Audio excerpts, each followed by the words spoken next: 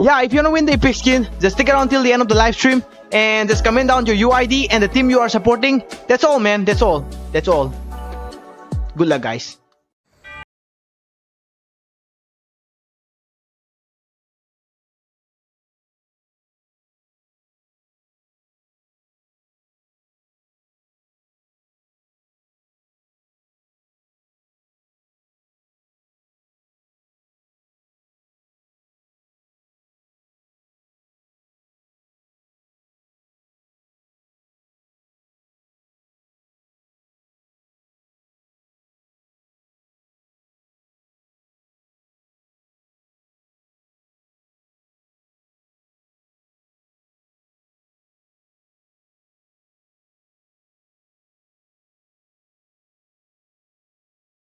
What happened, CJ?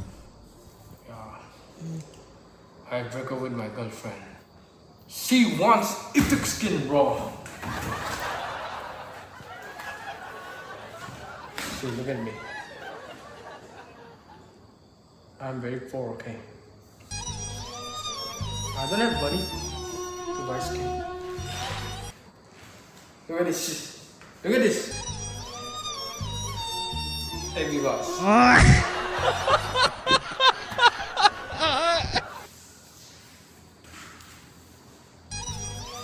Look at this.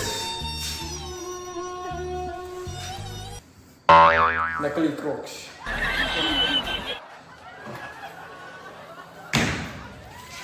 But I love her. From my heart.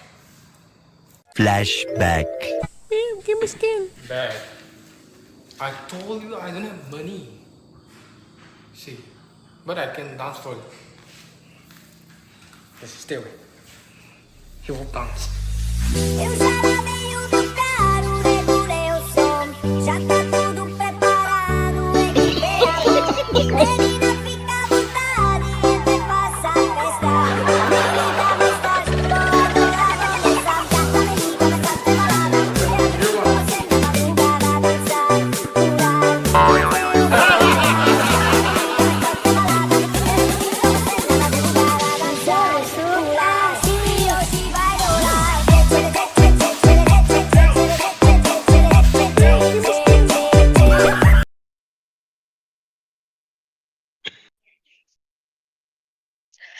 Hello, everyone, and welcome to Northeast Cup Online Qualifiers powered by Battle Knights Esports. Today is the quarterfinals for the state Manipur, and the team going up against in the first match is going to be Assam Rifles on the blue side versus Baka on the red side.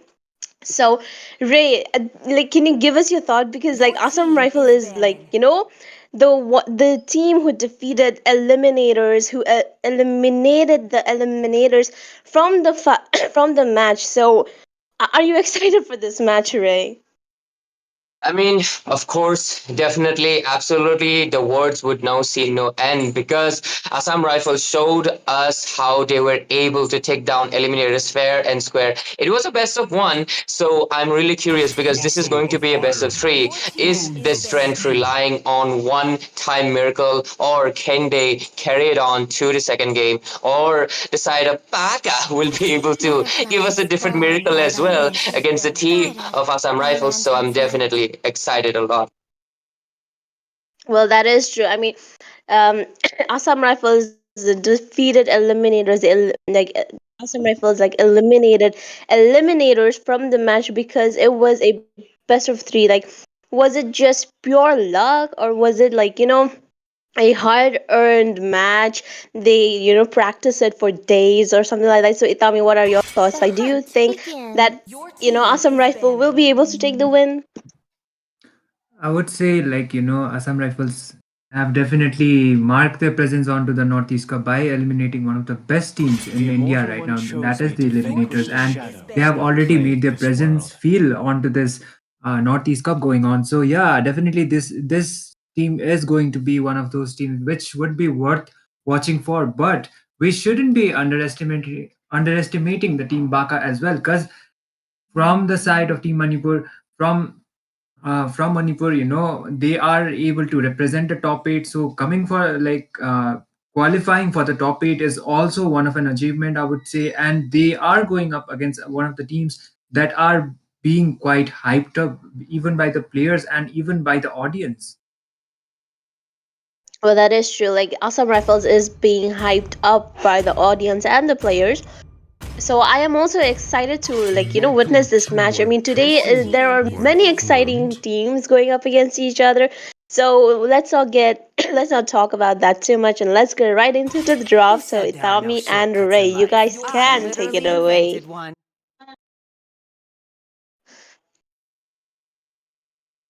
I am not the only one bound by these chains. And the draft actually has already begun, and we are on to the ban phases of the first phase. Ban also been done as well, and from the side of Team Assam Rifles we are seeing some regular bans coming up, that are the Gatot Kacha followed by the Ruby as well as the Grok. They are like mostly targeting those flex picks. From the side of Team Baka, we are seeing those regular bans as well, followed by the Chip, the Suyo, as well as the Jin. And they have decided to prioritize the Phobius as their first pick instead of the Khalid. And from the side of Team Baka, we are seeing the Angela coming up as well, maybe as well as the okay, that is going to be the Khalid getting picked up from the side of Team Baka. Assam Rifles, they definitely have a strategy. But, ladies and gentlemen, this is the state of Manipur. A lot of people are looking forward to these teams, especially Assam Rifles. So, obviously, I believe so. Itami, I believe so. They have some strategy for going for the Phobius over the Khalid. I do understand Phobius is also quite of a relentless fighter, especially with his engages. But at the same time, many of the pros as well as analysts will tell you that Khalid is the better overall choice because you have more of the map control. You can rotate faster, and that gives you the edge in the engages because in any of the team fights, if Phobius cannot engage, it could be a 3 versus 4 or even 4 versus 5. So it all comes down and boils down right to that point. But with that, we are almost finished with the first 3 priority picks. And so far, they have the side of Team Baka has decided to go for the Angela. So there could be an Angelus or an Angel Link combo coming in as well. So Itami, what do you think? Is there a possibility of that? That might be possible if Team Assam Rifles don't ban out the link from their sides or they decide to pick it. But looking at the composition, looking at Team Assam Rifles composition, I would say Ling would not be quite favorable for them. So maybe for their side, they will be deciding to ban it. Meanwhile, instead of the Ling getting picked up as the third pick for the side of Team Baka, they have decided to go for the Lunox. So Lunox is also quite of a flex pick. I would say she can go to the gold lane as well as onto the mid lane. So, yep, mostly we do see Lunox going on to the gold lane as well. If an Alice spec comes up from the side, if the Alice spec came up from the side of Team Assam Rifles, then the Lunox is quite of a Lunox is quite of a competition to the Alice. But from the side of Team Assam Rifles, we are getting the Harith. So Harith will also have some tough time going up against that Lunox. So I would say that this, in my prediction, most probably this Lunox is going to the gold lane. I mean, you'd be absolutely right, Itami. The Lunox. Yes? Okay.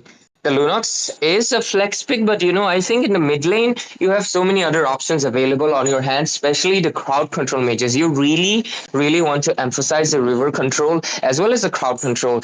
Choosing as a burst, for your mid lane, it can be a quite of an incentive, and you sometimes have to consider that when you're going against a really, really good team, and you have to take measures for that. So I think definitely Lunox should be going to the gold lane to do an even matchup against the Haras, and if they're able to win the gold lane and create a gap in it, well, it is the more the merrier for them, because so far I'm yet to see the mid laner from both the sides. The jungler are being banned out, as well as the Alice and even the Valentina. So hopefully, I am expecting to see some form of crowd setting coming in from the side of Team Baka, because banning out the Valentina, I feel that is definitely respecting her capabilities to steal the utility from your team.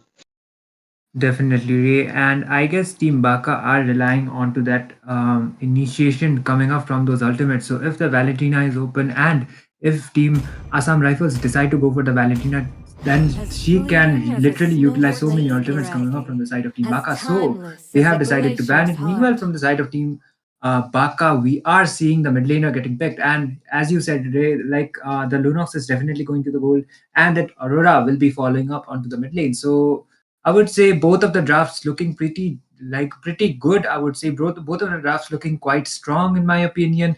But I guess the mid laner as well as the jungler should will be proceeding to be picked from the side of Team Assam Rifles, and it can be the Vexana followed by maybe a fighter, but no, okay, a Fanny pick coming up maybe from the side of Team Assam Rifles. That might be the case because Amocha, we have seen Amocha's Fanny on to the tournaments too. And yep, ladies and gentlemen, that is going to be the Fanny getting picked up from the side of Team Assam Rifles, followed by the Vexana onto that mid lane. Picking up the Fanny might have sealed the fate for the side of Team Baka because she is just not seeing enemies. She is seeing food. The Angela, the Aurora, the Lunox, all of them such squishy targets, and none of them, except for the Aurora, has a concrete CC. And even then, I don't think an Aurora can easily stop a Fanny because Aurora has a blind spot range where she cannot freeze an enemy, and the only thing she can do is use up the frigid glacier, and that is a huge resource wasted just to stop a steel cable from Fanny, which can be dodged. So far I think that Fanny might have sealed the deal. And Oh, okay. Esmeralda, another burst plus semi-tank pick. There is absolutely nothing that can stop a Mocha on this Fanny. No target lock, no pick off, and I think I'm really, really regretting and sad to say this, but I think this could seal the deal. Why did they not pick anything?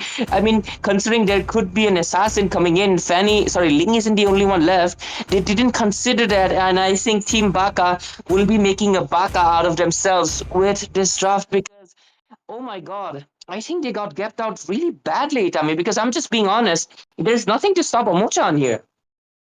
Onto the early phases, definitely Team Assam Rifles have the advantage considering they have the Vexana as well for themselves. But on to the mid to the late phases, the Harith is there. Esmeralda can soak up his shield, and as well as they have the Angela too. But onto the early phases, maybe if they are able to endure some damage, and there is no crowd control for Amocha, I definitely agree with you. But looking at other compositions like the Esmeralda, if she is able to get that advantage, then Team Baka might stand a chance, maybe. But this is going to be the game number one, match number one. Team Manipur, actually from the state representative Manipur, they will be that will be the Team Assam Rifles going up against Team Baka. So here we go on to the Land of Dawn. Talking about the Land of Dawn, I am seeing quite normal rotations coming in from both sides. The Khalid trying to play the aggressor, but he has to make sure he doesn't get punished for it. The Fanny will be taking up the blue. This is the classic rotation that comes from pro Fanny users, making sure they take the blue later on so it doesn't expire right when the turtle starts. And other than that, I think Hit Me Daddy, Esmeralda, he has to make sure he fights whenever there's the Angela as well as the Matilda present there, because if he does not, he cannot get enough sufficient shield, and the shield will be the main sustaining point for Hit Me Daddy. And because of that, I will just call him HID because that sounds weird. But anyways, I think we'll have to wait for an engage. The poking game is still happening. The Fanny is still level 3, doesn't secure the green. The Esmeralda does get the level advantage. She's looking for an engage, but no. Boom, the text on that. But other than that, I think, we'll only see an engage in the first turtle fight. They are trying to play aggression, but looking at the composition, at least in my opinion, especially in the engages, Yo Mom will have such an advantage due to the the heroes don't have that much of mobility except for the I think, yeah, none of them have real mobility. Oh, Look at Phobias. that in the top lane, but no, Khalid will just be regenerating most of his HP, and the turtle will be spawning in 5 seconds or so. And Itami, we might see an engage here where clearly the side of Assam Rifles has the advantage, unless Team Baka gives us something new to see in this engage, as the mage and the XP laner from the side of Assam Rifles have become level 4. Definitely, Ray. And I guess both of the teams will be contesting the turtle for themselves. Both of the teams have yet to be fallen down. The trades are yet to be done. And the turtle will be. The turtle is already spawned actually, and they are yet to be contesting it. They are just focusing. Don't overextend any team fights. Phobius is trying to get some pokes on there. Matilda might do a follow up, but no follow-ups by far. Fanny is yet to arrive on the turtle scene, and she already got a purple buff, so definitely she has the advantage. Meanwhile, a team fight coming up. Khalid might look on a bad position. The hard card being used by the Tencela, followed by the Raging Sandstorm, but no. Phobius will be taken down onto that process, and 1-for-0 trade, but the fight is yet not over. Fanny might be taken down, and yup, Amocha with the overextension, getting instantly punished. That hard guard was right on point, and Team Baka are winning this team fight with the trade of 2-0, and I guess this is going to be the uncontested turtle since the Fanny has already been taken down. Yep, a good resource going to the hands of the team Baka right now. HMD on that Esmeralda, he was making sure he didn't come to the team fight immediately early on, and only the Khalid initiated it, and the hard guard was on point. And I think Team Assam Rifles, they need to put respect on that because it is still early game. Like I said, the draft is much better, but I think they got a little bit overconfident because you can't really, underestimate the damage and the shielding that came from that Angela. So they should have been more careful, and they do give out 2 kills. And the goal lead is heading towards 1000, but in the early game, that is quite sufficient. Amosha doesn't have the blue buff, will suffer a little bit in the energy recharge department, and he might be looking to engage in the bot lane as 4 of the members are engaged there. And I think Lunox has got the Sky Piercer, and hopefully it does work out, because if you cannot really stack it up, it is a completely useless item on your hands. But Fanny might be engaging here, Brilliance getting out. Oh, even the hard guard, that is really weird. I'm not sure, that is a miscommunication, because Lunox has Brilliance. Why was the hard guard wasted? And Itami, the hard guard has a really high cooldown in the early game, and now Fanny has the upper hand to engage in some lane and take down someone. But look at that, into the blue buff. On the blue buff, they are trying to make another engage. Khalid is trying to play the poking game, but no, Fanny will be able to get that turtle for herself. But man, oh man, this Khalid is already started to contribute too much onto the team fights. And Esmeralda might look up for another engage too. She has if the falling star moves as well as the hard guard that connect, but Amocha with the follow-up is a really good follow-up. Actually, that overextension from Esmeralda will be costing her life, and the turtle will be spawning on to the next 5 seconds. They already they have finally got their trade. The jungler from the side of Team Baka is down right now, and I guess Team Assam Rifle will be on a better position to be contesting the turtle, but Lunox should be forced to retreat, and he will be able to do so. But Angela will be taken down onto the process, and Team Assam Rifles will be able to contest this turn. Oh my god. Meanwhile, onto the top side now, 1v1 trade. Khalid is taken down, and man oh man, Team Assam Rifles have already started to pull this off. Yeah, this is what I was talking about. They have the better overall draft, and also there was a miscommunication happening in the bot lane. Like everybody noticed, the hard card popped off very early on. The Fanny is still hungry. Secures the kill, and on the top lane, and another engage. And Phobius with a really good follow-up. Esmeralda is taken down once again, and she is literally having a hard time. The team fight has not been stopped yet. Still trying to initiate, and they should be forced to retreat. And yep, they are Team Baka are aware they are not on a position to be contesting any team fights for now. They are already back down onto the goal lead as well as this objective. They were able to get that turtle for themselves onto the first phase, but Team Assam Rifles already have the 3 towers advantage as well as the goal lead for themselves.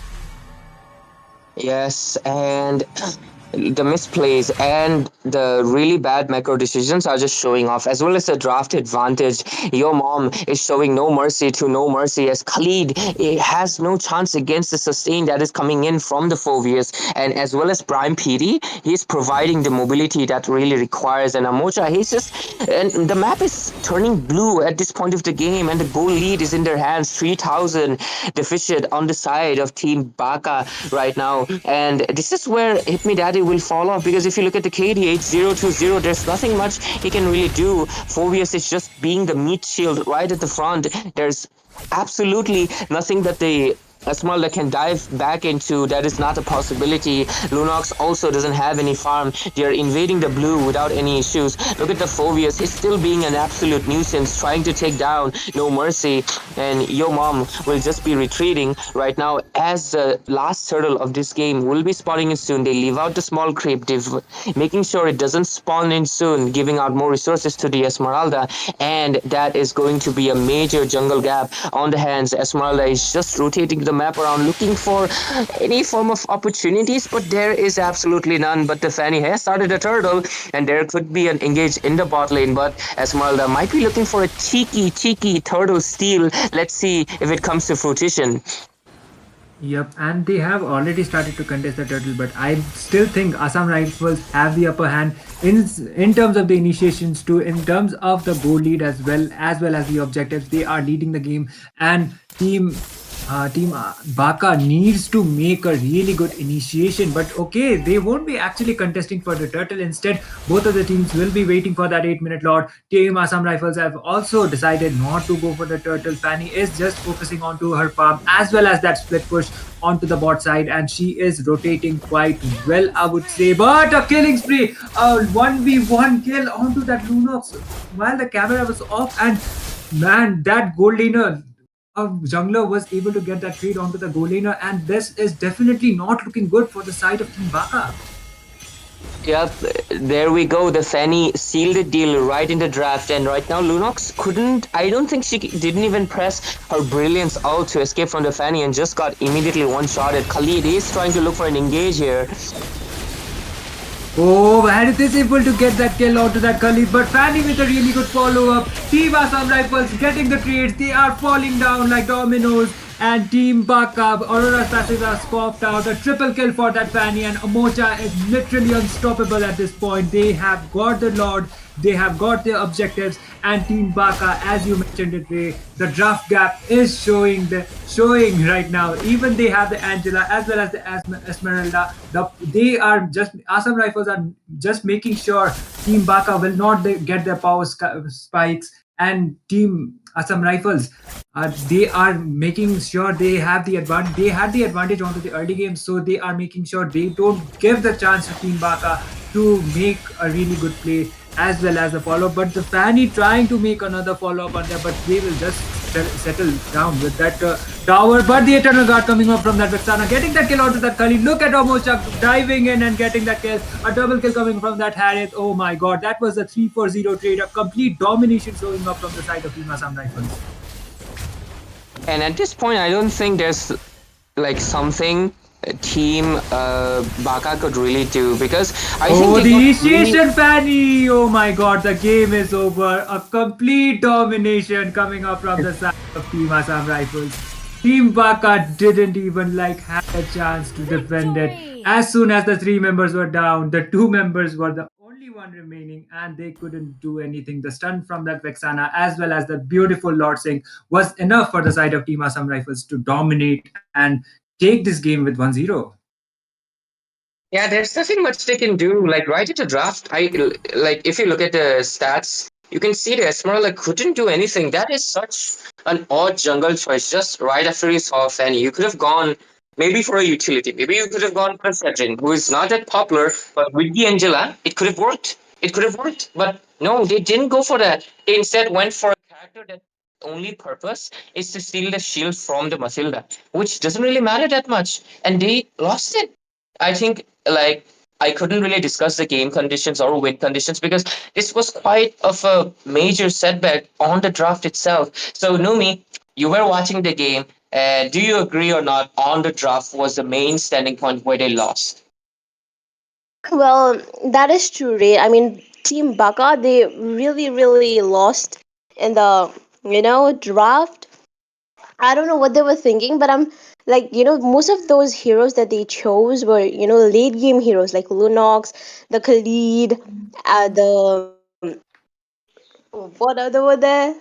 Esmeralda. Those all are, late game heroes. They didn't really have any early game heroes, so I think they really, really messed up their draft right now. And it looks like Assam Rifle proved that they are worthy to stay in this tournament by winning the first match.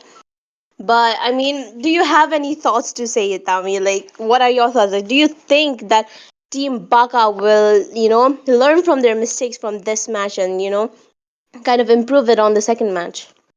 I mean, looking at the first phases of the draft, I was like hoping Team Baka had they had the equal kind of draft till to the first phases, but that Esmeralda pick was definitely not it. And as soon as that Esmeralda was picked, we got that reaction from Ray that there is a complete draft that he didn't want it to be biased, that is for sure. And that draft gap was kind of like predictable for all of us.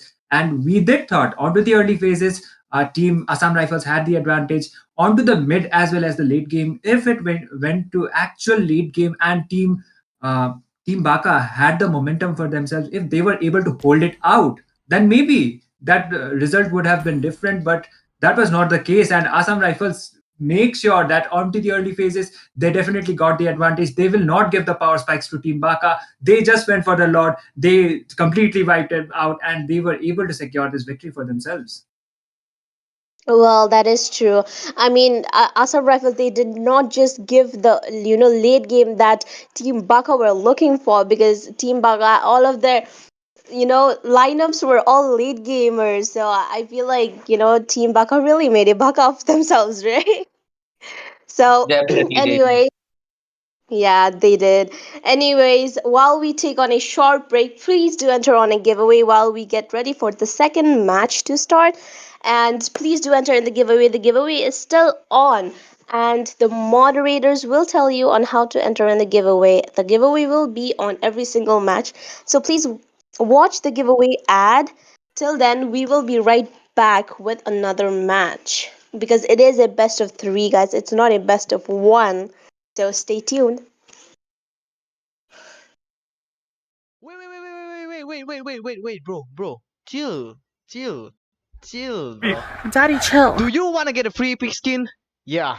Battle Night Esports is doing a free epic skin giveaway today, tomorrow, every day, in every live stream of this tournament. Free epic skin, bro. Free epic skin. Free epic skin.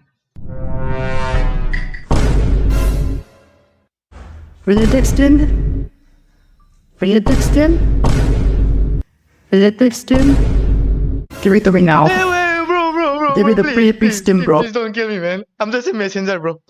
Please don't kill me. I have a wife. Give me the I have stim, bro. kids. Please. Give me the Please stim, don't bro. kill me, bro. I'm just a messenger, man. Let me tell you how you can join the giveaway. Let me tell you What? how you can join the giveaway. Okay. Just stick around till the end of the live stream, and Okay. the host and the casters, they will select you, man. I'm gonna go watch the live stream. Just comment down your UID and the team you are supporting, and they will select you. Please don't kill me, man. Please. If I don't get the skin,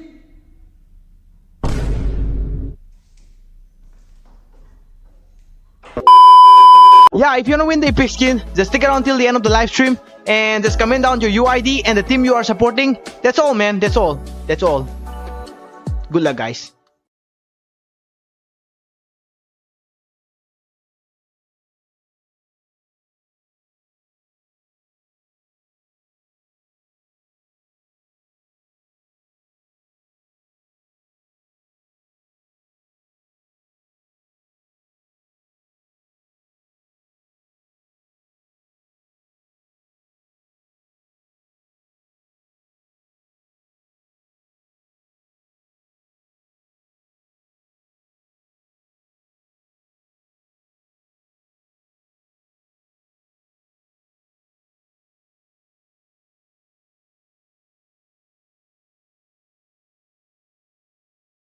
Or even CJ.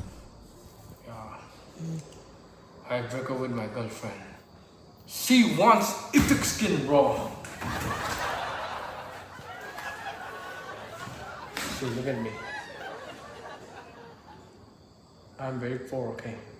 I don't have money to buy skin. Look at this. Look at this. Thank you guys.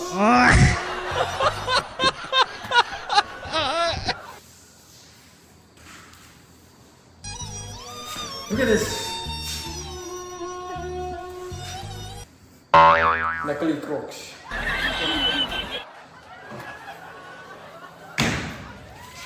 But I love her. From my heart. Flashback. Give me skin. Bad.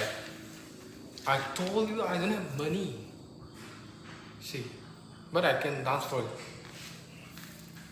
Let's stay away. He will dance.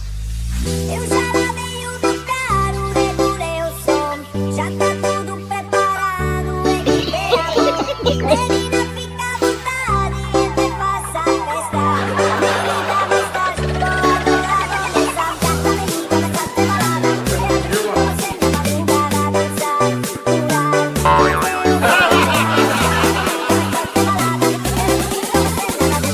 dançar,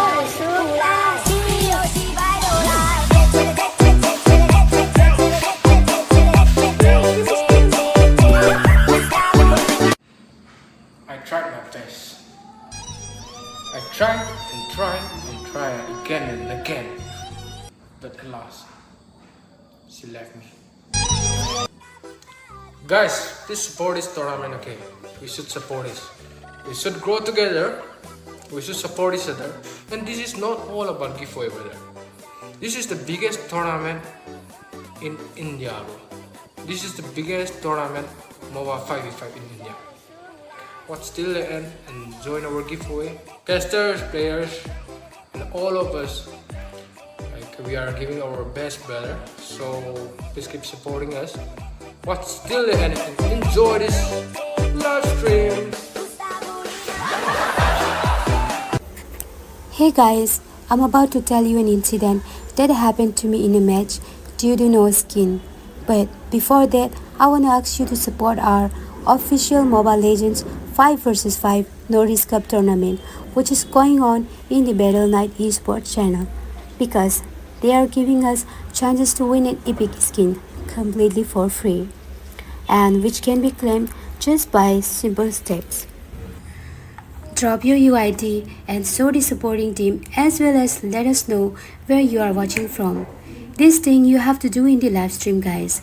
And yes, one more. Forgetting to like the stream, subscribing the channel, and sharing it with your friends won't be appreciated. Now the results will be announced by the host and the casters. So wait patiently and have fun watching the stream. This is my story. I went in a ranked match and met my favorite cushion, for whom I daily fall in love.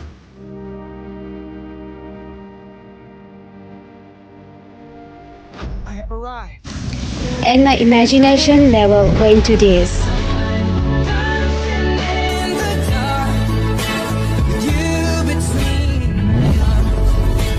But I was like, what? अरे ये क्या हो गया? Now I felt like no looks plus no skin. He took me inside enemy's base, knowing that I had no figure to escape, and he left me to die.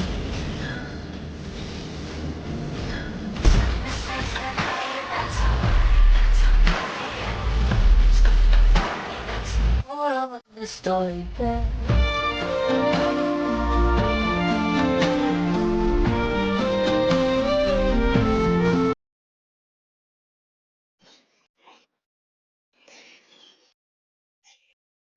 Hello, everyone, and welcome back again to Northeast Cup LAN Even Online Qualifiers powered by Battle Nights Esports.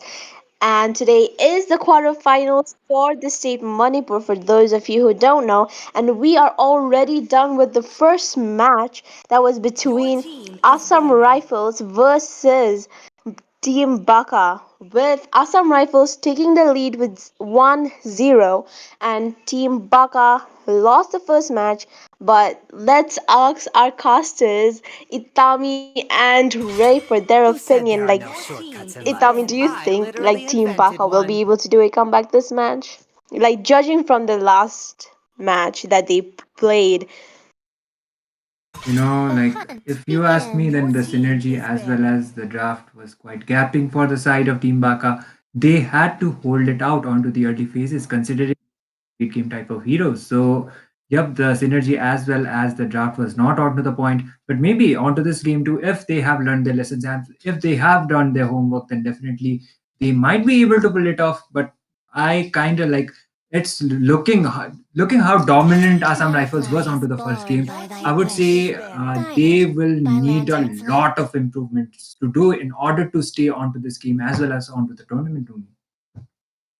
Well, that is true. I mean, they need to work on the synergy, the draft and everything. So, Ray, like, give I us am your not the opinion. only Like, what do one you bound by these think that the chains. teams, not just Team Baka, all the teams that are, kind of weak, and what do you think they need to work on more? Like, what is the most important thing in a tournament? Like, The what are Immortal your One opinion, chose me Ray? to vanquish the shadows I that think, plague this especially if world. you're going up against teams that are well known, you have to make sure that you know, do a little bit of research. You don't need to ban out the heroes, but you need to do the research. You need to see who the clay pillar is. Like we have Team ABM, Eliminators, like Assam Rifles, they did the research on the previous match, and that is why they were able to eliminate Eliminators because they did their research. And second thing is that have a stronger draft and make sure you have a clear vision of what is your win condition. Like, do you want to go for the snowball composition, pick out an alpha? Do you want to go in for more of a goal lane based, or do you want to go play a Sicilian composition? First, have a plan in your mind and then try to execute it as much as possible. Even if you do not win, you will your strength will be seen and you'll realize what is your mistake is. But on the side of Team Baka, at least for now, I don't see that their game condition didn't exist. Like first three picks were really good, but then it just plummeted with the Esmeralda pick, which didn't really serve any purpose. So if the other teams who want to go off against these well-known teams, do a little bit of research and make your draft stronger, prioritize your win conditions, and as always, try to mark down the goal lane. So that's all for now.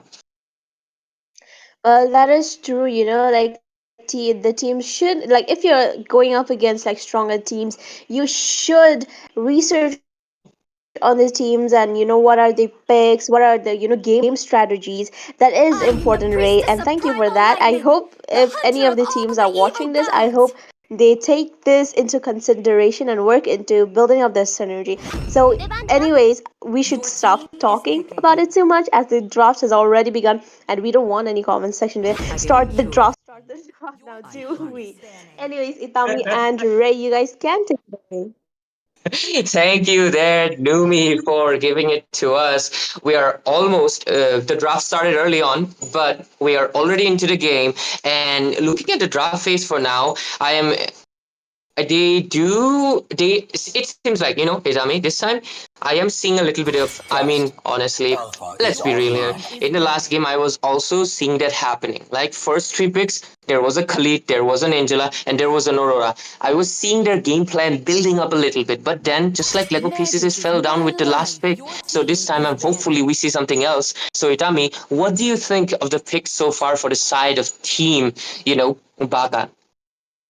They should be maybe looking at the composition. They might be going for the assassin pick, considering the Gatotkacha as well as the Edith has already been picked off from the side. The tanky as well as the beefy endurance type of composition is already there. They will need something that is going to be shredding down the side of team Assam Rifles, and I would say it would be better. They would be relying on to those assassins as well as the marksmen, maybe from the side of Team Baka, in order to be shredding down those members I see from the lots side of of Team Assam Rifles. prey. But looking at Assam Rifles draft, I would say their draft is quite confident as well as advanced because Amocha going for the link immediately as soon as he saw it open. They are not giving the chance. Like this time, the link is not getting banned. They have decided to pick it.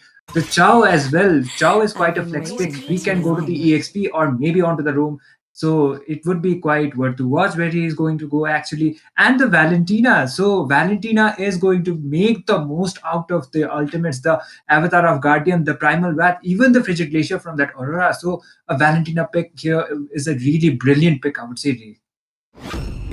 Absolutely agree with you on there. Looks like the river control is a 50-50 because Valentina, she has more of the dashes, so she can hit fast. But on the other hand, we do have the Aurora as well. So we'll have to see who's river control will be much better. In the XP lane, I think your mom picking up the Cho, it's still a good option considering the mobility Chow really has. And going for the concussive blast, he can clear the lanes really, really fast there. Oh, a Martis pick coming up from the side of Team Baka. Or actually, they might go for. Okay, they are going to be going for the Moskov or maybe the Clint. But a Martis?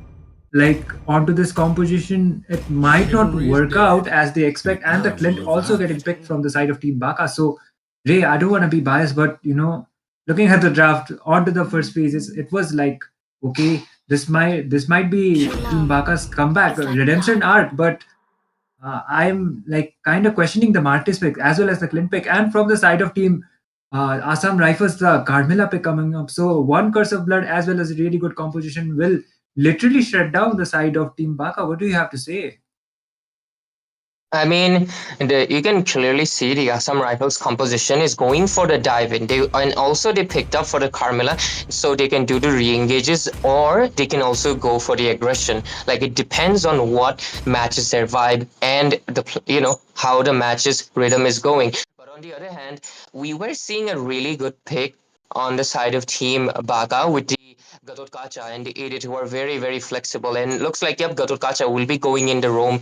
So it is a very good pick nonetheless. I don't really want to doubt a Clint that much despite falling off a little bit. He's still a really good option. So we'll really have to see. But yeah, definitely hit me daddy on that Maris. It is very odd considering there's a lot of heroes that can dash out without any issues in the composition of Assam Rifles. But with that, I think, ladies and gentlemen, we are into the land of dawn of match number 2. This is going to be the match point for Assam Rifles as they have secured the first game on their hands already. And we'll have to see if the side of Team Baka can really, really make a Baka out of Assam Rifles or themselves there.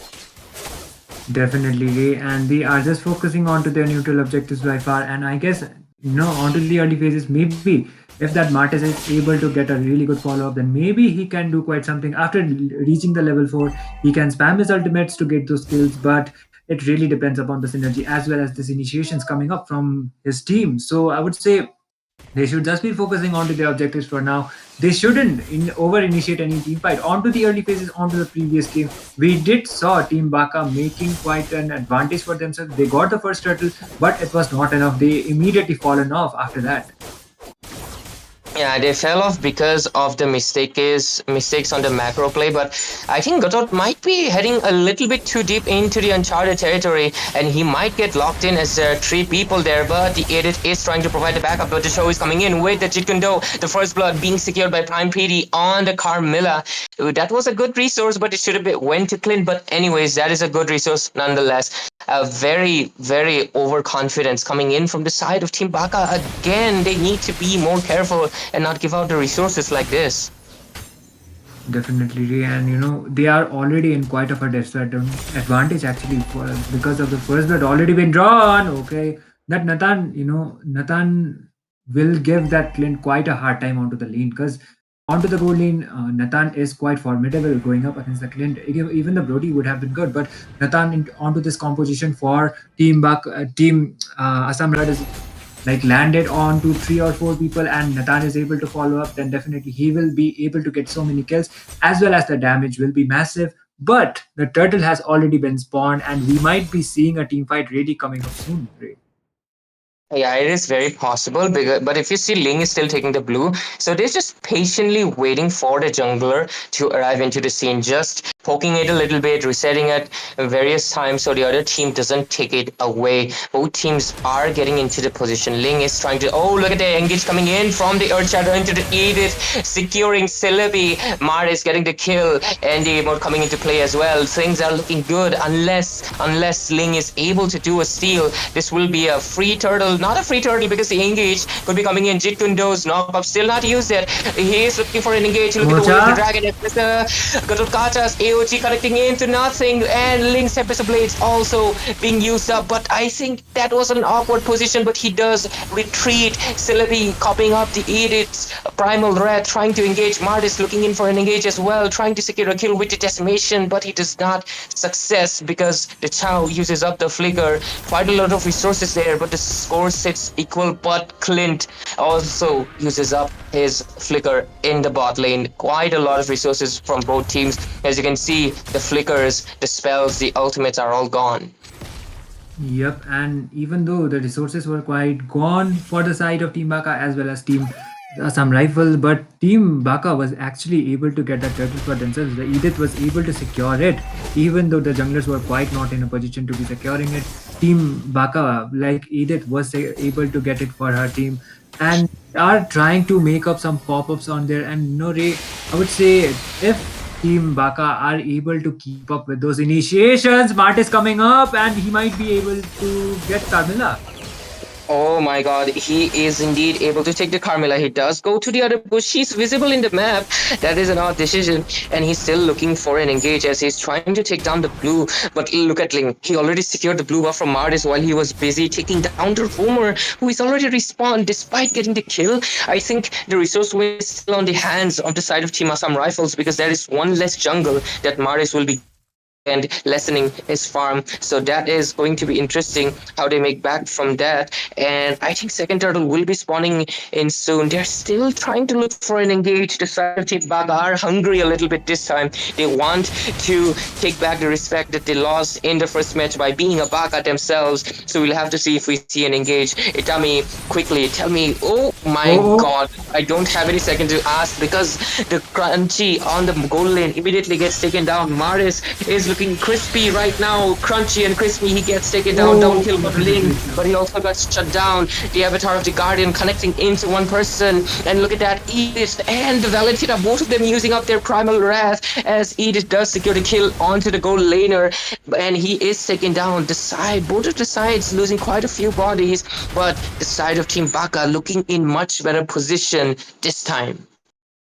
At least I'm kind of happy, like, at least for this game, the game is not looking so one-sided onto the mid phases. They have already started to contest for the turtle, and I guess Martis will be able to get it unless Amocha comes up with a follow-up as well as a beautiful retribution. Carmilla look at Martis the coming in. Martis secures the kill. There was no follow-up. Poor your mom got taken down because I think this was a miscommunication, Itami, because only your mom dived in, like nobody else.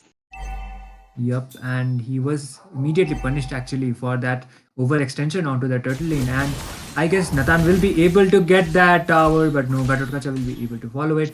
And you know, Team Baka are actually like quite locked up. They have the goal lead as well, but in terms of the objective, they are still yet to get the first tower. And I think if Baka are able to keep up with momentum, then maybe they might stand a chance onto this game number 2, Ray. Yeah, I think they do have the solid chance, but one thing you have to consider is the Mardis pick. It's only going to stay fresh in the early game. After the late game, he will start falling off. I think he has started to fall off right now at this point in the game already because Ling, his crit damage will be scaling really hard in the later phases, and there won't be anybody to really stop other than, I think, maybe No Mercy on that Aegis, maybe Langui on the Gatot, but he has the Tempest of Blades, so wise users will just, make all of that useless. That might be the case, but on the bot side, Ling is trying to get some vision. He should be forced to retreat. Amocha shouldn't be overextending any team fights. A team fight might come up onto the bot side. Ling, oh my god, Ling might be taken down. Oh my god. Amocha barely survives. So look at it, the top lane. Look at the entropy being popped off. Oh my god, wow.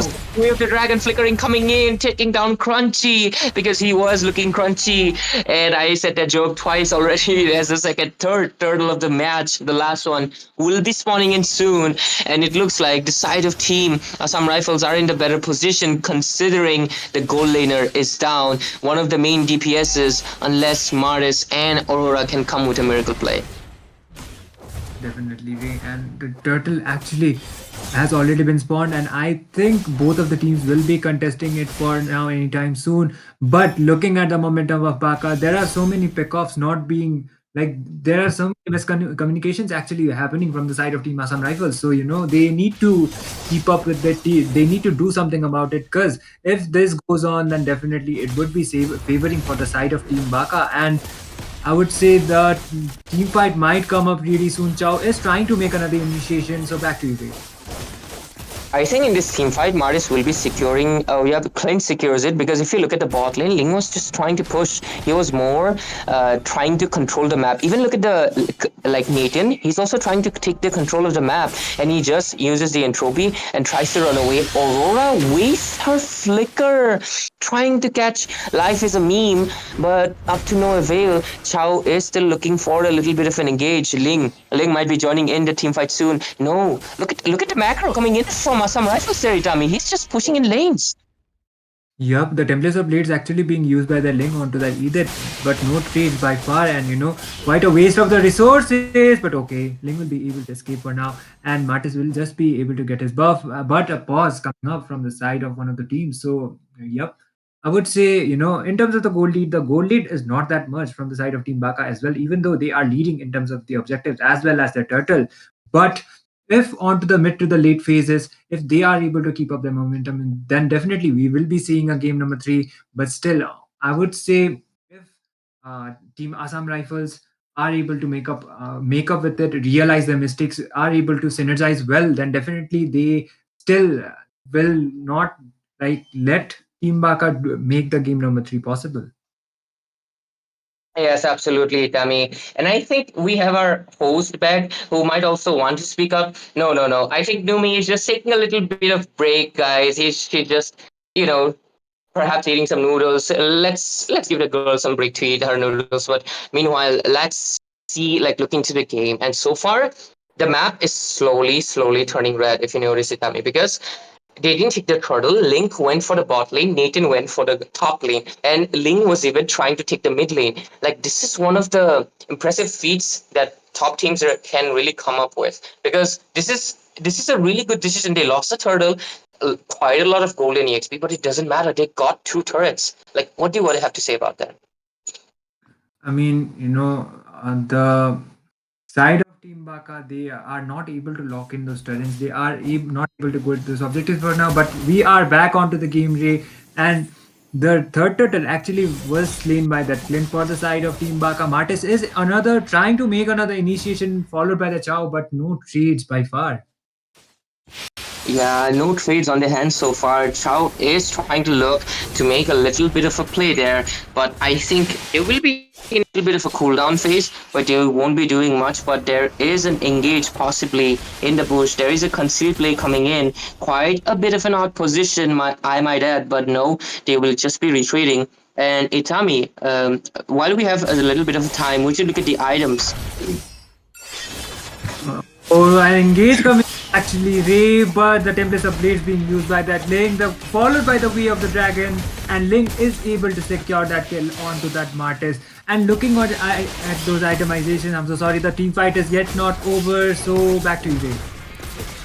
Yeah, the Chow and the Ling is still. Look at the Lela emote coming into the play as well. Celebi using, copying the Edis ultimate. Oh my god, look at the top lane, the macro play coming in from the side of Team Assam Rifles. They are taking control of the map despite Team Baka having a much more grasp into the ganks. They are not able to defend their turrets. Even the mate turret is in a tragedy right now. And if you look at the itemization, Aurora is going for the penetration right now, but most of the items. Oh, look at the engage is still coming in. The Frigid Glacier being used up, as well as the EOF, the Dragon, the AOG collecting into nothing. Nathan is dealing damage as much as possible. The Tempest of Blades collecting into No Mercy is taken down. Life is Meme also gets taken down as well. Martis is right after Celebi, but he's trying to retreat as much as possible. Hit Me Daddy, knowing he can get hit, he just decides to retreat to his blue buff. Both of the teams losing a little bit of a bodies, but Assam Rifles still at the top. And Itami, you can do the analysis on the itemization now, hopefully. Yep, and Martis went for the Sky Piercer first, and he is quite confident about getting the kills, and he is trying to be the hyper carry for the side of Team Baka, but it is not being quite favorable to them onto the mid phases of the game because Team Assam Rifles have already got the goal lead for themselves. Oh, actually, yeah, they are able to get the goal lead for themselves as well as those objectives, the towers. They have the 4-tower advantage, and even if they are getting those points, like it is 7 in each, but still in terms of the objectives as well as the towers, Team Assam Rifles are the one leading the game. Yeah, absolutely. The score might seem like this is an even game. The gold might seem like this is an even game, but Team Assam Rifles, they're in the driving seat and they will be taking this floor without any issues because they're still behind. And I think there could be a potential engage here because the side of Assam Rifles, they're completely ready because of the Blood Moon connecting into 3 people. Shadow coming in, AOG diving into nothing, but Ling with the Tempest of Blades, double kill securing. Oh my god! He might be going in for the Maniac, but no, it's only the 2 tanks left alone to defend. And what a gameplay coming in from Amocha. And this is where the side of Team Baka will not be able to defend. Oh, look at the Wave of the Dragon connecting into the Edict. She doesn't survive the damage coming in from Life is Meme on that Nathan. It's just way too much. Kata fending for himself and for the team against the world. There might be more engages coming in. The base is exposed. They are not gonna wait. And Assam Rifles will definitely take this game as well.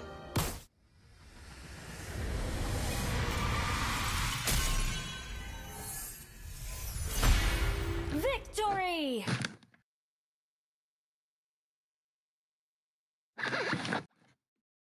Itami, you there? Yeah, I am actually having some network connections and network disconnection. Okay. But I did saw the ending, like the outcome from the side of Team Assam Rifles. They didn't wait it as soon as the 4 members were down. For the side of Team Baka, they were able to captivate it, and Team Assam Rifles didn't even wait it for a lot or anything. They had the minions on the mid, and they just decided to end the game. One misplay, that was not even a misplay. We were already seeing Team Assam Rifles in terms of the kills. That match looked kind of unequal, but no, it was not. They had the objective. Team Baka was able to get 1 tower for themselves, and the goal lead was not even onto the point. That was one of the falling outcomes for them. Onto the mid phases, they completely crumbled down. And Team Assam Rifles, as soon as the Curse of Blood initiation was done, Ling followed up with the Templates of Blades, and as soon as the 340 trade was done, they directly went onto the base, followed by the Way of the Dragon of the Chow, and it was all over for the side of Team Baka. There was no chance of a comeback, I would say. Thank you for your insight there, Itami. And we are back with our host, Numi, on the desk. So, Numi, what do you think of the game? I think the side of Team Baka had a little bit of control, but they were losing the macro this time. Well, yeah, I mean, Ray, as you said, that Team Baka did had a upper hand at in the early games. But then what I think is that Team Baka lacked that pushing the turret. There was like 0 turrets down, even though they were kind of equal on the kills. Yes. The turrets were still not taken down. Not even a single turret was taken down, and I think that's where Team Baka kind of lacked in, though they were like, kind of not dominating, though they were like, trying to be equal on kills with Team Assam Rifles, AR, they kind of lacked in the team push. So I think Team Baka lost because of lack of pushing, lack of, the turrets down. So I think that's where the Team Baka kind of made a fool of themselves only by kills. Just because you get the kills doesn't mean you are winning, because what matters is the turrets, how many turrets you have gotten down. Because if you have a lot of turrets down, that means you do have a chance to win. But then Team Baka just didn't, take a look at the lanes, and Ling was going for the side push, whereas their team was, kind of like forcing onto an engage Itami. Yep, and the execution was not there, not onto the point for the side of Team Baka. Even though they got that early turtles, they had the early game advantage actually. That Martis was trying to captivate onto the game, but it was not enough. The follow-ups was not onto the point, and I think Ray would agree with me as well. The synergy was not also up to the point compared to Assam Rifles. The team fights that came up from their sides were much better compared to Team Baka. So that was one of the key reasons why Assam Rifles were able to dominate for the game. They didn't even waited for the loss as well onto this game as well. So as soon as they got those trades, they just decided to end it, and they were able to do so, Ray. Yep, absolutely. And we just had our first series of tonight of the quarterfinals of the state of Manipur, guys. I know you've been looking forward because there's a lot of teams that you guys are still waiting for. So do wait for that. And Numi, you can take it up from here because I think we've set our parts. Assam Rifles will be the first semifinalists, and we'll have to wait and see what's going to bring in the next games. Well, thank you, Ray. And yes, as Ray mentioned, Team Assam Rifles decides to take the win towards the semifinals, and well, Team Baka kind of made a Baka of themselves, Ray. And yes, Team Assam Rifles will be moving on to the semifinals, and stay with us. And please do enter on the giveaway. Mods, please let them know on how to enter on the giveaway. And the next match will be interesting, as I am biased, and I agree that I'm biased, but I'm kind of biased towards one of the teams that will be playing on the match number 2. So stay with us while we bring on the match, while we kind of bring on the players to compete. So stay with us, and please do enter in the giveaway if you want to have a chance to win an epic skin, guys. Oh, epic skin. Enjoy the ad. Bye bye. Wait, bro.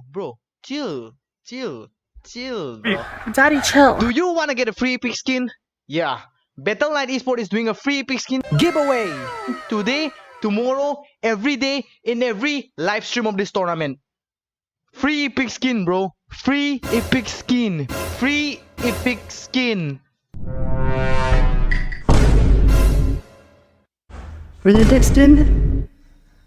Realistic skin? Realistic skin? Give me the ring now. Hey, bro. Give me the free epic skin, bro. Please don't kill me, man. I'm just a messenger, bro. Please don't kill me. I have a wife. Give me the I have skin, bro. kids. Please. Give me the Please skin, don't bro. kill me, bro. I'm just a messenger, man. Let me tell you how you can join the giveaway. Let me tell you What? how you can join the giveaway. Okay. Just stick around till the end of the live stream, and Okay. the host and the casters, they will select you, man. I'm gonna go watch the live stream. Just comment down your UID and the team you are supporting, and they will select you. Please don't kill me, man. Please. If I don't get the skin,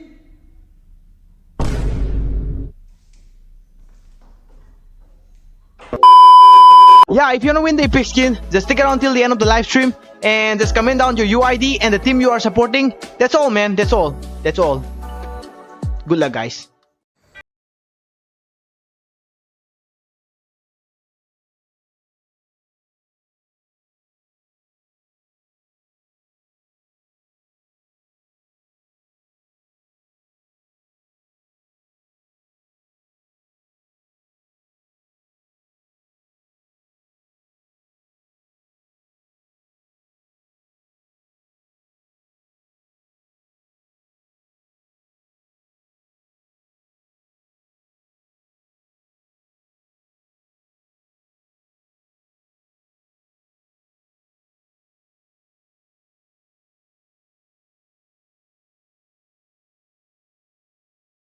What even, CJ?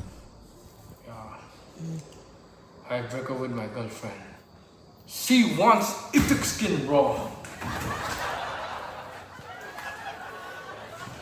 So look at me.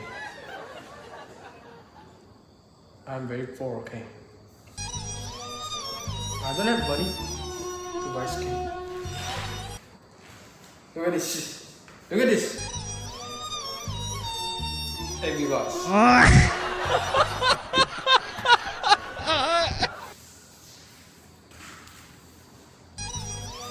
Look at this. Knuckly crocs.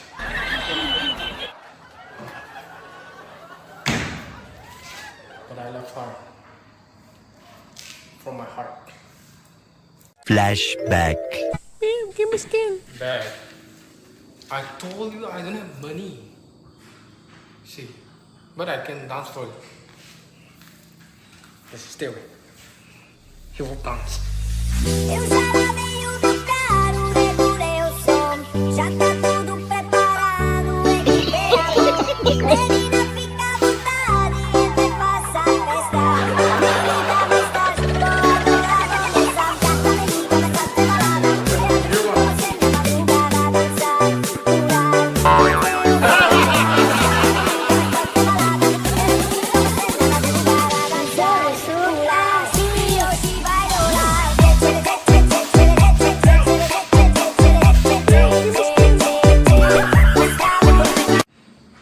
I tried my best. I tried and tried and tried again and again.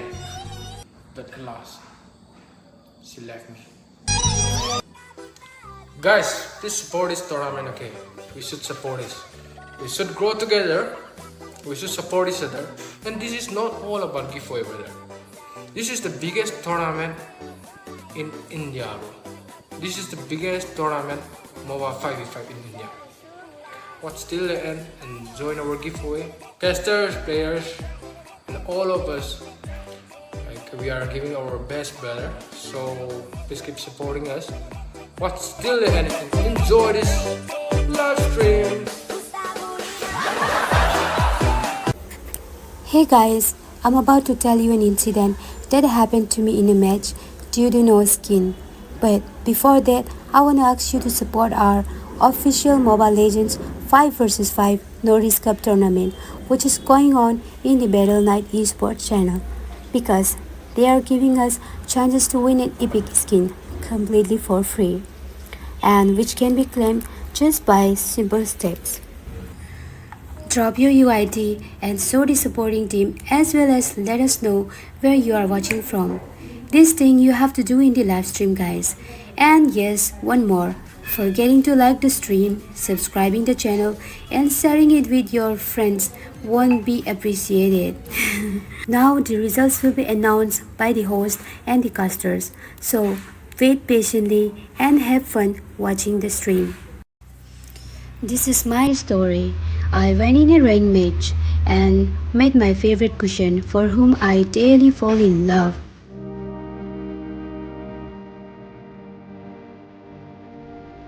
I have arrived. And my imagination level went to this.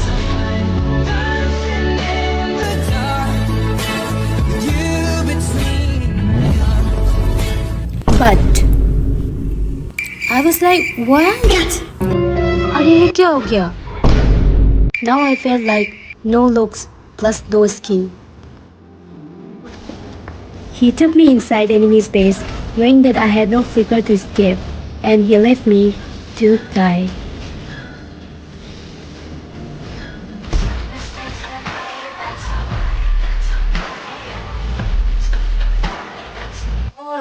Story.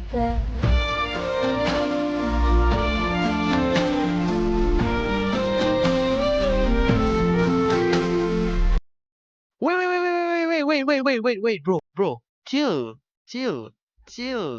Daddy, chill. Do you want to get a free epic skin? Yeah, Battle Night Esports is doing a free epic skin giveaway today, tomorrow, every day in every live stream of this tournament. Free epic skin, bro. Free epic skin. Free epic skin. Read the skin. Read the skin. Read the skin. Give it to me now. Hey, wait, bro. Give me the please, free epic skin, bro. Please don't kill me, man. I'm just a messenger, bro. Please don't kill me. I have a wife. Give me the I have skin, bro. kids. Please. Give me the Please skin, don't kill me, bro. bro. I'm just a messenger, man. Let me tell you how you can join the giveaway. Let me tell you What? how you can join the giveaway. Okay. Just stick around till the end of the live stream, and Okay. the host and the casters they will select you, man. I'm gonna go watch the live stream. Just comment down your UID and the team you are supporting, and they will select you. Please don't kill me, man. Please. If I don't get the skin,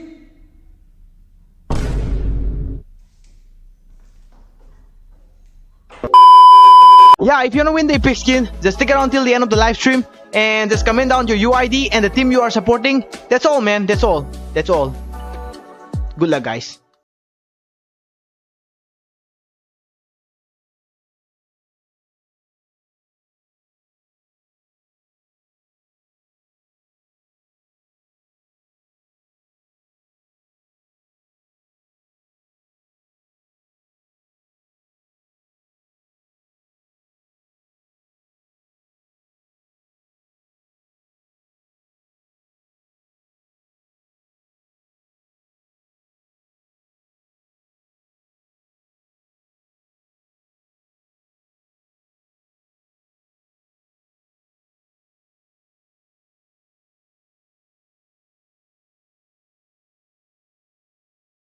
What happened, CJ?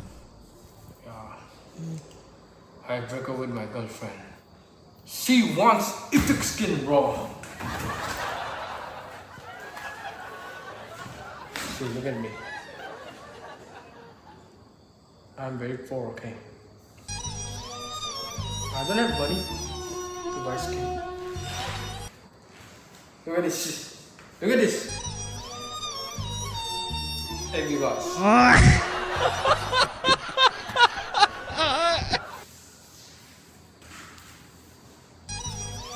Look at this. Knuckly crocs.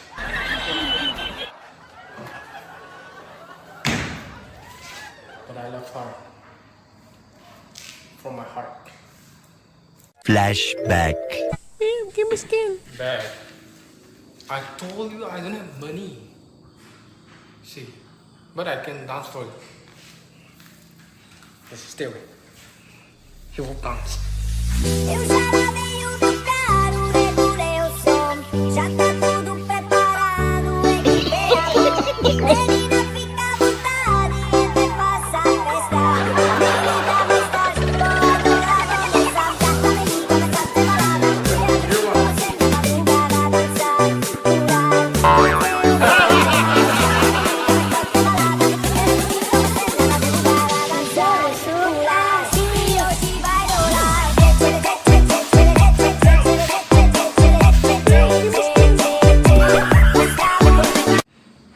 I tried my best. I tried and tried and tried again and again. But alas, she left me. Guys, please support this tournament, okay? We should support this. We should grow together. We should support each other. And this is not all about giveaway, brother. This is the biggest tournament in India, bro. This is the biggest tournament MOBA 5v5 in India. Watch till the end and join our giveaway. Casters, players, and all of us. Like, we are giving our best, brother. So please keep supporting us. Watch till the end and enjoy this live stream. Hey guys, I'm about to tell you an incident that happened to me in a match due to no skin. But before that, I wanna ask you to support our official Mobile Legends 5 vs 5 No Risk Cup tournament, which is going on in the Battle Night Esports channel, because they are giving us chances to win an epic skin completely for free, and which can be claimed just by simple steps. Drop your UID and show the supporting team, as well as let us know where you are watching from. This thing you have to do in the live stream, guys. And yes, one more. Forgetting to like the stream, subscribing the channel, and sharing it with your friends won't be appreciated. Now the results will be announced by the host and the casters. So wait patiently and have fun watching the stream. This is my story. I went in a rain match and met my favorite cushion for whom I daily fall in love.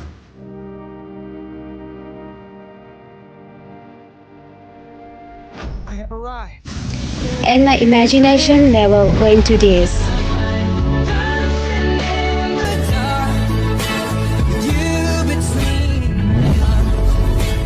But I was like, what? अरे ये क्या हो गया? Now I felt like no looks plus no skin. He took me inside enemy's base, knowing that I had no figure to escape, and he left me to die.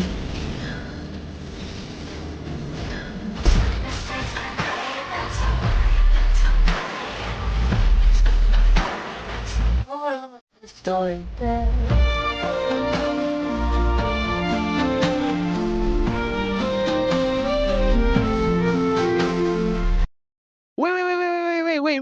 Wait, bro. Chill, bro.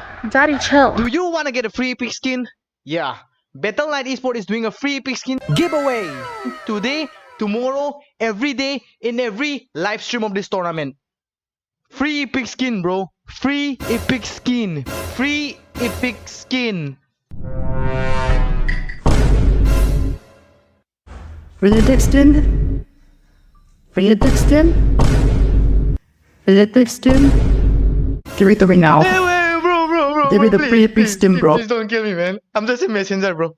Please don't kill me. I have a wife. Give me the I have skin, bro. kids. Please. Give me the Please skin, don't kill me, bro. bro. I'm just a messenger, man. Let me tell you how you can join the giveaway. Let me tell you What? how you can join the giveaway. Okay. Just stick around till the end of the live stream, and Okay. the host and the casters they will select you, man. I'm gonna go watch the live stream. Just comment down your UID and the team you are supporting, and they will select you. Please don't kill me, man. Please. If I don't get the skin,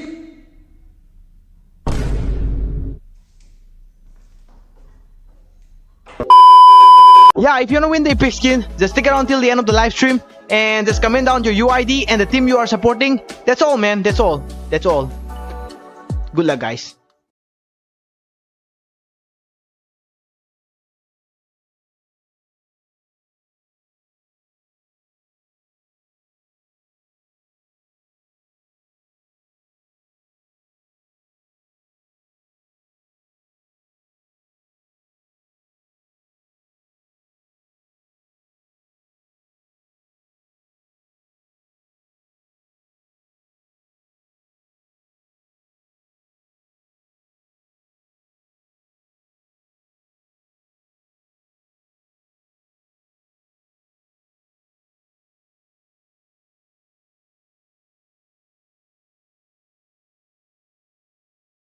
What even, CJ? I broke up with my girlfriend. She wants epic skin, bro. See, look at me. I'm very poor, okay? I don't have money to buy skin. Look at this. Look at this. Hey, you guys.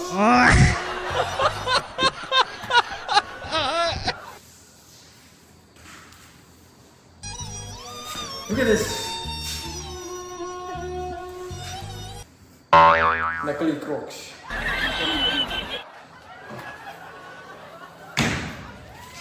But I love her. From my heart. Flashback. Give me skin. Bad. I told you I don't have money. See, but I can dance for you. Just stay away. He will dance. Eu já lavei o meu carro, regulei o som.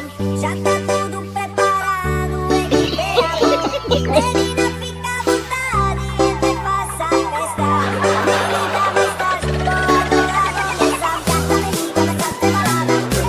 Você na madrugada, dançar, pular.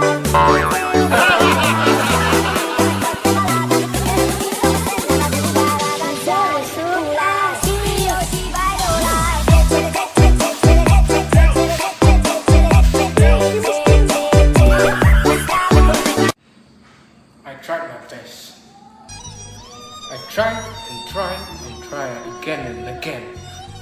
but alas, she left me. Guys, please support this tournament, okay? We should support this. We should grow together. We should support each other. And this is not all about giveaway, brother. This is the biggest tournament in India, bro. Hi guys, I'm so excited to tell you that I just received my cosplay outfit. I am so excited for the Northeast Cup. Also, just to let you know that the prize money for MOBA Legends cosplay event is 25,000. What? 25,000? Yeah. Like for real, 25,000? Yeah.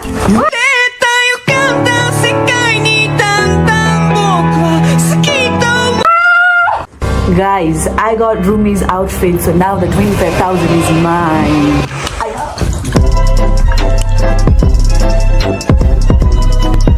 Guys, I'm running away. I got my stuff. And don't forget that the Northeast Cup land prize is $3,000. See you guys. I'm in danger. Okay. What about 2 lakh plus diamonds? Yeah, the 2 lakh plus diamonds also. Bye.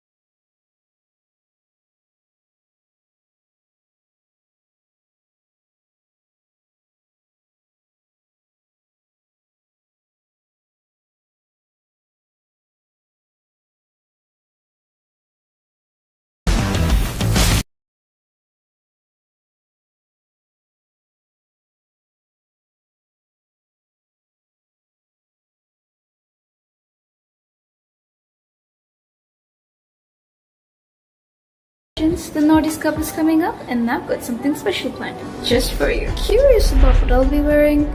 I'm not giving it away just yet, but I might drop in a little hint if you're paying attention. And if you really want to know, follow me on Instagram for the inside scoop.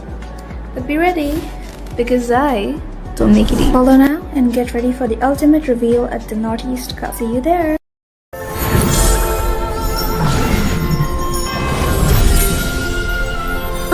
A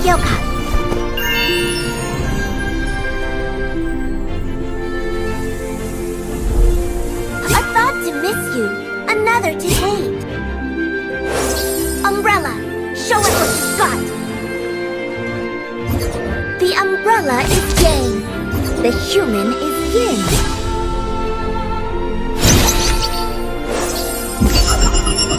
Akugyo Taisan.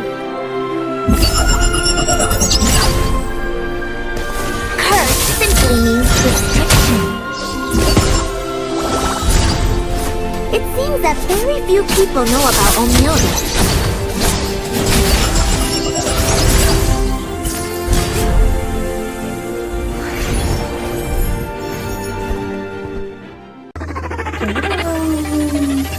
Time to fly! Chokyo Mokyo. Don't you guys?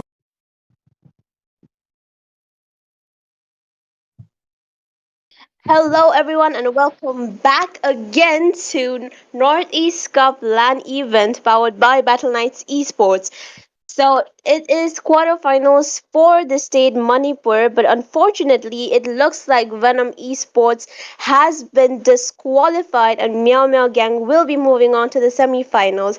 Well, Kronos here is on. Kronos here is with us on this caster deck, so he will let us know about the rules and regulations because this has been happening a lot. So Kronos, can you let us know about the rules and regulations about the quarterfinals? Hey, for sure, Numi. Thank you so much for the wonderful introduction. Nonetheless, of course, up on the caster's desk, you have me, you have Crooks as well. We were pretty excited to cast this one. We had an entire storyline through as well. And unfortunate enough that not adhering to the rules and regulations of the tournament will result in a forfeit or a DQ in this situation. And of course, the reasoning behind it, folks, is the fact that Venom Esports had changed their devices from which they registered. And of course, in the top 8 of the state of Manipur, you are here right now. You know, you're on the stage where it's going to get competitive, and you have to make sure you adhere to the rules and regulations. And even given the fact that Battle Knights Esports, the organizers of this tournament for the Northeast Cup, gave a little bit of a leeway for every single team, Crooks. You know, until round 1, you were allowed to edit the device you were registered from. And round 2 onwards, you had to stick to it until round 1. You had the time, not just when you're registering. So that's a long time until the end of round 1, nonetheless. So just to show that adhering to the rules and regulations will get you disqualified, folks. I know it's an unfortunate situation. We wanted to see Meow Meow Gang versus Venom Esports, but of course, Venom Esports had the so unfortunate, got the short end of the stick. They did not come in. And when the verification process was going on with our referees, of course, who are very well trained, who understand the game, who have the experience to do so as well, have found that not one, but maybe I think 2 of the players, more than one player rather, was not from the registered device that was registered during their registration process. So that is why Venom Esports have given a walkover or have been disqualified, and Meow Meow Gang will proceed to the semifinals of the state of Manipur. And Crooks, what do you got to say about that one? True, I'm not gonna lie there, okay? If this was announced beforehand, like before today actually, if it was announced yesterday that there was going to be a device change, that would have been totally understandable, and we could have made some changes according to whatever was happening. But just like how the Olympics put out Vinesh Pogat and disqualified her, this is what we're seeing right now. The rules are strict, guys. Do not try to run around and play around a little. It's always not a good idea to make any sort of changes before you actually inform the committee. So Yeah, It's a dangerous move. Venom tried to pull a little one, but it did not work out, and they're disqualified. We will be seeing them more in the next coming few tournaments, but for now, we have to say goodbye to them. Meow Meow Gang gets a free pass to go to the next round. Yeah, and of course, also let's not forget that all this is being done, all these verification process is being conducted to avoid any sort of unfair advantage or even have any sort of a claim to having an unfair advantage on the opposite side, which makes it clear that the rules and regulations are to be followed, especially now that you're in the top 8. Of course, you have to follow them throughout the tournament, but given a little bit of a leeway by the management of Battle Knights Esports in the Northeast Cup. And until the end of round one, and round one was such a long process, trust me, ladies and gentlemen, there were like 600 plus teams taking part. So all of those teams were allowed to change the devices until the end of round one. So, of course, that's around what, 300 matches, if I'm not wrong? 300 matches, yeah. Jesus, you guys had 300 matches to make sure you can change the registered device that you wanted to get from. And even after that, making sure you come in while the verifications process is going on. You might want to even give a little bit of a heads up to the referees that, hey, this is happening and stuff like that. Not until the last moment, because until then, the referees cannot do anything. Nothing can be done. The verification process is strict, straightforward. Once it's conducted, you don't follow the rules and regulations, you're out of there. And Venom Esports, unfortunate enough, because we were excited to see them. That's why I'm even here on the desk. So didn't happen. But you know what, Numi? I think enough about that. The message has been conveyed. People know what's going to happen. But of course, we know what's going to happen, but they don't know me. What's going to happen next? Well, what's gonna happen next is, since Venom Esports has been disqualified and Meow Meow Gang has been, moved on to the semifinals, we will be having a watch party with Kronos and Crooks on the decks, along with me. Maybe I'll be there. So, Why yes. not, Numi? Join us. Yes, sir. After a short break, we will start the watch party of MPL that is going on. So please stay with us if you want to join us on this watch party. Hey, come on, guys. Join me. I'm going to be watching MPL ID. Why not? Let's watch it together. Yes, That is sir. I'm gonna be honest with you. I was actually looking forward to casting with Kronos right now, but didn't happen. So might as well cast for the not cast. I mean, just randomly Enjoy blow it. the alert. Yeah, I know. Enjoy Thank it. you. Yeah, Ding chilling. Bing chilling. We're going to be Bing chilling, folks. Bing chilling. Hi guys, I'm so excited to tell you that I just received my cosplay outfit. I am so excited for the Northeast Cup. Also, just to let you know that the prize money for MOBA Legends cosplay event is 25,000. What? 25,000? Yeah. Like for real, 25,000? Yeah.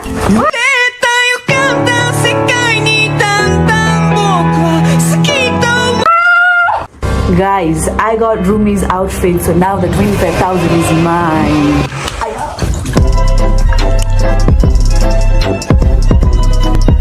Guys, I'm running away. I got my stuff. And don't forget that the Northeast Cup land prize is $3,000. See you guys.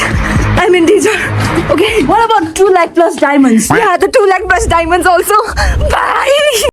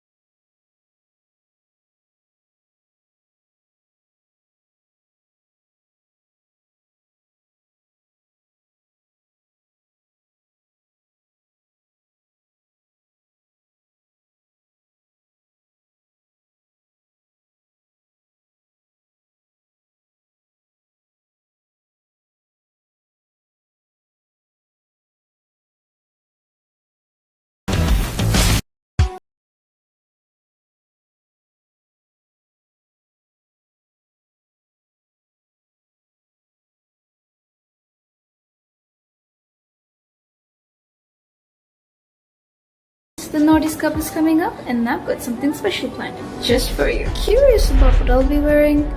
I'm not giving it away just yet, but I might drop in a little hint if you're paying attention. And if you really want to know, follow me on Instagram for the inside scoop.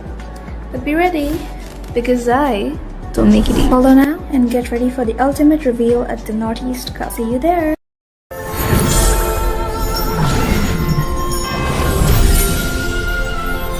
A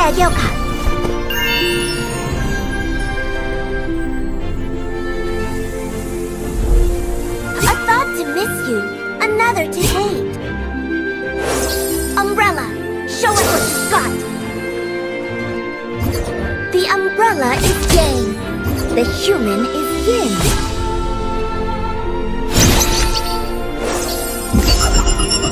Akugyo Taisan. Curse simply means restriction. It seems that very few people know about Omyoda.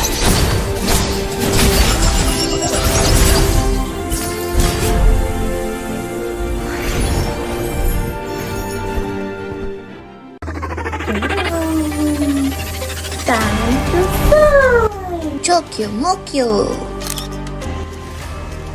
Don't you guys excited for the cosplay? Hello everyone, I'm bringing you guys an exciting news. The Northeast Cup is coming to Guwahati, Assam, featuring a huge prize pool of $3,000 and more than 2 lakhs diamonds.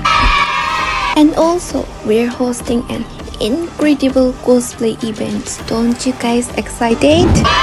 That's not all. We're doing an epic skin giveaway daily on our stream. Just comment down to your ID and the team you're supporting, so that the caster or the host will select you randomly. So stay till the end and win big. See ya!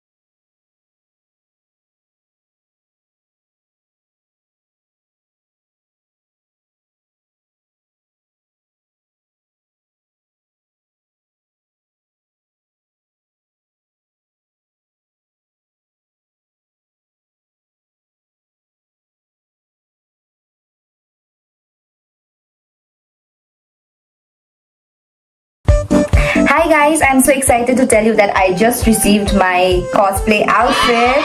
I am so excited for the Northeast Cup. Also, just to let you know that the prize money for MOBA Legends cosplay akan bersembunyi di bus yang telah ditentukan di area sungai dan juga Turtle Pit. Hello everyone and welcome back again to MPL ID Season 14. Memiliki 5 kesempatan So the teams going up against each other is going to be Onyx versus Geek, and we will be doing a watch party that will start in 4 minutes. So Kronos, what do you think? Are you excited? The score right now is 1-1. I'm pretty excited. You know what? Before this was happening, I was actually watching the MPL ID as well. Before we got into the watch party, I was watching the MPL ID along with, of course, the matches that's happening in the Northeast Cup. And just before, if you can't locate me, folks, I'm in the top right corner of your screen. All right, but yes, the entire time what was going on is just the fact that this game was an absolute cracker, right? Of course, it's there is game number 3 that's gonna happen. Onyx versus Geek Fam. Onyx looking to take the throne once again, back-to-back champions of MPLIT. They're the top team over there. They have the best assassin jungler. At least was the best assassin jungler a while ago, and that is the Kyrie on his whatever is going on. But of course, I think You know, this time around, I'm a little confused. It seems like we have 3 minutes until the stream starts, but of course, we have the lonely Franco that's going against the three of the opposite side. I can't understand Crooks, but I feel like, is it like a game of hide and seek, or is Franco just at their base? What is he trying to do? What?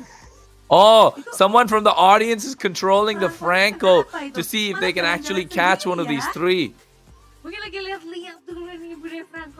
Damn, I'm not gonna lie. I'm hearing myself. Iya, udah pada ngumpet belum? Ini Benedetta-nya jangan di situ dong, kasihan. Kasihan. Bro, this Franco, this Franco is just going in and he's walking. He's walking again. He's walking to the same position again. And guess what? Can't really see. We can't really see him do much. He's going in, and he's probably gonna die again. The Claude is just like, screw it. He's gonna farm up. These guys are just trolling right now, Crooks. These guys are trolling Itami. Oh my god. I don't know.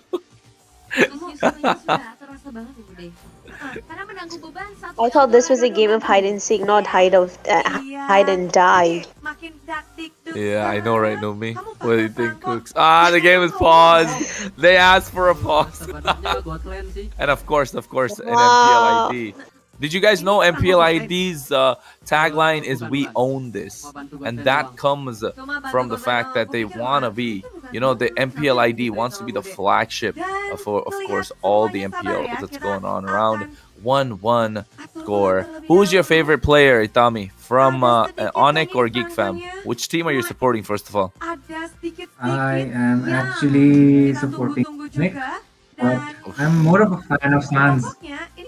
Actually, he transitioned from a jungler to a mid laner, and so that's quite impressive for me. But from Geek, I like Beloisky. I mean, yeah, you're right. I do. Sans is goated, that's for sure. Sans is one of the best players, one of the best. Gilang Sans, isn't he? Gilang Sans. What about you, Numi? Honestly, I don't watch MPLs that much, so please don't come at me. Hello guys. I need a minute. Is you here? Is We're doing a watch party. Yeah. I need some time. Hi guys, I'm so excited to tell you that I just received my cosplay outfit. I am so excited for the Northeast Cup. Also, just to let you know that the prize money for MOBA Legends cosplay event is 25,000. What? 25,000? Yeah. Like for real, 25,000? Yeah.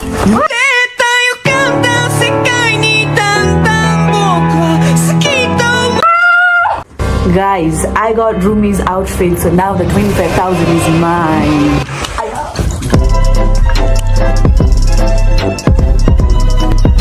Guys, I'm running away. I got my stuff. And don't forget that the Northeast Cup land prize is $3,000. See you guys. I'm in danger. Okay. What about 2 lakh plus diamonds? Yeah, the 2 lakh plus diamonds also.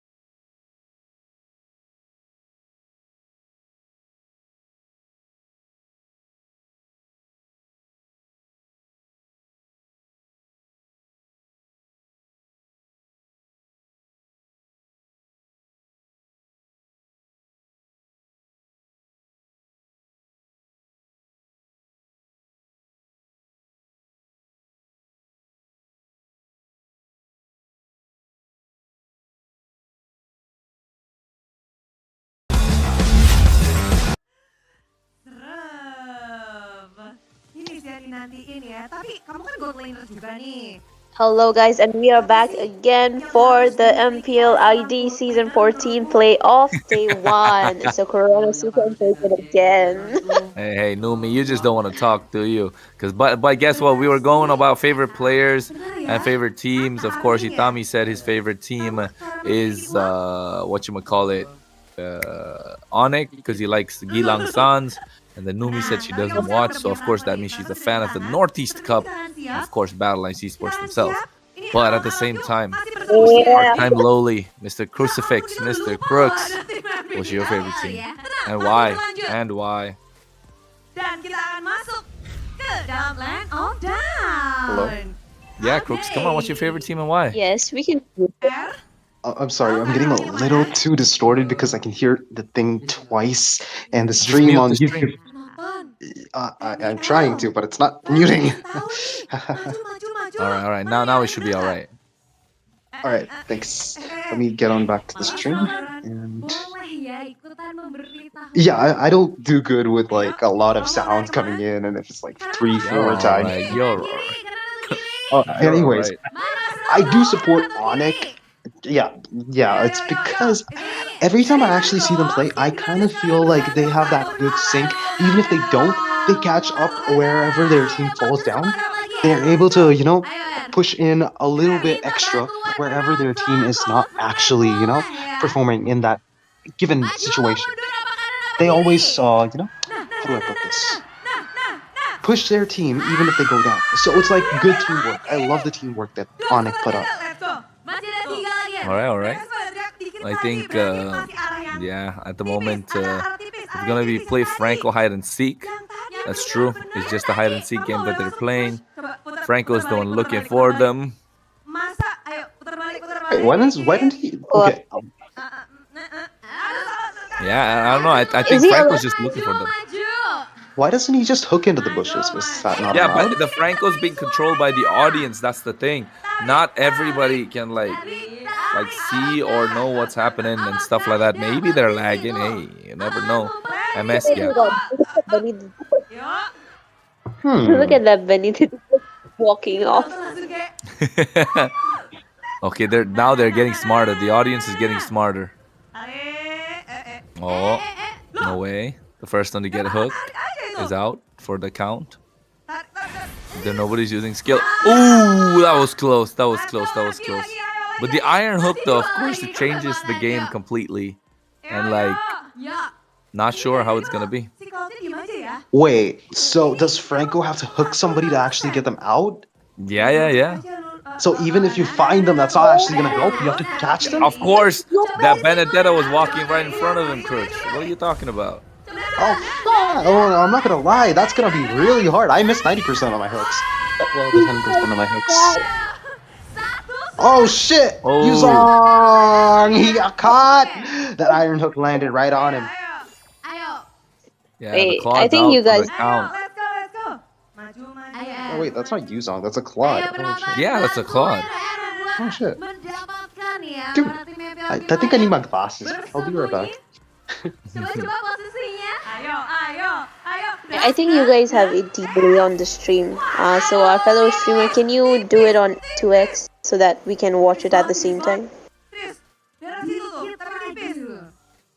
There we go. Look at that. Now keep it at this. So we can see it. Leave this screen on so we can see it.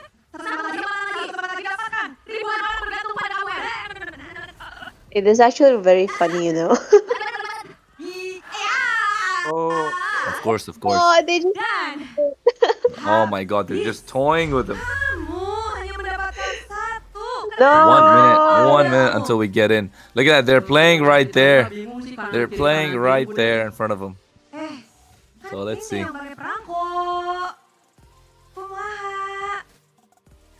Jadi goyah pikirannya, Bude. Jadi nggak fokus Bude dengerin penonton ya. Padahal mau dibantuin ya. Tapi nggak apa-apa karena kamu udah dapetin kartu dan Bude seneng banget semangat dari. I really want to watch the game here, to be honest. Kita akan tetap bagikan Alisa. But of course, folks, while that's going on, don't forget we also have the epic skin giveaway that will happen towards the end of the stream. Make sure you put your favorite team in the chat. Right, Numi? What are the rules for that? Well, that is true. The rules is that you guys share the stream and comment down the team you are supporting, the state you are supporting, and your Mobile Legends, that is MOBA 5v5 type down your ID so that you can have a chance to win a giveaway. There is 2 giveaways, 2 epic skin giveaways, so you guys have a chance. So don't miss out. I mean, I've been, entering since day 1 and I haven't won a single. I'm gonna sue Battle.net at this point. she's fighting them to actually get an epic skin, Itami. She's been fighting for such a long time even. Even though she's participating, she's not able to win it till now. Hey, the stream's about to start in like 20 seconds. I want to see game number 3. Come on, guys. There's a redeem code over there as well. We could actually win something. Let me try and claim it. No, probably too late. Look at that. Onyx fans are going crazy. And then you also have Geek Fam fans that might go crazy. Just a matter of time to see who will be the one to pick it up. So I want to see the draft, to be honest. Let's get into it. Come on, come on, host. Throw us to the draft. Throw us to the draft. Throw us to the draft. The draft. Where's the draft? Hey, they're going out. They're going out. Mr. Isse, if you could make the screen a little bigger so we could watch the entire match easily. There we go. There we go. But guess what? We're joined by Eterna, Sheffin, and is that Inga? If I'm alright? If I am, please forgive me. Hey, they're looking really smart, aren't they? I think I need to buy a suit too now. Of course you do, Numi. So should I. Hey, bro, Crooks. I think it's all about chilling out, and I feel like the fact that they're just sitting there and chatting about how well this could actually go on and how this tournament can progress. I think, of course, Northeast Cup will be looking to achieve that kind of success someday, right? Battle.net Esports, we're all with you through thick and thin. We're going to be achieving that status of having our own circuit competition. For those of you who want that to happen, of course, you've got to have the support. So make sure you like and subscribe. Of course, stick until the end of the screen. Until the end of the stream, and we will find out who the winner of the epic skin giveaways are. And at the same time, you can also catch the other games that will be happening in the Northeast Cup soon to come, soon to follow. But instead of keeping guys waiting, we know you're kind of tired looking at the advertisement. I am a little bit as well. That's why we throw in this new advertisement, to be honest. Throw in a couple new advertisements that's there.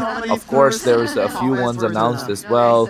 And at this moment, I think I'm pretty. You know what, Numi? You know what, Itami? You know what, Crooks?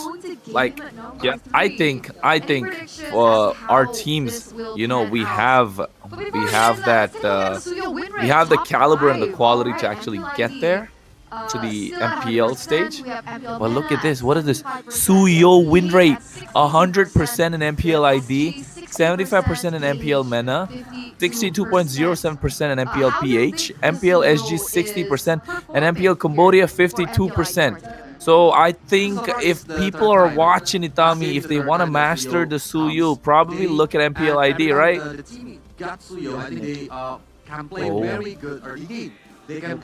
look at that. They got their patches. They're making sure they're calm, collected. The players are going to get in. The coaches are going to get in. And I think it's gonna be an exciting one, folks. Each jackets are cool, actually. Is it also kawaii? Yeah. Depends on your preferences. Why not even try? May the best team win. How can Fnatic Onyx win in game? Yeah, may the best team win indeed. Drumroll, please. The audience voting. Prioritize Suyu, deny a boy's comfort hero, or force Vincent to play an assassin. Oh, look at that. You know what? Onyx should just prioritize the Suyu because it has 100% win rate. Statistics don't lie, folks. When it comes down to the win rate in certain regions, do you think that there's a reason? I'm excited to play the Suyu play, That the win rate falters a little bit from You know what? At the same time, I feel like more positive. I wouldn't say it's falter. It's more like I more sample feel size, or maybe like they're a bit more used you know to what? playing against If you Suyo guys and comment used to down below playing the with win Suyo. So, percentage that Suyu has in the Northeast Cup, Numi herself will give you an epic skin. positive all over the place. Holy Wait, shit, wait, Numi, I can wait, do that for you wait. right now. Hey guys, do it. Comment down, in the chat the win percentage of Suyo in the Northeast Cup. Come on, guys, let's go. Numi will give her epic skin for free, without even having to listen to those ads, which are doing fantastic, by the way. Shout out to all of them who made those advertisements. But of course, That's crazy, Chrono. that he chose the red side as his comfortable side. I'm telling you, Can you guys guess why I am there's a telling you. sudden shift here in the playoffs? Well, mostly because so far the one that used the blue side. Come on, is guys. always Do you 100% in MPL ID? I think in Northeast Cup we're gonna have what? I know the answer, guys. I know the answer. I do the statistics for every single hero in the Northeast Cup. Believe it or not, Crooks. Itame. I do it all the time. But Shazzy, hey Shazzy, you're here. You want to join us? Jinx is here too. Let go? Ayo, just to clarify, okay, I have this idea of how much the Suyu winner is going to be. Just give a up lesser or more. You know the PR training thing, right? No. Ain't no PR stunt going on. I'm not gonna give you guys nothing. I'm not giving you guys nothing. I'm straight up telling you. I know the statistics. I don't want to give you over, under, in between. No. If you get the exact percentage, folks, I'm telling you, I'm reading the comments as well while I'm watching the stream side by side, because we're gonna go straight into the draft soon enough.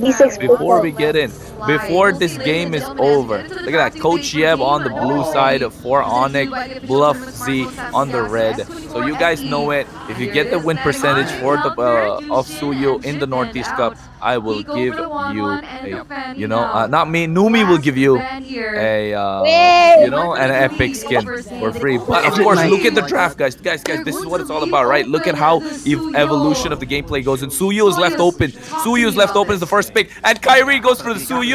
Oh my goodness. Coach Yeb bans out the Hellcurt. For those of you who don't know why Hellcurt is banned out, because Waloyski's cheese strat, it's a pocket pick they pull off every now and then. So they ban out the Hellcurt, which was banned out in the last pick of the, last ban in the second game.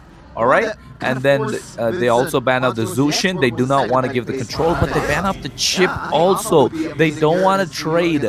They don't want to take the risk of trading. So banning out the heroes that's usually banned out on the red side, Crooks, means that they kind of get the priority in the EXP. And maybe they did all of this just to trade for the Suyu. But on the red side, they take out, of course, Kyrie's hero pool in the Fanny, an absolute monster. And then the Wan with Chewe, CW over here. Yes, his name is Chewe, folks. CW has been he's been doing well on 1-1, able to scale into the late game and provide the damage that his team needs, trying to kite back, in fact. And let's see how it goes. And then Lu Yi being banned out means they don't want to see any surprise play coming in from Sans as well. But at the same time, Kyrie going for the first pick Suyu, 100% in MPL ID, speaks volumes. And of course, to counter that, they go instantly for the Phobius, a broken hero in the EXP lane.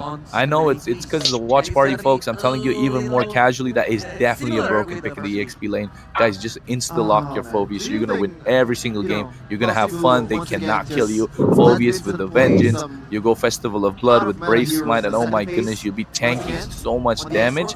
Of course, along with that, Yves being picked up. Yves kind of get that kill box, the RWM, to cut them off entirely. When the Suyu comes in, there's no way to charge onto the Yves, because Yves is susceptible to assassins. But having the Suyu over here means they already know what's going to be in the jungle.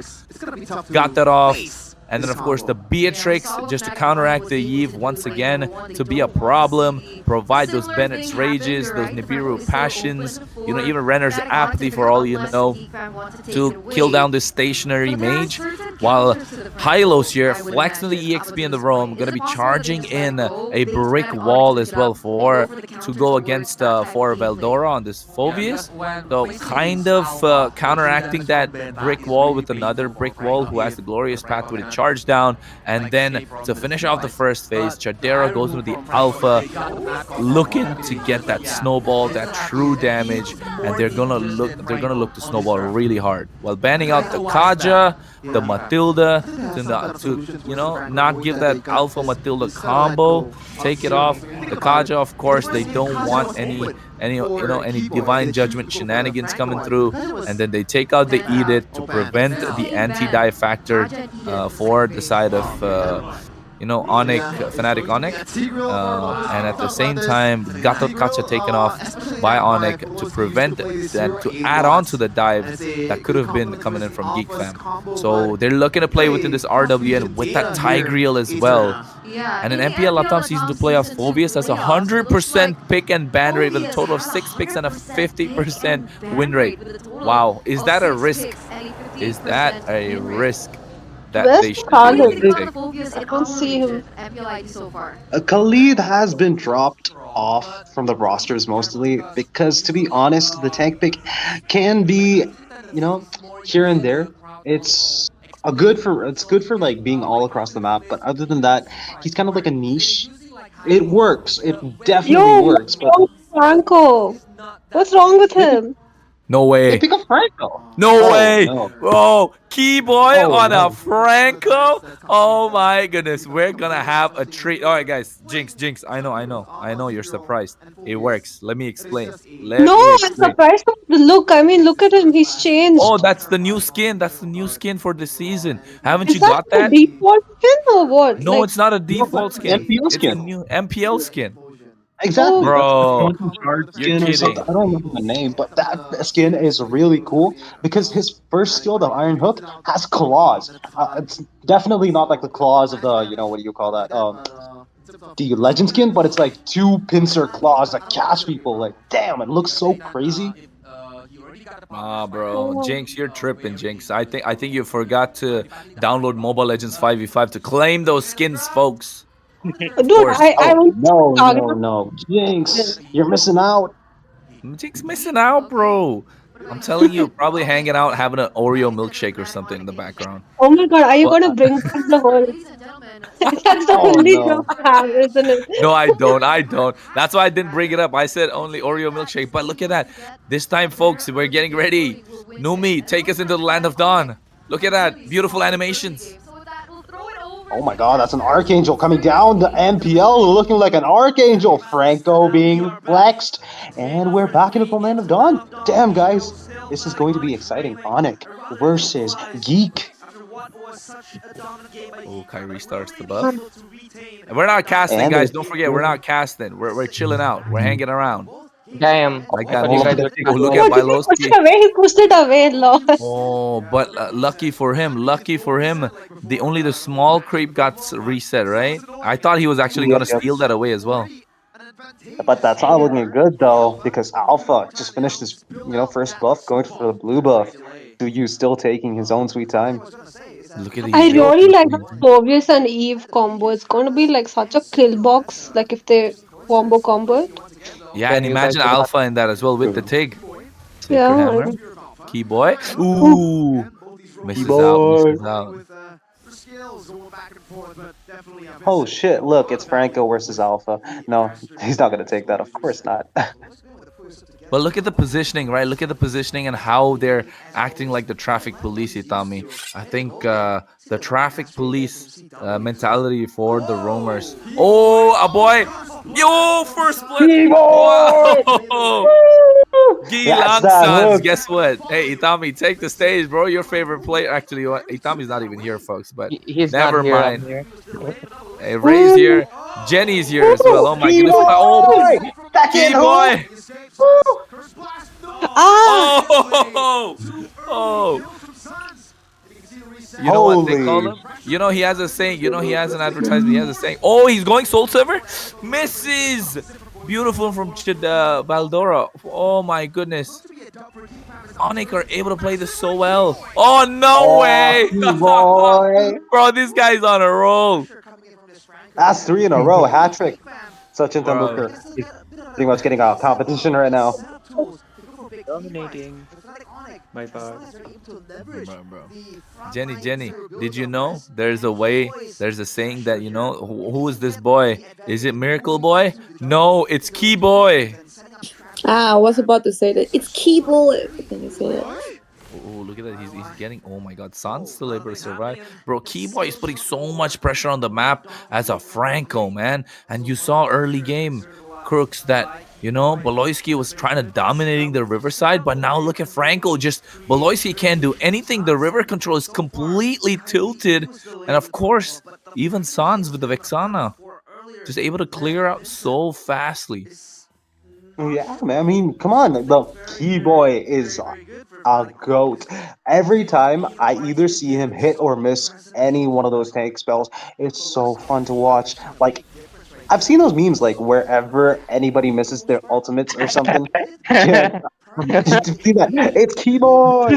Really good. Key I know Boy! that one.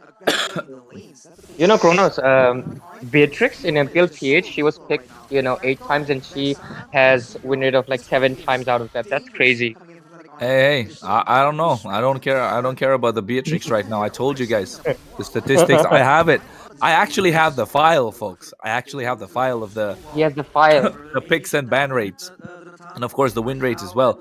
So for the Suyo, like I said, put it in the chat. What's the win rate of Suyo in the Northeast Cup? 93%. Right. Numi will give you an epic skin. And I read that comment. I read that comment from Ken Kaneki. I'm not trolling, bro. I'm real. If you put in the win percentage of Suyo in the chat, Numi will give you an epic skin, guys. This is exclusively coming in from Numi. Of course, until the end of the match, only if you guess the right win rate. Wait, I'm gonna guess it. 93%. I was gonna say that I'll get the epic skin. Wait.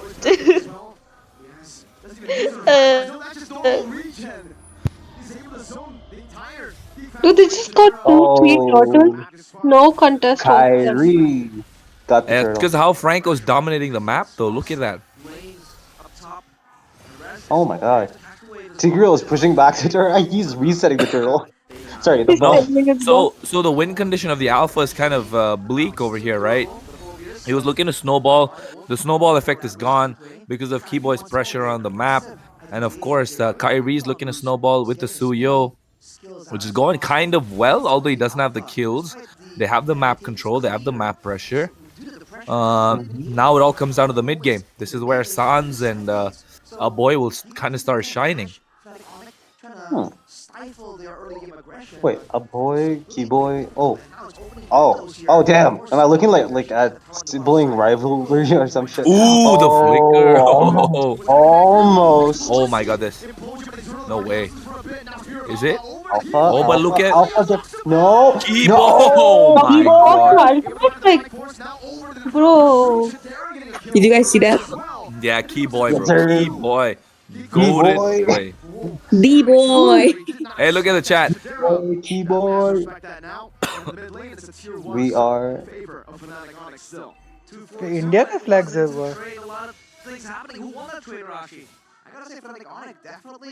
Oh, this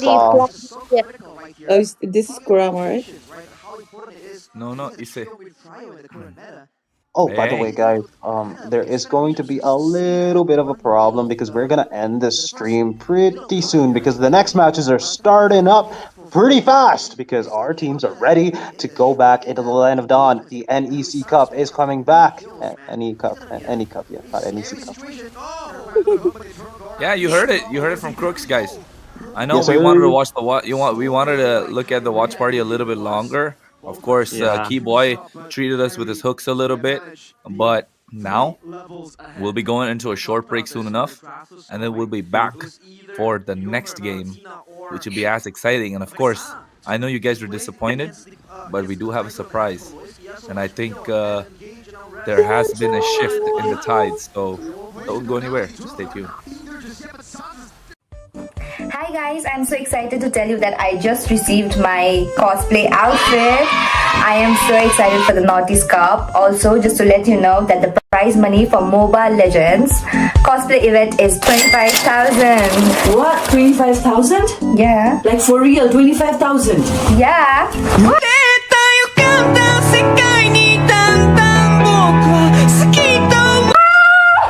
Guys, I got Rumi's outfit, so now the 25,000 is mine.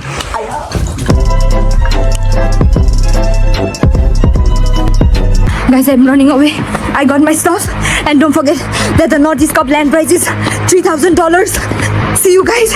I'm in danger. Okay. What about 2 lakh plus diamonds? Yeah, the 2 lakh plus diamonds also.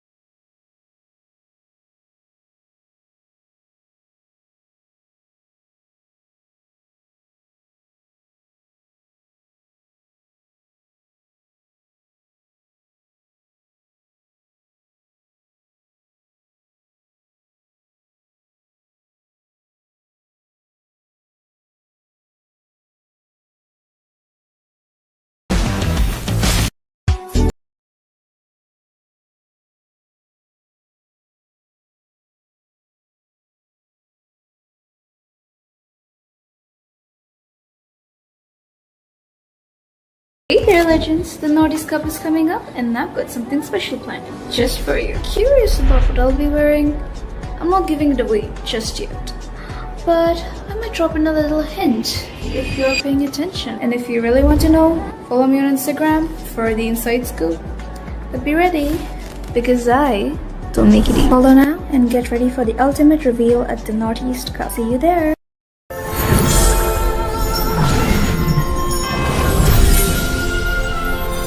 A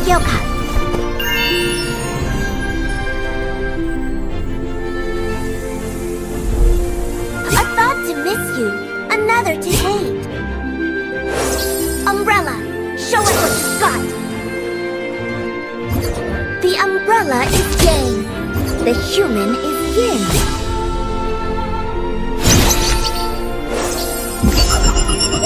Aguryo Taisan. Curse simply means restriction. It seems that very few people know about Omyoda.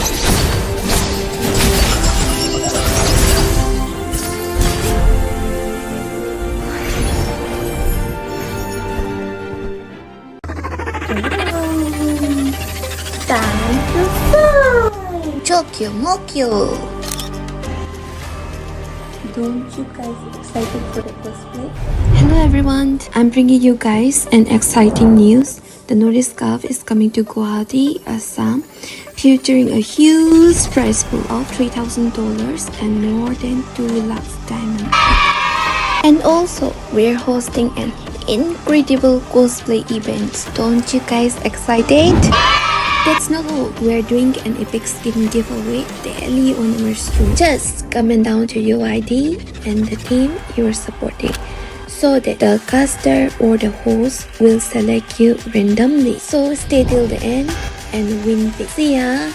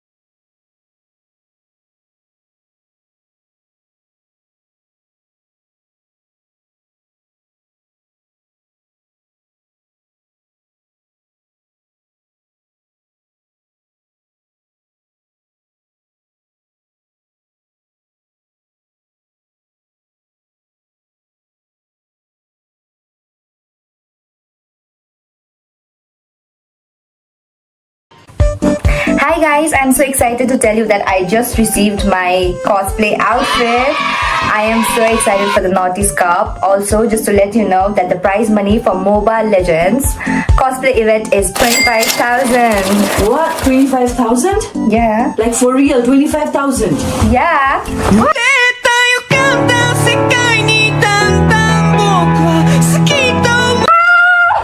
Guys, I got Rumi's outfit, so now the 25,000 is mine.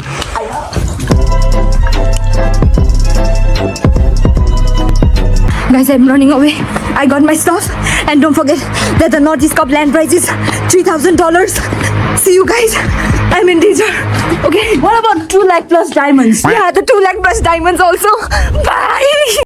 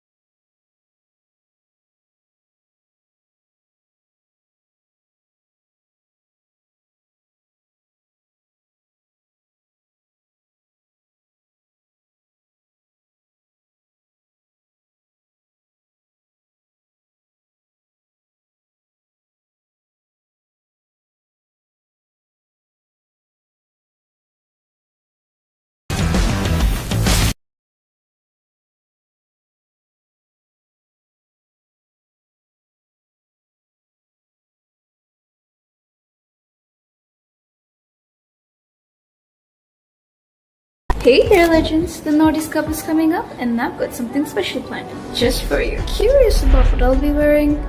I'm not giving it away just yet, but I might drop in a little hint if you're paying attention. And if you really want to know, follow me on Instagram for the inside scoop.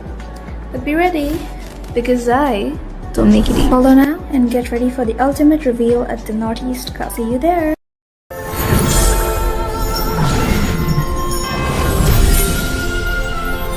A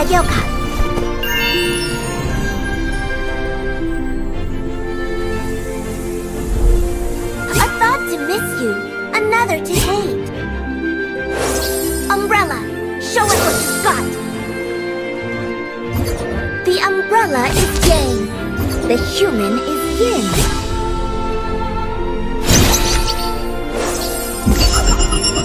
Akugyo Taisan. Curse simply means restriction. It seems that very few people know about Omyoda.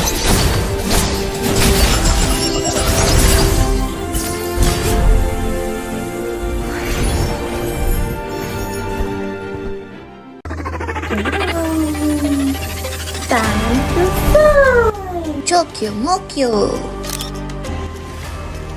Don't you guys excited for the cosplay? Hello everyone, I'm bringing you guys an exciting news. The Nordic Cup is coming to Guwahati, Assam, featuring a huge prize pool of $3,000 and more than 2 lakhs diamonds.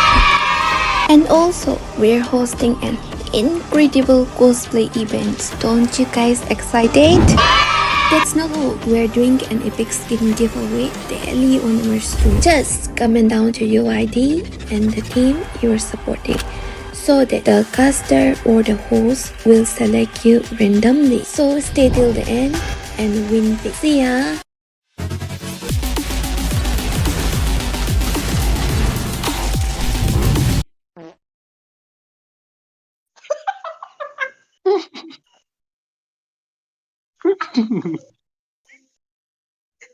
Stream start हो गया. Oh my god, guys. Hey, Welcome we're back. back. We're back. We're back, folks. We're back. I know Numi is reeling a little bit, laughing about what's happening. But of course, we want to show that we are back here for the Northeast Cup. And guess what, folks? The matter that was at hand, where they were almost disqualified because of not adhering to rules and regulations. The appeal has been taken on to the head referee, and the head referee has made a call where he allowed. Actually, I would say the head referee wanted to see more proof to make sure that the teams were kind of getting disqualified, because of course we are at the top 8 stage right now, and we don't want to we don't want to face any sort of how do I say? Want to give teams an equal footing, right? Give teams an equal footing, especially because we know how exciting this match is going to be. So, of course, Meow Meow Gang and Venom Esports were gone through a verification process once again. And Venom Esports' player that kind of had the problem of the devices has shifted back to the old one, and everything was checked. There are a bunch of things that are checked, people. Of course, screen time and whatnot. And at the same time, to avoid any sort of further complications, they will be in the same lobby and Discord. They will be streaming their match live, not one, not just two, but all 5 players will have their voices recorded. They will have their screens recorded. And of course, there will be a referee that's sitting with them in the lobby while the game is going on to prevent any sort of an altercation, to prevent any sort of allegations, to make sure there's fairness maintained in this entire match. So now that is why we are seeing this go on for a long while, to prevent any teams from not being given the chance to compete. We want to give the teams a chance to compete, and that is why this is going to happen. And of course, that's why you have me on the desk as well. You have Crooks on the desk, and Numi, who was laughing, is still laughing probably after hearing those sounds come out the background. But Crooks, isn't that fair and square? Isn't that fair game now?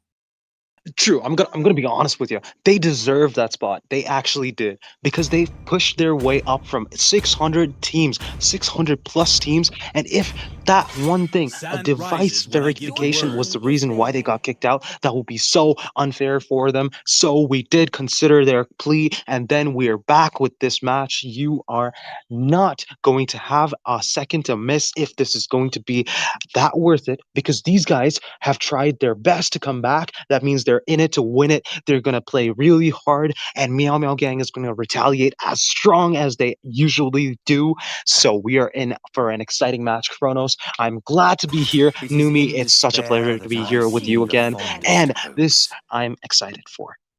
Hey, Numi, what do you think? Take us Yeah. into the game already, Numi. Yeah. You're still laughing, I know. No, no, I'm not laughing anymore. Well, sorry for that. Well, yes, the team is going to be Meow Meow Gang versus Venom Esports. Venom Esports has been given a second chance, so I hope they can win. At least I hope they can win into the semifinals after all the troubles they went through. And the draft has begun, so Coronos and Crucifix, you guys can take it on. Thank you so much, Numi. Look at that. 2 peas in a pod already, aren't we, Crucifix? We're getting ready to rumble. We said it at the same time. 2 peas in a pod. Great minds think alike. Call it whatever you want. But of course, we're in the draft phase. And look at that. The percentage, the high win percentage of the Suyo in the Land of Dawn for the Northeast Cup. I know those of you are watching. I asked you to put in the win percentage of the Suyo. If you do not know, Crucifix, do you want me to, Crooks, do you want me to give you the answer? Yes, sir. I do want the answer right now, because I was actually kind of like scratching my head for it. It's a 93.7% win rate. I said 93%. No, you didn't say the 0.7. You did not say the 0.7. I told you I want the exact number. You're lucky. Numi is lucky you didn't say the 0.7, because 93.7% win rate by the Suyu. Of course, I will share the data, folks. I will share the data with other casters. But I wanted to see which caster puts in the effort. And guess what? Nobody does. Nobody really does. I did. I know. I'm just throwing a little bit of a shade, but you know what? Right now, you know who wants to throw that shade? This Meow Meow Gang. Exactly. Meow Meow Gang want to throw that shade, while Venom Esports looking to sting, looking to bite them What do you got to say about that? Look at it. They got Arlott taken off. They got the Julian taken off the table. The Nathan is gone as well. The Chip, the Khalid, the Zushin, denying them the prio in the EXP lane. They go for the Suyu, of course, in the first pick. They pick up the Yu Zhang and Valentina to retaliate. But here comes the Hylos to be that brick wall from Karma Hits. And Eden, oh my goodness, looking to control the mid lane with this Vexana. Wait, I'm gonna be honest with you. I just noticed something. People in the chat, every time that I actually see Joseph coming in of Meow Meow Gang playing, Joseph is compared to the Kyrie, Indian Kyrie. And do you know what else was picked by Kyrie in the MPL ID just now? It's going to be Suyu. Both are playing Suyu at the same time. Well, Kyrie a little ahead, but still, Joseph is back with the Kyrie a little bit later, but that was because of a technical issue, not because of anything else. This is kind of ironic because even MPLP ID had the Hylos in the team. Yeah, I think they're understanding the meta slowly but surely, and then trying to find a way, trying to find answers to make it go to the next level, trying to multiply their composition, right? That's what it's all about. But will they actually be able to dish out the damage? That's the question. They have the early game control in the mid lane through this Lu Yi, but not the wave priority that they want. So along with this Matilda, they're gonna get a lot of mobility on the side of Venom Esports, who are on the red, Meow Meow Gang on the blue. Of course, the draft has been going so well so far. Phovia's taken off means they don't want to contest. You know, they don't want to give any sort of an advantage on the other side. The Alpha being taken off the table, preventing that snowball effect that could come in.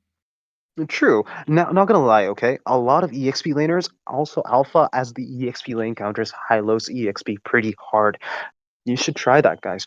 Then again, talking about how okay, Meow Meow Gang have been pushing it through a lot, and these guys are as agile as cats. Not going to lie, they are rich in heritage because they're from Manipur. Manipur is such beautiful heritage. They're rich in culture and everything. And you know what else is kind of rich in culture? The fact that Egyptians used to worship cats, and they're taking it to the next level. They're taking it to the next level. Guys, they are actually going to play cats versus snakes right now. Oh my goodness. You know what? Egyptians used to worship cats back in the day, but right now it's 2024. And if you want to talk about anything ruling the streets, it's of course the Meow Meow Gang. Ladies and gentlemen, coming up, all 5 of them pulling up in their truck, in their armor, making sure they're ready to dominate this game. Of course, the felines against the snakes themselves. Venom Esports might be going down. The Cobra ready to sting whenever they want to, looking to slither around. Of course, they have the mobility to do so, living up to their name at the same time. The Matilda, the Yu Zhang, the Valentina, quite mysterious, quite ready to pounce when the opportunity is given. But on the other side, they look out to ban the Ling. They don't want to give any more mobility. They realize that Meow Meow Gang, even though these cats are ready to pounce, they're very smart, strategic in their draft, realizing, actually just living up to their name. And of course, Meow Meow Gang, they got their, they're a group of friends that wanted to play Mobile Legends. And the way they've been doing it, strategically, drafting around this Mobile Legends 5v5, just goes to show that they're ready to get this game going. I'm excited, Crooks. I can't really mention, it's a best of 3 quarterfinals. It's the state of Manipur. And of course, everybody will be wearing the colors of white, loud and proud. Did you know that white is actually the state color for Manipur? I did not know that. I had no idea. I'm not gonna lie though. Talking about that, if at all, Meow Meow Gang actually go ahead and get into the professional leagues, like become really pro, how about they go for a show skin with cat paws? Like, whoa, dude, that's gonna be crazy. Show with cat paws and everything. Bam! That's gonna be so sick. Oh, that aside, well, they have a really good draft. Looking at the show and the Claude, that's very cool, actually. And when you mentioned that, they're coming in with the cars and they're all armored up, I'm looking at my imagination. I'm looking at cats coming in an armored truck with like bandanas and everything, with like a gun and all that. That was so fucking cool. I'm sorry, I shouldn't have said that. Profanity is totally not allowed. Bleep that out for me. Let that But slide. I will let that slide. Thank you so much. But that is so cool and cute at the same time. I'm gonna be honest with you. I'm expecting a lot of domination because all of them are coming in with the guns and all. Oh my god, that's so cute. I can't stop imagining cats with guns. Oh Oh my man. goodness. You know what, Crooks? You know what, Crooks? Put all that aside. Venom Esports go for the Gushin in the jungle. When was the last time we saw Shadowblade and Candescence just pop out and dish out the damage when needed to do so? They're calling out to them. They're calling out the inner snakes ready to slither. Venom Esports, this Cobra ready to strike on towards the cats themselves. And Meow Meow Gang, they're gonna get grouped up together, looking to pick these team fights and revolve their play around the Lu Yi. I like both the drafts, Crooks. What do you think is gonna be the best one? I'm gonna say I'm on the side of Meow Meow Gang because of everything that I've told, and also their draft. It's pretty good. Then again, if right now Venom Esports actually went for the Venom skin on the Gushin, if they went for Snake Eyes Commander on the Moskov, and they had the Blood Serpent with the Yuzong, that would have been lore accurate Blood Serpent. No, not Blood Serpent. Venom Esports stuff right there. Yeah, I know. But at this moment, at this given time, Meow Meow Gang on the blue, Venom Esports on the red. Best of 3, the state of Manipur, quarterfinals, ladies and gentlemen. Of course, Karma hits Mirio, Joseph 27, and Eden, the lineup for the gang coming out of Meow Meow Town themselves. And on the red side, Venom Esports, they got Inzaghi, Moon Knight, Shinigami, 2G, as well as Toba coming out on the red side for the side of Venom Esports, slithering their way, able to find them and pick them off one at a time, because that's where their play style is right now. This Gushin will be looking to pick them off one at a time, while the side of Meow Meow Gang looking to group up and be the problem for the other side. Of course, your casters for this game. My name is Kronos, alongside me, Crucifix, or you can call him Crooks, ladies and gentlemen. We are here to ready to get the action for you for the Northeast Cup, and of course, powered by Battle Knights Esports. Holy shit, if you look at bot lane, Moskov and Claude are playing really passive. I don't like that. I like Moskov being really aggressive, and Claude, look at him getting all that damage from the Valentina. Yeah, I know. Right now, looking to get Mirio poked out quite early as well. And Moon Knight clearly winning the trade. They want to invade. However, Inzaghi realizes that his power spike is not there. And oh my goodness, the dispersion and rotation combination coming out while the Furious Dive from Toba is there. And you can see the Yin-Yang combination as well from Eden, while Joseph tried to go in for the Soul Sever. Not able to dish out the damage, but definitely has the advantage in terms of rotation because the Gushin's power spike doesn't hit until the level 4. Getting invaded right now. Retribution to even steal that gargoyle away. Joseph very well has the advantage, looking to snowball. He's level 4 right now, and Gushin is yet to reach level 4. Yuzong is going to face the Cho high cutting his lane, and Suyu is looking in for a kill with not much of a challenge because Gushin is level 3. Yeah, and look at that. Furious Dive along with a Shah Essence. Toba taking really low. 27 wants to get him. He has... Oh, Joseph goes in with the Blade Surge and gets first the blood on the top side. The Toba going down. 1-0 goes to the Cats right now. And they're looking to get the advantage by getting the turtle as well. Yeah, and it's not a good idea for Gushin to jump in and try to steal the turtle. He's level 3. It's not going to work. And Suyu is level 5. Gets the turtle secured. Yeah, secured, and like how you mentioned that level 5 to the 3 out of Inzaghi over here. Inzaghi, the boil man. I don't know what boil man is. He's probably looking to have some seafood boil this time around, this time of year. Quite tasty indeed for those of you who want to try it. But right now, rotation priority still in the hands of Meow Meow Gang. They're looking to get this bot side control. They got the top side covered a little bit. This Lapu Lapu, or Cho rather, doing a little bit of a damage with a Jikundo going in. And on the bot side, Doji here wants to make his presence felt while Karma hits, providing the peel. But oh my goodness, he goes in with the Blade Surge along with a Soul Sever. And cleanup shop is Joseph. Here comes the glorious pathway, cutting off Doji as well. Has to use his own with the IMU. Inzaghi, never mind, a double on towards Joseph. This is the snowball in play, ladies and gentlemen. Coming in from the Suyo as they're trying to cut off Moon Knight. not looking like a brilliant night for him. And the moon, the night is quite dark, and look at that Soul Sever once again taking him down. Mirio blazing duet to add insult to injury. Will they be able to save this turret? I don't think so. 22nd, Slippery able to pounce out of there. But guess what? Venom comes in with Inzaghi with a Shadow Blade Incandescence, making sure it doesn't want to get dove upon. 27, and also with that Way of the Dragon, Inzaghi didn't want to go in, Crooks. Inzaghi couldn't actually, because in the end of the day, he used his ultimate and that did not work. He did not secure a kill. Talking about securing kills, Su Yu's Evil Queller is the most beautiful spell to secure kills, especially with his Hunter Strike. Ooh, never mind, but guess what? The Blades Evil Queller once again able to pick up the kill. Looking to make the rotation. Coming in, the diversion is there, but guess what? Oh my goodness, Toba. Furious dive, yes, to the Black Dragon. Get out of the map even. Out of the Land of Dawn, into the skies to make sure he survives. While over here, Shinigami trying to go in with the Circling Eagle. Dish out the damage onto a 27 just to dash out with the Guiding Wind to make sure she survives and lives to see another day. While the turtle's up, Joseph comes in. He's able to pick it up for himself. BMI wants to go into the mid lane. Mirio backs off to the top side, able to get the advantage. 5-0, almost 5,000 gold lead in the hands of Miao Miao Gang. 4,000 gold lead is not going to be that much in the mid game, but in the early game, this is before the 6-minute mark, that's a lot.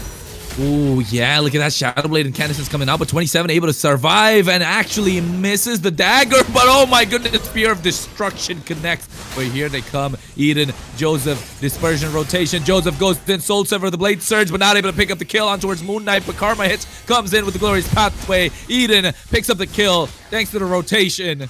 An absolute good performance, a good, oh, never mind, diversion. Where are they trying to go? On the top side, trying to flank them off guard, but able to pick up that.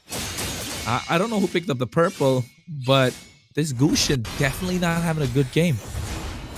Gushin's definitely not having a good game because he did take the purple buff, but it's not looking good for him. Not at all. And when you look at it, the only one who has a kill is Moskov. Moon Knight actually got 1 kill, which is valuable, but also goes... Oh my goodness, that is the dominant performance coming in from Joseph. But Toba goes into the Black Dragon form, wants to get onto where Joseph gets taken down with that Soul Sever instantly, along with that Evil Queller that you were mentioning earlier, Crooks. And now they got their bases covered. They have the early game snowball. Oh my goodness, this Gushin not having a great day in the Land of Dawn. A quarterfinal match in the state of Manipur. It's either utter domination or super late game. And this time around, utter domination coming in from Yao Miao Gang indeed. Joseph is looking really strong. I'm not gonna lie, when I actually saw those chats where they were like, he is the Indian Kyrie, I was kind of doubting it for myself. I've seen his gameplay, but he's doing real good.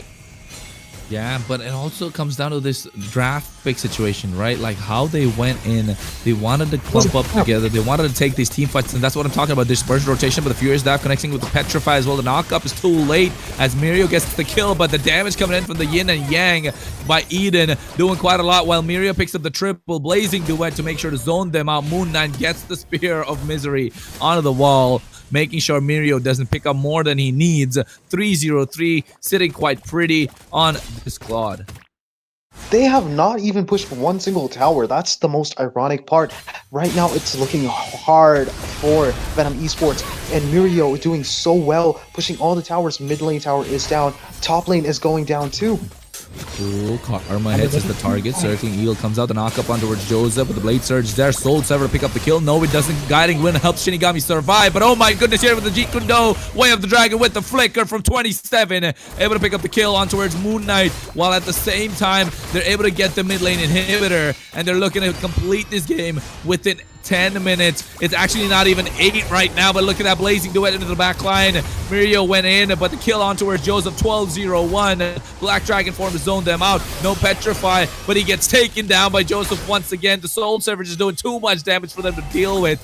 And right now, this person in the Land of Dawn, creating havoc for the side of Venom Esports, while the team of Miao Miao Gang able to pick up a lot of advantage, getting the snowball. 12k goal lead 12,000, ladies and gentlemen. Crucifix, have you heard of a 12,000 goal lead in a tournament? Look at that Jindo going in. He wants to get the way of the dragon. 27, looking to press the advantage. They have the Louis. Eden with the dispersion, with the rotation. Wants it, the combo, but oh my goodness, Joseph dishing out so much damage.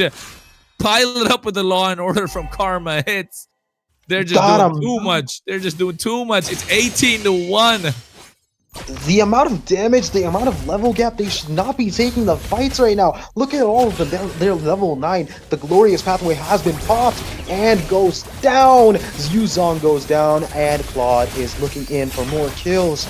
But it's not going to happen. They're looking to end the game, though. They're looking to end the game. It's over. Oh my goodness. Eyes are closed. What do we see? Meow Meow Gang clawed the eyes out of the snakes.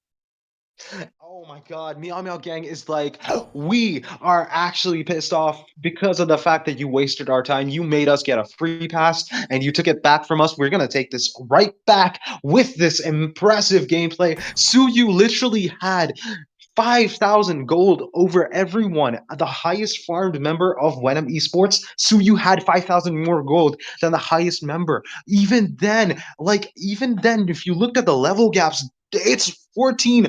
Okay, it's 10, 10, 10, 10. It's 14 for Suyu.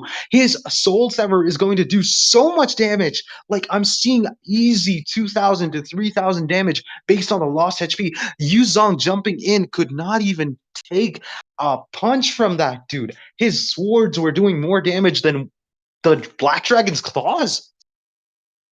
Yeah, I don't know. It's just too much for them to deal with, but definitely the answer not to give Joseph the Suyu. The win rates were right there. The win percentage was right there. It was just utter domination that came in. But guess what?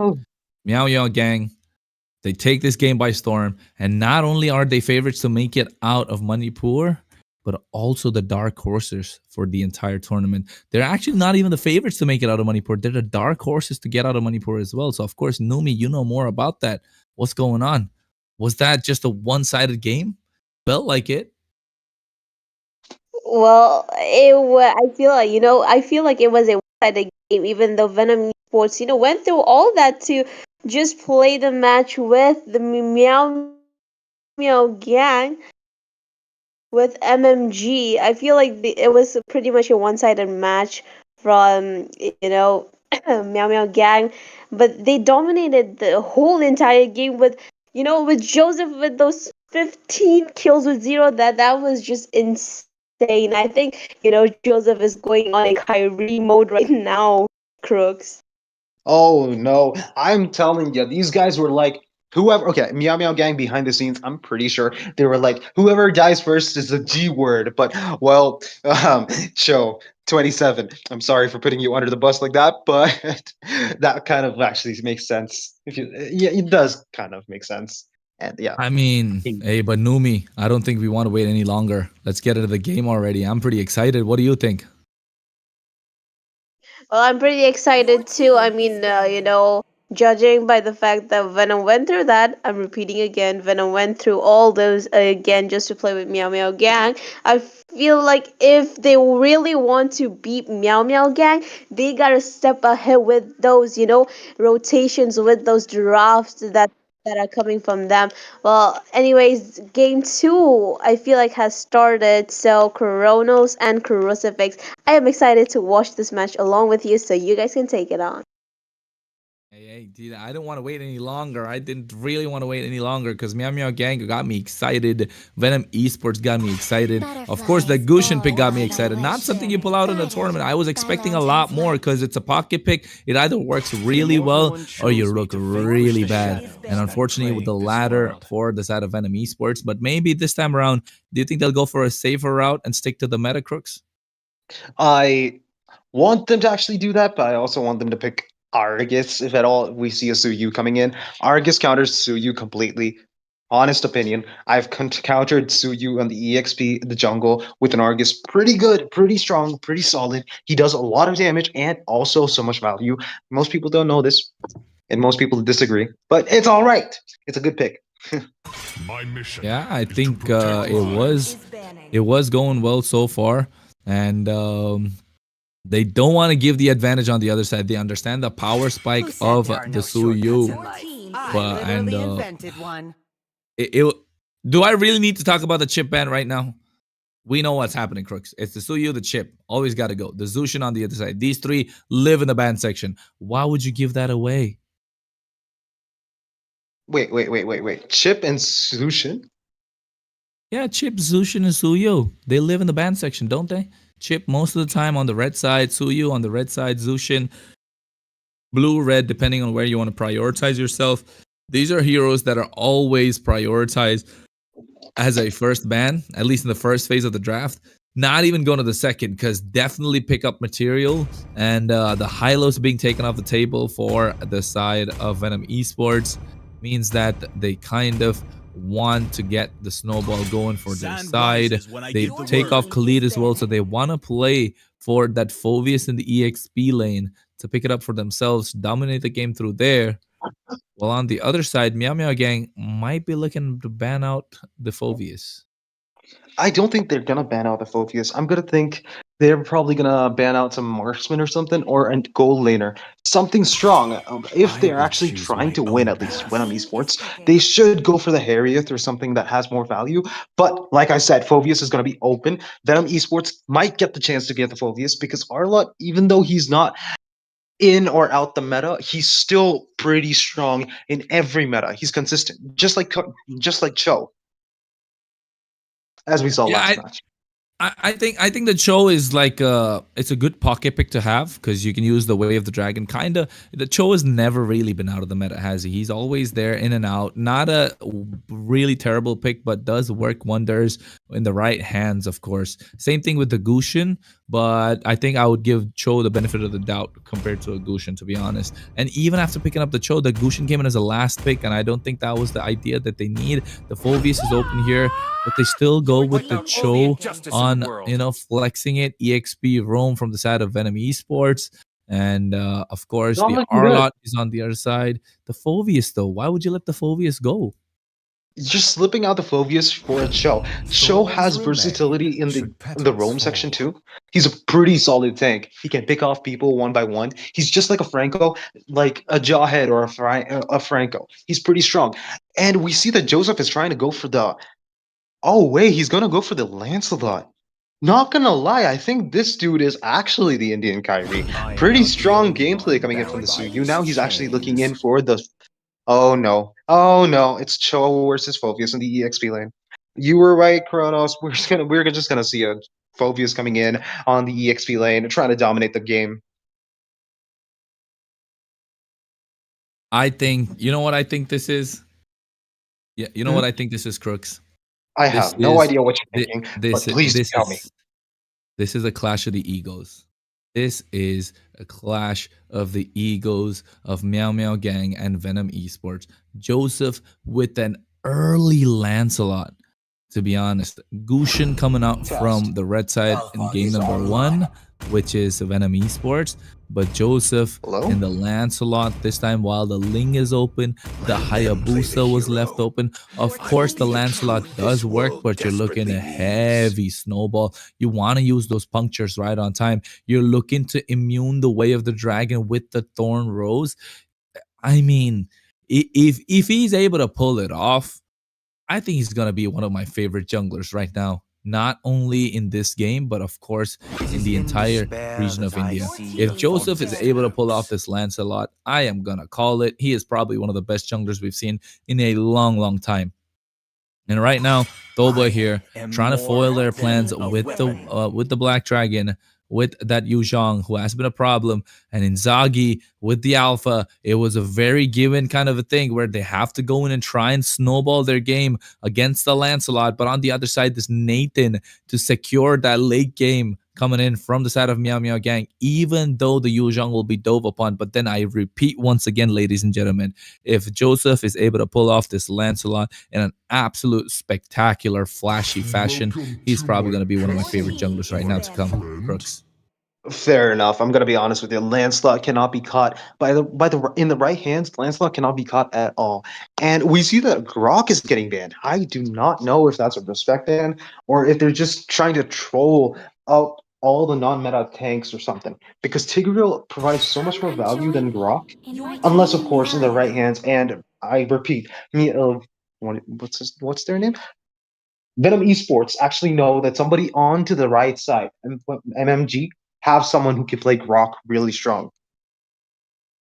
And then we see a Lunox getting banned. I'm not gonna lie, Lunox has been devastating the goal lane, and if at all, the experimental adjustments on the Lunox that was coming in on the advanced server came to the original server, that would have been devastating. Lunox could switch between light mode, ultimate, brilliance, and chaos assault instantly between whatever she wanted, and the heals would have been immensely powerful during the brilliance state. That would have been crazy. But thankfully, we're not going to be able to see that, and we're not going to also be able to see people's ultimates being copied, as Venom Esports is looking in to get a strong ultimate to respond to Joseph's Lancelot. Yeah, I think taking out this Valentina, taking out the Grok, covering their bases, the side of Venom Esports. But of course, Meow Meow Gang don't want to deal with the tank shredders. They want this Phoveus to be the front line, the nuisance that they need, playing for that mid lane control once again, leaving open this Vexana. But oh my goodness, if you had a last game like Eden did with that Louis, I don't think you gotta, change it. Why fix what's not broken, as they go for the Louis in the mid lane. And on the other side, Venom Esports, I think possibly lock in the Vexana to get the faster clear. Maybe go for a goal laner like a Ruby, because to be honest, Joseph's going to have a field day against this Vexana. But if you give him 2 to get, yeah, this Lancelot's just going to be a problem. The Vexana works. Just get the Terrify. Can possibly stop Joseph. It all depends on the iframes that you're awarded, or you can utilize or maximize from the Lancelot. If Joseph's a Lance God, I'm only find out what. Oh my goodness, what is going on? They got an Argus coming in the goal lane. Yes! Look Yes! at Okay, I'm fangirling right now. Whoever that is. Okay, Moon Knight, the same Moscow from the last match. I was rooting for you because you only got 1 kill. I'm super excited for you. I congratulate you. Thank you for picking Argus. Okay, I'm good. I'm good. Okay, I'm fine. Yeah, you heard it, ladies and gentlemen. You heard it. They're kind of getting this information that Crooks is an Argus fan. Not so based, my friend. But right now, not at all. I'm supporting Venom Esports now completely. Yeah. Full support Venom Esports. Yeah, but I think Karma Hits actually picked up the Carmilla, if I'm not wrong, for the last pick. So, yeah, I feel like the AoE coming out from the side of Meow Meow Gang is just too much for Venom Esports to deal with. Yeah, it is the Carmilla, so yeah, it's just too much of AoE. A lot of AoE coming in from Meow Meow Gang with the Curse of Blood, Dispersion Rotation combo, of course, the Demonic Force from Phoveus, the Thorn Rose to help Lancelot in the hands of Joseph, and Mirio might do wonders as well in the late game. So, ladies and gentlemen, we heard the favorites. So, Venom Esports from the side of Crooks, and I am definitely rooting for Meow Meow Gang in this one. If you want to make sure to win an epic skin, try and put in your favorite team in the chat along with your UID, and you will be definitely part of the giveaway. 2 epic skins up for grabs until the end of the day or the end of the stream. And right now on the blue side, Venom Esports, they're 1 game down, which is a match point to the side of Meow Meow Gang. Or on the red side, yeah, it could be the difference maker, or it could be all she wrote for the side of Venom Esports, and they will have to bow out of the competition. As you can see, Mirio zoning away Moon Knight already, who's desperate to get that cannon minion. And the stream is kind of lagging. I'm not able to see what's happening pretty well. Hey, but at the same time, Crooks, at this time around, of course, if it is laggy for you, but you can take a look that on the EXP side, Toba here, already level 2, being zoned out by 27. The wave frozen in the favor of the side of Meow Meow Gang. And on the gold side, Joseph, he wants to go in. He has the puncture. He has the Thorn Rose. No Phantom Execution, so he backs off. But at the same time, look at that. Karma hits, has the Purify popped at the right time at the right Jeet Kune Do. And first blood in the hands of Inzaghi for Venom Esports. And they finally able to get control. But of course, Joseph looking to get the scaling that he needs into the mid game and the early game as well. Not having the team fights that he needs to do so. As you can see, Inzaghi trying to camp on Mino on the top side. Mirio gets taken down by Moon Knight, and Argus gets the kill and able to dominate the goal lane. But Joseph here, copying the rock and a hard place, gets a knock up to the Jeet Kune Do. And this is what I was talking about, ladies and gentlemen. The Lancelot is a risky pick, quite coming in early as well. Not able to pop the Phantom Execution to get out of harm's way. And that was a beautiful kill going on to the side of Thoji, as Venom Esports definitely have the upper hand right now in the Turtle Pit. Yes, sir. And right now we see that Lu Yi is getting a little bit problematic. Ooh, Joseph went in, tried to get the retribution, but Inzaghi picked it up, and Joseph Thorn Rosebow gets petrified, will get taken down. And of course, once again, 27 trying to bonk his way to victory with the demonic force. But guess what? The Black Dragon, Thoba, with that Blood Serpent, just went in, dishing out the damage as well. And the Venom strikes onto the side of Meow Meow Gang and slowly taking them down and penetrating through their blood vessels. So 6-0, the kill score on the side of Venom Esports. Meow Meow Gang are hurt, and they're hurting really bad right now. They're hurting really bad. And think about this. When Alpha got the first kill on the Carmilla, he spammed the Geek emote. And not gonna lie, what teams we're facing off in the MPL ID right now? It's Geek versus Onyx, and Onyx Kyrie is compared to Joseph, the Lancelot. Well, it's actually Onyx versus Geek right now. Do you think? Now, I'm putting up a little bit of a thought, but mid lane is not going to actually see much of blood because people are going to be running back. Yeah, Shinigami was out for blood indeed, but of course the vampire herself, Carmilla, not giving it away. And you can see the bot side as a solo kill. Thoba goes down in the hands of 27. Calling it 27, can you do something for me is what they asked. And guess what? He responded. He got the kill, but the rotation coming out with the diversion play. They're catching Inzaghi off guard, and yes, they do. Dispersion rotation completely misses. The Shinigami goes in for the knockup of the Jeet Kune Do as well. Flicker to get out of harm's way. And oh my goodness, Meow Meow Gang caught them by surprise. And now trying to get control of the map, even though they're at the back foot. Not gonna lie, I saw the Alpha use the Spear of Alpha to escape, and what's his name? Shinigami actually used the Flicker. So they're actually a little behind on resources. Alpha might get the Spear of Alpha coming in. Ooh, look at that. Way of the Dragon goes on towards the wrong target. However, gets taken down. Curse of Blood is there. Killing spree on towards Inzaghi. Black Dragon form coming out to zone them away. 27 is zoned out, and so is Joseph. It should be easy turtle in the hands of Venom Esports. And oh my goodness, Thoji just taking him down. Joseph 0-3-0 on a Lancelot. Just having a flashback of the Gushin previous game, but oh my goodness, 27 as well went down. The Furious dive connected, and Inzaghi went in with that Spear of Alpha, able to get the kill. And look at it this time around. Entropy comes out on towards Moon Knight. He has the Eternal Evil, doesn't want to use it. Shinigami gets the Jeet Kune Do knockup on towards Karma hits. Karma hits, able to start. Oh, Thoba here. Oh, he got a little risky there. Wait. What was that? Wait, what was that? Oh no, Thoba was about to die to the tower, but that was because he was trying to save his minions any bit of unnecessary damage. And looking at the score right now, we have an 18,000 to 12,000, now 19,000 to a 13,000 gold gap, and this is not looking good because it's 10-1. It's the same thing that we saw in the last match. Is Karma hitting? Is the question, because Karma hits is kind of confused with his own name right now. Hey, Karma hits hard indeed. Will it happen for the side of Meow Meow Gang?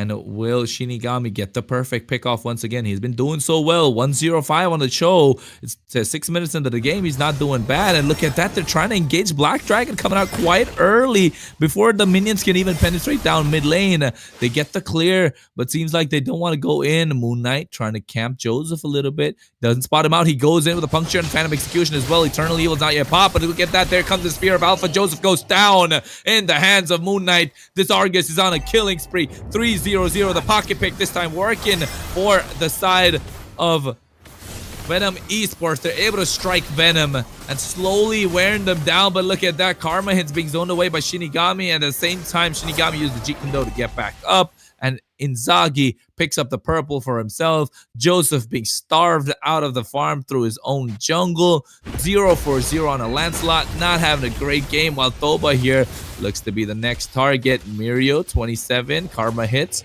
wants to get something on towards him. Meanwhile on the top side, Doji, Shinigami, he has the flicker. He has the way of the dragon. Oh my goodness.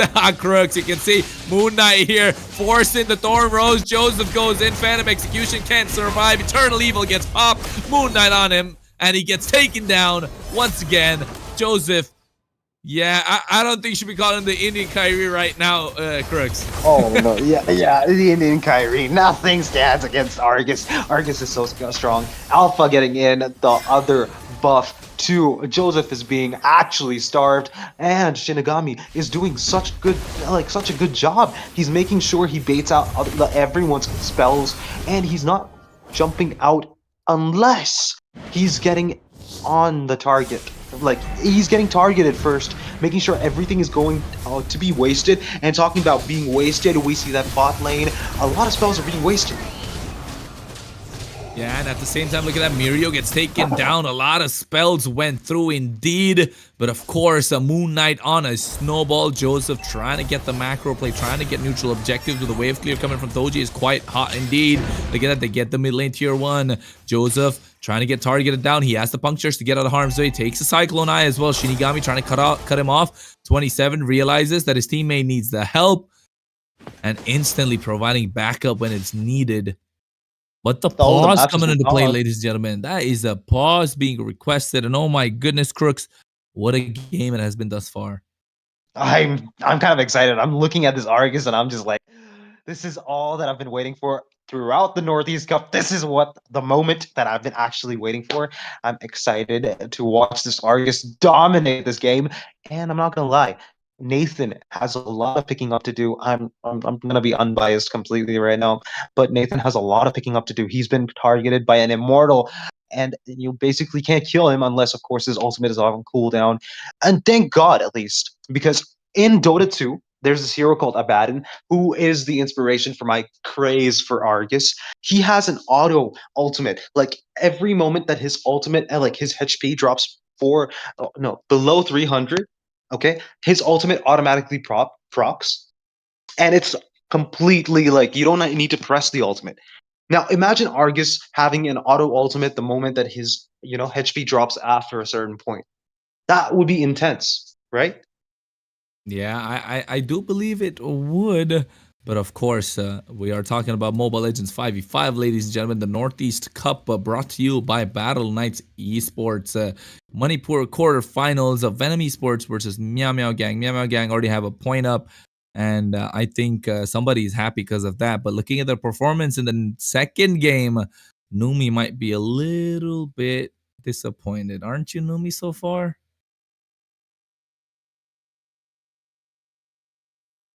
Well, never mind, ladies and gentlemen. Seems like she's having a couple of issues right now in the background. But of course, once again, on the caster's desk, of course, you have me, Kronos, alongside Crooks.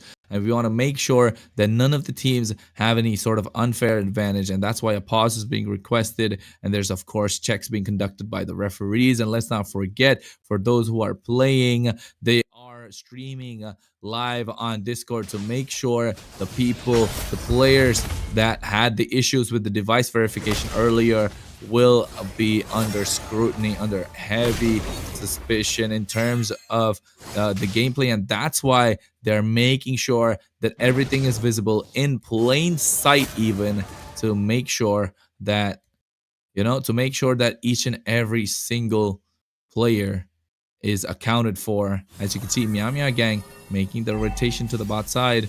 Doba here should be the next one on the target. And Crooks, seems like they want to attack this bot side. Yeah, they do. I mean, they need to. They have 0 towers taken down except for the mid tower. Maybe. Wait, 1. It's not 0, but 1. Now it's 2. And it's almost evened up. But they're actually going to lose in on the Lord. Coming for that Doba was not a good decision because the Lord was so crucial at this point in the match. And they have a hard level gap between them. They need to make sure that they can defend without any problems. Yeah, but look at that. Doba here goes over the Petrify. He's trying to survive. He has the Furious Dive as well, using it and trying to get out of harm's way. 27 with the Demonic Force, but at the same time in the mid lane, Inzaghi is unstoppable indeed. Gets the kill on towards Joseph. Curse of Blood did connect, but it's too little too late as Shinigami's trying to zone out. Karma hits. Not hitting hard right now. And he goes with the Spear of Alpha. Inzaghi, the snowball is real, ladies and gentlemen. 6-0-4. An absolute domination. He is completely unstoppable. Level 15 to Joseph's level 11. While you can see Moon Knight just went in, penetrated with the Eternal Evil, took the kill on towards Mirio 0-4-1, and finally got shut down at the top side thanks to his overextension, while the Lord going down the bot side for the side of Venom Esports, and they're able to claim this tier 2 in the mid lane as well. That's a prize well taken because the mid lane tower is the most important tower in the match. Any time in the game, if you are able to take down a mid tower, please take it down because that gives you a lot of opportunities to gank in between the whole side of the enemies. And this is not looking good for Team Meow Gang. MMG have a lot to deal with because right now the Lord is marching down onto the bot lane, and this is going to be a defendable one. While Doba is looking in for some kill. Dragon, he's taking too much damage though, but at the same time, 27, able to zone them out. They don't get any inhibitors. So good defense coming in from the side of Meow Gang, but at the same time, they got what they came for. They could have gotten a little extra, the side of Enemy Sports, but deciding not to go through. But here comes the Jeet Kune Do. He doesn't want to get the knock-up, realizing the Thorn Rose was used as well. These are the small interaction, the iframes, ladies and gentlemen, that make a difference in this game. And of course, Shinigami and Joseph are the ones to do that. That Jeet Kune Do knockup, when it comes exactly at the time the Thorn Rose is used, it is rendered completely useless. But after that, of course, he can go for the Way of the Dragon. So that is the interaction that's been working out in the favor of Shinigami with this Cho in the roam position. But Joseph not having a good game. 0-6-0 on this Lancelot, looking like a complete opposite of what happened in game number 1. And Venom Esports looking to try to end the game, complete their advantage, and look to get the snowball of 10,000 gold lead. The previous game, it was a Meow Gang who had that. And look at this time, Crooks. Gold lead last match, and now it's a 10,000 gold lead onto the side of Venom Esports. Not gonna lie, this is looking very grim for Meow Gang right now. I think they actually let the first victory go into their heads, and Cho looking in for a kill onto the Lance. Not gonna be able to because he's able to dash out. The punctures are on point, and in bot lane, Doba has to retreat. This is not looking real good. Second Lord, the Luminous Lord, is being taken down, and Phobius is trying to contest it, but they cannot. Argus is trying to go for the kill. What do you think? I don't think he'll be able to. Demonic Force comes out. Inzaghi's is completely unstoppable, godlike. While at the bot side, they get something going for the favor of Meow Gang, but here comes the Way of the Dragon, and Eden will be going down as well. They lose 2 with the Luminous Lord marching down top lane. That's a very risky move right now because they have only 3 people to defend, and Nathan is the only one that I can see actually doing damage to the Luminous Lord. Argus has to pop the Eternal Evil and has to go back, and this is really looking dire for Team Meow Gang. Yeah, but one thing they have going for themselves is Shinigami does not have the Way of the Dragon. He has the flicker, so can provide the knock of the Lord crashing down the top side. Gets the inhibitor, and Joseph goes in with the punctures. He has the damage dish now from Mirio as well. The entropy doing quite a lot, and this is where the late game Nathan will start shining while they're trying to penetrate and crack open the base from the mid side as well. The top has been exposed. Joseph trying to get the clear. And I think they'll be able to defend quite comfortably. And I think, Crooks, we got to take a look at the itemization as well. Yeah, I've been waiting to actually mention that, and we have the items on screen right now. We see that Vexana has most of the items that she needs for the game ready. Also, the Lu Yi, both of them have the most important items ready. It all matters whether if Lu Yi can make both, okay, two people kiss themselves with the passive, of course. If not, she is not going to provide that much value, and she's not been able to provide that much value at all throughout this game. Last match, she was doing really good, and Eden is not able to live up to the past, like the previous match. Yeah, I think it's a complete flip, right? It's a complete flip, Crooks. It's got me thrown for a doozy as well. They threw me, a curveball right here because I thought Meow Meow Gang is gonna take this game away after that game one utter domination, but.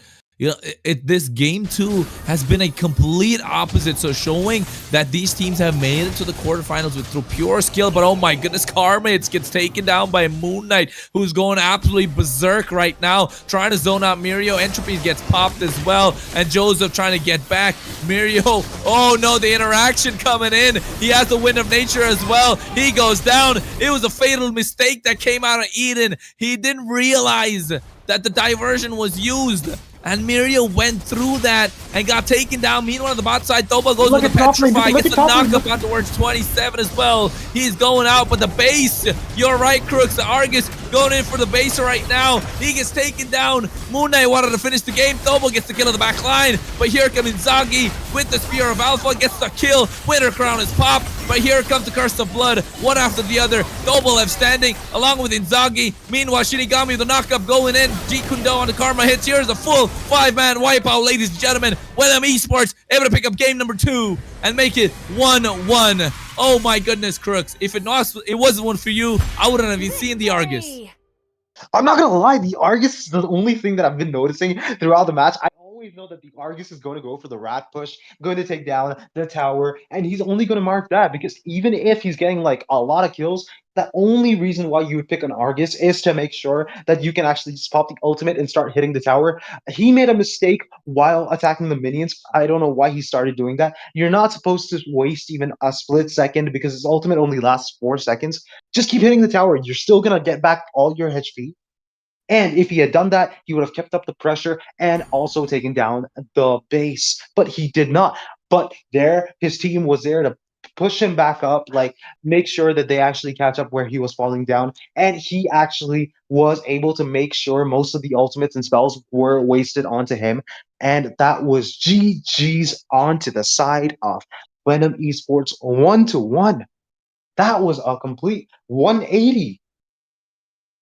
Oh, a complete 180 indeed. And I think this is why, it's all about fighting for state pride, isn't it? They want to represent their state. Of course, we're in the quarterfinals, Crooks, and these teams, the winner will move on to the semifinals, of course. And I think the fact that they are the state pride of Manipur is on the line. They want to fight for it and they don't want to hold back. And that's why you can see not that they're lacking the skills. It's just that both teams are so equally skilled that it is utter domination that's coming in from both sides. Game 1, Meow Meow Gang. Game 2, Venom Esports. Game 3, Numi. Who do you want to see come out on top?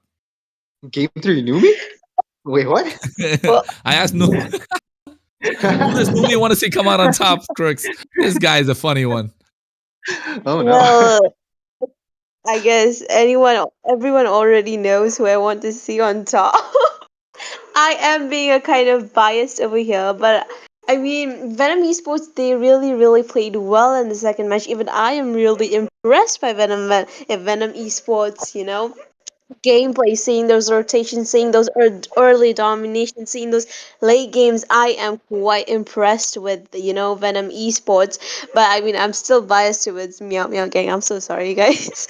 Meow Meow Gang till the end. But anyway, since the match 2 has ended, well, with Venom Esports taking the win, and the score right now is 1-1. I mean, we haven't witnessed a third match till yet, Chrono. So are you excited? Like, this is the first. I mean, I guess it's the first third, like the match that has been going to the third match. So are you excited for the third match? Because well, I am quite excited after that Venom Esports doing a comeback in the second match. Yeah, I'm pretty excited indeed to make this go all the way to game number 3. But Crooks, I know you're more excited. You saw the Darth Vader come out in the game number 2. No! He's cool. Yeah, you know what? You know what? You know what? No! Numi, I'm sorry, Numi. We got to go into the draft. Take us there. Well, it looks like the casters are very excited to move on to the draft, and I think the viewers are also excited to go to the draft. So without any delay, let's move on to the draft. So Kronos and Crucifix, you guys can take it away. By the way, I'm still rooting for Meow Meow Gang. Hey, guess what? You wanted to say that, but at the same time, what we wanted to see you guys, what we wanted to show you guys was that first ban Argus coming out from Meow Meow Gang.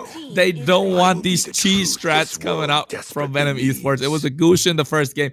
Didn't work out, but guess what? This Argus did, and they were breathing down the necks of Meow Meow Gang, especially Mirio. He wasn't even able to play, and that's why you can see the side of Meow Meow Gang completely ban out the Argus. First ban, don't want to deal with it whatsoever. Take it off completely. Moon Knight, you got to play your marksman. We don't want to see the Argus come out, Crooks. I'm just gonna quote Starboy, like a weekend actually. A single tear just fell from my eyes. Alpha is online. So painful. Oh no! And talking about that, okay, time enough weeping around over my my favorite hero getting banned. Argus is getting banned. First time I've seen a first ban Argus. Damn! I'm happy too. In a tournament, nonetheless, in the Northeast I know, Cup, one of the biggest tournament of India so far. Oh my goodness, know. I can't believe it. Argus is getting banned first, and then comes the Arlot getting banned too. Pretty strong contender. And we also see the Yuzong getting banned. He's always been that painful dragon that flies around alongside Matilda. Both of them should actually start an airline company like Matilda and Yuzong Airlines. They just keep flying around. But then again, Azushin, Hylos, and Suyu get banned. Pretty standard, pretty strong bans. While we see the first pick onto the side of Meow Meow Gang being the alpha. I think what they're trying to say is that Team Venom Esports might be able to play alpha, but we can play him better. And they've picked the alpha. And like I said, another one of the people that actually have this kind of like airline mentality, Matilda is going to get picked onto the side of Meow Meow Gang, and Venom Esports has retaliated to the alpha, picking the Cho and the Vexana. Cho usually is pretty much better as a roamer, not the EXP. While the full damage Cho is pretty useful, it is always much more recommended to be seeing a Cho as the roamer, a full tank. He's always more valuable. Yeah, I think he definitely is valuable in the roam position, but of course, Y-Fix was not broken. Shinigami had a brilliant performance on the Cho in the previous game, and looking to carry that on to this game number 3. But seems like Meow Meow Gang sticking to what works, right? The alpha that works can get the snowball going for them that they had in the first game, and the Khalid and the EXP side to get the prio, while they get the Matilda to get that combination going in, providing that mobility with the guiding wind. That Matilda Airlines, what you said, wants to be there, providing a heal for the team as well. While on the other side, they're playing for the mid lane control in the form of Toji's Vexana, and as well as the Cho, looking to get the map control, while they're looking to go for Toba on the Terizla, banning out the Yuzhong, which was picked up twice right now. So the Terizla looking to get these team fights, looking to get these penalty zones set up. And, I think they're trying to get they got to ban out a lot of marksmen right now, right? They got to ban out the marksman that comes in. They can ban out the Claude, maybe even the Nathan that Mirio picked up. So just goes to show the Heretics being taken off the table. So far, so good for both the teams, I would say, Crooks, but this could change at any given point. At all, if I'm thinking, they should have actually just picked Phobius to counter the Khalid. Not gonna lie, Terizla is pretty good, but Khalid is a little pesky, like a little too pesky for Terizla to catch, unless of course the penalty zone is popped. Even then, the Khalid can run away, escape the penalty zone with the Raging Sandstorm. And talking about, you said that goal lane is going to be the one that's going to be narrowed down. We see the Harriet getting banned and the Nathan getting banned. Nathan does a lot of damage, even though Meow Meow Gang actually picked up the Nathan and he did a lot of damage in the late game, like mid to late game. They were not able to actually, do it right. They were not able to actually dish out enough damage, but they don't want to risk it. Venom Esports don't want to risk it, and they've banned the Nathan. And talking about banning something that can do a lot of damage, Hayabusa is getting banned too. And well, Venom Esports have narrowed down the goal lane options, and Meow Meow MMG have actually narrowed down the jungling options. Yeah, I know. So, at this point in time, looks like they're narrowing down the jungle options indeed. So what is left? The Suyu was banned out. The Harriet, the Ling, the Hayabusa, the Gush, the Julian's available right now. I was saying Gushin because I remember the Boyle man picking up the Gushin himself. But right now, don't want to take any risks. It's game number 3 indeed. It's about fighting for state pride to carry on the legacy of their team into the semifinals. Of course, Meow Meow Gang on the blue side, as well as on the red, we have Venom Esports. And the Novaria fits so well over here. They get that Novaria Matilda combo along with Mirio on the 1-1. I haven't seen a 1-1 such a long time. I want to see that crossbow of tank pop off. 1-1's one of my favorite heroes in the game, Crooks, if you didn't know about that. But of course, I think the Lilia works a little better over here, provides the peel that the team needs. The wave clear will be present as well. So playing to their win condition, playing to their strengths, the side of Meow Meow Gang, I think looking at the draft, they might be able to take this game. But on the other side, no way. No way. Is he going to do it? Mia is actually pretty strong. I'm not going to lie.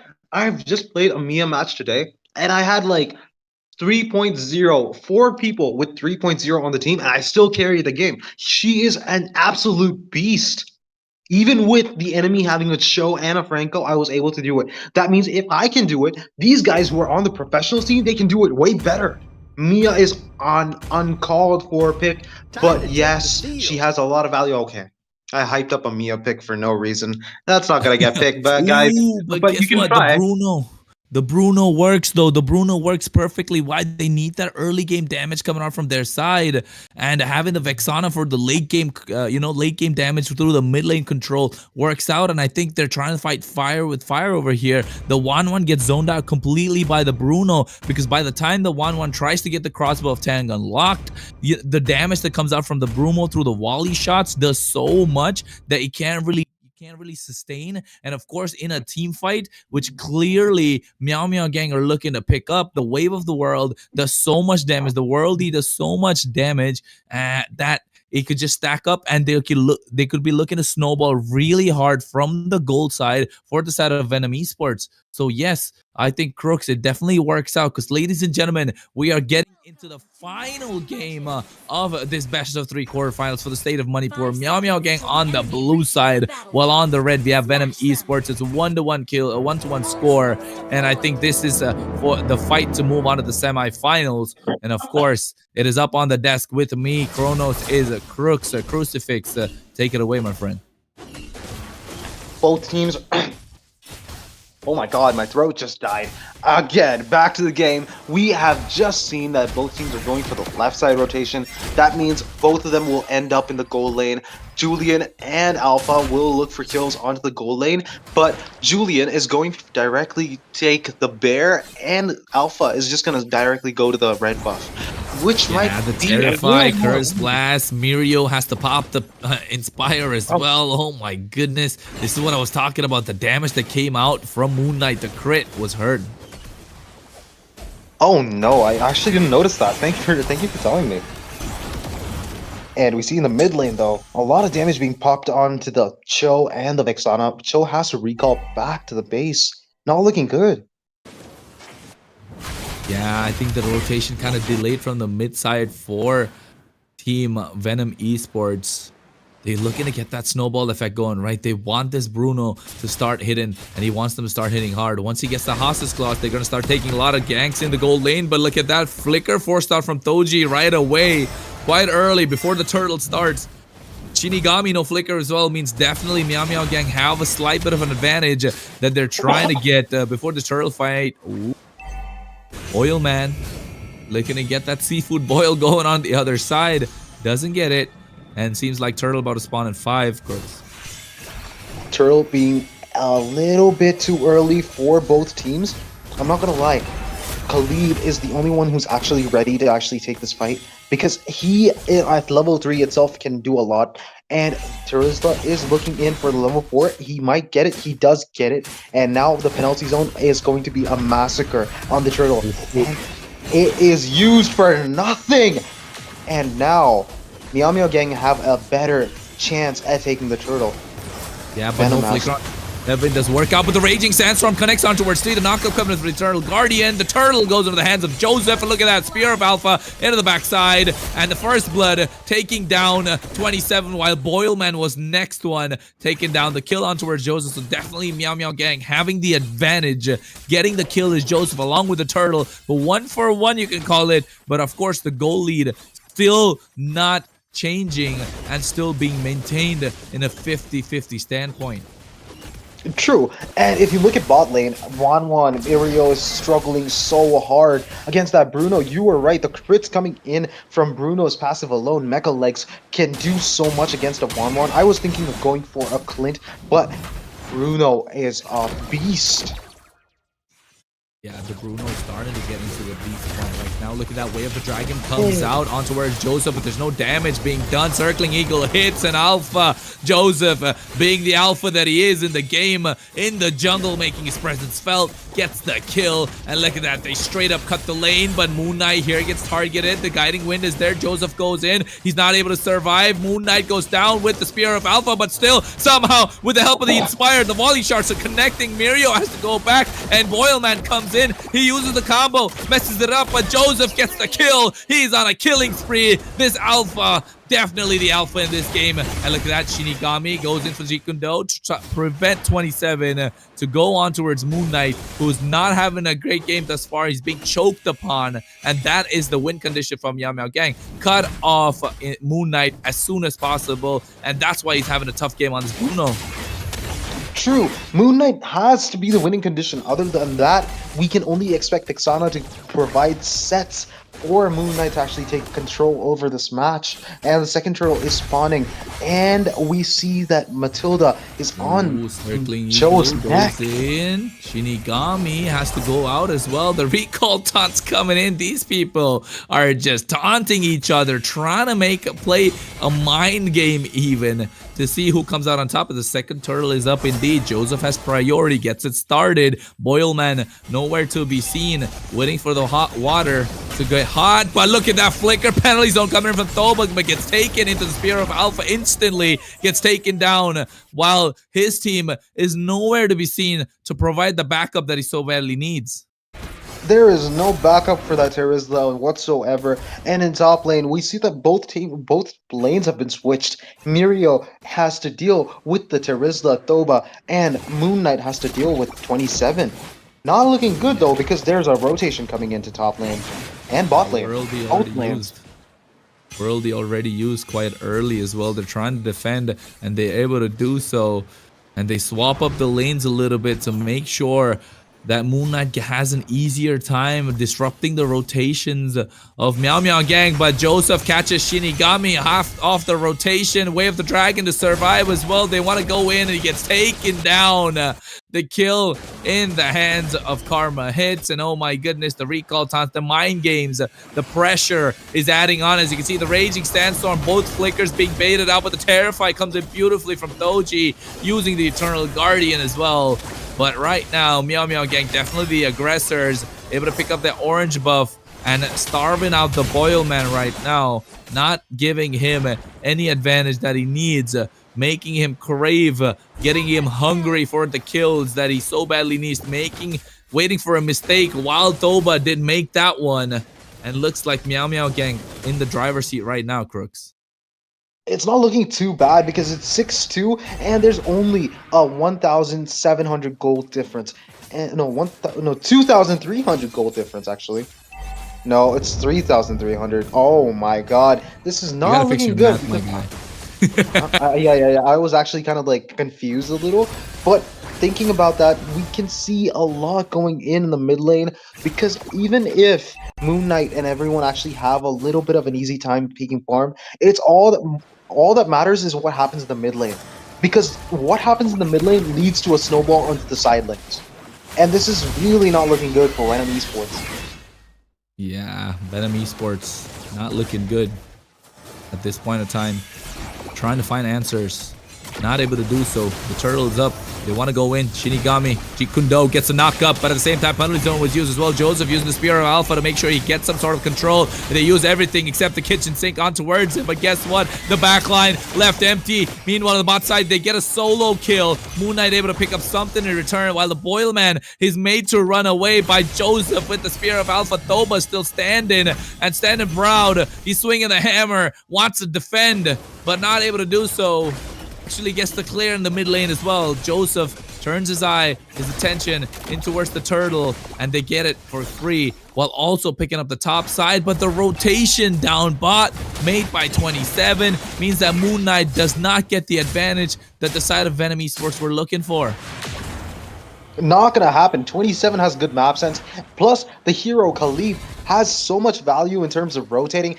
Toba opens up Moon Knight's Moon Knight's plans of baiting out the Khalid by that first skill. It's not looking good because any engages is not going to work on 27 because he has good map sense, and even if the map sense is there, it's more about luck, and Moonlight has not Moonlight 27 has more of that. Yeah, you know what, folks, for those of you who are watching, make sure you share the stream. Of course, right now, feels like this is going to go all the way. This is going to go the distance. This might go even into the late game.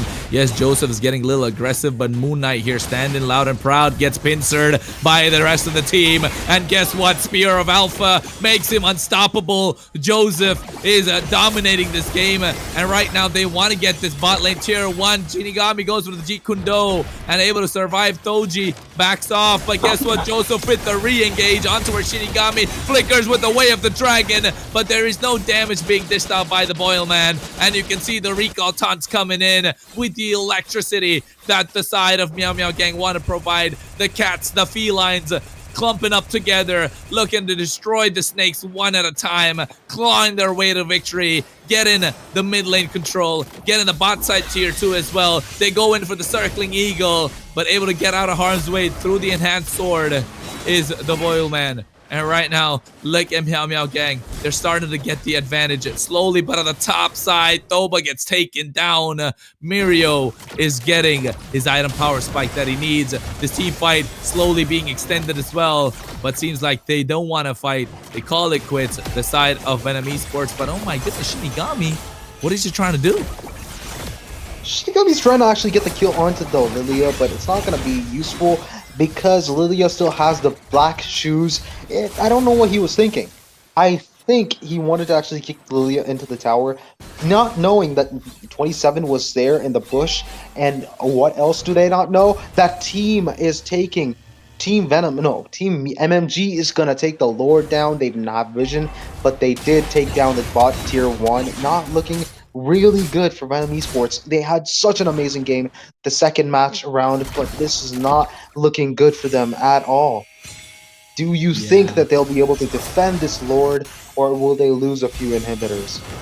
Yeah, I don't think they should lose an inhibitor right now. They should be able to defend quite comfortably unless the side of Meow Meow Gang get that synchronized push, right? Eternal Guardian used already, so that's a big resource. Jeet Kune Do goes in, he has the knockup, but the Spear of Alpha misses. But the penalty zone on towards 4. The crossbow of Tang is unlocked with the Raging Sandstorm. He catches 2, he gets a double, but he falls down in the hands of Moon Knight, who gets taken down as well. 3-for-1 trade. Beautiful sets coming both across the board. The Lord up the top side. Holy Defense gets proc, and they want to go in. Circling Eagle. Matilda Airlines is online as they see the enhanced sword come out. They're trying to defend the Lord, sitting quite healthy as well. The Boilman wants to defend Shinigami, the distraction. No way are they able to, but Joseph goes in with the Spear of Alpha. does connect, but Thoba comes back online with the penalty zone, and once again they get the kill onto our Shinigami. This is an extended one, and Joseph will have to go back as Moon Knight is back up again and dishing out the damage through those footballs, knocking them down one after the other. There are another set of super minion waves coming in. The mid and the bot side is protected. So I think the side of Meow Meow Gang call it quits, want to go back, regroup, realizing they can't end the game. It's too risky for the side crooks, but oh my goodness, that looked like it was gonna be all it. Well, I did notice that most of the respawn timers were coming in a very short 5 seconds, 4 seconds, 3 seconds. So I thought that they had a chance to defend because it was only 3 versus 2 in the starting, but it was going to turn into a 3 versus 5 pretty quick. Good decision to back off. I'm going to be honest with you. If at all Alpha got the kill, Joseph had the kill onto the Julian, that would have been a little bit too rough because they would have actually lost at least one more inhibitor turret. Ooh, it was a risky process for the side of Meow Meow Gang. They wanted to go all in, but realized they weren't able to do so. It could be a possible end, but I'm telling you folks, those of you are watching, get your friends to watch this one, because this is an exciting cracker. I told you this was going to get extended. Numi, tell them about it. Ask them to get their friends along. It's the quarterfinals of the state of Manipur. Oh, you mean Meownipur? You can get it, Meow Meow Gang. Meow Meow Gang is actually dominating, so we're just gonna be like, these guys are going to take it home for Meownipur, guys. I don't know. It just sounded cute in my head. Don't crucify me. Hey. A little bit, and a little cringe coming in from you, Crooks, just a little bit. But of course, right now, it's either Meow Meow Gang. It's either Meow Meow Gang that's going to take the victory and get the snowball. That is perfectly set up for them right now. Look at the goalie, right? 9,600. It's usually hard to come back in this one. But right now, on the side of Venom Esports, they might have an answer. They have the Bruno who hits the power spike. I really want to take a look at the items because that could be the difference maker here. Wait, why does Show have radio? I am so... Crooks. Yep. Hey. So sorry. I was shouting on top of my lungs and I didn't realize I was on mute. Hey, but it's okay, Numi. No. It's all right. We're back in the game already. But Crooks, you were saying, what about the itemization? I don't know why Cho has a radiant armor right now because Athena's shield would be so much more value. But then again, I think Lilia's burst damage could be negated with the radiant armor, but I personally experienced Athena's shield do a better job. So I'm kind of confused with the itemization there. Yeah, I think the Cho right now, I like, okay, so the Cho's itemization, let me explain it to you. You usually go for the Dreadnought armor early to make sure you get that defenses propped up for the physical side. And then after the Dreadnought armor, then you go into the Silence Robe, which kind of provides the magic defense as well. And then you finish the Anti-Cuirass, and then you go into the Radiant Armor. And that provides the kind of defense that you need to survive the early game as well as the late game. Now looking to go for the Dominance Ice, that's kind of very well needed. Not having this anti-heal come out early could have been the problem. And of course, even the Julian, the Boilman, opting to go for the sustain route with that Blood Wings early and not this first item Genius Wand means that they'll be lacking the damage. They're looking to get the Holy Crystal late enough to get the damage. And once again, Meow Meow Gang get the Luminous Lord and 27 here, you know, trying to get that damage going through the Raging Sandstorm. I still want to take a look at the items and see where Mirio currently stands, of course. And looking at the fact that it's almost late game, he has the duo complete, the Corrosion Sight and the Demon Hunter Sword, gets the Wind Talker, the Wind of Nature is available. So right now he has the advantage, but oh my goodness. Thoba goes down too early. I think mispositioned himself, didn't he? Yeah, and Luminous Lord is probably going to take 20 seconds to come to the base from the side lane, at least 25 seconds. He might be there to actually take a few hits, but that's just too risky to actually go and take a L for right now. And this team fight is going to set the whole stage. Eagle goes in. Look at that. The Naka comes in with the General Guardian, but there's the Raging Sandstorm in the back line. Shinigami just barely survives, and so does the rest of the side of Venom Esports, but Joseph goes one after the other. The crossbow tank was locked. and the kills going down one at a time. Thoba left standing. He's trying to defend, but look at them. They're just trying to add insult to injury. They want to make their presence felt. Meow Meow Gang dominating the game. All 5 left standing. Boilman is the last one to survive. The base crystal goes down, and they take the victory and call it a 2-1 and move on to the semifinals. Venom Esports, well played, well fought out, but unfortunately, we'll have to bow out of the competition. I'm gonna be that dude, okay? And just gonna say, oh yeah, it's because of Argus that they won the second match. Okay, that aside. Okay, I just had my victory moment because of an Argus pick. Anyways, well, Venom Esports actually did stand a chance. The draft was good. I'm not gonna lie. The draft was pretty strong, especially considering the fact that they picked a Cho and knowing that Shinigami plays really good Show, but he did make a lot of risky plays. Thoba should not have picked the Terizla. He should not have picked Terizla at all. That was a very bad pick. He should have just gone for Phobius or some other meta hero on the EXP side. Not going to lie, Thoba dying in the end moment was very bad because the moment the Lord entered inside the base is when Thoba respawned, and he did not have the chance to give an engage for his team on the right time. That was totally unexpected. I mean, at this point in time, what was unexpected that this game was such a cracker, right? It was an absolute, utter dominating by Meow Meow Gang, but at the same time, Venom Esports did put up a really, really good fight. And it just goes to show that, of course, the competition coming in from the state of Manipur, absolutely fierce. Absolutely fierce. That's what I want to say, Crooks. And the fact that they stayed until the end, right? I know. They won this game too because of the Argus. It's all right. We can call it. I know you're smiling and laughing in the background. Darth Vader music comes in. Let me make my evil laugh. No. Okay, I'm good. I had my moment. Well, hey, Crooks had his moment, but guess what, Numi? Did it go the way you expected?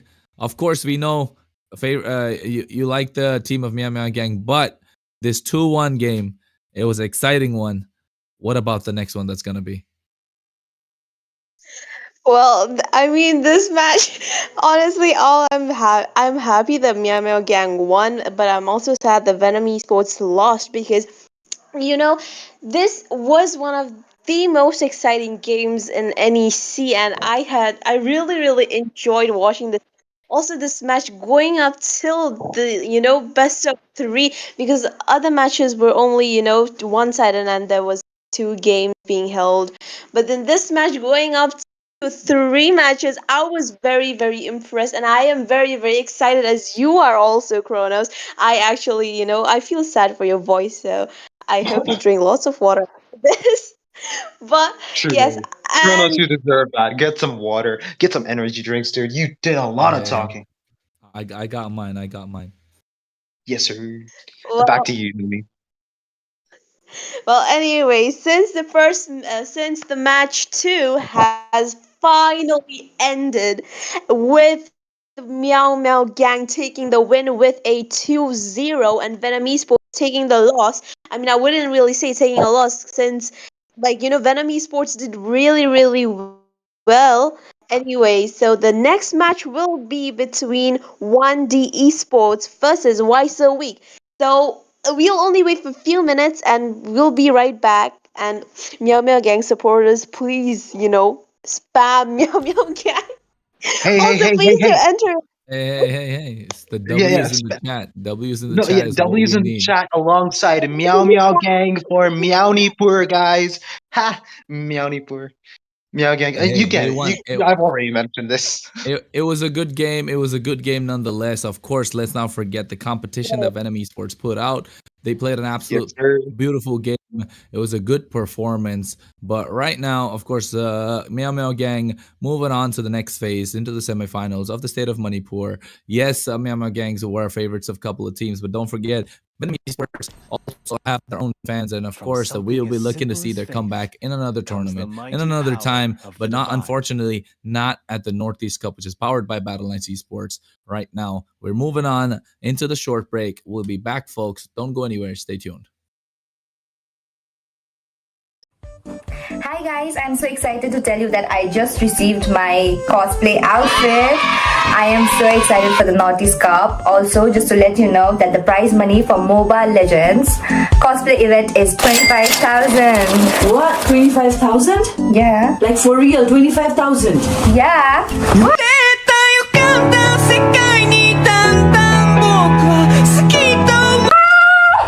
Guys, I got Rumi's outfit, so now the 25,000 is mine.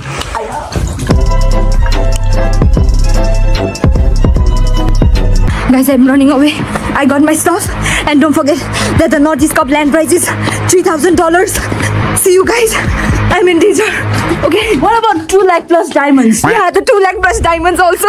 Bye.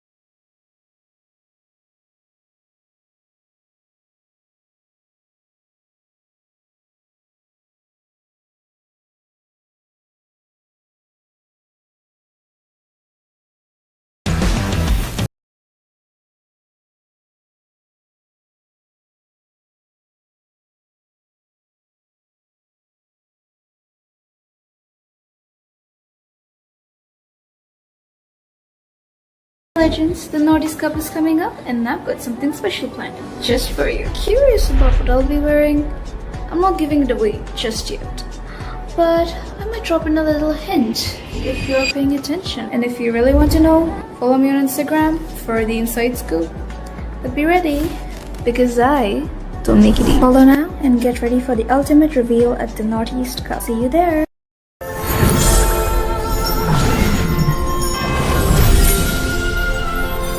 A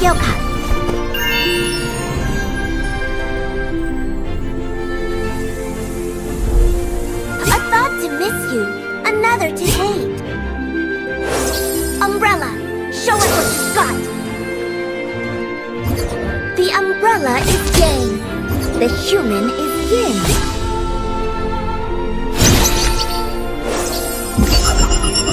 Akugyo Taisan. Curse simply means restriction. It seems that very few people know about Omyoda.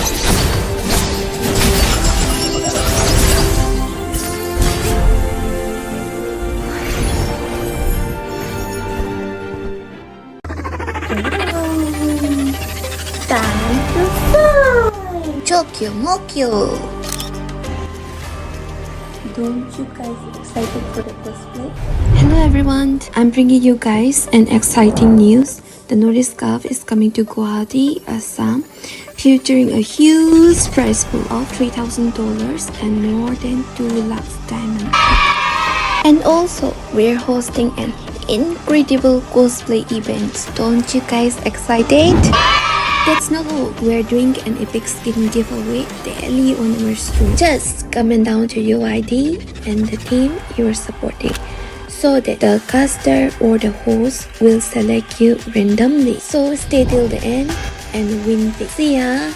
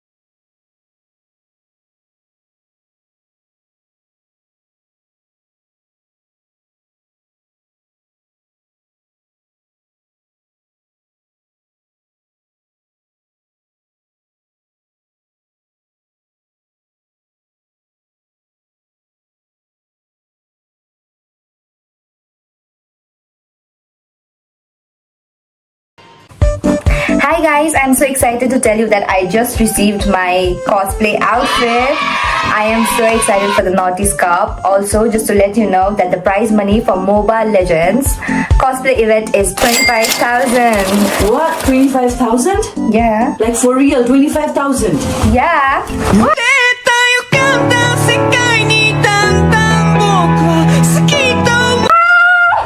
Guys, I got Rumi's outfit, so now the 25,000 is mine.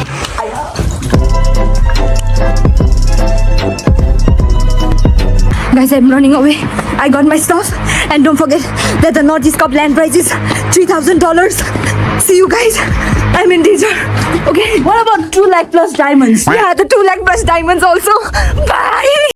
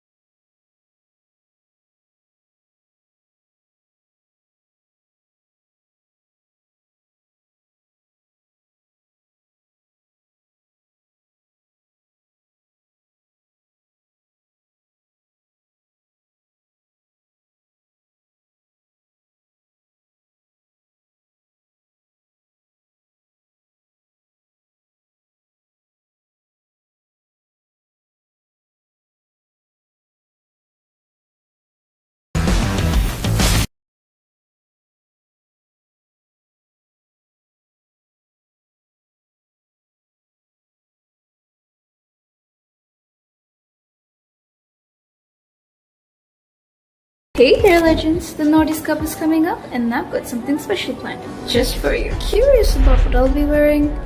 I'm not giving it away just yet, but I might drop in a little hint if you're paying attention. And if you really want to know, follow me on Instagram for the inside scoop. But be ready, because I don't make it easy. Follow now and get ready for the ultimate reveal at the Northeast Cup. See you there!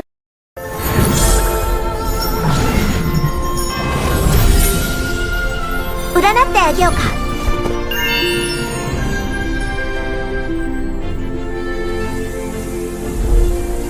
thought to miss you, another to hate.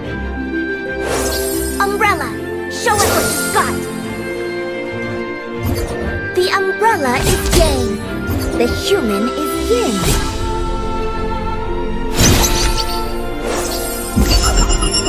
Akugyo Taisan. Curse simply means restriction. It seems that very few people know about Omyoda.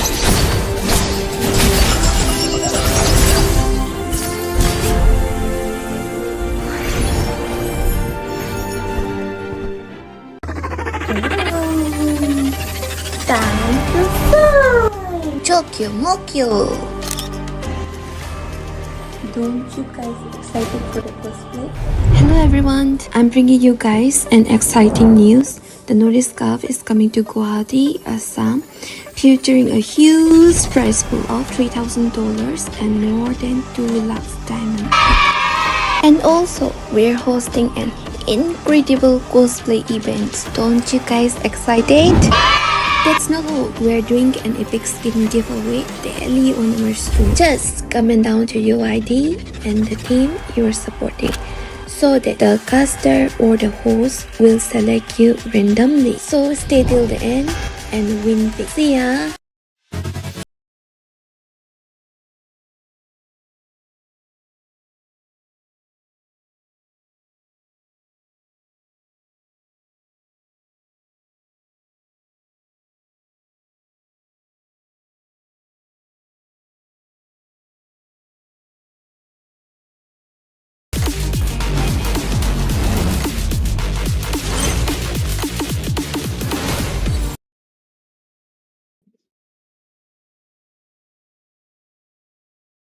Hello, ladies and gentlemen. Welcome to the Northeast Cup quarterfinals. Today we have the team ID Esports going against the team Why So Weak. Let's see who is going to claim their throne going to the semi-final slot today. And Northeast Cup is powered by the Battle Knights Esports.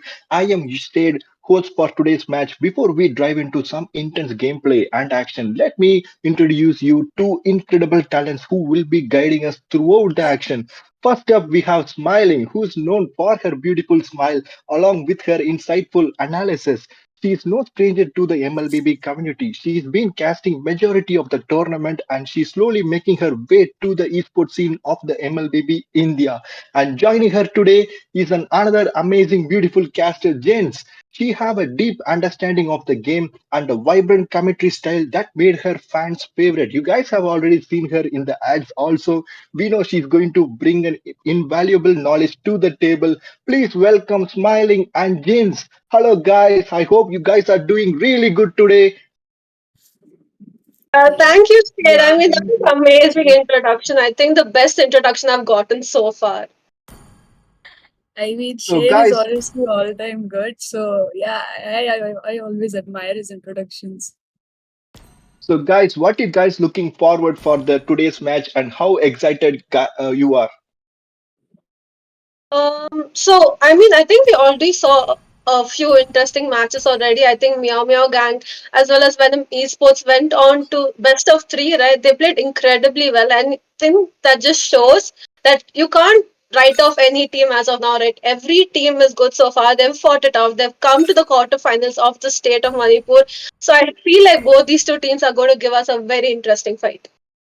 And I have a question for you both. Like you guys know that MLBB in India is very new, and the players are evolving at a great speed to the adapting to the meta. And we're gonna witness an action-packed game between the teams ID Esports versus Why So Weak, and they are the top 8 teams in the Manipur right now. And and it's going to be a clash of titans. As a seasoned casters, what do you guys think are the key elements that makes a great MLBB team?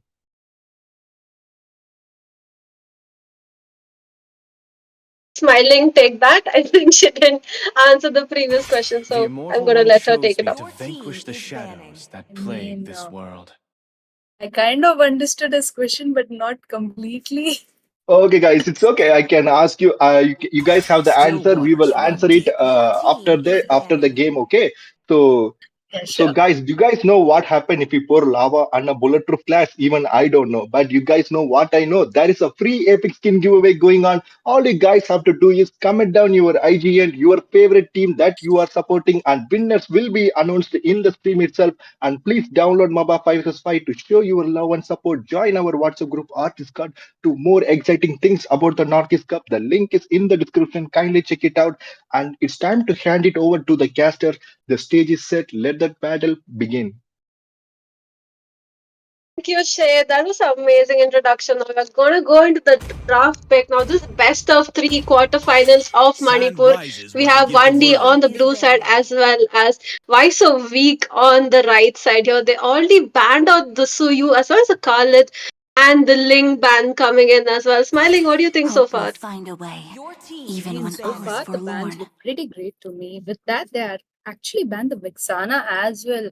So they are trying to, make sure that each laners are banned. Kind of, I mean, this kind of leave a lot of heroes open. Probably, Phobius or Argus, or maybe Argus right now is kind of trending. People are going in with that pick, but again, it's a very risky pick because you need that late game for the Argus pick. So yeah, I think they need that, proper draft which will help them win. And probably they still have the two bans. They can go in for the Zushin ban, they can go in for those Phobius ban, as well as maybe they can go in for some tanky bans as well. Like, the Ruby is open, Alice is open. So, again, yeah. True. I mean, you were talking about the Zoshins, they already banned it out from the side of Team 1D Esports.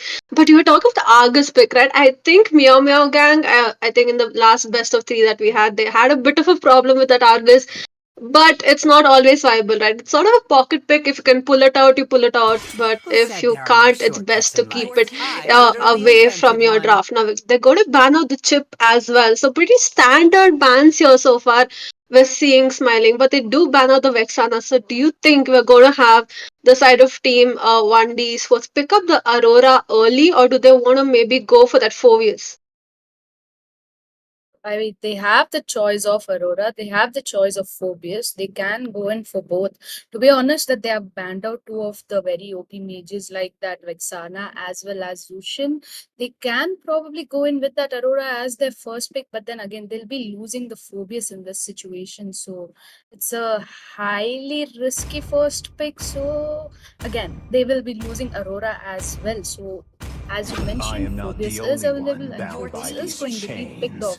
That means Wise Week still has a chance to go in for that Aurora, because Aurora is a very, very strong mage after Vexana. I would still prefer Vexana first, but again, Aurora is strong at this My meta. mission is She to deals a lot protect of lives. damage, and the scope is very high if you're going for the team fight composition. You need someone to deal the damage, someone to, deal a lot of damage, to be honest. So yeah, they can, but why so weak? Actually have gone with Alpha as well as high loss pick. I mean, Alpha, understandable, a very strong jungler who's going to deal a lot of true damage. They had many options, but again, Alpha is a strong.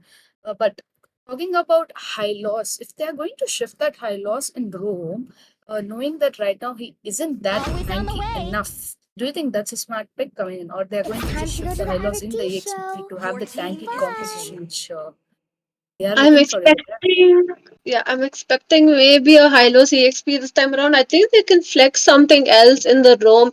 Maybe even go for that Angela Alpha combination that we're seeing quite a bit, right? This Alpha, though, I mean, I think he's getting picked quite a bit, especially in the Northeast Cup. But even if you see the MPL scenes, he is one of the prio picks in any teams as of now. Now, 1D Esports, they already pick up the Matilda to deny that Alpha Matilda combo, and they also pick up the Lilia. Now, Lilia, I think, uh, getting picked a bit too early because right now there's only the Alpha and the Hylos there on the other side right now. 1-1 has been picked, so Lilia's going to have a hard time picking her off. I mean, she does have the black boots to escape, but she might not be able to deal all those damage that she needs with the glooms, especially with the movement that's coming in from the 1-1 and the alpha on the other side. So I think a bit too early with that mage pick. Maybe they could have held it off, but I really like that 1-1 pick, right? I think she's gonna have a good time. But look at that here, smiling. She's up against the Phobias. I mean, is she gonna be able to dodge the Phobias? I mean, that's again based on how they are going to complete the draft. There are possibilities Phobius might be a huge pain for that 1-1, or it might be a vice versa situation because it's 1-1. And again, it's Phobius. You need a tight composition. And to be honest, it's not just, I don't think they went in with that Matilda pick to avoid that Alpha Matilda compositions, combinations, but I think they've gone in for that, Matilda and Phobius combinations. I guess you might have seen that in few of the tournaments. And to be honest, that's a very strong combination. And as you mentioned, the mage pick coming in, Lilia.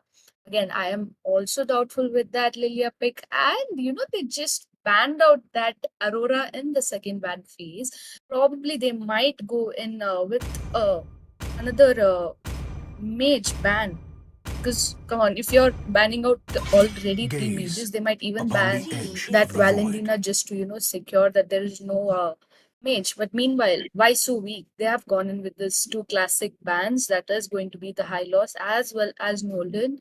That Ling and Suyo also is banned. That is quite a lot of assassins being banned out for this whole one game scenario.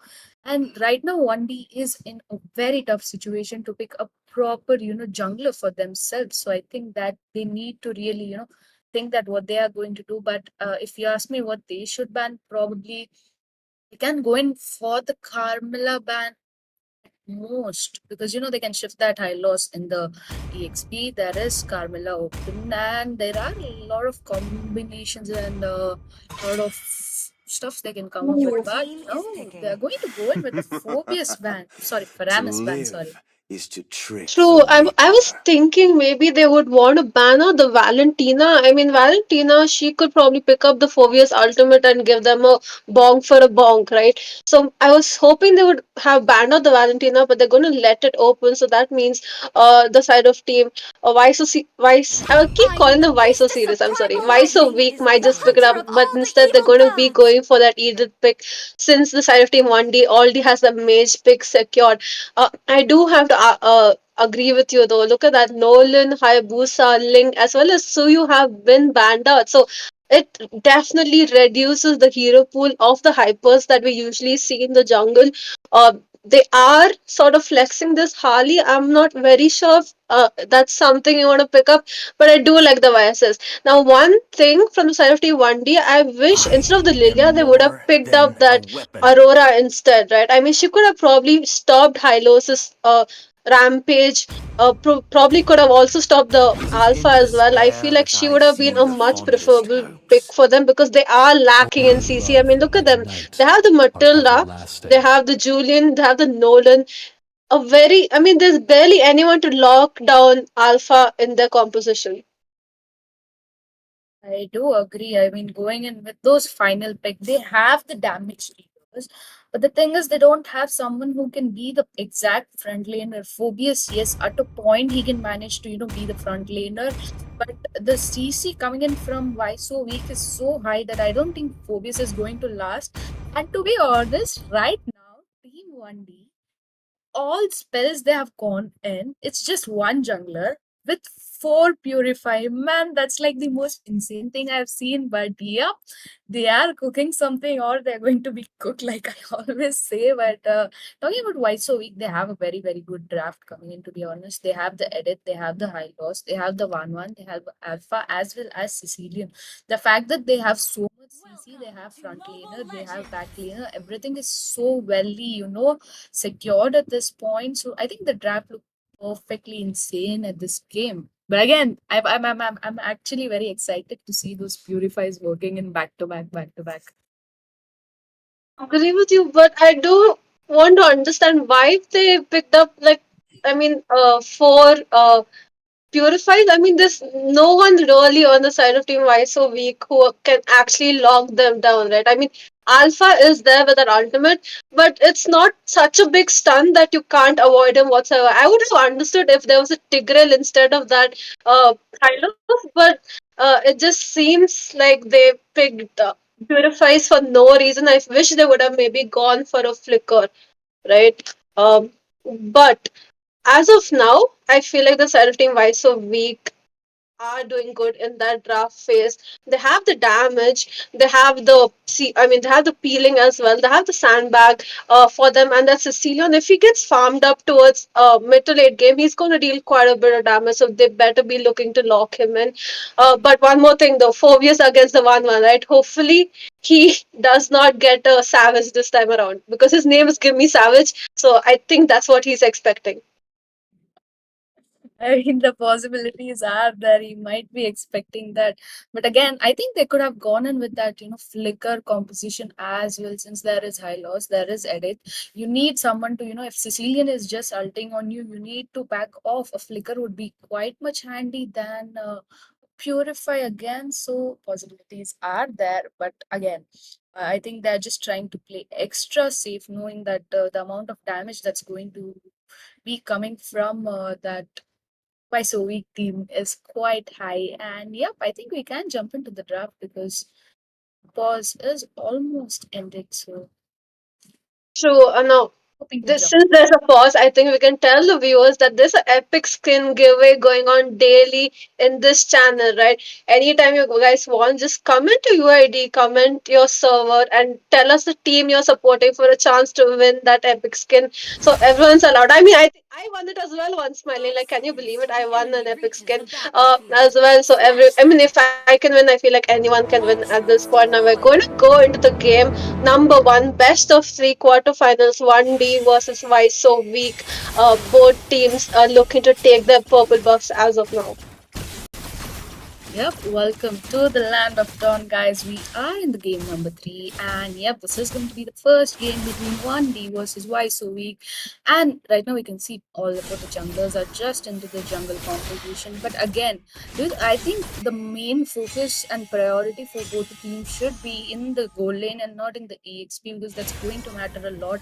You know that Nolan is there for the late game damage. You know that 1-1 is there for the late game damage. So who is it going to be? Although Sicilian is a late game mid, so he might need a lot of farm to just start dealing the damage. Meanwhile, I think it's easier for Lilia to clear out the damage and give that early rotation. That's the plus point they have, and I think using that would be quite smart enough. But look at that Alpha already going in for those jungle steal and getting to that level 4. Meanwhile, Julian actually doesn't require level 4, but again, you need just level 3 for Julian to get into the team fights. But yeah, he is level 4. The turtle is going to take quite a while, and I thought that, both of the team would be looking something in the bot, cooking one of their gold laners just to make sure that they don't have that early game advantage. But I don't think they're going to go in for that because the turtle is up, and most probably both team might just be looking for the turtle fight, or is it going to be in trouble? So we do see a rotation towards the top lane now. Turtle is going to come up in 10 seconds, but I do have to tell you, Smiling, I do not like the spells from the side of Team 1D. I mean, I wish Phobius would have maybe taken the Vengeance instead. I'm not sure why they have four Purifies once again, right? Maybe that Vengeance would have actually helped them out against that 1-1 who's sort of dominating against the Nolan. In Nathan, sorry, in the bot. We're going to see the first turtle skirmish now. Alpha already engaging upon the turtle, but look at that Matilda between 4 people. I mean, already the team fight has not yet begun, but the turtle will be taken by Alpha. That glorious pathway just made sure to take out Matilda out. I mean, that was good first blood. Julian just stealing that move of making sure that Alpha doesn't get any. That was quite smart. When you know you're not getting turtle, you have to either go into one of the lanes and gank, or you're just going to steal that enemy's buff, which is quite understandable. So yeah, Alpha is there to deal damage, but again, in the bot, the rotation is highly required from the board team. Sicilian is playing quite safe because he knows he needs that farm in the early game. The fact that, Lilia is level 4, okay, level 5, that Matilda is not yet level 4, but will be. But there comes the Alpha charge, and Okay, they managed to get out the Matilda, but in response, we see the Julian take out the high lows as well. Now, meanwhile, in the top lane, Fovius trying to bong down the Edith, but managed to barely deal damage. Now, that's a sort of matchup that you don't want to be seeing, right? Of Fovius against the Edith. I really wish he had the Vengeance. I feel like he would have made a much more difference in those fights. Now, he's pretty much struggling, but I do have to say here, Smiling, the side of Team 1D, right, they lost of the turtle, they lost of two people in the top lane, and they exchanged it just for the purple buff. That was not something you wanted to be doing, but as of now, the goal leads are similar. We're going to see a bit of skirmish in the mid lane because Lilia definitely clears out the lane much faster than the Sicilian, right? So we're going to see them probably rotate towards the bottom lane and then try to gank the Nolan here. Nathan, sorry. Once again, I'm getting confused between them.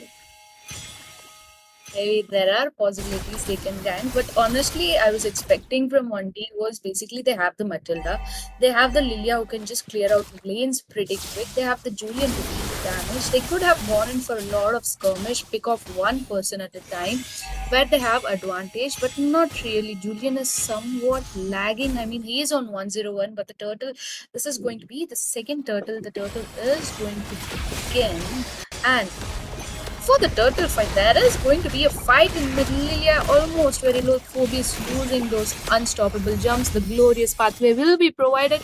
Meanwhile, Alpha just securing the turtle might be in trouble. Julian will be taken off. Meanwhile, Nathan will be forced to retreat. I mean, the distraction level, why so weak? They put up in the mid just to make sure Alpha secures the turtle as well as their gold laner was quite smart.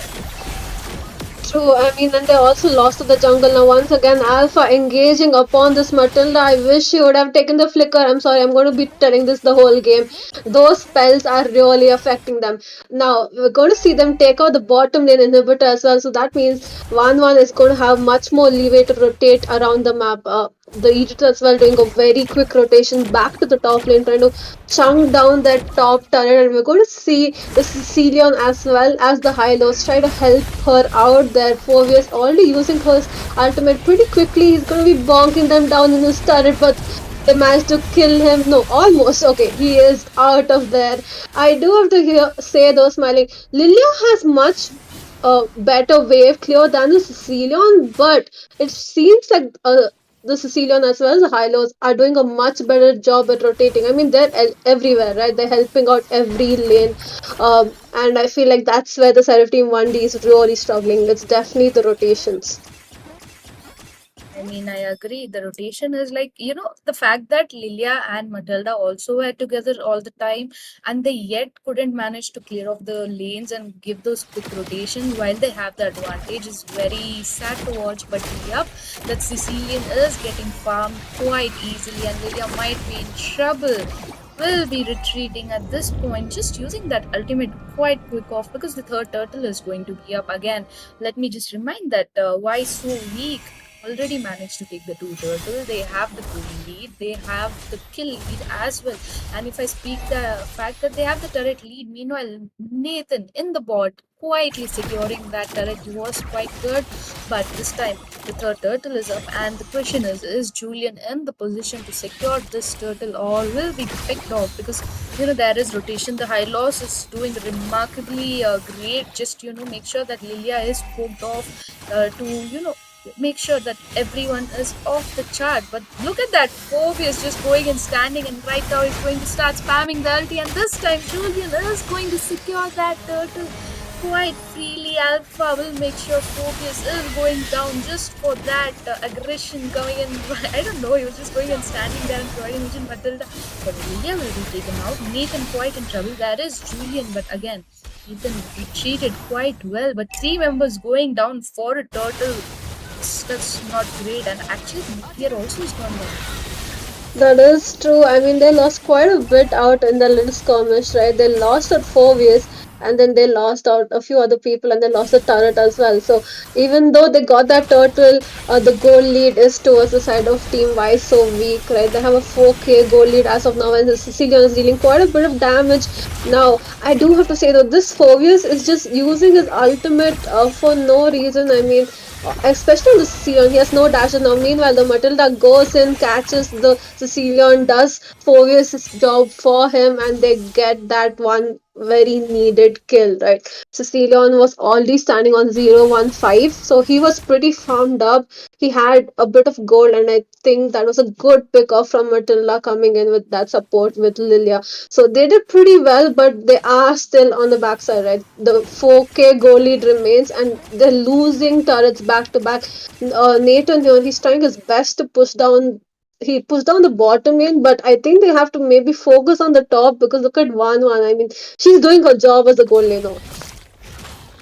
I mean, she's completely doing a job as a gold laner, clearing off those minions very quick, making sure that few of the turrets are picked off. Meanwhile, it's just Lilia in the upside, and I don't think Lilia can do much, but again, that is Lilia, and they know that they don't want to overextend. So yeah, the first Lord is going to be up.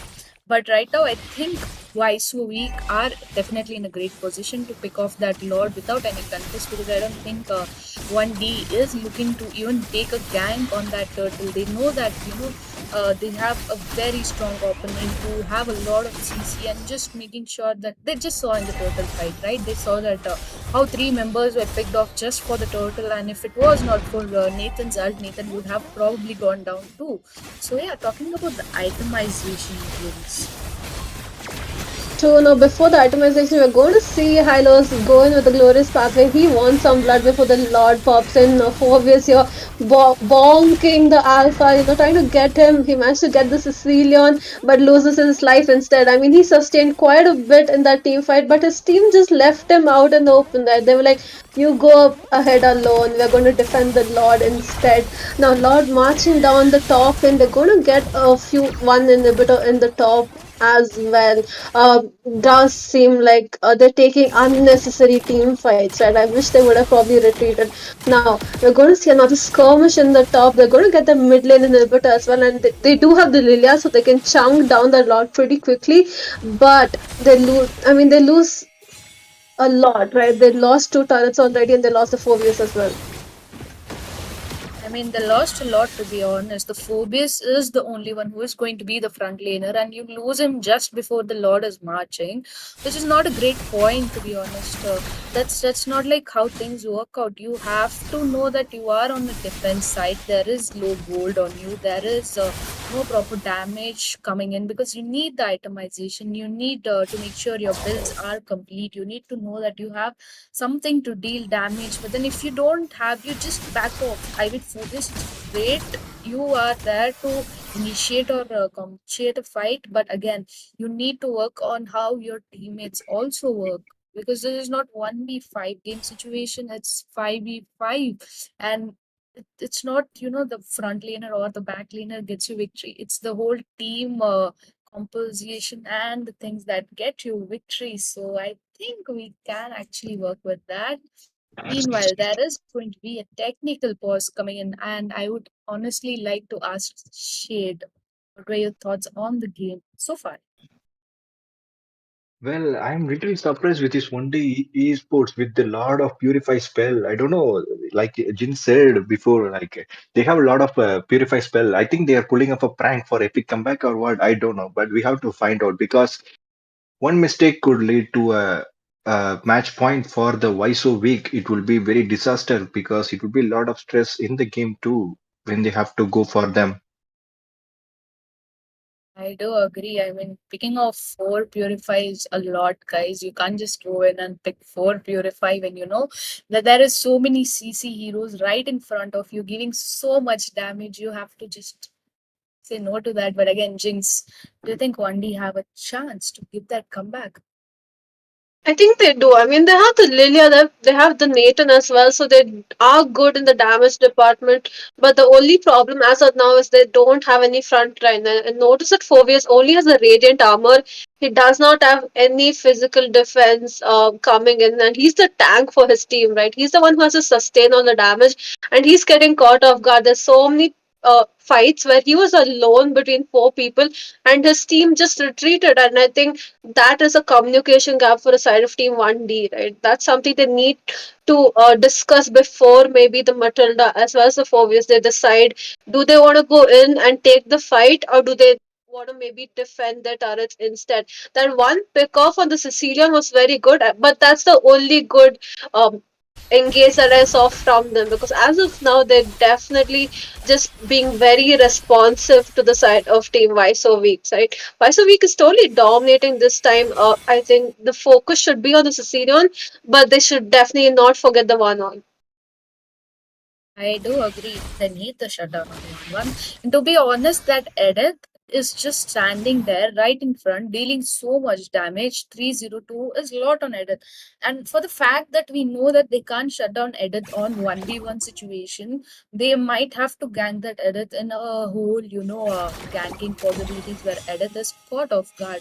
But again, the Matilda here is not quietly working off, but they needed a strong front laner, probably anything. But again, I was actually thinking that Hylos might be weak in this game. With seeing the draft coming in from 1D, Hylos seems quite suitable here because there is no one to melt them down. Although there is Nathan who can start dealing damage, but again, they need someone to stand in the front so that Nathan from back can do some wonders.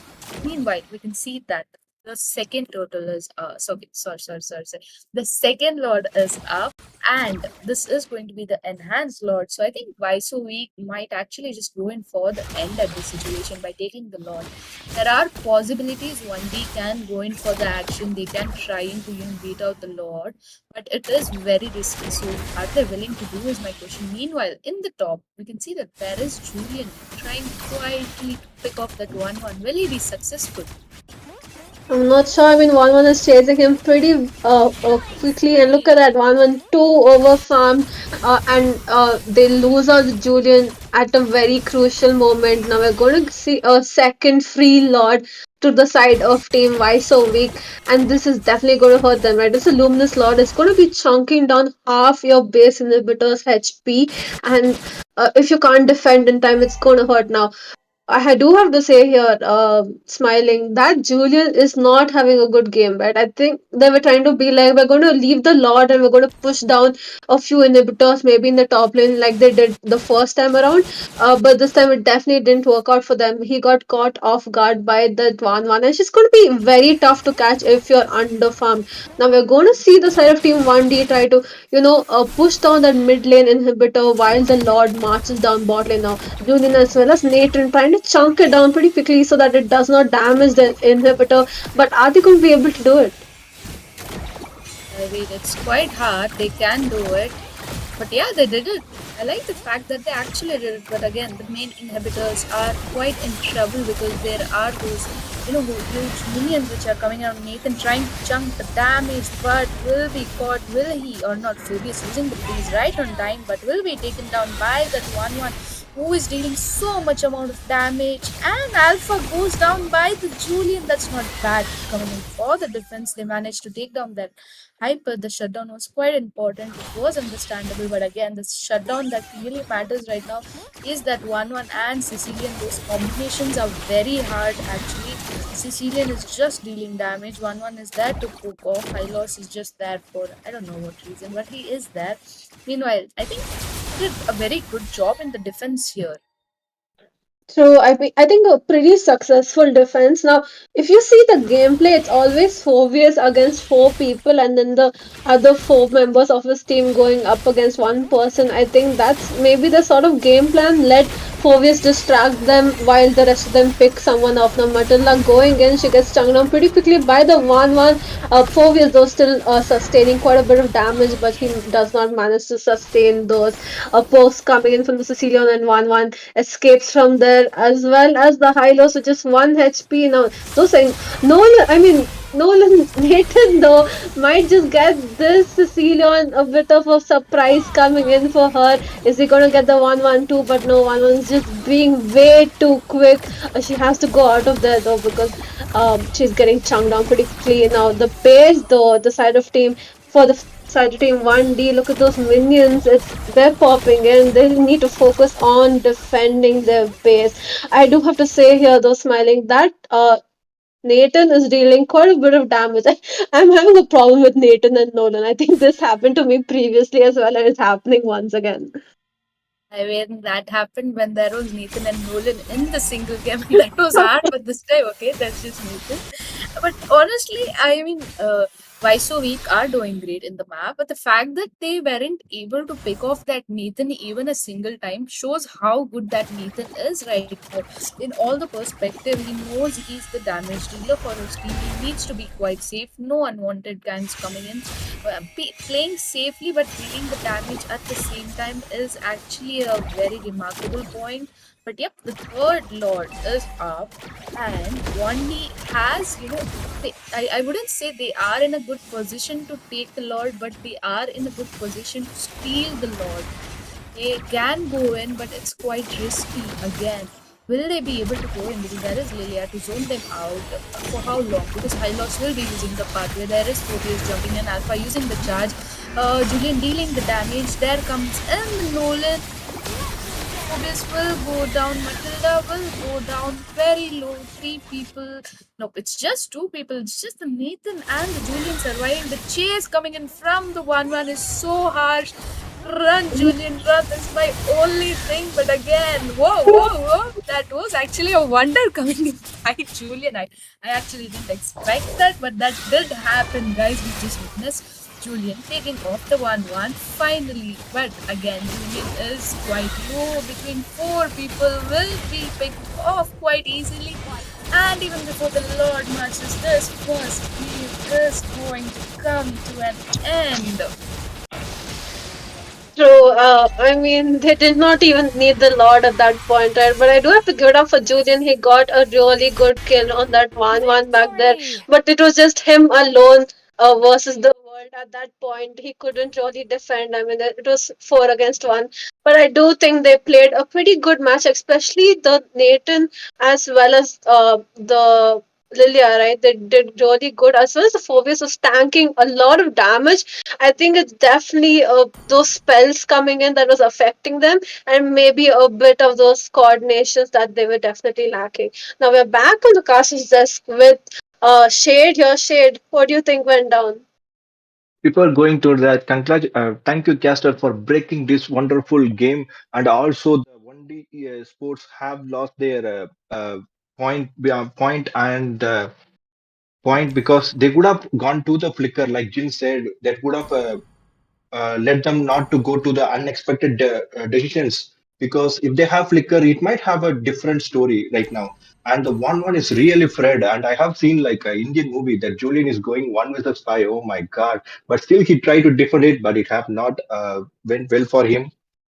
So yes, but right now why so weak is already in the match point. It's going to be a very disaster if one mistake coming from the team 1D esports, they will be eliminated from this game, and they are already in the edge of a cliff that the team why so weak is trying them a gentle nudge towards the abyss right now, so they don't have to fall out. They have to give us a game 3. I don't want to see the game 2 from the 1D esports, because they should keep their key factors in the draft also. I think the Gatot was open, Balearic was open. I'm surprised they went for the Matilda also, because Balearic and Gatot would have suppressed the 1-1 with the crossbow of tank as well.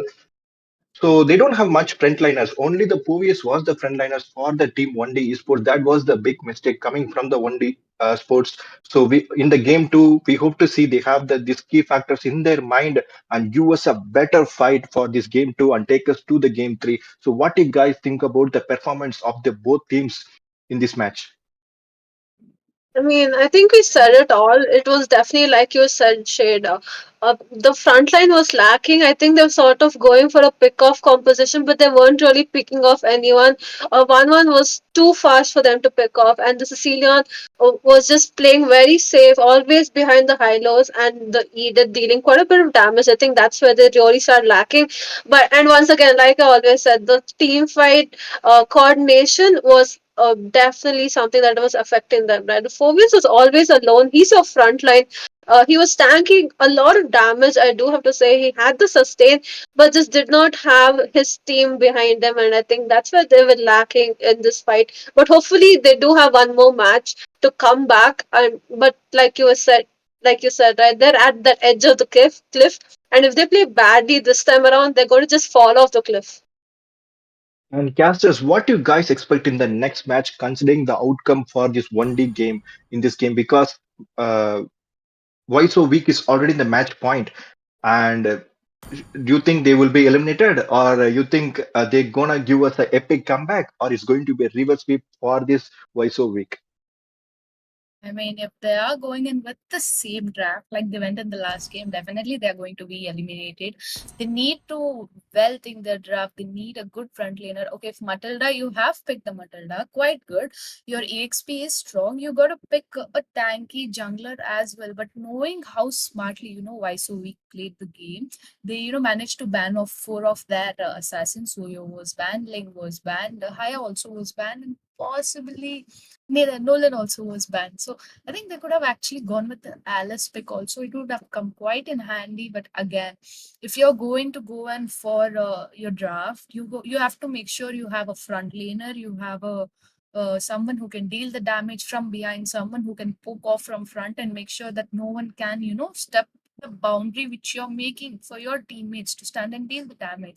So I think that's where they could work on in the next game. But again, this time they know how, why so weak managed to play. They know the gameplay. They not completely know, but they have an idea about it.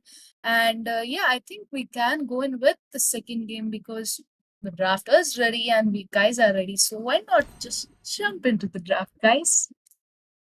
Yeah. So, by the way, casters, what are the heroes you expect to see in this draft? Because this is game number two and match point for the Why So Weak. So, what are the heroes they're gonna bring us? Because it's a very crucial game for the team 1D esports right now. So, what heroes you expect in the draft, and what are the heroes you think they're gonna ban also? I I mean, I mean, think right now I can see. history.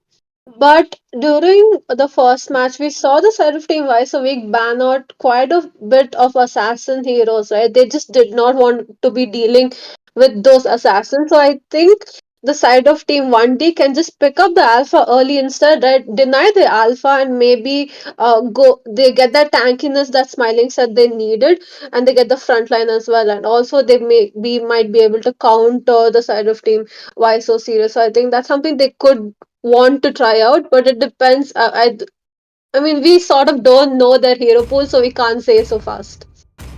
All right, guys, the stage is set. Let the draft begin. Yep, let's just jump immortal one right into chose the me to draft vanquish because the we are shadows already that there, so why plague not? this world. So far, we did see why so we actually did a very good game in the first game. They, mind played 1D with the draft section where they banned out all the assassin, leaving that pool less. Also, the mage pool was kind of limited. I mean, they had the chance, but while they had the chance, they missed it off. But meanwhile, this time we are going to see in the first ban phase the Khalida is going to be taken off, the Suyo is going to be taken off, and I'm guessing in this game they might actually go in for the 1-1 ban if possible because there was why so weak the 1-1 was quite good. There was no one to pick off. They can leave the 1-1 open if they have someone really strong who can counter out that 1-1 in any given situation or possibilities during the whole game. But yeah, those were the possibilities. And in the last game, we saw the waters Ruby run ban. deep. This game we are again going to see Ruby ban. Ling is going to be banned off. There might actually be a Nolan ban, or maybe the chip is still open. I was actually wondering which tank I was missing, Jinx, and chip was open. Chip is still open, to be honest. Zushan is banned off. Will Why So Weak be leaving the chip open at this moment? And definitely that Vexana is going to be banned off and chip is open. Do you think 1D is smart enough to, prioritize the chip and pick that chip in the first place? I mean, like I said in the classes yesterday, I'm not sure about the hero pool, but chip is not something you want to be giving up.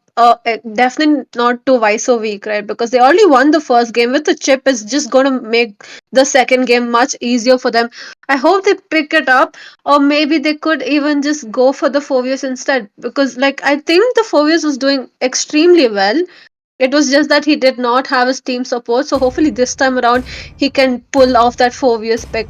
But it's already 10 seconds and looks like they're still deciding, and I don't think they're going to be going for that chip here smiling. They go for the gut out instead, and this time he has a vengeance, so I'm at least happy about that. I mean, honestly, I'm happy about too. That vengeance, and there goes the healing spell on that Gatotkacha, which is smart enough. I'm not gonna lie. I just want someone to pick chip, man. I mean, that's going to change your whole draft, all the situations, even possibly.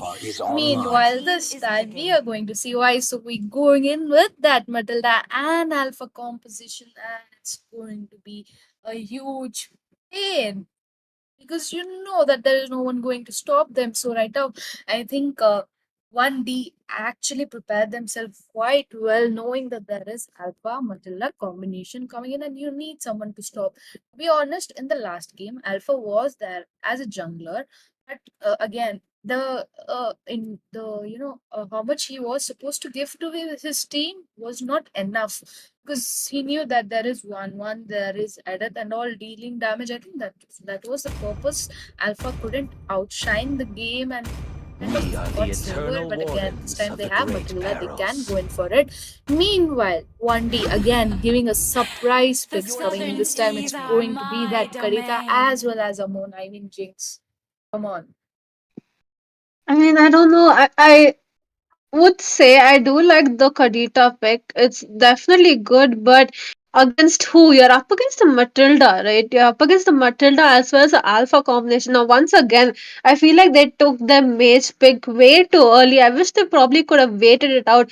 Maybe pick up your pick up the gold lane instead, because look at that, the Harith was open, the Lunox was open, the Nathan was open, you had Moscow open as well. You probably could have picked up now. Harith instead might just be picked up by Why So Weak this time around, and now they're going to have a huge problem, right? They pick up a sort of pocket picks from the side of Team 1D. They have the Ammon, they have the Kadita. Maybe they're trying to do a wombo combo with the Gutout Gacha, but are they going to even land that combination? Because once again, the Matilda is on the opposing side, and it's a Matilda Alpha combination that we see quite a bit, right? And it's almost impossible to stop. I mean, I do agree. That's quite highly impossible to stop. But again, the team coming in from Week is quite remarkable. I like how they've gone in with the Harith pick. I like how they've gone in with the Alpha. So they've secured their goal laner, jungler, as well as roam. So again, I don't know how that Karita is going to work off, but with Petrify, there are chances Karita might go in with damage. And I mean, there are chances, but again, how many chances? I'm not sure because they are going to ban that Lunox off in the second phase quite quick, making sure that there is no one to stop the Harith and the goal lane because Ruby is banned off, Lunox is banned off. You can possibly go with a marksman pick who can deal the damage and escape those dash out coming in from that Harith as well. So I think they should actually, be thinking very smartly. There is chip still open. I would highly recommend them if they can, ban the chip off or pick that chip off in this game. Ooh. Mia? I don't know. I mean, smiling. 1D seems a bit lost. I mean, definitely the Harat is going gold lane. I'm not exactly sure why they're banning out the Mia. It's a bit confusing for me as well. But I do hope, something that they can pick up as of now. They seem to be ignoring the chip, but they could pick up the Minseta EXP or the Minseta Gold, right? That's a counter for that Matilda as well as the Harat. You lock them in, make sure they don't escape, and then Kadita can come in and burst them all down. Maybe if they want, they could probably go for that. Now, once again, 1-1 being picked up from the side of team. Why so weak? And they picked up, and in response, the side of team 1D pick up Fanny as well as a Hilda. So, three picks coming in from them that we are not very sure about the Khadita, the Ammon, as well as the Hilda. Hilda is tanky, but is it really going to work out in this sort of format? I mean, this is going to be the first time in my life where I'm going to watch Amon with an Inspire coming in for the goal lane. I'm not sure if their team have an issue or any kind of situation, but honestly, it's quite surprising to watch what's happening. We, yep, I think we will rematch because there was some network glitch coming in. So yeah, all we can do is wait and watch what's exactly going to happen. I was quite shocked, watching Amun going for that first with that Inspire for the jungle lane. So yeah, that was quite a known situation coming in, and we might have to see a redraft coming in. Meanwhile, Shade, what were your thoughts on this whole You situation? know, I literally choke on my coffee seeing the draft. Oh my God, what is this draft, man? I was so confused with the draft, even the spells. I think one day is trying something new here, but I don't know what they're trying to new here. But they should know they are in the edge of cliff right now, and why so weak is trying to push them from the cliff. They don't have to fall.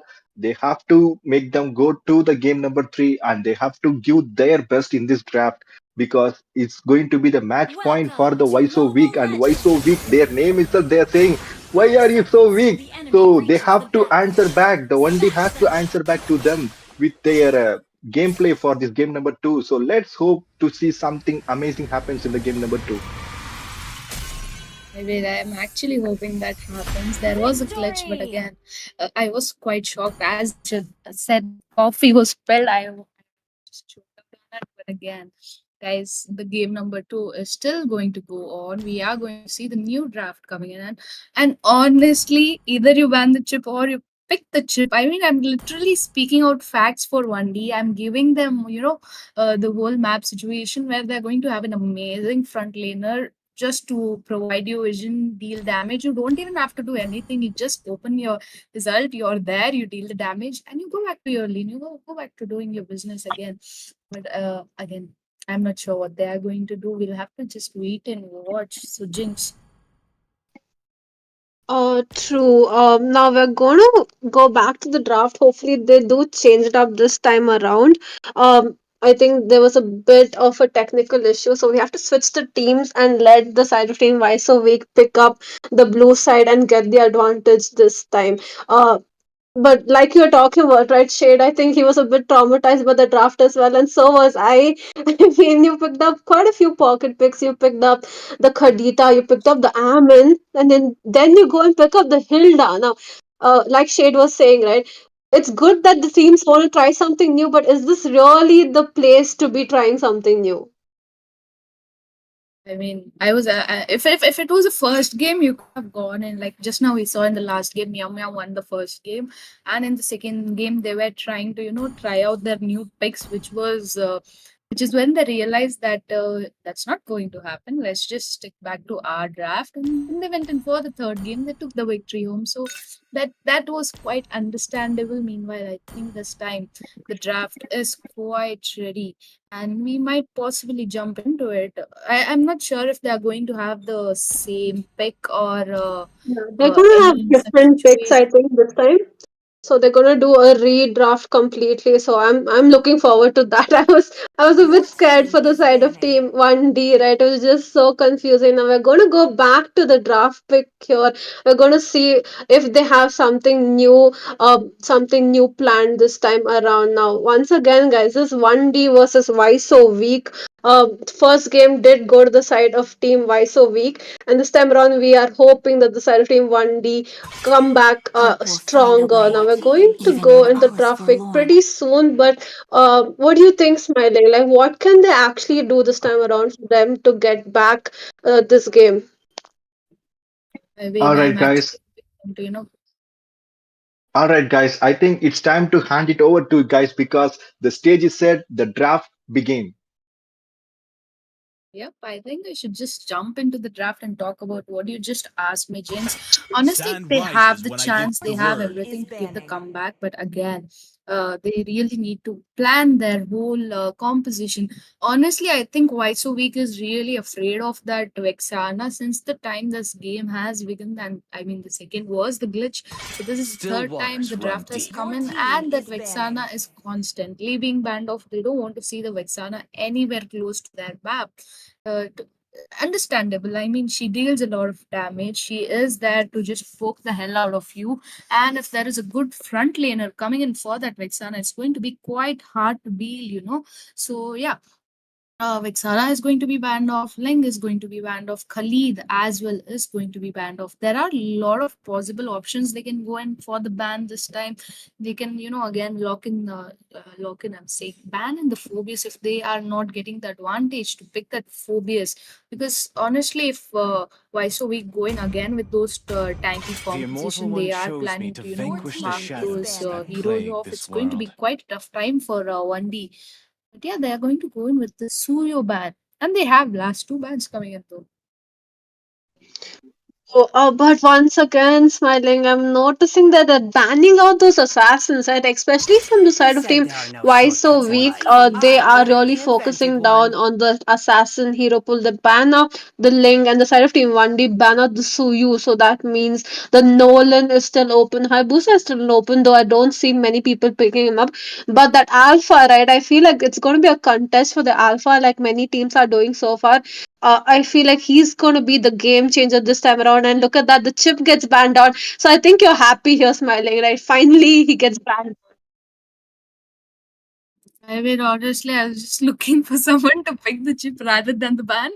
But I think Week just went in and heard me telling, pick the chip or ban the chip. And that's why they're like, okay, fine, we'll listen to you. We are going to ban off that chip. With that, they're going to make sure that, Zushin also is banned off. That's actually leaving a huge amount of hero pool open. Since Why So Weak has the first pick, I'm honestly thinking they're going to go in with that Matilda as well as Alpha. They want to try out this Matilda and Alpha combination since the first game. Although in first game that Matilda was, taken away from them. This time they have the opportunity. But if one day actually decides to pick that Alpha in this game, they're actually going to be so pissed off because they missed out that whole Alpha situation. They want that Alpha. They are wanting this whole combination since the game one. So I think we should just give it to them and be like, okay, you can have it.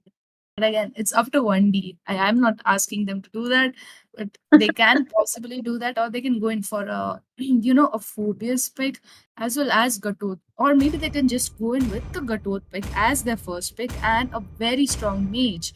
They're going to go in. Whoa. Ruby was open?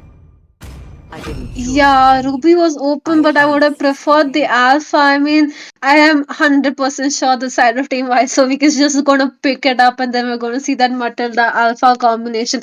Now, once again, 1D pick up the mage way too early here, Smiling. It's getting on my nerves, right? Now, why would you pick up the Valentina so early in the draft when you have no clue the hero picks of the other side? You don't know which ultimate you're going to be getting. It's definitely going to hurt your team combination. I mean, she does get the alpha charge this time around, but if the side of team Vice Series pick up the 1-1 once again, or they pick up maybe the Harith, it's going to affect that Valentina pick. But I do like the Ruby pick though.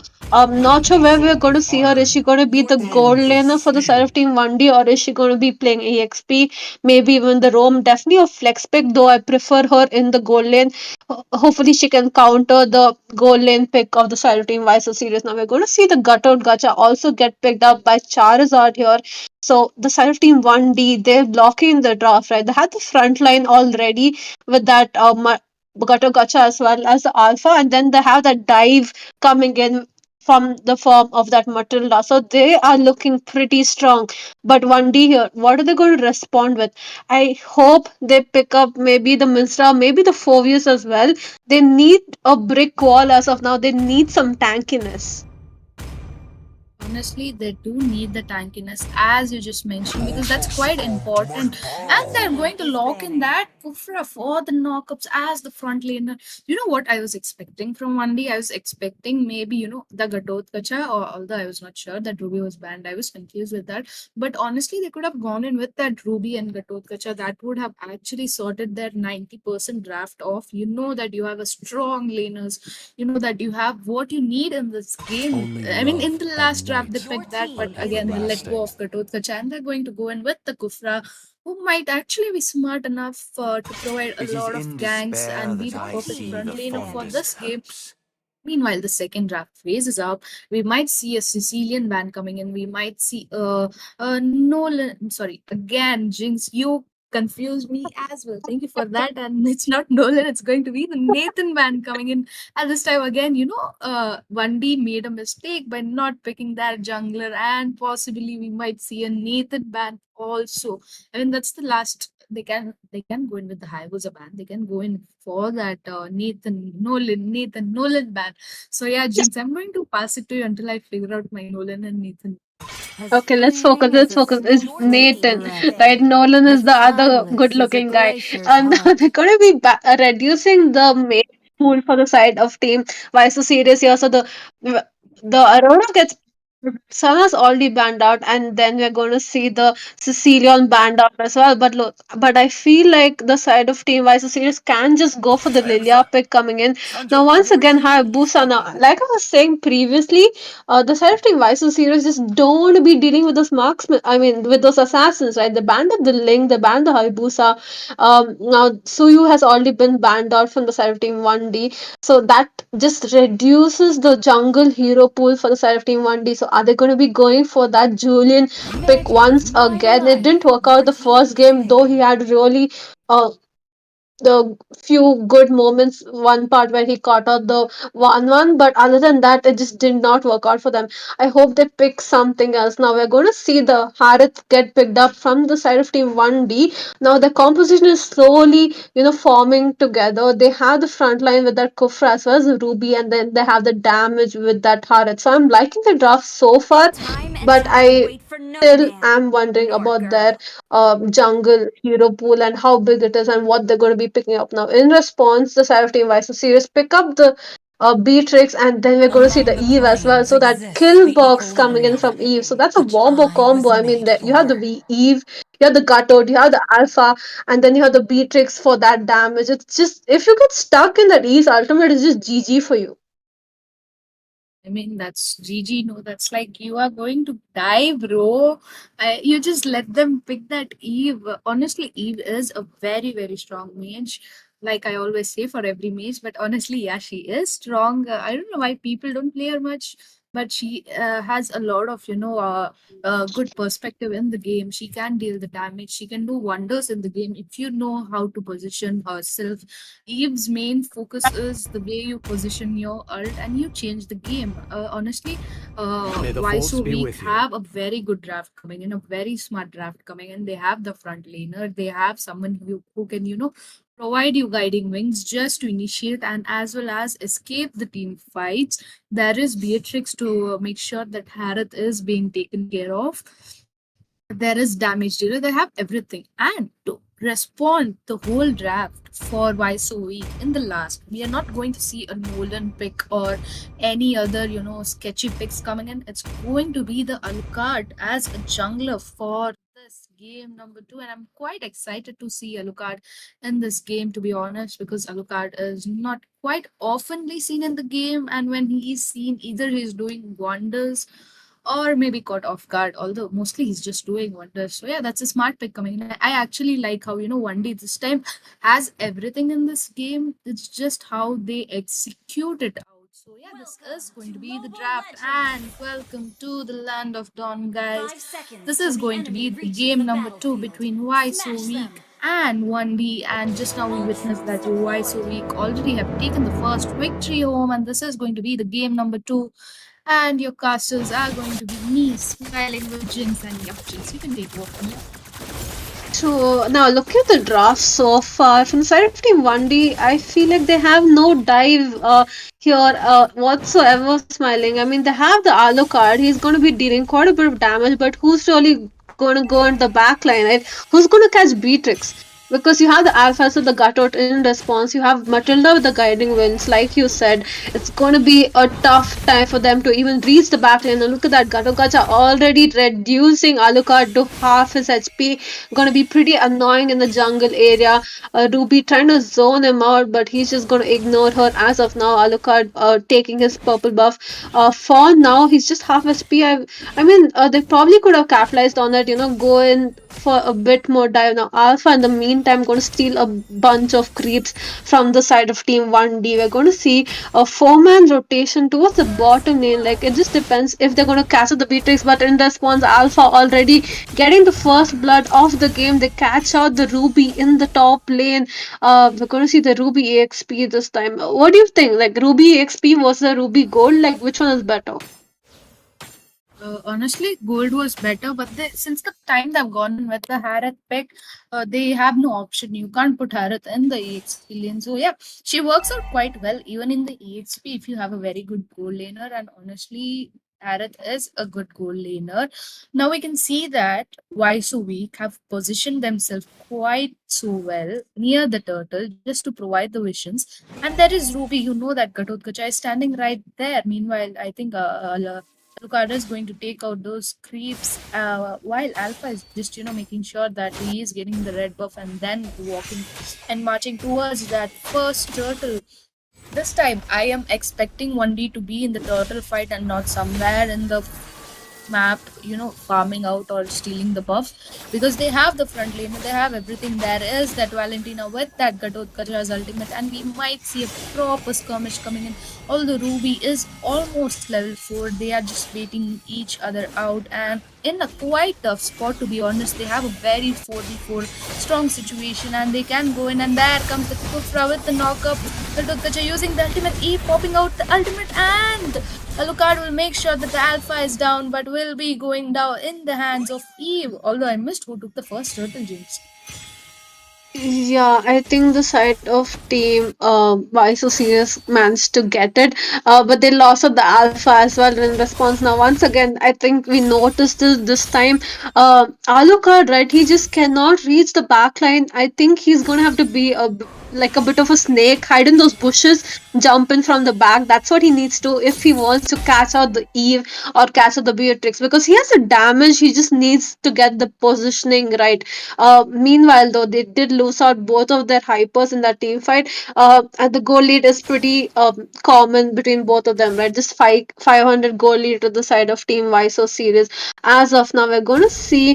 It looks like they're trying to prioritize the bottom lane, maybe try to steal a bunch of creeps from the Alpha, but are they going to get caught out? Your Alpha, though, does not know that they're there. Look at that. The Alucard wants that red buff, and he gets it as well. I mean, actually, that Kufra was positioning himself so well just to get the perfect knockup, and there goes Matilda with the ultimate. Gatotkacha will be trying to dive in, and quite low. Alucard again, just to make sure Beatrix is down, will be going down with that. The Harith goes down, Beatrix goes down, as well as that Kufra. I mean, 3v1 trade, not so great going on. Valentina quite in trouble, will be taken from here. That was a very game-changing game coming in by, Why So Weak. They actually changed the whole game. The perspective, Alucard is there. to be dominating, to show the aggression, but not in right place. I mean, you are low, you retreat, you don't just jump into the Eve's ult. Every time I see that Aluka jumping into the Eve's ult for some reason. And yeah, the second turtle is almost up, and Kufra is there to provide the weapon. But will Aluka be able to reach on point? Not really, though. Nah, he's just a bit too slow for that turtle fight. Now, Ruby, you're going with that. I am offended, but she gets only the Matilda has to retreat here because Alpha is chunking her down. She uses up her flicker to escape from that bit of skirmish. Now, once again, I see the side of team 1D, the sort of miscommunication, right? Ruby did not need to engage over there. Her team was not ready. Maybe she could have probably waited. They're going to try to chunk down the bottom lane inhibitor, but they retreat once again. Now, I do have to say the 1D, they are struggling. Right? I think it's the team comp. There's no, like I was saying, right? No one to dive at the backline. I think Alucard is definitely trying to catch out the beatings, but it's that's where the E comes in, right? And she just stops him completely. Now we're going to see a skirmish in the bottom lane. Gato Gacha going in with the AOG, lands on no one, but escapes pretty fast with that guiding wins from Matilda. Matilda, though, she still wants more. She's going to go get chunked down there in the bottom lane. She retreats as well. Harith had a good time, right? He escaped everything. I mean, all the ultimates were waited out. Harith honestly is very good with the dash out, and it's not easy to catch that Harith. Even if you are three members and there is a turret, it's a hard decision coming in. Although in the top, the tier is going to go down from 1D. They're actually managing to push. That's quite likely a good decision coming in. Although there is no one to stop the Eve, to be honest. Eve is there in the back lane, just standing there, while Alucard is trying to chase, but how far? Because there is that Matilda who can just provide the guiding wings to chase their teammates, to pull their teammates to do any possible skirmish on the map. That is their advantage. The combination of Alucard and Matilda quite highly matters. Kufra going in with the knockup. We might see a possible fight, and yep, there is Kufra who is quite low because that Beatrix did deal a lot of damage, and that jump coming in from Gatotkacha is going to be really good. Meanwhile, Beatrix will be taken down with Kufra, as well as Gatotkacha going down. Eve quite low will be forced to retreat, and the third turtle is up, and this time 1D actually turned over the game just by taking two of their members down, which is quite smart, to be honest. And the Kufra actually initiated right on time. Yeah, I'm not exactly sure why the E was just standing there. I mean, I don't know what happened to Shenzhou from Ohio. He was a bit lost, maybe daydreaming, not very sure. But because of that one mistake, he made his team lose. Or two people were going to see Alucard try to engage upon the Alpha in the bot lane. He's alone, and Alucard gets that kill, might just get the turret as well. Eve is coming down to defend, but I think they're just going to leave that turret because we're going to see a five-man rotation towards the bottom lane. So it looks like the side of Team 1D is slowly coming back, right? They just one mistake in this game, and you can just ruin the whole game for your team. I think that's the one pick off on that Eve really affected the side of Team Why so weak. Now Alucard is getting farmed up slowly, right? And I don't know if you've noticed, Metlin, if you ever get that Alucard in rank games, and then suddenly you're just surprised at the damage that he's dealing. Because look at that, he once again gets that kill on that Beatrix, but gets taken down by the Alpha in response. I mean, Alucard is there to deal the damage, to pick off, but getting picked off simultaneously is quite harsh. I mean, you're going to pick off and you get picked off. It's like basically revenge in the game, where you're like, I have to kill this person no matter if even I am dying. That's the kind of situation I'm seeing with Alucard at this point. I mean, they have the upper hand. Instead of focusing on the objectives, going in for the push, making sure that they have the map control. Picking off early is not a smart move coming in, and the Alpha Charge coming in on that Kufra will be taken down quite early. Gatotkacha going in with the jump, and Ruby goes down. There pops out the Eve's ultimate, and we might see a possible pause coming in just for the technical issue. That was actually a very smart team fight coming in. It was very interesting, but yeah, the pause is on, and we can actually ask Shade, how is the game going on so far? I think the game is going really awesome and things are really looking good for the team one day. I thought the one day is the team that's going to be fall from the cliff, but it looks like one day is like, no, bro, we are not falling from the cliff today. You also come and join us from the edge of the cliff and look at the view for us. So the both teams are playing really good right now, but the things are favoring the 1D right now because the Alucard is already in the 4-3-3. He's like snowballing right now. So what? So Caster. So what do you guys think?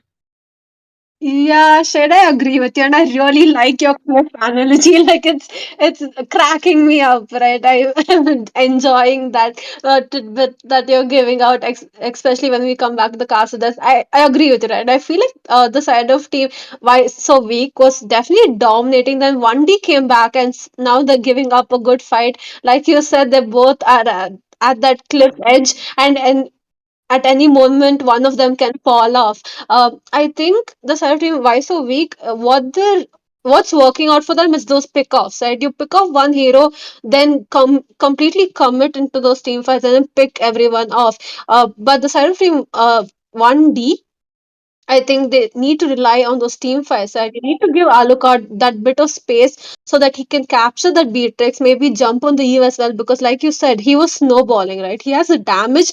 He just needs his team support to get to that backline. Yep, But the I late mean, game is going to. But late game is definitely going to favor the team 1D because Alucard late game we know he's really OP in the late game with his lifesteal.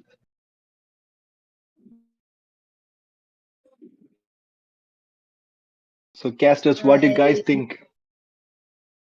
I actually agree, and the fact that how Jinx pointed out that why so weak are going with a single pick off composition. Right now, we just witnessed how they picked off the Kufra. It doesn't matter if it's a tanky hero; you just have to pick off the member who is right in front of you.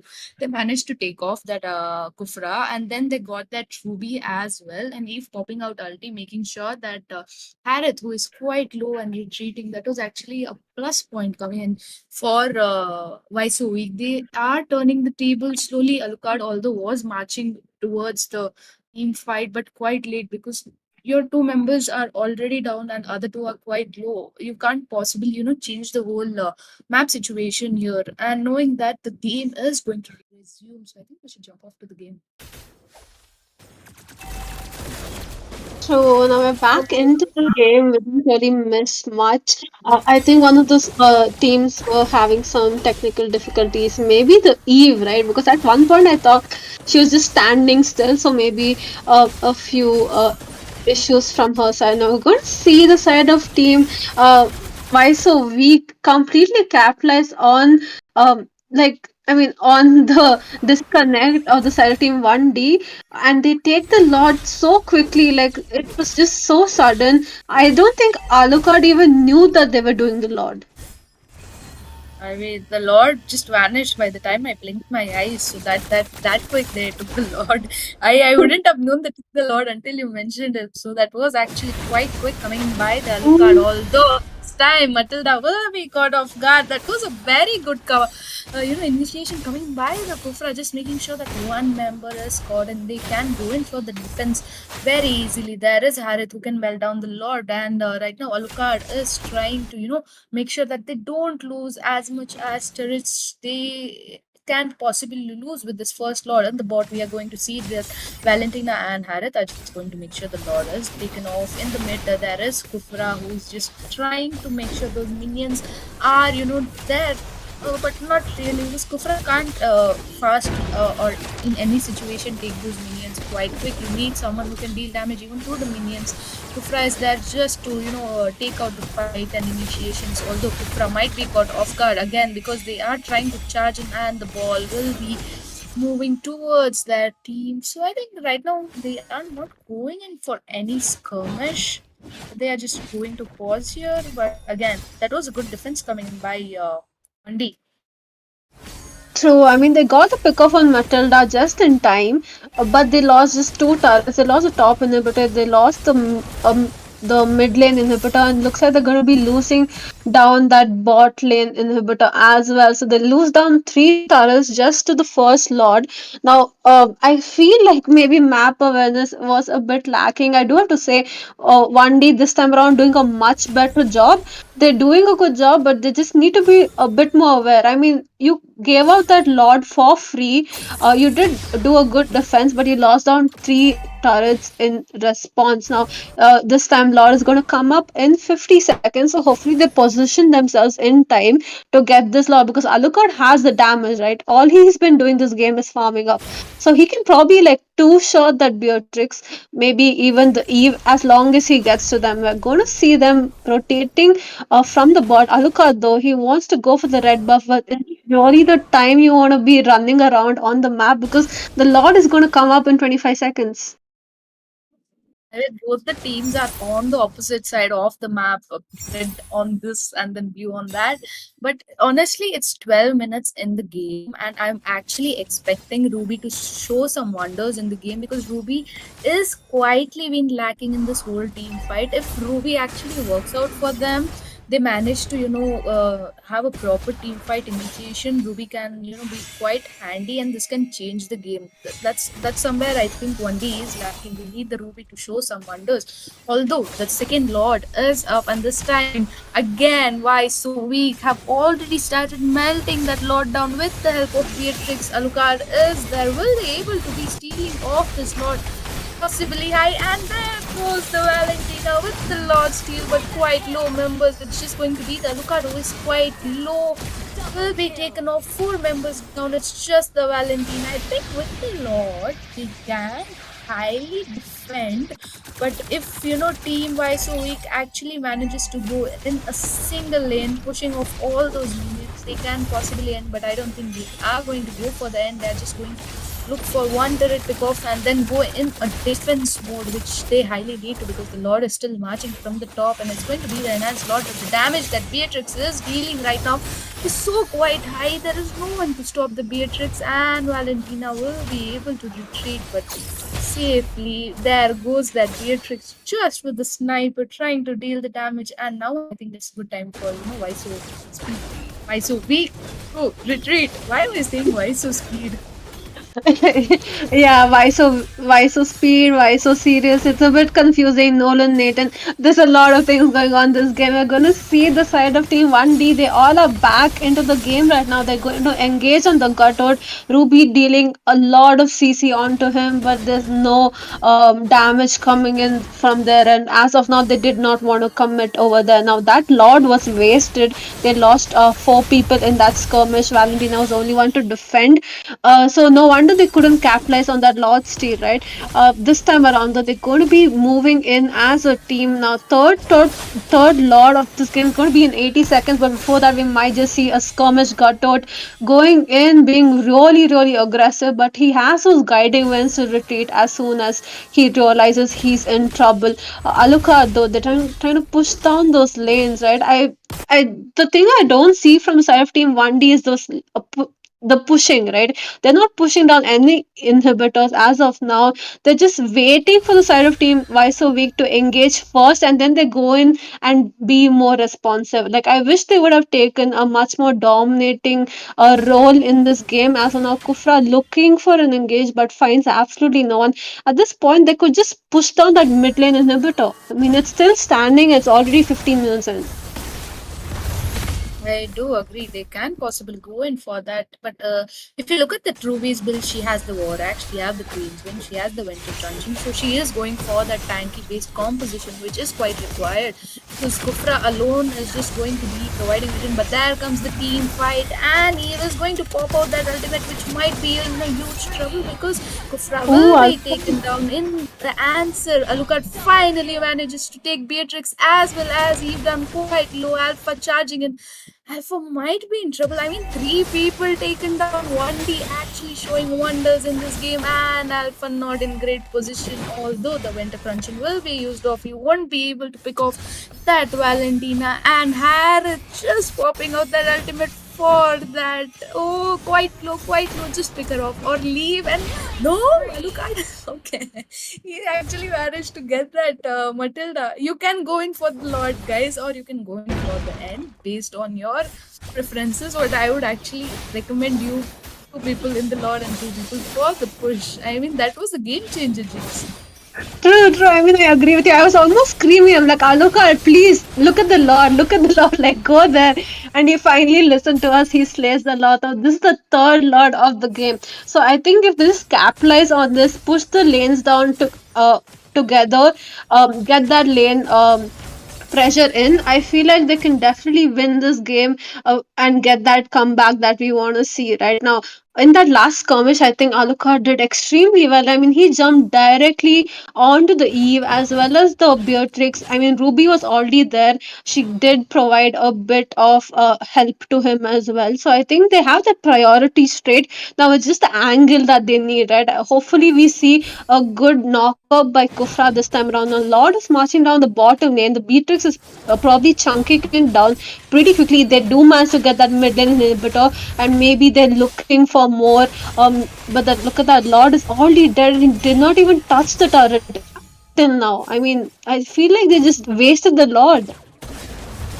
I mean, look at that Beatrix dealing damage. She's one-shotting those minions, so it's quite easy for them to defend. But Alucard this time again, that was quite a smart move. But chasing is not going to work off this time, because last time it worked, but again this time will it work is the serious question, because you are able to deal the damage. Honestly, he has the damage, he has everything, but the thing is he jumps into the team fight just to mark one member down and then he goes off. So if this time that happens again, it's going to be a very hard defense for them. So it's a very crucial moment in the game. We are already 18 minutes in the game. The goal doesn't even matter because everyone will be having their itemization at this point. Although the Lord is going to take quite amount of time to march in or even to spawn. So we'll have to, just wait and watch what's exactly going to happen. We can see that Beatrix is gone with the Wind of Nature, with that BOD, with those Malefic Road to deal the damage which she actually needs. So I think both the teams at this point are in a very equal scale. It might, change at any situation based on how this time a fight is taken and how the compositions are taken turn. True, and we also see the Kufra with that Winter Crown. Maybe he's trying to go for ultimate freeze composition, but maybe he could have switched that item out for something else. Now we're going to see them try to clear out the mid lane. Alucard, the Harith here jumping in to the middle of four people, managed to escape with the chrono dash, but look at that, Gutter Gaza gets two people in response. Valentina goes in, and the Alucard just going insane, right? He knows his target, he's just jumping on everyone at this point, but misses his misses that lockdown and loses his life over there. We're going to see the freeze coming in from the Ruby, but she gets chunked down. Now that was a bad engage, right? Harith just engaged. He did not wait for Kufra to give him the vision, and I think that really is going to cause them. He's going to be coming back though. I think they might be able to defend because the minions are back. I mean, the minions are back and Harith can easily melt down the minions, but Alpha going in with the charge will be taking down that Harith, and it's just Kufra surviving. Although the minions are not available, but they are going to go in for the end. Man, what a game coming in. Why so weak at this point? So now we're back on the casters. This is Shade. Shade. I was rooting for 1D, but they just messed up in that last skirmish. It seems Team 1D accidentally enrolled themselves to the cliff driving today, and they are the ones who is going to be falling. But it's a good game coming from the both teams, and congratulations, Team Why So Weak, heading to the semifinals today. And thank you, casters, for breaking this amazing gameplay. I mean, that was actually quite a good game. 1D almost had a chance of comeback. back. Almost forget it. They had it until the last team fight. They had everything. It was just that last engage was so awful, so not in position that they lost everything. And instead of going for the Lord at this time, they had four people. Why so weak actually managed to go in for the complete end. They knew Harith is there to end those minions, but again that E was there to deal the damage, and Alpha didn't even give the second thought, jumped right into the team fight, and that actually changed the game. But honestly, I would salute 1D for trying this time, and they did much better than the first game, guys. So really appreciate that. So, Caster, so what do you think the one day should have approached the game differently to secure the win? Like how differently they have to approach? They Yeah, so I have lost think the game. Yeah, I think towards the end, just a few mistakes that happened. One, Harith face checked the bush for no reason. Probably could have waited for the Kufra, right? And the second mistake was Alucard. He was locked on to his target. He had gotten the Beatrix, he had gotten the Eve, and then he suddenly jumped onto the Alpha, right? In the middle of the team fight. Maybe the hero lock, maybe just a misclick. I'm not sure what happened there because if he had just committed to, melting down the Beatrix, I feel like maybe they would have just won that team fight. And I think that few small mistakes that happened just cost them the game. And it's pretty sad to see, but like Smiling said, right, they put up a good fight. They came so far in this tournament, and so we have to give kudos up to them. And also to Week, they win it out and they go to the semis. So, Caster, so if you guys have to think of a MVP for this match, who would be and why? Or the enemy's team? I mean, for the losing team or for the winning team is my question. Okay, both teams. If you guys have to give MVP, who played the best today? Okay.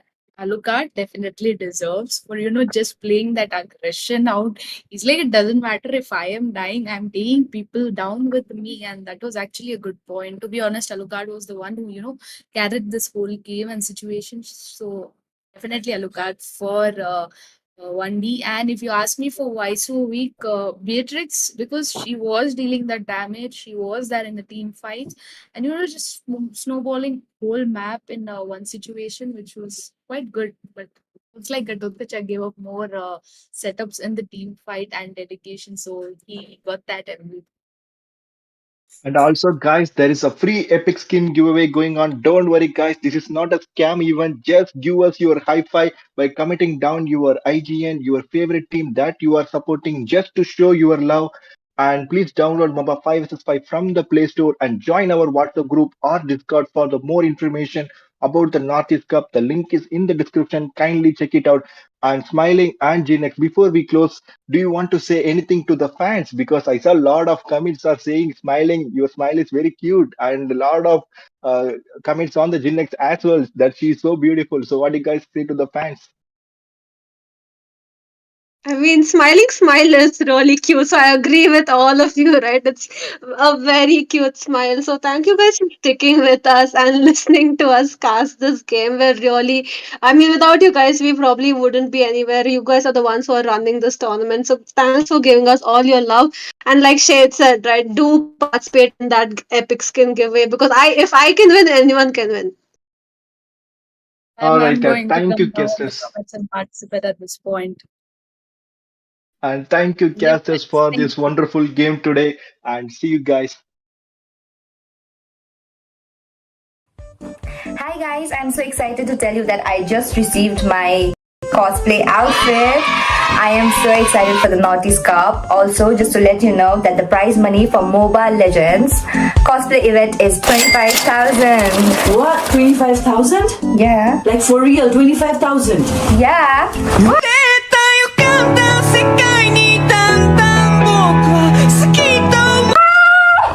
Guys, I got Rumi's outfit, so now the 25,000 is mine.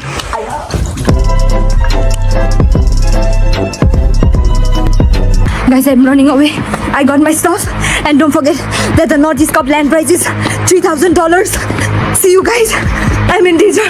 Okay. What about 2 lakh plus diamonds? Yeah, the 2 lakh plus diamonds also. Bye.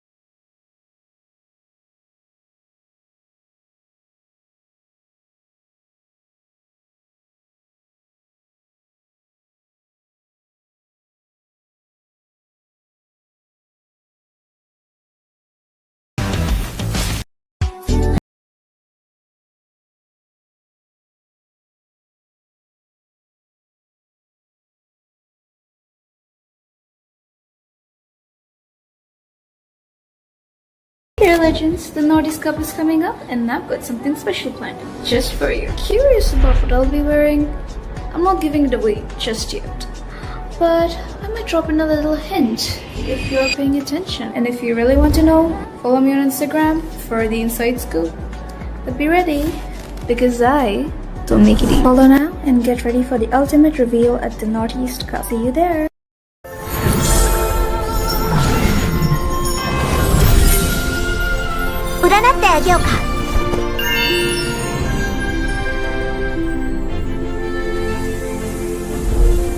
A thought to miss you, another to hate. Umbrella, show us what you've got. The umbrella is yang, the human is yin.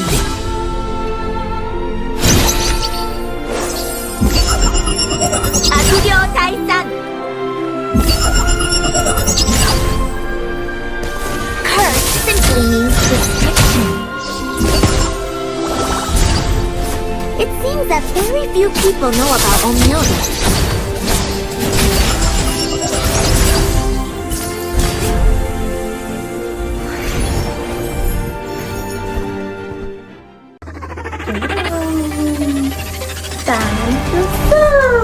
Chokyo Mokyo.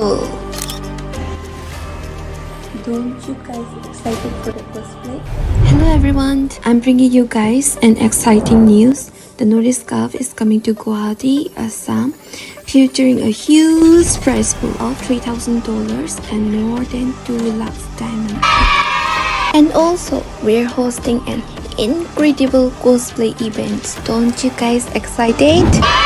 That's not all. We're doing an epic skin giveaway daily on our stream. Just comment down to your ID and the team you're supporting, so that the caster or the host will select you randomly. So stay till the end and win big. See ya!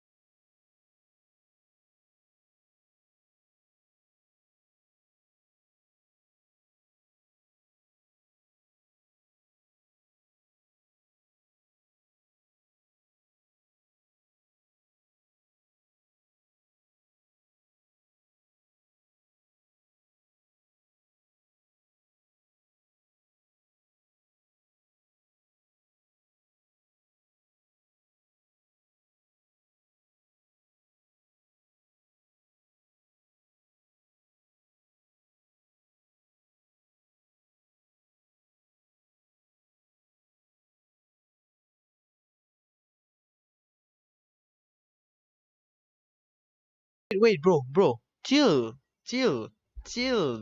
Daddy, chill. Do you want to get a free epic skin?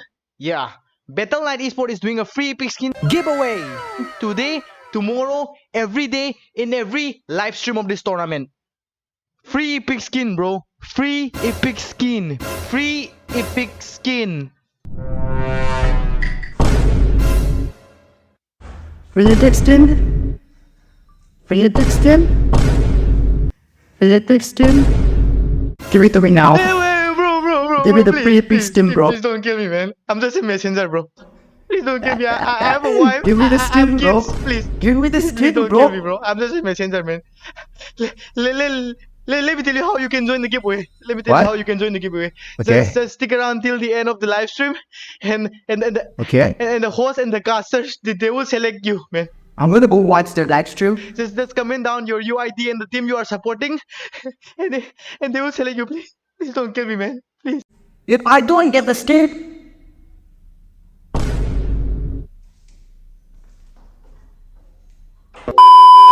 Yeah, if you wanna win the epic skin, just stick around till the end of the live stream and just comment down your UID and the team you are supporting. That's all, man. That's all.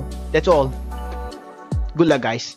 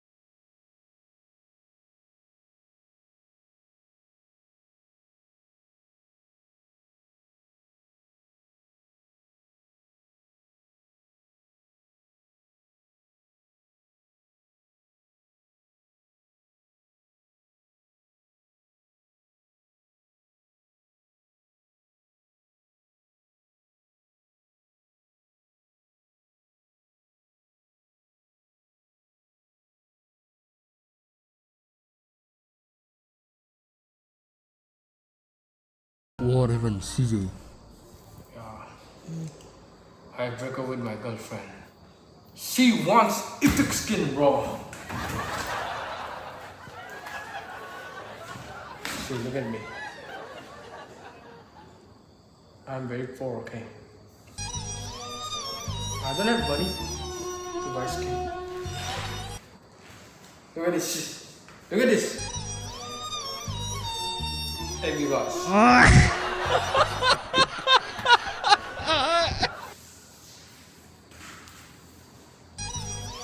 Look at this. Nagli Crocs.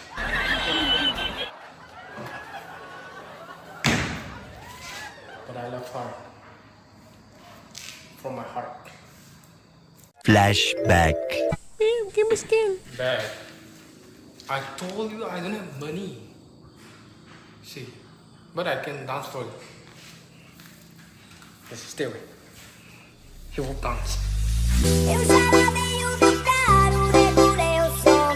Já tá tudo preparado, equipei a mão. Menina, fica à vontade, entre passa a festa. Menina, mensagem boa, adora começar. Já falei que começar a ter balada. Quero ver você na madrugada dançar.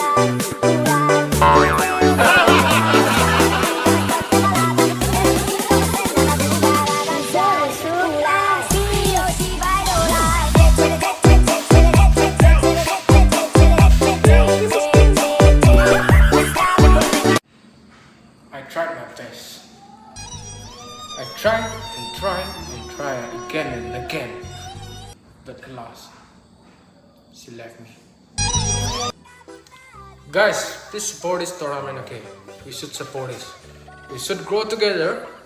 We should support each other. And this is not all about giveaway, brother. This is the biggest tournament in India, bro. This is the biggest tournament MOBA 5v5 in India. Watch till the end and join our giveaway. Testers, players, and all of us. Like, we are giving our best, brother. So please keep supporting us. Watch till the end and enjoy this live stream. Have you heard the rumors? About what? The rumors from the board. The demon. He's coming! What happened? They're all dead! Oh no, no! It's him! He's coming! He's coming! Impossible! Get him out of here! He's coming! He's coming for us!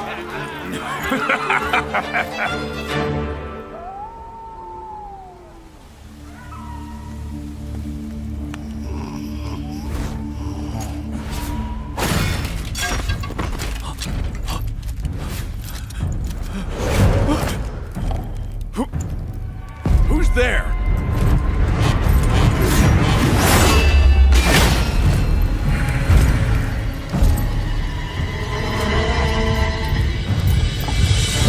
An imposter has sullied our name! We are the might of the kingdom!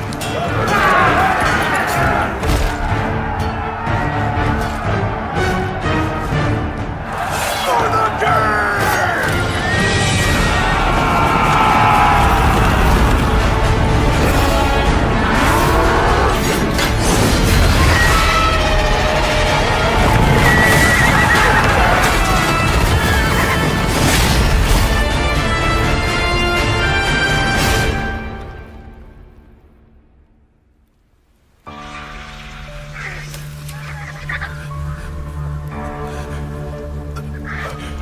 No.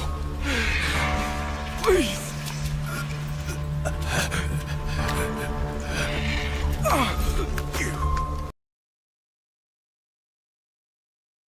Kurumjari guys. Jerry, guys.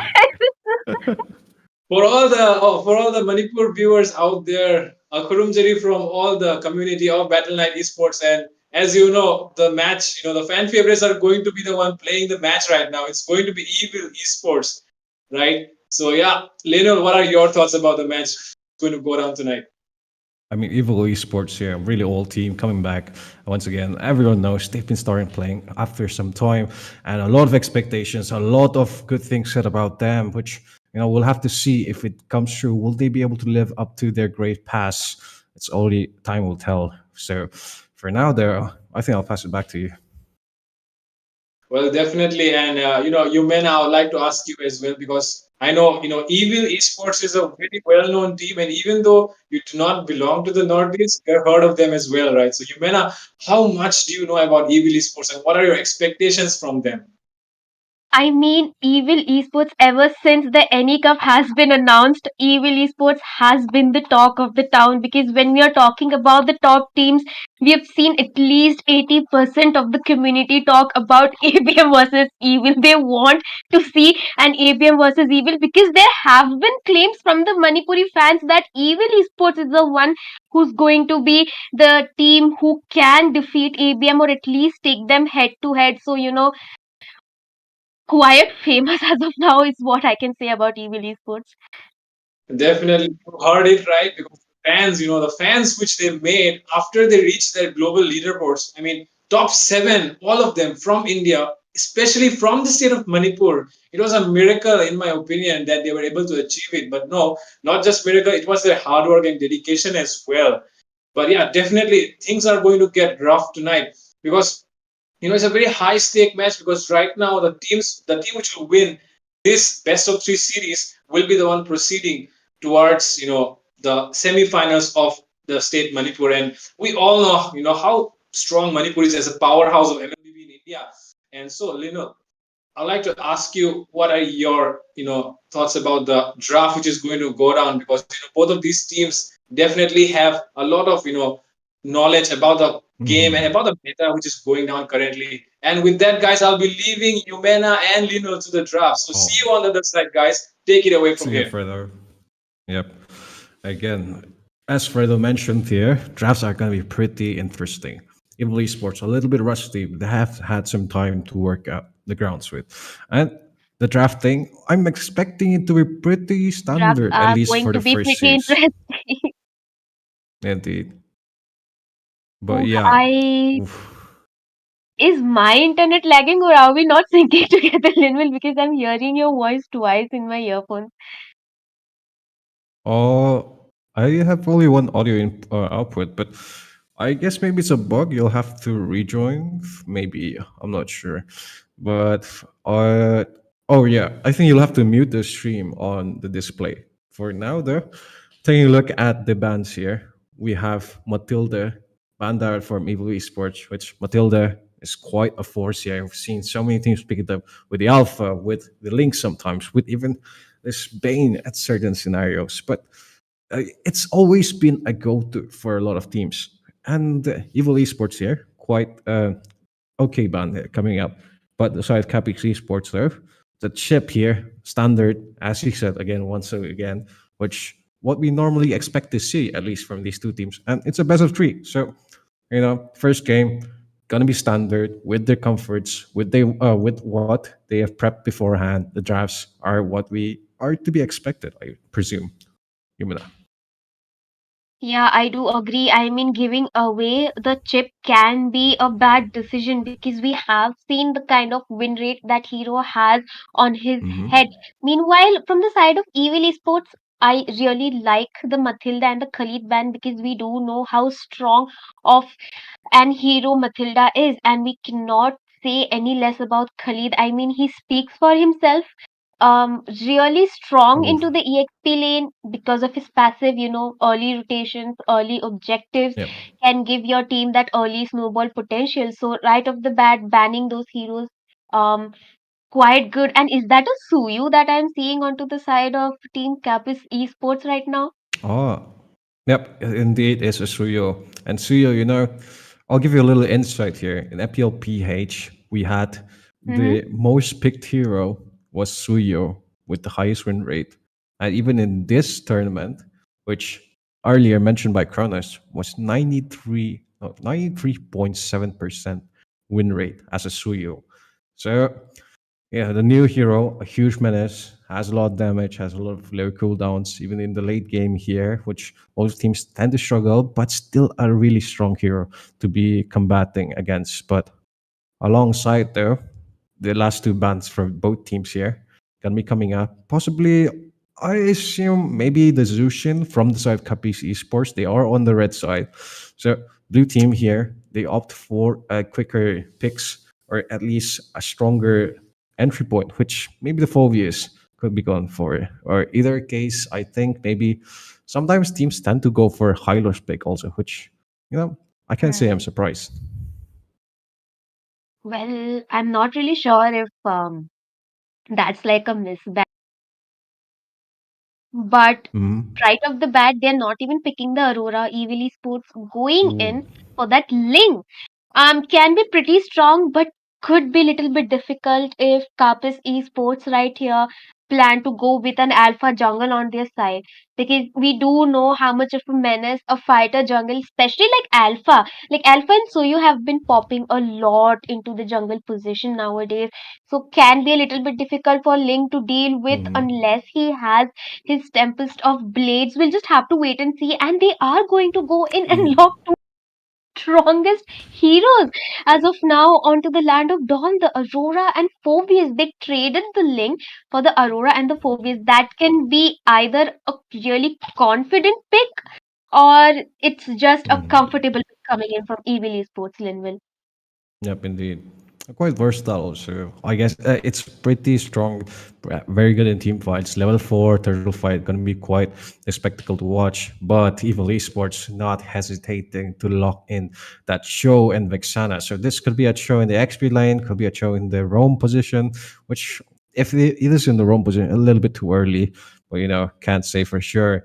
Xanadu, quite the alternative to Aurora, has been picked either wise, both these heroes mirroring each other. If not, I guess maybe a Luo Yi in the mix, but this time on our hands. The last pick from Capiz Esports is going to be the Alpha here. Alpha, a decent counter to the lane, if played correctly. And, the Alpha and the Phobius, two strong heroes who are, if they go in the same time, sync together, you only have one wave of the dragon to deal with them. So position wise, Capi's Esports here, they'll have to go on the aggression pretty well in the early game, unless we have a strong, maybe zoner, crowd controller from the side of Evil Esports, which it's difficult to say. Second bans there coming up for both teams. I was about to get into the point of that Harith right there. And speaking about the draft, so far, Linville, while Team Evil Esports is taking, Capis Esports is taking their time banning it out, they are going to go in for a full dive comp. I mean, you have a Fovis and an Alpha. It's a no-brainer that they are looking for a full dive team composition right here. So if you're going to go ahead with that, maybe banning out a strong tank, because if you leave them with a CC tank, maybe a Carmilla as well. I was thinking about a Oh, yeah. Carmilla along with the Indeed. Aurora. It can be very difficult for Ooh. Team Evil Esports to deal with it. And they are going to go ahead and ban the One. Do we have a One player onto the sides of Evil Esports, Linwell? Because that could be a respect ban, but I have seen the One being picked up a lot recently after the MPL matches and also the NACT matches. Yeah. I think people are finally recognizing the potential that she has. Indeed, and that's what we like to see, at least in India here, adapting to other esports, adapting to other metas, which is fine and all, and slowly building up that meta, which in this league has been so far a lot of alphas left and right. At least today, for the state of Manipur, a lot of Manipuris really like the alpha for this case. But the last band's coming in from Psychopies Esports is gonna be the Claude. Okay, quite a strong marksman to deal with, and I thought they would be the ones picking the Claude off because even as you mentioned, Capis Esports they have a dive composition, so the Claude's blazing duets could have been quite a good opportunity for that. But although the other band from Evil Esports gonna be the Moscow, which is the other alternative, and SOD quite the strong ultimate in those team fights. Which Capis Esports, if they have the split pushing mechanic and to join those late team fights, which I think Evil Esports here, the link is probably gonna prioritize split pushing a lot when we go to the late game phase. And yeah, it's nice to see these two teams looking out for that. But the first pick for the second draft gonna be picked up by Capis Esports now. Well, if Capis Esports goes ahead with the Lunox onto the goal lane, it can be really difficult for Team Evil Ooh. Esports to deal with it. Because imagine, oh, they're going to go ahead with the Kufra. Maybe they are taking it for the Ling or the Chow, because a really good answer for both of them if you are going to put Chow onto the roam position. Chow for me onto the roam position is 50-50 lane will, because your team is then going to play around the Yeah. single pick of team comp. You have a CC, but it's just the eternal guard coming in from Vixana right now. So maybe Esports should focus on getting more CC or sustain onto their team, because you do need to give Link that ground, the setup to dive in and use his Tempest of Blades to either get the Aurora, or maybe if they go for a pick onto their side, pick off the marksman. But they've banned out both the Moscow, the Won, and the Claude. They could go with the Lunox at this point, because she does have the early game damage onto the lane, and late game she is a monster. It could be really well for the team composition for Capus Esports. What do you think Evil Esports should go with right now? Oh, I was thinking for a Gato Oh. onto the EXP lane, but they are going to go with the Beatrix and the Franco. Not really sure about the Franco pick, Linwin. Yep, indeed. Very bold pick here. The Franco could be a win or lose situation for that, because the Franco, so it's also a good initiator, one of the best initiators skills in the game. But that's also the case for the enemy side here. If he gets a hook on, maybe let's say maybe the Aurora, that's the goal for Capis Esports to dive in. There's guns in blazing, everyone flicker combo, maybe the Kufra with the Tyrant's Revenge, and the Alpha with Alpha Charge could be a huge deal. But that is why they have the Beatrix this case, for having a little bit zoning potential with the Nibiru or with the rock launcher. But it's difficult. Evil Esports here. The composition is solid, but there's a lot to deal with from Capis Esports, and this Nathan is not going to help that situation any better for them. A very direct team composition coming in from the side of Evil Esports. Linville, they are looking to play around the single pickoffs. If they manage to, get the shutdowns onto the Leighton early on from the game, just choke him onto the goal lane, they can have an upper hand, because that can give the Link to farm freely, because he doesn't have to worry about one member onto the late game.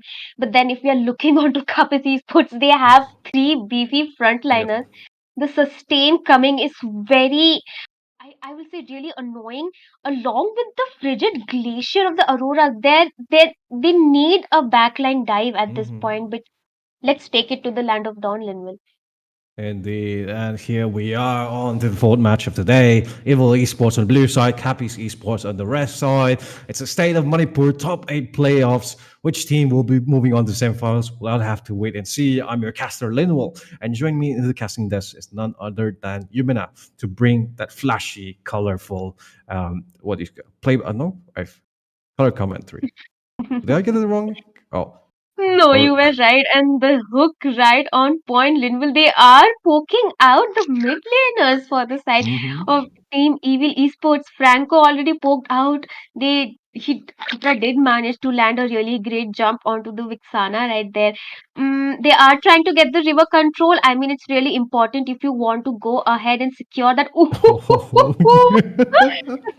No, man. I love Franco Linville. Yep, indeed. Don't we all? But oh no, it looks like he's making a mistake here. Viv, unfortunately, stopped by the bouncing ball here and giving a first blood. Oof, as a Ling in the early game, that is not what you like to see.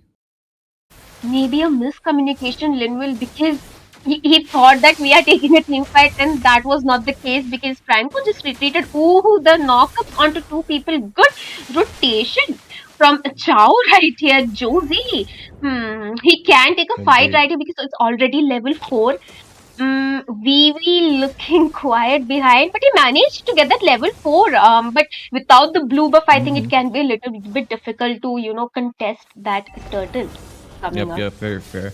And also the case where Ryota, as well as Altak Paul, trying to get those level 4s beforehand, and Ryota getting it early on with the crab. Jazzy there, gonna start off the turtle dingo here, positioning for Rook, who is quite on the aggression and who gonna be messed there. But hey, there's the Chikundo, he's going onto the alpha, there's the kick, and he's frozen with the Eternal Guardian, but lands the retribution. Josie getting the turtle and getting back off here. But the fight's not over yet. Viv here trying to go for a re-engage. Rota though zoning them off. Evil Esports here. Ooh, not off to a great start. But look at the bottom lane. A really good knock-up, and the J Kundo coming in from the dog man onto the turtle lane. But there was not enough damage because Ling was pretty desperate for his blue buff, and we do understand why he chose to, not be present onto the team. But what happened to Kufra? He jumped onto the opposite direction.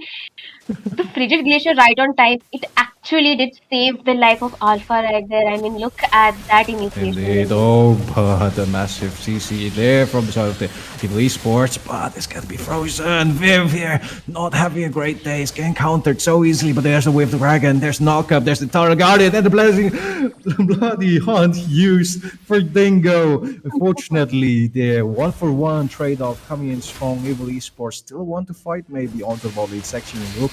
And Kurosaki possibly going to rotate over. Purify not available for Ito. This could be a great opportunity for Evil Esports, but now they're going to still wait to commit, possibly wait for a few seconds. Still, all the while, Capiz Esports, they're going to be regrouping here. Yeah, I mean, they are trying to look to get a pick off onto the Nathan. Okay, they will be retreating there because obviously the turtle is going to spawn. I think they ooh, the Spear of Alpha being used right there. What's happening?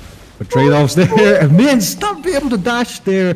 Doesn't have the flicker ready. Tries to go, but Dingo with precise positioning. He's been having those great bouncing balls. But Tyrant's Revenge hasn't been landed in all the situation. Rook here trying to go for a temporary hook, but there's the comes the Jikundo. Massive knockup. Damage not coming present there. Cooldown still active with the Eternal Guardian. Viv there getting poked in by Dingo. He's gonna be all alone there. There comes the Chow. There comes the damage. Not enough there, but he still commits to it. And here comes the entropy, but he gets knocked out. Brooke here being chased. Gets the targeted on, but Paul all the while not gonna find a target. Goes back. Maybe start off the blue buff. Jazzy does have the retribution installed in a matter of few seconds, and Viv here struggling a little bit, looking to maybe capitalize onto Ito. Still has Purify, but there is Dingo. Goes in the Dome, getting the kick, but Purify being used alongside their entropy. As the conceal play, Dingo trying to go in again for his teammates. Successful in protecting the turret, but Mins here with a clean clear. They did not manage to get the bot tier tower. They lost the turtle buff yet again. Chow rotated all the way to the bottom, thinking that they would be able to get the tier, 3 tower onto the side of team Capiz Esports right here. Good decision making, but they are not able to capitalize on it, literally, because they are behind on farm. They are losing those gold objectives. So I'm not really sure what's going on with Evil Esports. Yeah, indeed. Trying a little bit aggressive for that. And Rook instead, I thought he was the roamer. But it looks like it's the dogman here. A little bit of poke there coming in from the Vixana. Maybe looking for an opportunity here in the top sitting side. Jazzy still hovering over, but bot lane section being suffering. Capiz Esports here. Ito getting turret, and there is the knockup. There's the Eternal Guardian. Massive airplay in the Nibiru with the flicker bloody hand. Gets the kill onto Josie here. Still surviving, still strong. Evil Esports gets a turret. Rotating over to the mid lane section. Here, they are still positioned properly, though. Dingo just might have the Tyrant's Revenge of his life. Goes onto the Vexana, and there is the knockup. Purify right on time. Managed to make him survive another day. Entropy here did a little bit of damage out of Weave, but a precise finish poise gets him out of the sticky situation. Good trade-off coming in from Evil Esports. Okay, they are not able to farm up, so they are just trying to take those tower objectives. Smart decision. They are waiting to get those item spikes because they are not lagging behind as much as we thought they would be, because the team fight is being pretty difficult for them given that Capes Esports has a better sustain, they will manage to get the bot a tier 3 tower. For from Capes Esports, good decision making. Capes Esports should maybe try to engage them a bit more because they are playing passive. Oh, they've already started the turtle for the side of Team Evil Esports. Yep, indeed. They're not going to be contested, Happy Esports taking the top turret a little bit late to the party, but there's the Bloody Hun onto Josie, but the backline here being stunned. Men's supposed to flicker out. Ito gets the kill onto Rook with the entropy damage bursting in. Show here. The Dogman not being able to find a target here. So many people to look out for. Alpha Chart just to secure the turret. And Dingo, hovering over that. All first-tier turrets taken down. Josie will be looking onto the boom buff possibly, but Viv here trying to go for a split push onto the turret. Oh, he just might have some unexpected guess here. No, not gonna land any passive there. But top lane section here, Ito trying to push onto the third, maybe get a little bit of goal, but there's the hook by Rook onto Jazzy. Not gonna connect the Bloody Hunter, doesn't have it, but massive flicker play. No, never mind, doesn't go for it. The Dogman here forced to retreat, and Evil Esports lives to see another day. Well, he did have to retreat back onto his tower. Good knock up from that Chow, but then there's no one to, follow up for him because they are, let's be honest, they're lacking onto that item spike and damage potential coming in right now. And the more Team Capes Esports keeps farming, they are going to become more tanky and more sustainable. You are going to have more damage coming in from the Aurora and the Nathan right after the Holy Crystal, but ooh. Hang on, entropy being popped. There's the Wave Dragon, gets the kick onto Ryota, but juggled on by Ito. There's the Eternal Guardian also, but damage not prevalent. Bloody Hun onto Ito, clean up Nibiru. There's the Tempest of Blades, goes on the backline, Dingo, a bit slow. Viv here, gets the clean up though, and 2 full kills, 2 for 1 here, still pushing forward. Look at the mid lane section. Jazzy getting the turret for free. It's just free real estate, already on the level 13. So much gold for Capes Esports. Man, okay. Rook on this Franco is doing the job that he's supposed to do. He's using the Bloody Hunt on the right people. He's managing to hook pretty amazing actually. Not a lot, we don't get to see that a lot, but Josie kind of looking in a way. Despite pushing the mid lane, they did not go for that Lord initiation. They're going to give it for free. Yep, members not present there, and Wilf getting the Lord for a trade-off for Rook. On aggression, the Dogman forced the flicker. Still very low though. All 5 members of Capes Esports chasing. They want the Chinese man there, and it looks like he will be found. Still so low, the HP now. Paul gets the cleaner with a massive demonic force. And mid lane section being pushed by Viv though. Oh, so Capes Esports still on aggression, gets the second tier turret. Red buff also being contested. No, never mind. Also back. That's it. They have to defend this Lord. It's about to be coming and pushing towards bot lane section. Linwell, at this point, I think Dingo needs to step up and provide those sets like these, but then you do not have anyone to follow up on. Onto those initiations. There is a gap between the follow-ups coming in from Team Capes Esports. They are playing well, but the way Evil Esports is showing up on those initiations, they are not able to match that pace. Maybe that is why they are kind of falling behind despite the team composition that they have. But wait a minute. Oh, we're trying to go into backline. Doesn't have the blue buff ready though. Massive snipe by Mince. Half HP onto Ether, but not going to fully committing. Rook here can be caught by Dingo. Forces a flicker, expecting a Tyrant's Rage. There, this just might be the go for the hook. No, there it is. He gets land onto Dingo with so much damage being bursted down. He flickers out in the last instance here. There's the Tempest of Blaze, goes in the backline. Viv all alone is getting shredded by Jazzy. No. Gets the kill here. Capes Esports still strong. There's the Thunder Guardian onto Rota. Solo on HP. Does use the regen for that. And the Joe here, the Dogman, will he find a target? It's only up to Mince to shred them down, but I don't know if he'll be able to do that. Rook, though, looking for a hook. Iron's Revenge also being hovered over here.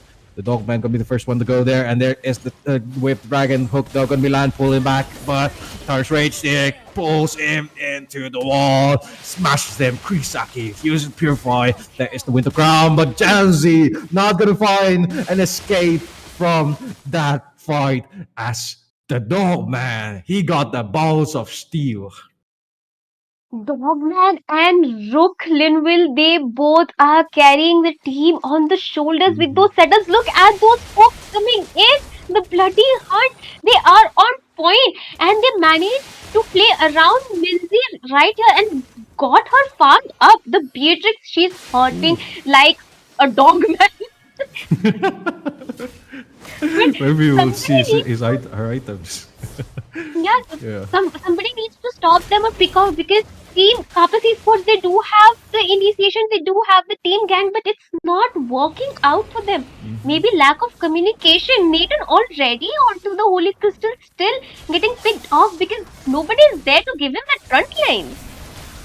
Yep, indeed. They have to go for the right targets here.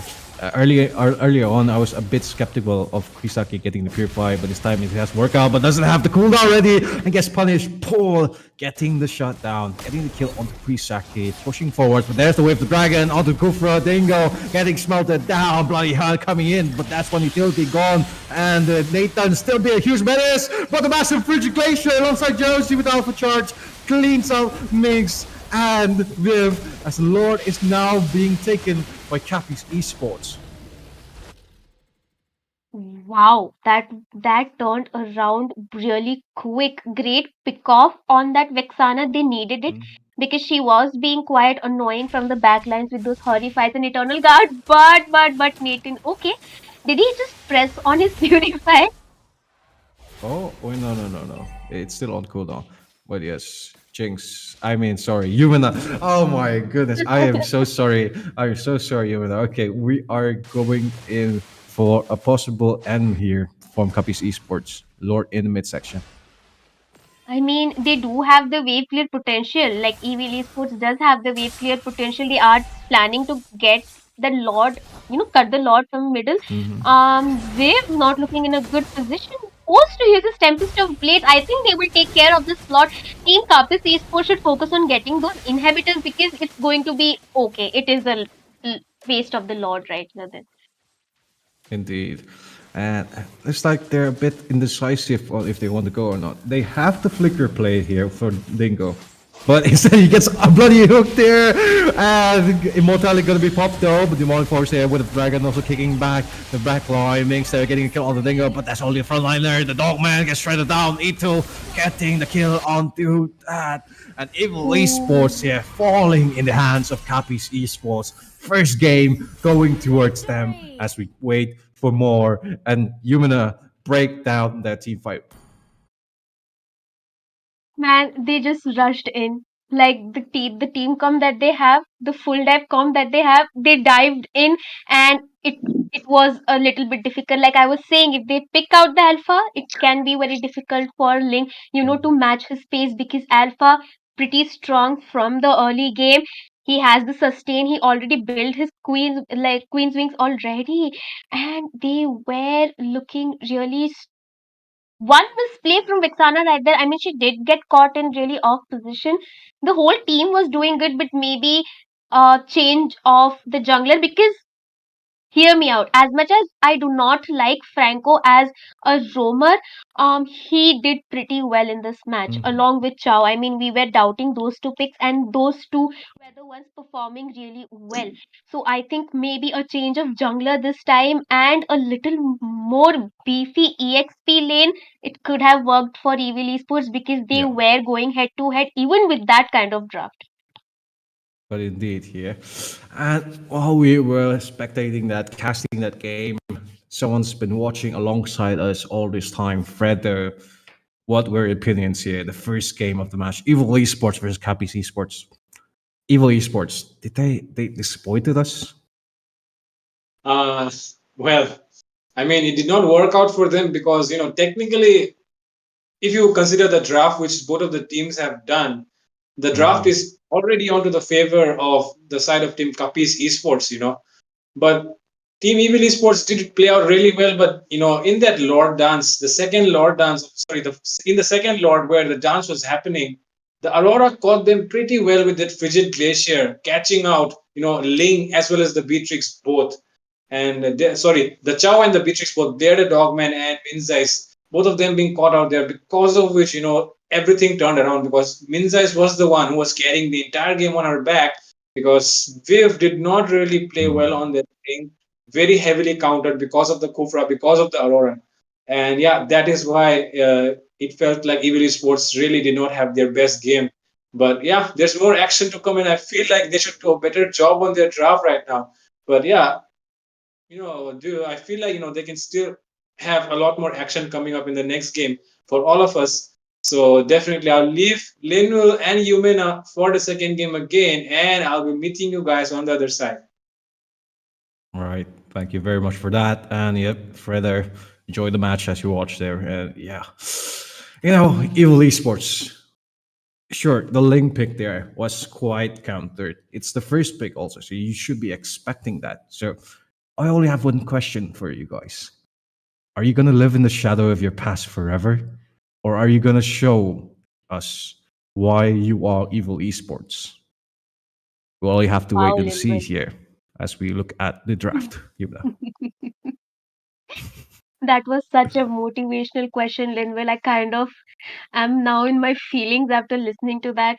But right off the bat, Kapis Esports yet again banning out the chip. I mean, maybe we are going to see pretty standard bans, or maybe this time around, Evil Esports will opt to ban out either the Fovius or the Aurora, because both of them, along with the Kufra, pretty difficult to deal with, because despite landing those hooks, despite landing those G condos, despite having your Beatrix farmed to the core like a dog, man, it did not help them a lot. Man, Linwell, I just like this guy's name. I mean, it's just a funny name coming in from the sides of the Evil Esports. But yeah, they are taking their time thinking it through, because you do not want to leave a Phobias or a Khalid open, in my opinion.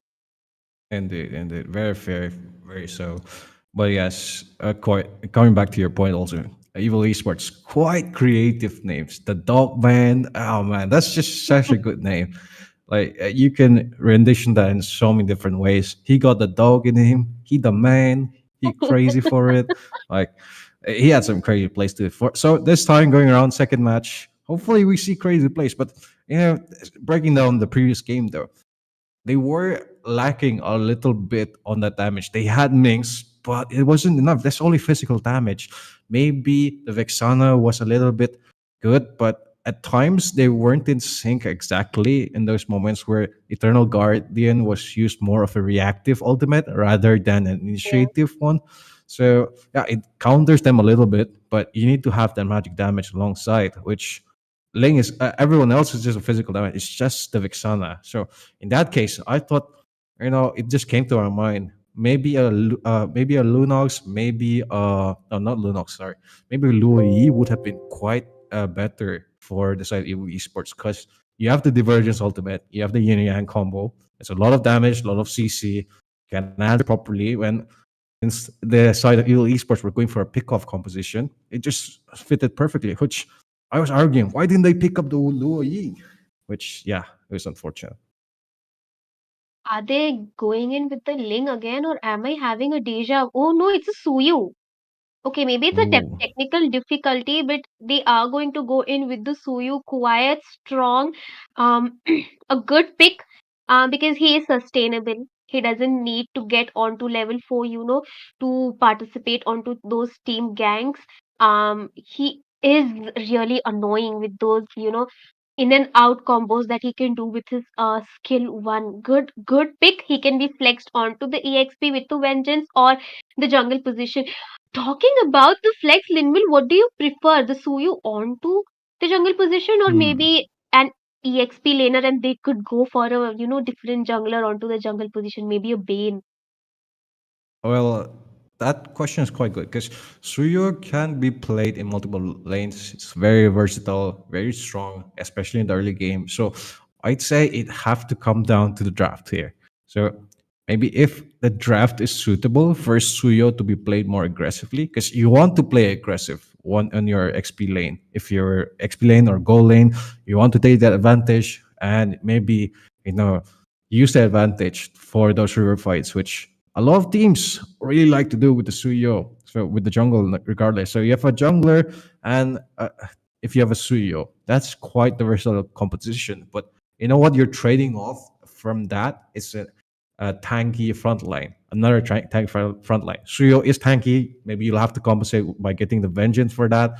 But it's a 50-50. So for now, though, Capi's Esports going to be the one to take the two heroes from Evil Esports, namely the Vexana and the Ling. Vexana, it's versatile, it's decent. Ling, though, against a Suyo, ooh, that's a little risky if you ask me. I am not really sure if I'm trying to create some beef over here because is Kapis Esports trying to say that okay, we'll play the heroes that you play Oh, last match and we'll show you that we can play it better because if you're going to pick a Ling against a Suyo, it can be a really heavy mistake. Because we did see what happened to Ling earlier last game against a really sustainable jungler coming in from their own side. And Vixana, oh, it's always a good pick because you do have those horrifies, you have the base damage and the Eternal Guard, always useful onto the team fight. Really smart pick from the side of Evil Esports. The diversion plays, if they land on point and if they land on the correct time, along with the kind of map control that Lue gives to your team, because you do need that fast rotations. You can use it to counter gang, you can use it to surprise the enemies. And this time around, Evil Sports is pairing it with that Fovius, so definitely the Suyu is going onto the jungle position. Linville, this time around, yep. Evil Sports drafting really, really well. Indeed. Maybe the first game was a warm up for us. Second game, as you said, quite decent, quite a strong draft.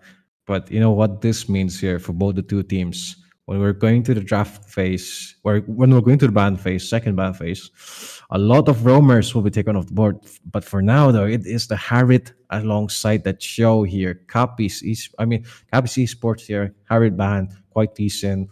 It's versatile, but you won't really want to pick a Harriet against a Luo Yi and Phobius, if you ask me. But nonetheless, though, but Nathan Peck coming from Evil Esports alongside the show here, they're expecting the same composition from Cafe's Esports. Oh, your prediction just might come through, Yumina. And I'm not because they picked those two picks with confidence without even wasting a second. There was no second thought. It could be, I don't know, maybe some internal beef. I'm not really sure. So maybe they banned out the Chow. And okay, we do know the Nathan was quite difficult to deal with the previous match. So really understandable ban coming in from their side. Also the Gatto and the Harriet being banned off. Good choices.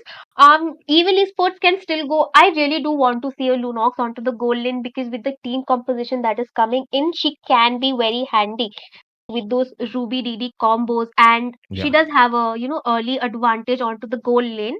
If you are having, okay, they are going to go with a late game marksman onto their side because just in case the link does not work out, they might want to play around the Moscow from the mid to late game because he single-handedly can 1v4 or 1v2 your team unless he gets caught with those diversion plays.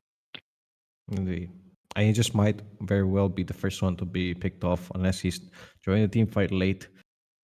Although, once again, it's going to be Minx on the Beatrix. We did see him play that earlier and was quite explosive. Even the plays were quite strong. Snipers always landing on point and positioning was very good.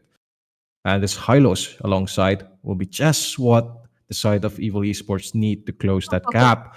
But Capi's Esports here going for the Tigreal combo. Tigreal, Edith, both flicker plays, both very strong, possibly bait out those purifies and then take the fights here. Evil Esports, though, still has an advantage in that early game with the burst damage coming from Louis and the Beatrix. Even the Suyo here is quite a force to be dealt with. So, positioning here will be key for Capi's Esports. Else, if they falter, I think the early game just might be very well be for them, for the side of Evil Esports. Yeah. I agree. I mean, this time around, I'm quite leaning more onto the side of Evil Esports because they do have an early jungler. They have an early mage. They have an early tank. Mm. We do know how annoying Hylos can be into that river position. And you do, um, ooh, wait a minute. Yeah. Were we seeing the wrong teams onto the loading page? Because Kapis Esports is Oh, the one wait. with the Louis and the Phobius pick. Yeah, I guess they switched it up this time around. It's all right. But okay, so Cubbies Esports the stronger draft this time around. But yep, it is the NEC Cup, state representing Manipur, and we are on the top 8 playoffs. Evil Esports versus Capis Esports. Capis Esports taking a 1 victory. But now it'll be up to Evil Esports to even the tide. Will they be able to reach higher limits, which they did attain before? Okay, my English is sort of becoming gibberish right now. Okay, never mind. On to the match. Yeah. I am still not over the fact that we were watching a wrong draft and I just formed a narrative in my head, but it was Evil Esports all along. I mean, they are playing with our heads because the dog man on the ski dip, I am rooting for him because last match he did amazing onto the XP lane, and this time around he will be playing onto the XP lane as well. Look at that, already getting poked early on. Oh, Venice being used also. There is the demand force and a lot of damage being dealt. Purifiers are being activated, but will it be enough? Only time will tell. Solo and HP forces them to go back, and Josie in the bot lane section gets a kill on the Kirasaki here. The rotations that are coming from Evil Esports, they will be looking on to go to Ito perhaps in this case, but doesn't have the flicker ready. Oh, this is very skeptical. Capis Esports though, playing extraordinarily well. Well, they did manage to draft pretty strong this time around as well. I mean, Evil Esports should have been familiar with the kind of gameplay that they are going through because we did see they snowball onto that early advantage. The turtle is already up. I think Suyu would want to contest it. You do not want to give it to a Link because we did see that they were able to, go ahead onto the team fight despite the differences in the draft. This time around, Evil Esports looks quite strong as well. Oh, the Harlow Yeah. just zoning out the Tigreal right there. I mean, they will be looking for an initiation to be coming in from that Tigreal right there. But meanwhile, this Moscow poking out the Beatrix when we thought the Beatrix is going to be like a stronger lane contender. Linville, what's happening? Indeed. A really good positioning came into play, pinned him to the wall in the off-screen camera. But for now, what that costed the side of Evil Esports here. Oh, never mind. Rukia going with the flicker implosion play, but the Purify from Ryota here coming in clutch. There's Glorious Pathway on the wrong direction though, trying to go in for an engage here. In this case, Suyo dives in the back line, but he's all alone in vulnerable. Josie, this might fall. No, never mind. Viv misses on to those dashes, and unfortunately, kill not being made. Capus Eastwards there 2-0 right now, very strong there. Mitzi in the bot lane here just might be the one for victim here for suffering from those trade lane swap in this case. Yeah. Wow, an early lane swap. That is very confident because I think Beatrix is having a hard time onto the goal lane. As much as she's farmed, it will be favorable for Team Capis Esports right here. But right now, Linville, if the link does not pop off in another 8 minutes, I think Team Evil Esports should look around playing that Moskov because he can be a saving grace for his team along with the victim. It just needs one initiation. We have to wait and see what Capis Esports will be doing because did we see a diversion play coming in? Not as of now because Roita does have her ultimate up on her side and they are looking to gank this Moscow. Rook, you need to be onto the goal lane. Yep, indeed. But instead, Evil Esports here, positioning for the turtle fight, and looks like they're not going to be committing for it here. Each other, top lane section, Divergence being used finally alongside the Hylos, but he's mispositioned. And double flicker being used here by Evil Esports. Hold their bot lane section. Turtle going to be started. Josie here, going to be forced back. Notice Rook in the bush. Paul going to be the one to flush him out. Turtle lane fight's going to be starting here. 2 members present. 3 make that And Flickers also gonna be available. Rook gonna be first one to start off with an implosion. And there lands it all two members of side Capital Esports. Blackline there gonna be died by Josie. And there's the demonic force of damage being bursted down. But Kurisaki gets the kill onto Ryota and finishes him off. And finally, oh, never mind. I thought the kill was going to go to Viv once again, but ew, the KS here by Kurisaki cleans up shop. Exactly how you need to be playing around that team composition, but unfortunately traded off the mid lane. Capis Esports is like, you don't want to give us the turtle, fine, we are going to take your mid lane in return. But Evil Esports, really good initiation. That's what I was saying. They need to play around Rook, wait for him to, provide those setups. But he is also getting caught in very sticky situations because the high loss is always present to, stun him. Wait, hang on, they But were just despite playing here that, onto Miss. Oh, you just got deleted so fast. There's a Terrifying, he's still in the turret. Dingo still strong and healthy. Rook gonna miss out an implosion there. Josie with a massive flank skill in that particular situation. But Rook gets the taunt, gets damaged out, bursted down, backline here, trying to go in, possibly Ito gets a snipe off, no, never mind, gonna miss him out, and try to go in, but Josie with the fade away, bow and arrow combo, gets the backline of Evil Esports here. Dogman and Kurosaki down there. Viv is here with the re-engage, trying to go onto Josie. Does pop the Tempest Blades and a bit slow on the hands, but oh no, he's gonna be stopped here and Revitalize healing back. Josie just enough for Capital Esports to get another kill. 6-3 right now. Divergence play still coming on to the bot lane here. Minx just might be in bit some trouble. Dingo gonna be first one to marching up and doesn't use a stun though. There's Glorious Pathway, Diversion, no. Yeah, a little bit damage, Yin Yang here, but it's inevitable. It's inevitable. Minx here getting killed off in the sidelines, and that is the power of a Liu Yi here in the hands of Ryota. Wow, I mean, Ryota is playing Loi how she, is supposed to be first the diversion on the top lane, then the diversion right onto the bot. So much map control onto the side of Capis Esports right here. I mean, they are playing it really well. They are getting the marksman along with Suyu farmed up quite well and on equal terms, and that is where Team Evil Esports is finding it a little bit difficult because they are heavily reliant onto the sets coming in from Rook right here because you do not have, let's be honest, you just Oh, but the implosion play here, and there's comes the another Guardian, but missed completely. Josie goes on the front line, dealing a lot of burst damage, but gets shot down by the Dogman, and it is only Dingo here. Vitalize not gonna save you. Too much damage coming from Evil Esports here. A little bit of a misplay from Capital Esports, trying to go for the advantage, but they will be probably giving up this Lord now, spawning in. Attribution not on time. Viv will have to play it slow. Man, I think that was a misplay and a bad decision to go in a bush where a Tigreal is waiting for you. They could have retreated back. Doesn't look good.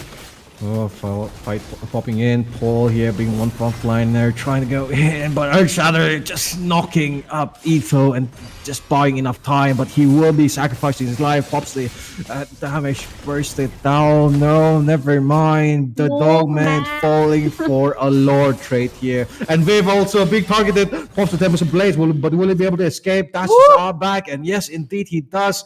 Lord being pushed here, but on the side of Team Capital Esports here on the top lane section, trying to go for the aggression. Dingo on the front line, damaging Rook. Possibly, no, wasting a little bit of time, buying it for Ito and Paul to finish off the Lord here. Lord going to waste, bot lane section, the Moscovian push here. And Capital Esports here trying to go in. Dingo pops the Glorious Pathway. Rook with the flicker play on the backline. Lands it out 2, make that 3. There comes the Eternal Guardian. And they are all so low on HP. Viv with the cleanup for Evil Esports. There's still Paul left up to be chunked down. And the backline is looking quite juicy. Although Minx all the while. Here they go. Knocked up here. The Dogman having a 200 IQ sense though. He gets caught out. Tries to go in for more, pops in the ultimate, but no, not gonna find it though. Viv here in the late section, basic attack onto the turret. Unfortunately, there is the damage being done. Minx finishing off this Josie. Finally, once and for all, Evil Esports making a little bit of a comeback. I mean, claps for Rook yet again. He is being the man. He is carrying the team on his shoulder with those setups. I mean, Kapis Esports should have seen that coming because he did not use his flicker onto the Lord Dance the earlier time, and the cooldown on Tigreal's ultimate is quite low because you are already on to level 10. Rook is already on level 10, so they grouped in together, like, serving themselves on a plate, like, come ult me, because the Lord was taken care of. They should just have retreated from there because the whole team of Evil Esports were present to, counter engage.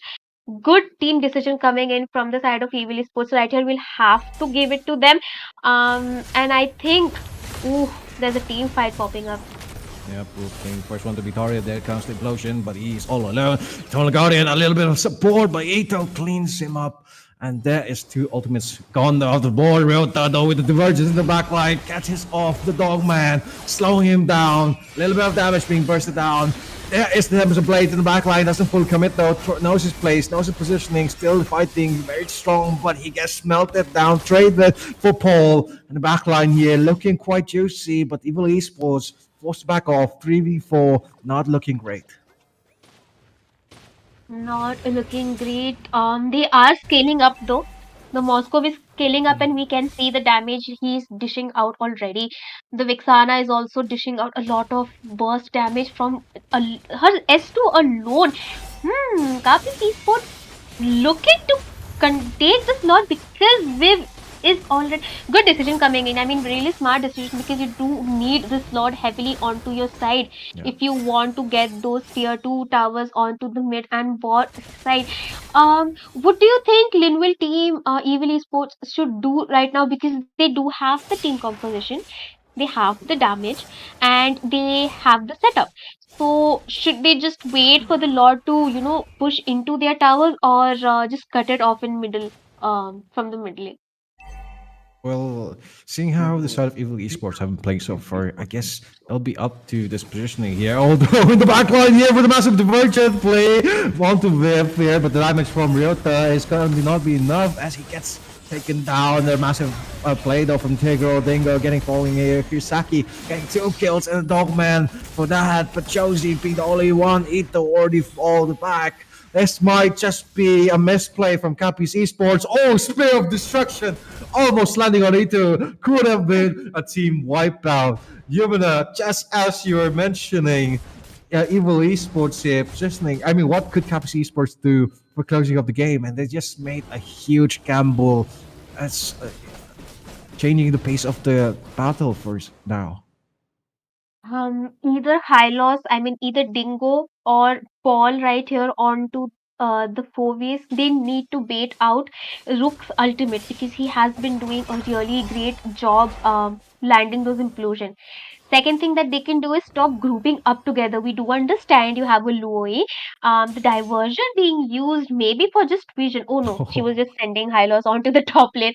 But yeah, they need to stop grouping up together, and they need to focus on either pinning down the Vixana or pinning down the Moscow before they try to take the engagement, because they are being a menace. She is using her Eternal Guard and her Horrify on point because you have 3 frontliners, and 3 frontliners against a Vexana, it's just like a piece of cake because she can just stun you and use her Eternal Guard to provide that CC and give Tigreal the opening to land his implosion. So I mean, that's where Team Kapis Esports should focus on, and what Evil Esports is doing right here, they should just keep doing, because Moscow is getting farmed.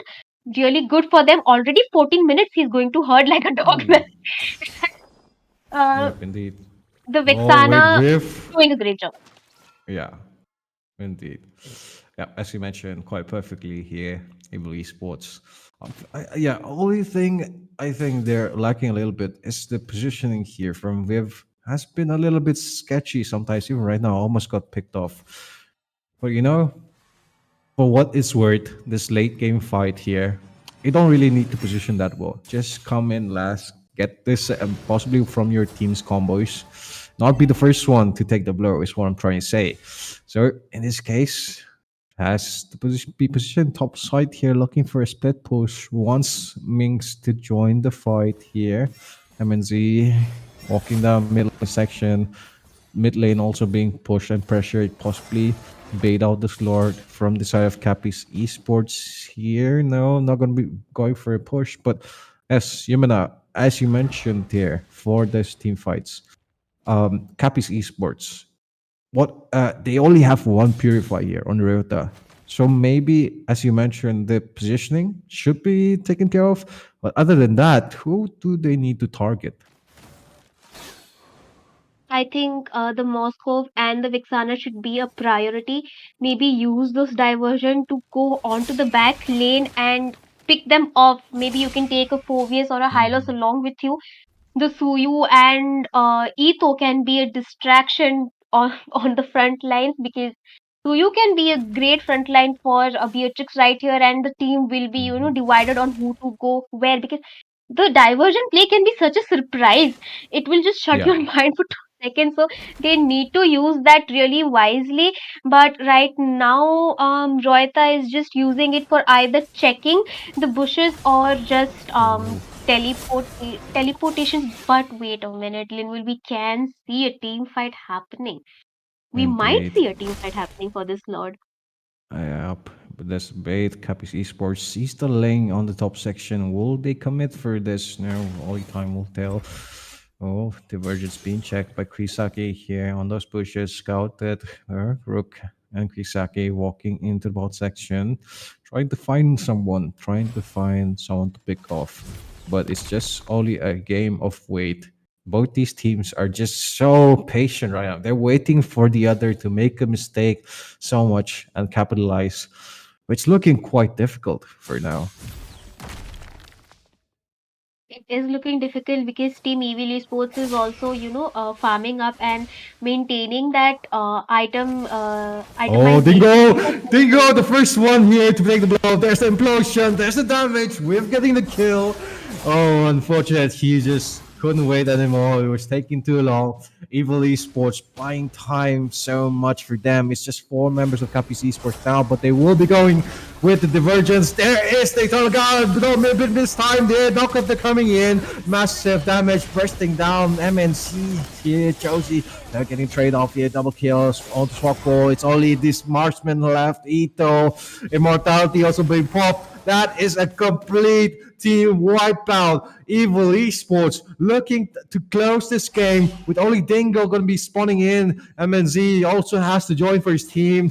They're trying to finish it off, possibly early on. Dingo only going to be the last line of defense. Just one horse versus 4-5 members of Evil Esports. And they are going to take game number 2. Man, just like I said, they needed to just play around that Moscow, which they did pretty well, because we did know that the Ling, if he falls off onto the early side, which he kind of did, and he did get back on from the mid game as well. Good initiations coming in from the side of Evil Esports right here. I mean, we will have to give it to Root. He did manage to, land pretty good implosions. And I think I'll have to give it to Vexana. She was quite good with her guards, her horrify. She provided those team fight CC that was much lacking onto the last game. And I think Evil Esports well drafted and well done this time around. A little bit of change of words. I think earlier on we were supporting this side of Team Cappy's Esports, but yes, that there's that Vexana Krisaki, who very good game sense, very good map knowledge, timing on and checking those bushes whenever possible, position pretty well also. But at that last moment, at last fight, Eternal Guard almost got the 4-man knockup, which could have been just, it gave me chills, man.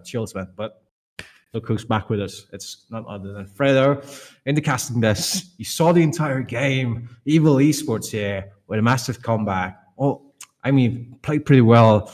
And this took game number 2. Definitely, Lino. I totally watched the entire match, and to be honest, it was the Moscow, right? If not for the Moscow, I mean, the Ling was not performing at his best, and it was very obvious from the way he was playing.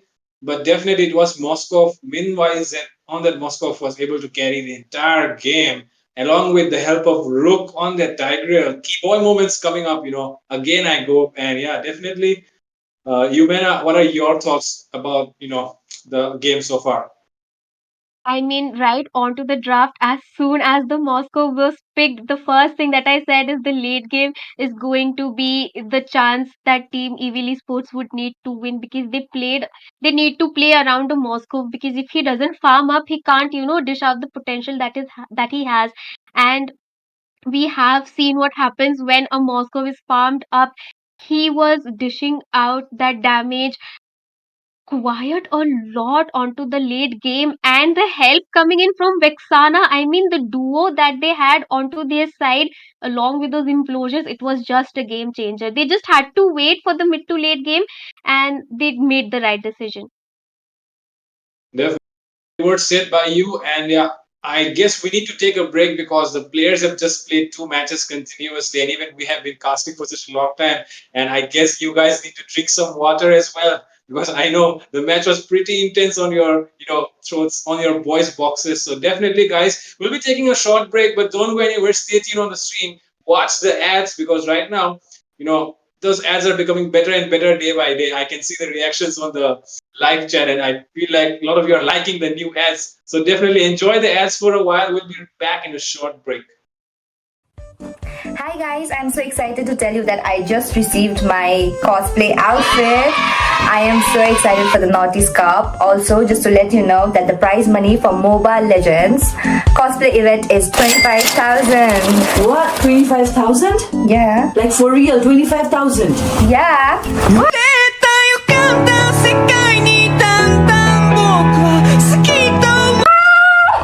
Guys, I got Rumi's outfit, so now the 25,000 is mine.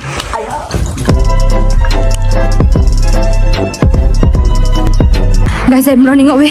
I got my stuff. And don't forget that the Naughty's Cup land prize is $3,000. See you guys. I'm in danger. Okay. What about 2 lakh plus diamonds? Yeah, the 2 lakh plus diamonds also.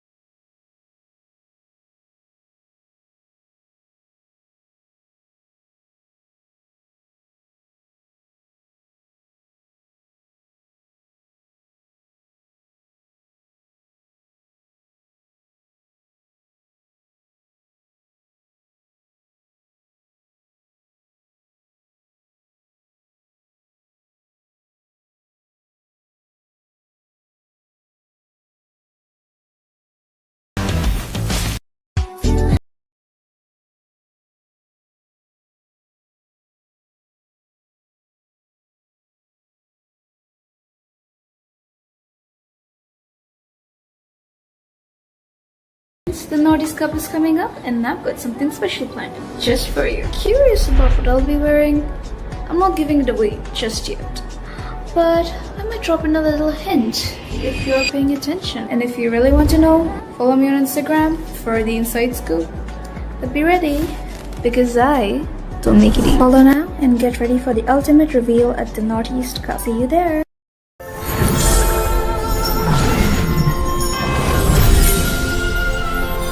A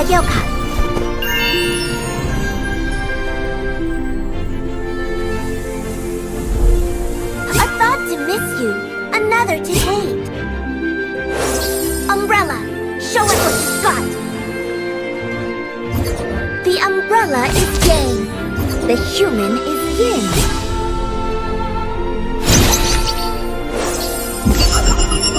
악우려 달산. Curse simply means restriction. It seems that very few people know about Omniotic.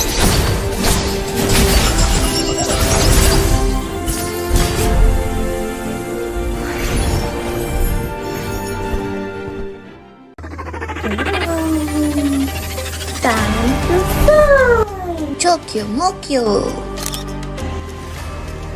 Don't you guys excited for the cosplay?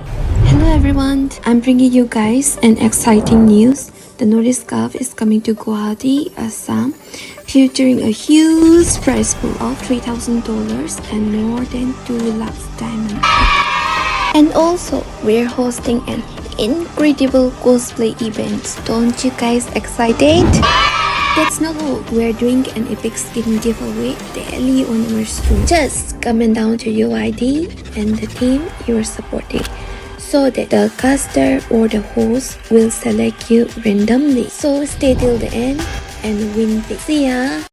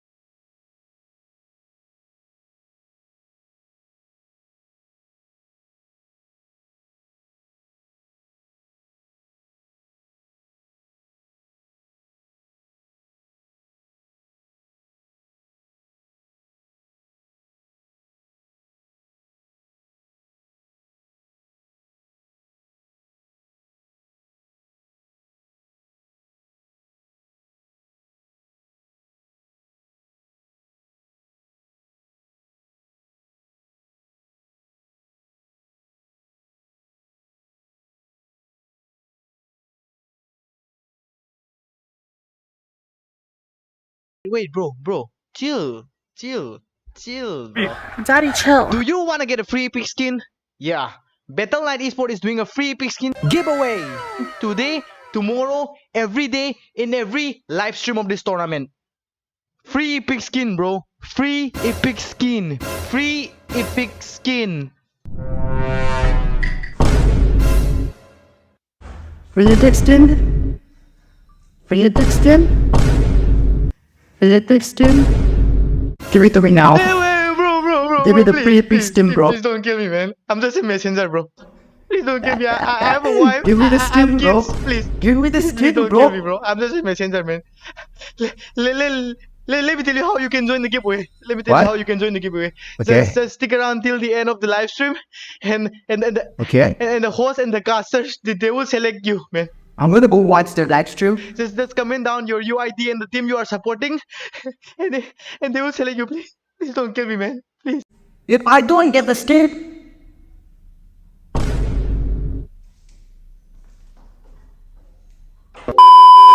Yeah, if you want to win the epic skin, just stick around till the end of the live stream and just comment down your UID and the team you are supporting. That's all, man. That's all. Good luck, guys.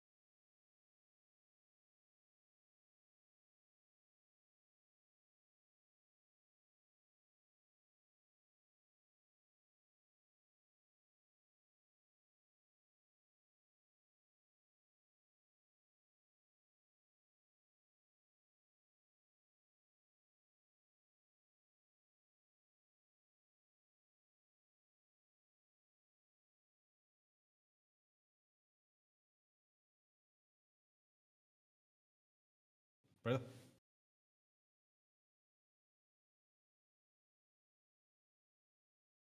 We are back again, and this time Miss Jenny with us here. Linville, we welcome Jenny to the third match between Team Evil and Team Compass Esports. And definitely, Team Evil, Team Evil, even though they were underperforming in that first match, the second match they were definitely to make a comeback. And I hope Jenny, you were watching the last match at least. Definitely, I'd like your thoughts first about how the game might be progressing in the next game. Yeah, I was there the whole time. I have seen what a roller coaster of emotion both the matches were. I mean, both the teams obviously they gave their best, and the chat was crazy. The chat was going crazy. Okay, and we reached up to 1,500 viewers, which probably will increase in the third match. And yeah, you can't really say that the first team underperformed. I think they played really well. In the second match as well, they gave a really tough competition. It was not one-sided at all. In the early game, they were winning, and then the economy it started going to the other side, and Evil suddenly came back. So the third match, I think, is once again gonna be a huge roller coaster of emotions, clashes, neck-to-neck battles. I think we will be able to see a lot of spicy stuff. Definitely spicy stuff, like you mentioned.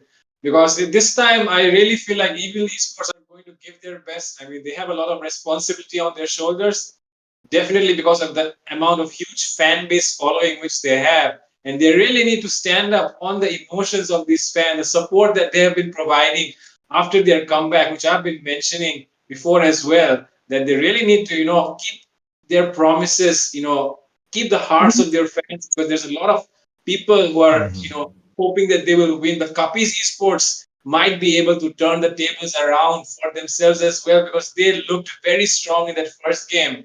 And definitely, we won't be hoping anything less than exhilarating game from their side as well. And with that, Lino and Jenny, I'll be leaving you guys with the draft. So take it away, guys. I'll be meeting you guys on the other side. Yep, let's go, Linwell. Let's take it away. Yep. I think that if Capis Esports manages to eliminate Evil from the Northeast Cup by winning this match, they're gonna gain quite a good reputation. Yep, very much so. It's gonna be the final match of this matchup. Evil Esports showed us how they played, and Capis Esports alongside as well. Second game was intense, as you said, but the third game for now, Evil Esports. There's a reason why they're very well known. They showed us the previous game. Will they be able to fully commit in the third game? Oh, I'm very excited to see. But the draft's coming up. Although I'm your caster, Linwell, and join me today in the casting desk is going to be Missy Jenny to bring you that wonderful play-by-play. Yep. And look at that. They have banned Link. Is that a respect win? Were they really troubled by Vip's Link in the last match, Linwell? Yep. It's gonna be, these bands are gonna be quite predicted because they've already seen at least 2 games how both teams play. They know the strengths, they know the weaknesses, who to prioritize. Viv has been locking that Ling a lot, and if you get off his comfort ban, probably it's gonna shake him a little bit because sure he did prioritize the Ling a lot, but he wasn't that well versed with it, especially in the early game. Mid to late did pick up the pace, which we want to see, but this time around he's gonna have to switch it up a little bit. Yeah, they've also banned the Chip. It's like Chip he's got 100% ban rate. I think everybody gets him out of the table. Yeah. Again, still a lot of power picks are being led through. They'll probably end up banning the Phobias, maybe an Aurora. Let's see. What do you think?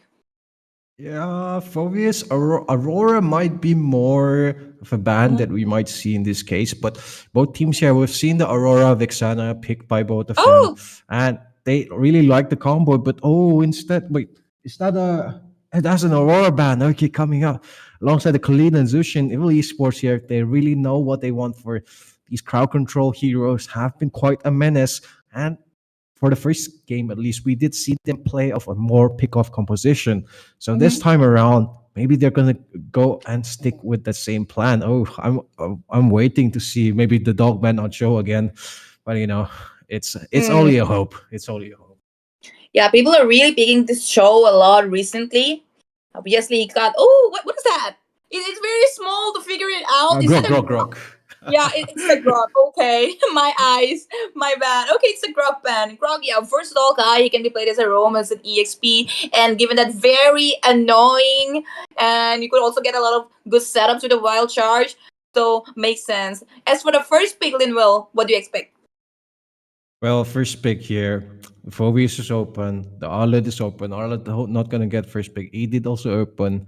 And Evil Esports, we've seen them prioritize the Vexana, but look who is there. The Suyo this time around. A bigger pixel, a bigger image to be seen. And Suyo, man oh man, did wonders in the first game. Yeah.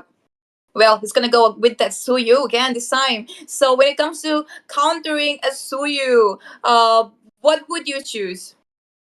Well, okay. Most of the time, it is gonna be the alpha here. Utility With the Matilda? fighter. Yeah. Oh, maybe we might see it happen. Matilda not banned. Could be a very good opportunity, but no. Capi's Esports here, picking the Vexana and the Edith. Vexana there. Oh, taken alongside the Edith here. Quite strong. Very good magic damage. Good initiation. Only thing they'll have to be wary of is probably those pickoffs, which we've seen very strong from Evil Esports. And a Suyo alongside a Franco. I'm not saying I want to see it, but in the third game, which potentially the losing team could be knocked out.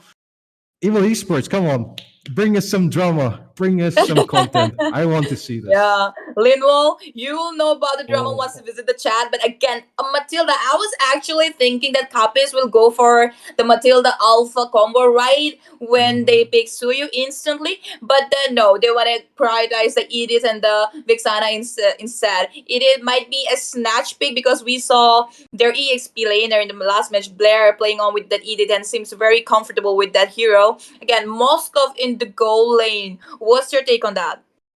Well, Moskov in the goal lane has been quite good for Evil Esports. They picked it on game number 2 and game number 3. Earlier game, and it's on MNZ. Okay, so very good goal laner, very good positioning. Even took carried the last game through, and pushed him for his team. So the only thing they'll have you to be wary of is that early game, which Alpha locked in by Capis Esports here, and if they lose those early skirmishes, it's going to be pretty hard for Evil Esports. But having a Matilda here on your hands is quite good because, having the Suyo, you have a lack on escape. So the Matilda's Guiding Winds provides it wonderfully well, unless it gets changed CC'd, which in this case just might happen looking at Capis Esports composition.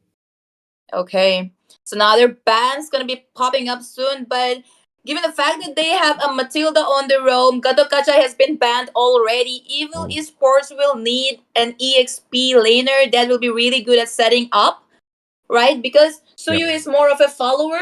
He's got incredible damage and sustain and everything, but he won't be able to set up. So I think they will need a good initiator, and Gadokacha would be a good option, but he's banned right now, followed by the Harry from the side of Evil Esports. So what do you think? I think they're going to target the EXP laner a lot right now because they already got their roam, right? They already Maybe got the Now what's most important for Evil Esports right now to get a really good setup EXP. Okay, they have banned the Lilia instead. Oh, yeah. Quite a good decision. Later with the Black Boots. Very good in escaping, decent damage. A lot of teams have been picking it back up again.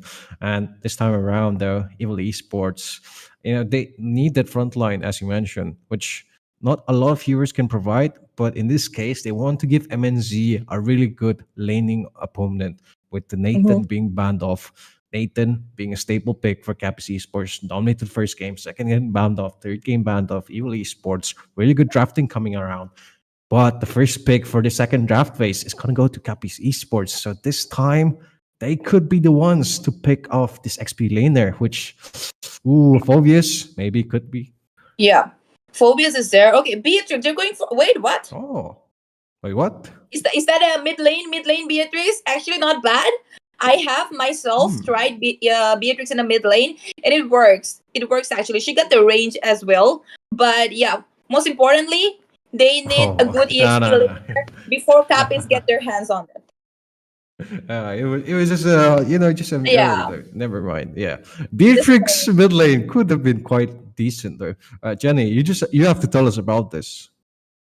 I mean, she's got that what those missiles that she throws, right? Mhm. You can clear up The rocket the waves launchers. Yeah. fast, really fast, and everything. She's good. She works like a mage. But instead, Capis is gonna go for the Beatrix on the goal lane, and they're going for a Cho in the EXP lane. Is it gonna be enough? Oh, just might be. It's on the dogman, but yeah, they're all lacking on that front line, which we mentioned Mm. earlier. So a lot of pressure on him, which he did fulfill on the previous side, but that time around he was the roamer. So this case he's gonna be the XP laner, unless Evil Esports pulls up a Sicilian XP lane or Matilda XP lane. Oh, it's gonna be hard to tell what happens when we go into the match. But Capiz Esports with the Kaja pick, this is really good coming around if you pair with the Beatrix. Definitely. Chao cannot dive in. Suyu cannot dive in. They have that Kaja right there. And they will also be having a decent front line with the Edith as well. But I think Evil Esports still is lacking quite a bit when it comes to providing the front line and setting up. So we'll have to see. We'll have to see what they say. Yep, indeed, very much so. And they have, as you mentioned, they have everything they need in the mid to late game phase. The early game is where they're gonna struggle a lot. So those level of force, the optimized plays have to be quite good coming from Evil Esports. They need to get sync on the level force, get the XP from the XP lane to make and the XP laner. And the mid section, the roamer cleared it off and get all your team to level 4 for the team fight. It is very important, which we didn't see a lot of teams utilize that fact. Yeah, sure, you see that in pro play, you see that in the match for ABM versus ET, but this time around, that's really important for the turtle fight. Which, if they don't take, okay, never mind. I guess not that important anymore. But yeah. Yep, and we move on to the Lands of Sun. This is gonna be the final match between Evil Esports and Capiz Esports, guys. The deciding match as to who will move on to the next round in the Northeast Cup. Whoever loses is gonna be eliminated. So make some noise, chat, share the stream, and let's hit 2,000 viewers, which I think we might have actually crossed. Don't you think so? I mean, Manipur is the powerhouse of MO. Yep, indeed. There's a reason why this game is really popular here, and very much so. Evil Esports still have to show us, what they have, what they can do. In this case, fights though gonna be breaking out very early on, but rotations coming from the dogman is gonna be quite crucial. Oh, they might be looking on for a gank though, possibly. Yeah, I can see that Capiz is playing a little bit on the back foot right here. Evil going really aggressive. And could be a setup in the bottom lane. Josie might be in trouble. No, it's Kirisaki. Josie is not level 4 yet. Or else Kirisaki would have been dead. Yep. That steal on the jungle creep was quite important.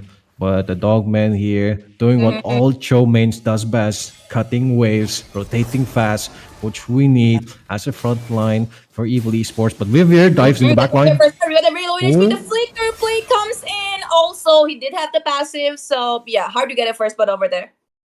Yep, indeed. Oh, the burn damage could have been sufficient, but it was just not enough. Yeah, but sending back to the lane though. We're resuming back on that. Paul hovering over this turtle. Wants to get the vision for his team. Kaja as well. Dingo trying to clear it off. Waiting for Ryota on the top section. But it's going to be a bit late. Viv going to be the one to start a turtle. Yeah, it's already started. And so far, I don't think they have vision on him. Also, Matilda, their rook is keeping... Okay, they got the turtle. They also they almost got the first blood. But yeah, with the flicker play, he escaped. Yep, indeed. That was quite the thing there to be used. A spell being used off the board is quite fine there. Dingo does have the level 4. Just might want to commit onto someone in bot section. Even the Matilda could be fine if all his team is present for it. The dogman though, look out for him. Yep. He's right there. It could be an ambush. Kirisaki not in a very good position. Caught off guard. He's gonna go down. Look at that. Ooh. First blood. Finally, Copy stays on the first blood. Suddenly, will be used up on Zozy up there. Ryota very low in HP, but will be able to go away using the deadly grasp. Yep, indeed. And no hesitation from the South Capi's Esports. The flicker play, although a little bit messy, just was what they need to get Kirasaki, which I thought would have flickered out, but he was changing his seat for so long. It's quite Yeah. unfortunate. Evil Esports here. Possibly he has to go on the info that flickers are not available for the South Capi's Esports. So maybe look for a play here.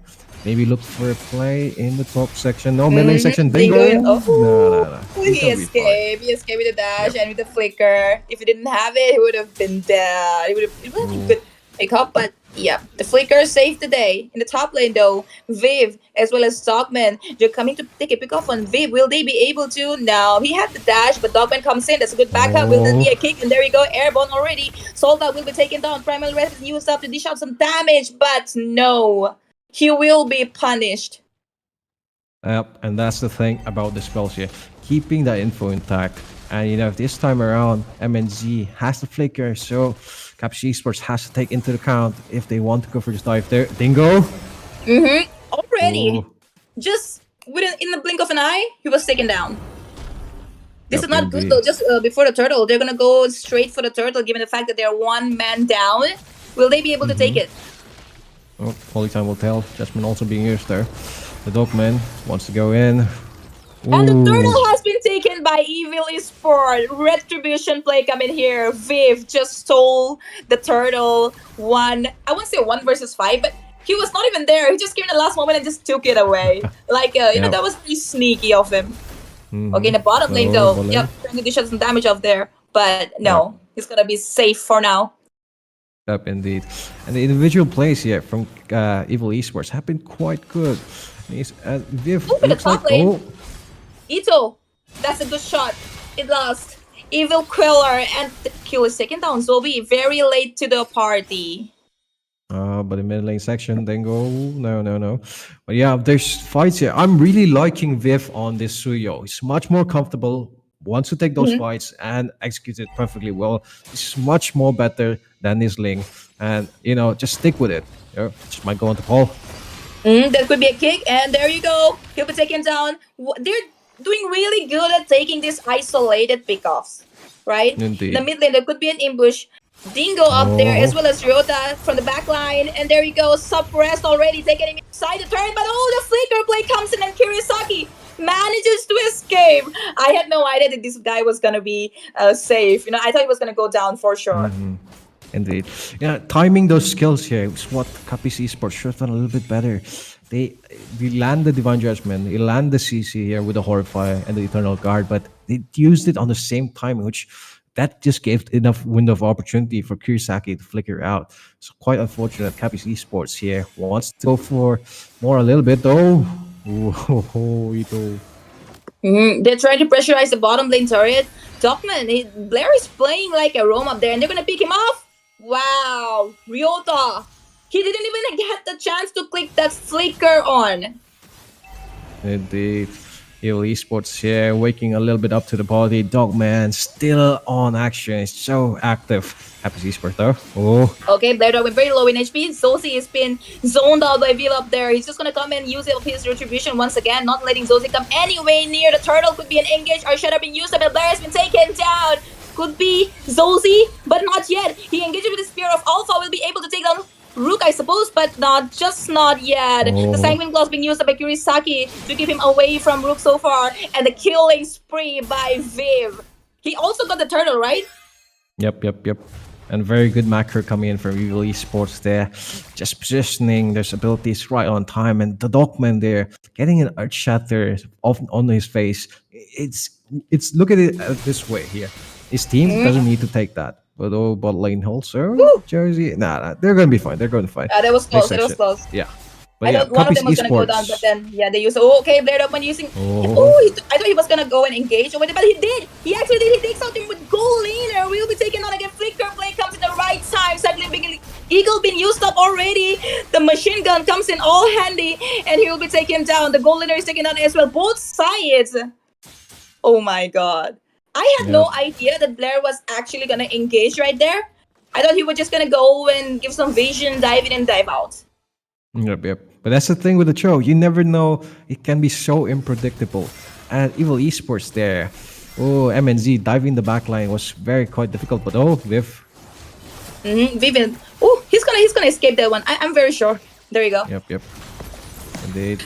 There you go. Oh, the line just didn't even use stop. Kirisaki. He was caught off guard. I mean, should have known. He should have known to stay a little bit far away from the Kaja. He's always ready to bring him up to the steam with Divine Judgment on. But Circling Eagle being used up, that'll be a false engage.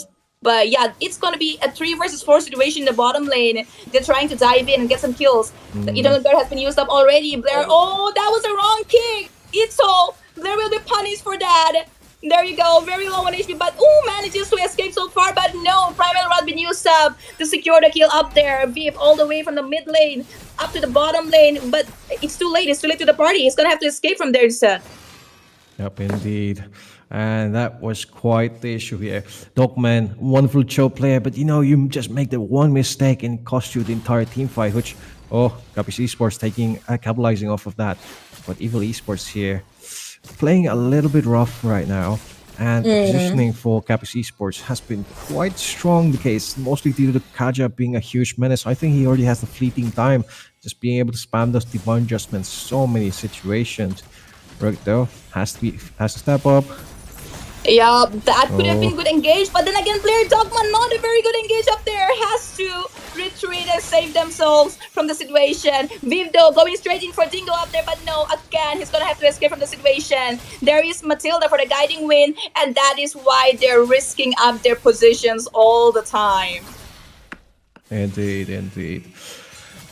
It's unfortunate there. You see, Dogman wants to go in for that, but you can't be doing that. Because Divine Judgment is just so strong. Even if you have the Cho, it's just so impossible in certain scenarios. Yo, Circling Eagle been used up already. That was a good knockup coming in very low in HP. Ryota will be able to shut him down. Viv is gone out of the scene already. Double kill. Blair Dogman is taken down already. But oh my god, Minjis has managed to take the Lord down.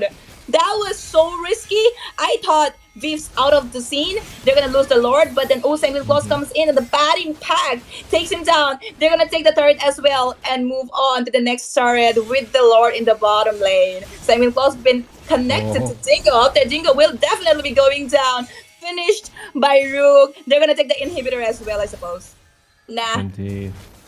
Very good position coming for MNZ there with the Spear of Destiny.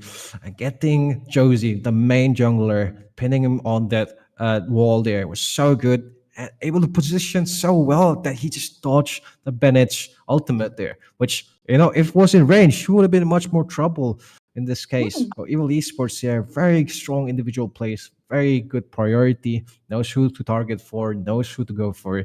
Capiz Esports also, they're punishing Evil Esports quite well when they overstep, but it's just not enough. They need to go on aggression, which they try to do, but alongside, the Vixana's Eternal Guard or even the Beatrix Rocket Ultimate, I'm sorry, I forgot the name, but those two cases, which was just, it was positioned, but just on advance, so they didn't really do anything with it. Not really zoning, also and then just making it go to waste. So, they'll have to sync their abilities a little bit more in those team fights if you want to see happen. If they want to win this matchup, which we are waiting a little bit for them. Scores are even now. Law is pushing down bot lane section, which a lot of times of Evil Esports here prioritizing the top turret instead. It's an only an early Lord. It's not too strong. Capiz Esports still can take it on, and maybe could go for a flicker Divine Judgment if possible, or just punish the Dogman, which he's been very aggressive.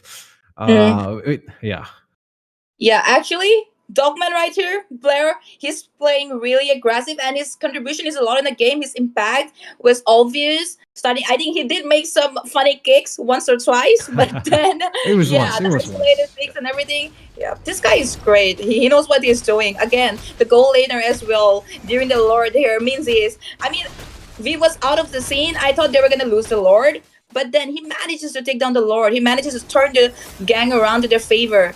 So yeah, with this Lord, the control has definitely slipped away towards the side of Evil. Indeed. And they are taking the jungle here, which is a very good thing to see. 35k gold, 5k gold difference. very strong, is you're taking away Joe's blue buff. You're taking away from him his ability to spam those alpha spears, but there concealed play coming in from them a little bit early on there. And that is a cooldown gone for them. Dingo has to go and check those pushes. Our chat also being used. So this is what I'm trying to say here. They're committing, but not fully. They'll need to Yeah. be a little bit more careful, because right now Dingo is looking very vulnerable. Yeah. Just bait. I think they're making some mechanical mistakes on the side of Capis Esports. That's why, because even during the Lord, they were actually winning. But then, this guy shows up. Minzes shows up with a Spear of Destruction, and boom. Everything changed. Right? Even they didn't expect Indeed. that was going to happen. So I think they're going to have to prioritize marking Minzes as of right now. Yes, Viv is a problem, but bigger problem, Minzes. Don't you think so? Yep. Indeed. They come in pair. They come as a set, which Yeah. troublemakers make troublemakers. But for now, though, Evil Esports here, very aggressive positioning here, wanting to catch Capis Esports a little bit off guard, because they're expecting that wave clear to maybe start before this Lord fight, but Capis Esports here all waiting for perhaps this Cho to walk in the bush, but he's not even nearby. Rook though just might be the target. Rook. Oh my god. Yeah. After That that. was like, oh, this is gonna happen. He's gonna get ambushed, but no, just not yet. He got the vision instead. Oh. He was just trying to get the check, but okay. Oh, could be a kick. And there you go, airborne. No divine. Oh, he does have it. And Blair Dogman will be punished for that aggression, I suppose, but no, not yet. Viv not in a very good position, but the guiding wind once again. Every situation they get them into, guiding wind always there to take them and out. That's what we've been talking about in the draft. A Rook here being a quite good pair alongside Suyo, which phenomenal right now. Here, this is like your top gameplay, mate.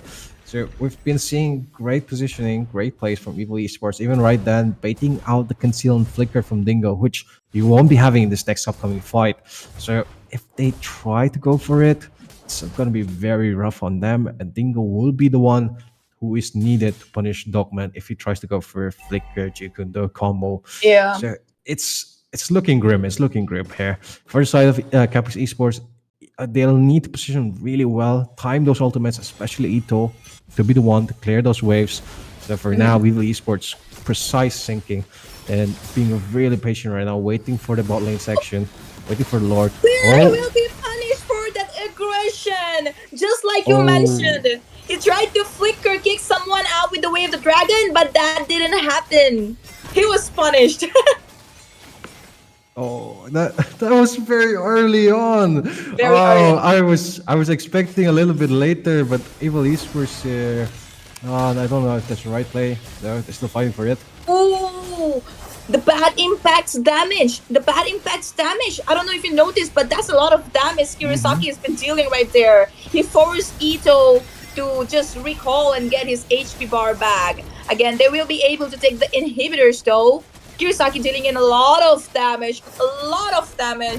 They have to chase too many rabbits. As of right now, there is Menzies, there is Kirisaki, and they're gonna have a really hard time to even reach to Kirisaki.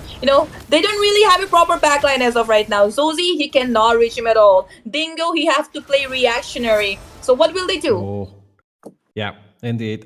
For that, I think they'll have to take pickoffs once again, or Paul will have to take on the aggression. He will have to use those flicker earth shatters, but possibly, he has to have some backup alongside of that. So maybe an Eternal Guard, maybe Alpha could charge alongside him, and Kaja could get a pickoff, and Vixana with alongside Ito here on the Beatrice could melt that target. So get 2 targets first, and then after focus on the rest of the 3. So this is like one of the best case scenarios you could see for Capis Esports, but Evil Esports there, it's a little hard to do. They are really good with their positioning. They know exactly when to go on the aggression, when Kaja doesn't have Divine Judgment, commit to that, or play safely. And single play coming out. Oh, something will be used up already, but no, that's a false engage. They're gonna come back. They know the guiding wind will be up there, but in this time, so it was Rook himself who actually went in. They were trying to pressurize the mid lane inhibitor, but they're probably gonna go for the Lord instead, and this Lord could be the game ender. Yep, indeed. But may I just say, that was a beautiful circling eagle. One Yeah. which, if missed time, could have been punished by divine judgment, but didn't go. Oh, like a play. Yep. Also, they are being really careful this time. They don't want to waste their skills anywhere. They want to compete for this lord, it seems. Meanwhile, Kirisaki forced Tingo to go back. That amount of damage is bad impact. Easy lord once again for Evil Esports. Fear of Destruction has been used already. Hook going in for an engage. He's already teleported Moskov as well. They're gonna go and take the kill on. Oh my god, they already got 2 kills in. Okay, so it's just one. It's just one. It is out of the scene already. The lord is marching towards the top lane. I thought this. I saw some kind of graphic, and I was like, "Oh, is it a double kill?" But okay, not yet. So Yep. could be. I don't know. Can they defend this? Yep, indeed. It's difficult, they utilize the flicker indeed, especially Ito. So he will be the one being targeted by the Dogman, who has his flicker ready. Rook as well could go in alongside Kirisaki, and Dingo will be the main person who comes into play for this. That's the use that. Right on Ito, and Ito goes out of the scene. There will be no one to defend us. Not bad impact, dealing a lot of damage. And Dingo up there, suddenly Eagle been used up as well. Sosi very low in HP. He's been taken out of the face up there, and it'll be a double kill for Viv. They will be ending this match right over here, and there you go. We have the first finalist to play for Manipur Evil Esports. Oh, sorry, semifinals. Yep. Got a little excited over there, Miss Jenny. Very But excited. Yep. It was quite a good game here by Evil Esports. And I'm glad they performed to their name, which showed us why they are one of the teams to look out for, top teams here, especially in Manipur, top 8 teams. They will be going to the semifinals. And, this time around, they finished off with a bang. Precise marking, precise knowledge. They know exactly who to go for in the end. Even those kicks here. Dogman targeting Ito, as I mentioned, who didn't have the flicker, was just the right thing they needed to do because Ito's their main wave clear, their main lord takedown there. So if you have only the Vixana, you have only the Alpha at the end. So it's very hard for the side of Team Capital Esports to finish off that. Evil Esports, really well played. And Really well played. Viv, I'm really glad you showed up this game, dude. All you, man. This is all you. But yeah. For now, though, we're going back to the casting desk. Freda, man, what are your thoughts, man? Give us the deed. Give us the deed. Well, first thing I would like to say is for the side of team Capiz Esports, I see potential. I really see potential in them. But definitely Evil Esports just outspend them completely in this third game. I mean, the rotation, the macros, the micros. I mean, there was no stone left unturned from Evil Esports match. They were just immaculate. They were just unstoppable, and yeah, definitely complete domination. Even though, they still lack the amount of composure which they show usually, because they definitely gave away 12 kills to the enemy, which is definitely not what you expect from a top team. But yeah, because of that Matilda, they were able to make some great plays, especially because they always had that guiding win available for the escape. And yeah, definitely that was it, I guess. And yeah, Jenny, what are your thoughts? Because you sounded so excited to cast this match, and Definitely. energy there. I was super excited because I was watching both the matches, the first and the second one, and the chat was going crazy already. So in the final match, obviously, and I have to say that the KDA over there, the silver on that show player is very misleading. That KDA is very misleading because that guy's impact in the entire match is way better than that. His engages with the dragon, even in the last moment, right before the Lord going in, picking off Ito. No way to defend the Lord. So yeah, I enjoyed thoroughly. Definitely, I mean, we all know that Blair the Dogman on his Joe is just immaculate, right? He does not make those mistakes. But yeah, once I did see him getting caught out there, his overextension leading to a 3-man down on the side of Evil Esports. And at that moment, I felt like Capiz Esports might be able to clap back again. But after they came back online, after that respawn, they took back the control on their side. They did not let Capiz Esports have that map control, which they really needed, and they bounced back pretty hard. And yeah, Leonel, as you were the one who was analyzing this match so far, sitting down there with Jenny, what are your thoughts about the whole macro scene, the whole analysis of this match. Oh well, I'll definitely have to give it to Evil Esports there. Really good positioning, really good timings. They know exactly when to use their abilities. Even, sometimes saving those flicker spots. If you're going down in that situation, if you get picked off, they don't commit to those flicker spots, which is what a lot of teams need to do. At least in the tournament, I've seen players at least not be hesitant on when they're using those flicker spells or purifies. But this time around, like Evil Esports, the third game, they performed tremendously well. But yeah, as you did say, also the Dogman that show in the last section, he got a little excited. He's on the big stage. He wants to show off. He wants to get a magic kick here, okay, more possibly with the guiding winds, and then just get a huge knock up on everyone. But it happens. It happens. Although it was risky, being that last fight in the last moment for this last matchup. Which if they lost, we would have gotten a lot of hate or a lot of backlash. But they won, so all the praise to them.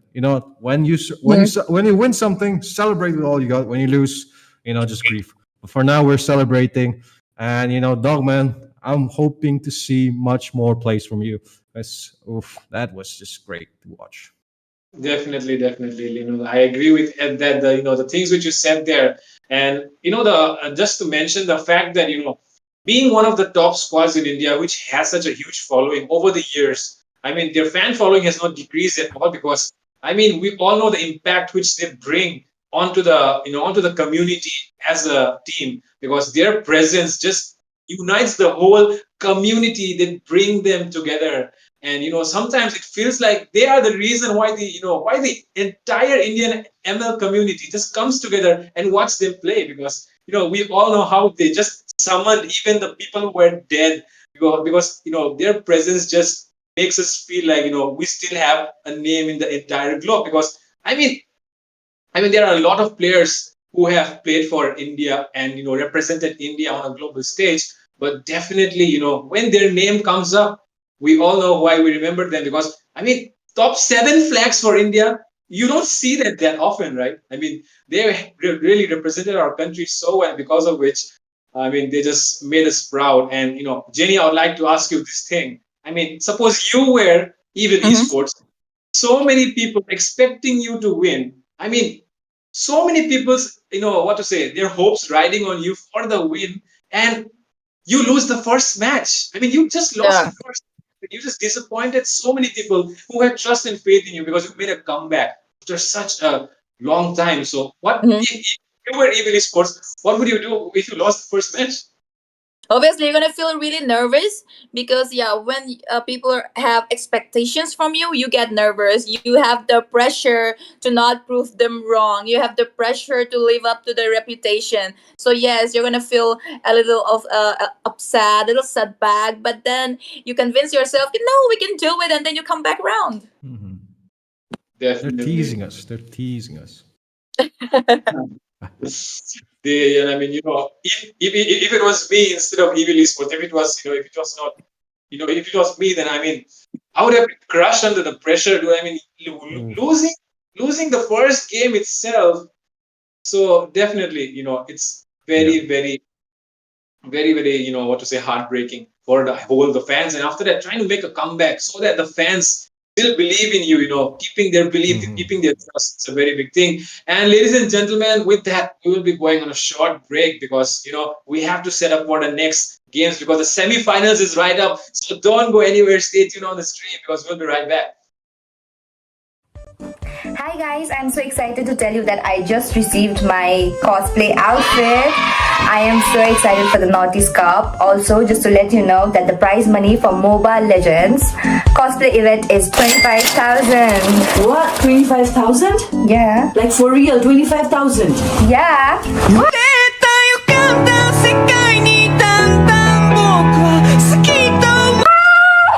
Guys, I got Rumi's outfit, so now the 25,000 is mine.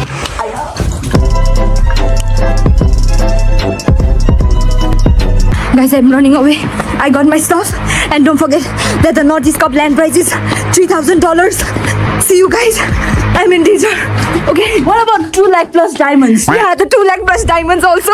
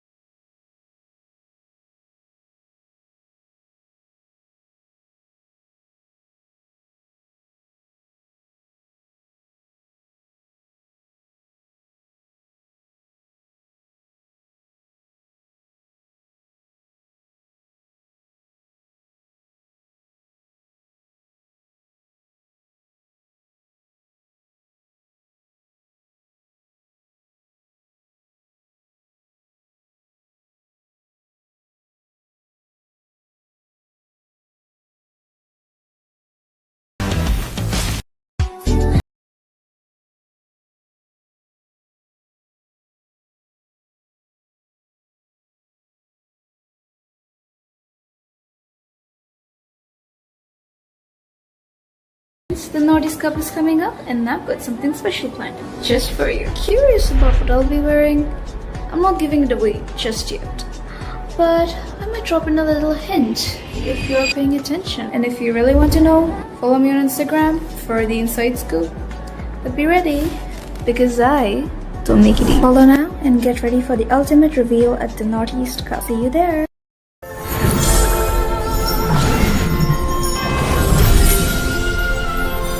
A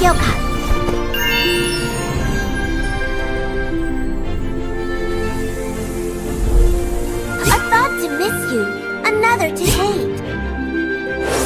Umbrella, show us what you've got. The umbrella is yang, the human is yin.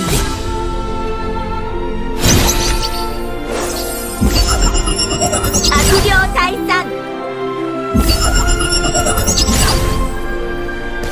Curse simply means restriction. It seems that very few people know about Omyoda.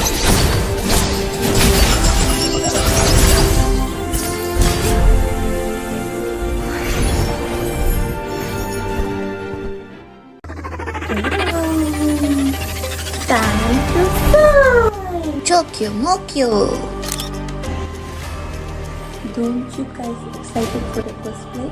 Hello everyone, I'm bringing you guys an exciting news. The Nordic Cup is coming to Guwahati, Assam, featuring a huge prize pool of $3,000 and more than 2 lakhs diamonds. And also, we're hosting an incredible cosplay event. Don't you guys excited? That's not all. We're doing an epic skin giveaway daily on our stream. Just comment down to your ID and the team you're supporting, so that the caster or the host will select you randomly. So stay till the end and win big. See ya!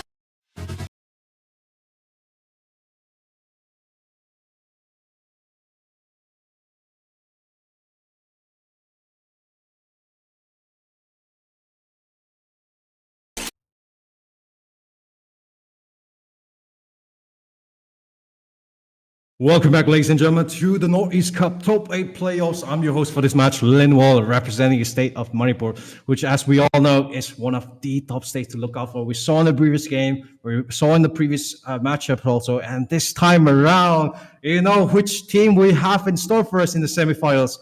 Assam Rifles versus Meow Meow Gang. Oh boy, this is going to be quite exciting. And today, joining me in the casting desk is going to be Jenny alongside Marcus. So Jenny, I'm going to ask you first, what are you expecting for this matchup? Wait, Assam Rifles versus Meow Meow Gang, right? Yep. My god, this is gonna be awesome. Let me tell you why. Because Assam Rifles eliminated the Eliminators from Northeast Cup, right? And the Meow Meow Gang recently defeated ABM, and even yesterday in another tournament they gave a really tough competition. So obviously both the teams are really strong and good. So we'll have to see. Oh my god, it's getting spicy already. Yep, indeed. And even if it's so late in the night already, the hype is just going up and up. And Marcus, I know you've been watching the game so far, and you've seen what Manipur has to offer for us. So, what are your expectations going into this matchup? Man, the game just before this was so intense. Both the teams are, going neck to neck. That's the same thing that I'm expecting for this match as well. Maybe a game 3, who knows? But yeah, both these teams are very, interesting to watch. Yep, indeed. But without further ado, we'll be going into the draft. I'll leave you guys. But the last question there, will the cat be gone, or will its claws tear through the ammunition of Assam Rifles? We'll only know as we head into draft, folks. Take it away. Yep, and we're gonna head right towards the draft, guys. It's gonna be Assam Rifles versus Meow Meow Gang, and I will be casting this match with my co-caster Marcus. How's the Josh? Wow. Okay. That looks like an alpha has been taken out. That's an alpha, right, Jenny? Yeah. I know, right? I know. The icons are really so small. Even in the last match, I was finding it really hard to figure out what's that. Then Linwell is, it's a grog. Okay. Okay, and that looks like a chip. So that's a chip been banned out as well. Yeah. Wait, what? Chip? Yeah, yeah. Yeah, definitely. Chip, this guy's got like 99% ban rate, I would say, because yeah, I saw a few matches where they managed to trade a chip, but mostly he's gonna be banned. Ling has been banned as well. Yeah, I have seen Ling being picked up by both the teams in different tournaments and matches. So yeah, and it's hard to deal with. Also, could also be a respect ban. Other than this, there are still a lot of power picks still open in the desk. I could say a Phobius, a Khalid, maybe an Aurora as well. What do you think? Absolutely. But what we're seeing so far, Assam Rifle is trying to minimize that jungle pool there. They took down the Alpha, they took down the Ling. Are they Yeah. going to be going for another jungle ban? Looks like they got a game plan in mind. Uh, but yeah, let's see what the next ban is going to be for the side of Meow Meow Gang. Like you said, yeah, they could take down the Phobius or the Khalid. Let's see. I'm not able to make out though. Looks like a Asuyo. Suyo. Okay, that's a Suyo ban coming in. Another jungler taken down by Meow Meow Gang. Yeah, looks like they are trying to deny good jungle Hmm. options to both the teams. So could again, if we see another ban here, definitely we are assuming it right. They're cutting away options for the jungle power picks early in the game. So that means Assam Rifle might even actually in the first phase, the first pick could be a jungle pick because they don't want to get more cut out on their options for the jungle. But instead this time they're gonna go for Exhaustion. They don't want their frontliners to be annoyed. Absolutely. Zushin has that chain CC. In the team fights, especially in the late game, once she pops her ultimate, she's gonna be continuously spamming her second skill there. They don't want to be dealing with that. It's a very OP hero in the meta right now. So that's a good ban coming in. And looks like the Phobius is the one that's Mhm. gonna be going down for the side of Meow Meow Gang. Okay. Interesting bans coming here, Jenny. Okay, very interesting. But a lot of power picks are let through. You can see a Khalid might be picked from either of the teams. It's the EXP lane. He's really good at early game rotation. And there you go. Assam Rifles first pick will be a Khalid. I really like that pick, Jenny. Khalid offers that flexibility. He could be played in the roam as well. So it's really Mhm. important. You in the draft, you want to try to give away as less information as possible. Where your heroes are going to be played, just to have that mind games advantage there in the banning phase itself. Mhm. But let's see what Meow Meow Gang is going to be answering with that Khalid pick coming in from Assam Rifle. Okay. In order to answer Khalid, they still have Ruby left. Mm-hmm. They Ruby can be annoying, and there you go. Like I mentioned, they're gonna go for a Yep. Ruby with the Matilda. I really like that. Ruby might in some cases can get into trouble. So even in the last match we saw how Evil played every time they were off position, but every time they had a guiding wind. So yeah.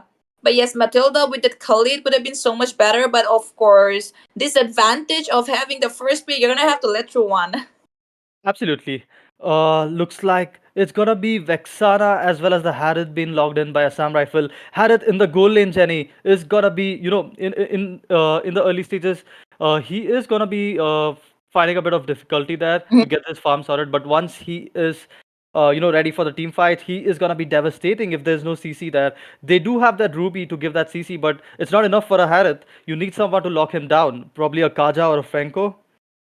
Okay, they're also going for an Aurora, which is actually good because both Harriet and again then the Khalid, they're all diving heroes. They're gonna have to dive. Khalid, not exactly every time, but yeah, he's also gonna have to dive in, and Aurora will be right there to freeze you. So now that they have exposed the Aurora in the mid lane, they're gonna have to be careful with what heroes they come up with next because you might be in trouble if you pick more dive-in heroes, right? Again, there another ban is upcoming from the Meow Meow gang. What do you think?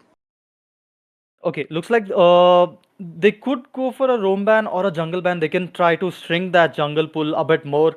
It's already shrinked enough. We've seen a lot of jungle bans here. Yeah. The Suyu, the Ling, the Alpha been taken out. Probably they're gonna be minimizing that jungle pool there for both these teams because both these teams are yet to pick the jungler. And like you said, Jenny, that Aurora pick is gonna be really good here because she's gonna be counter.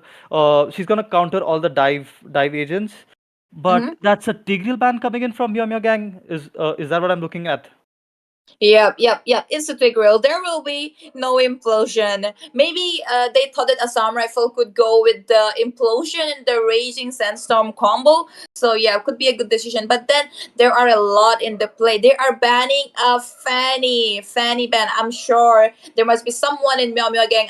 Must have forgotten who plays really good Fanny. Could be a respect ban, right? Because yeah, I mean it's hard to come by really good Fanny players, don't you think? And unless you're really good at Fanny, it's always a risk. Absolutely. And if there is no, hard CC in the opponent, Fanny will be left free to roam around, dive in and out, and get them. And this is what Assam Rifle don't want. Look at the comp right now. They have the Vixana, they have the Khalid, and the Harith. They need a jungler, and they need probably an EXP laner or a roamer.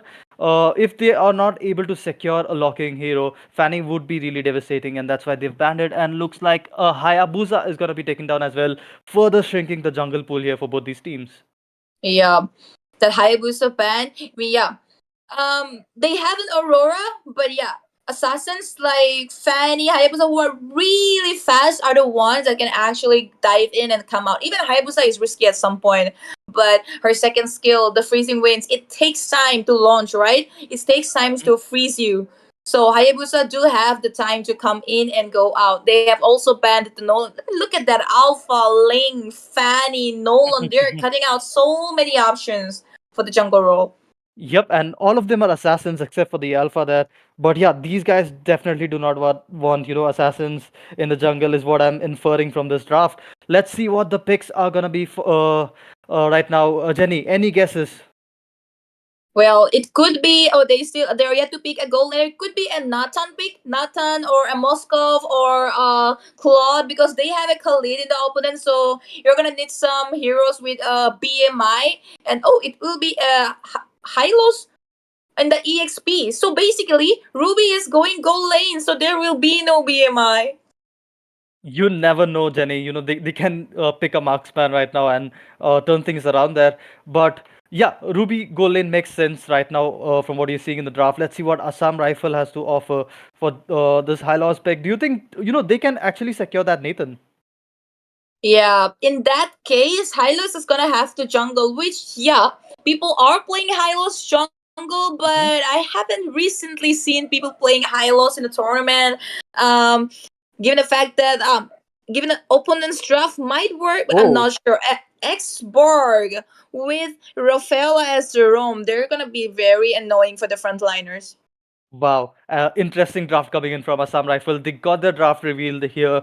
All the heroes are here, and we have a clear picture, Jenny, who is going where. It's going to be Rafaela in the roam and Khalid in the EXP.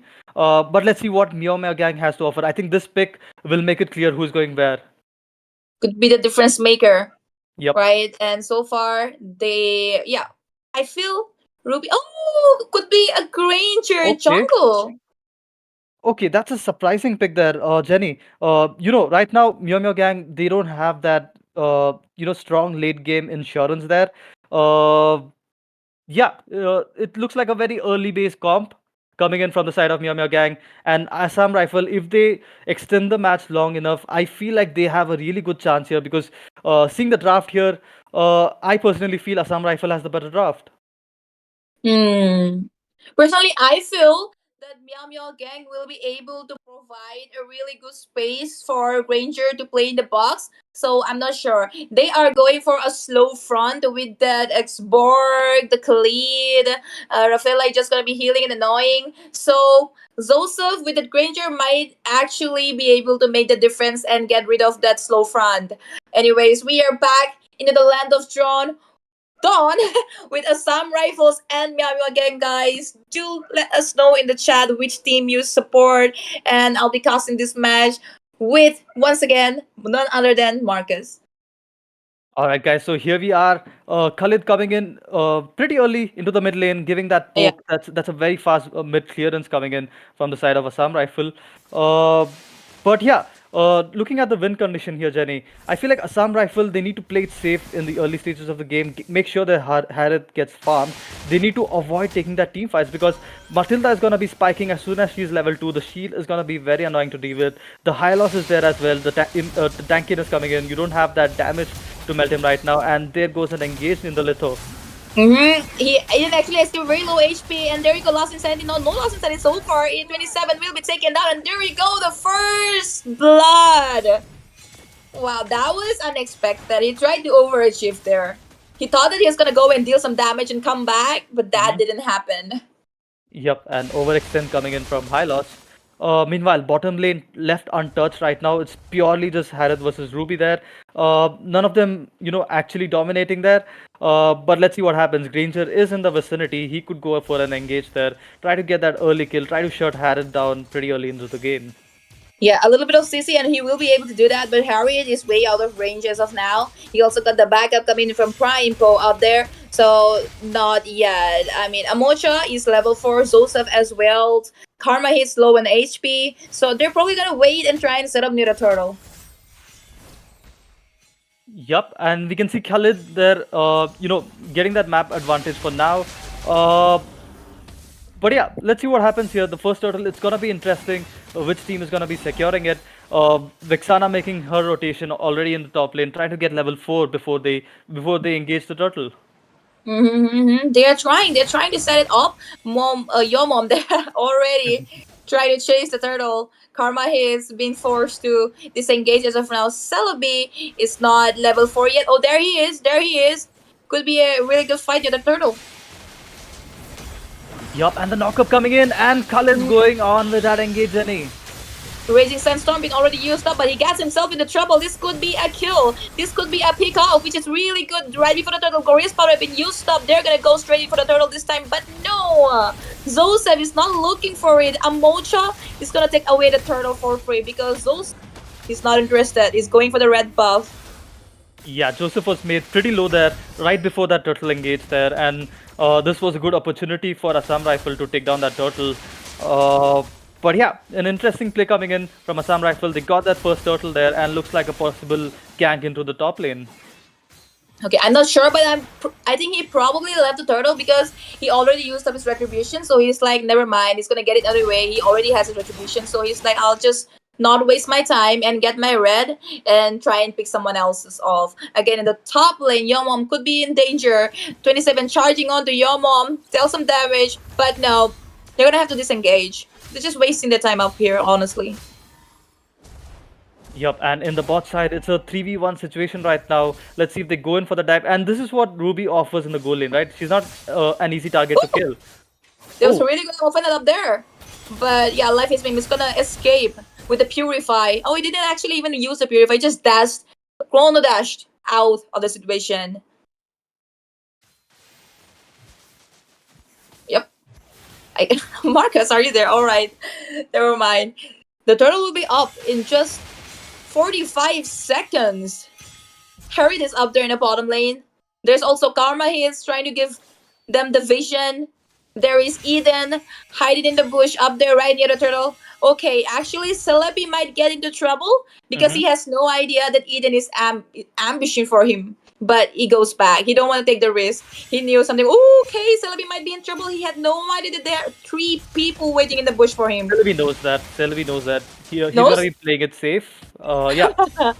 Yeah, he knows that. That's something fishy in that mid bush. Yeah. That was funny though. It's like, okay, I know you guys are there. I'm not even gonna go out.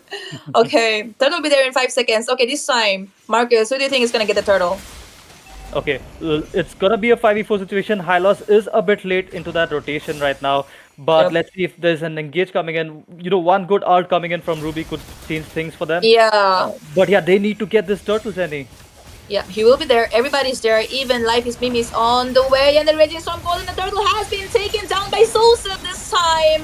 Yamam will be in danger. There's a lot of damage being dealt. Ooh, look at Eden's positioning.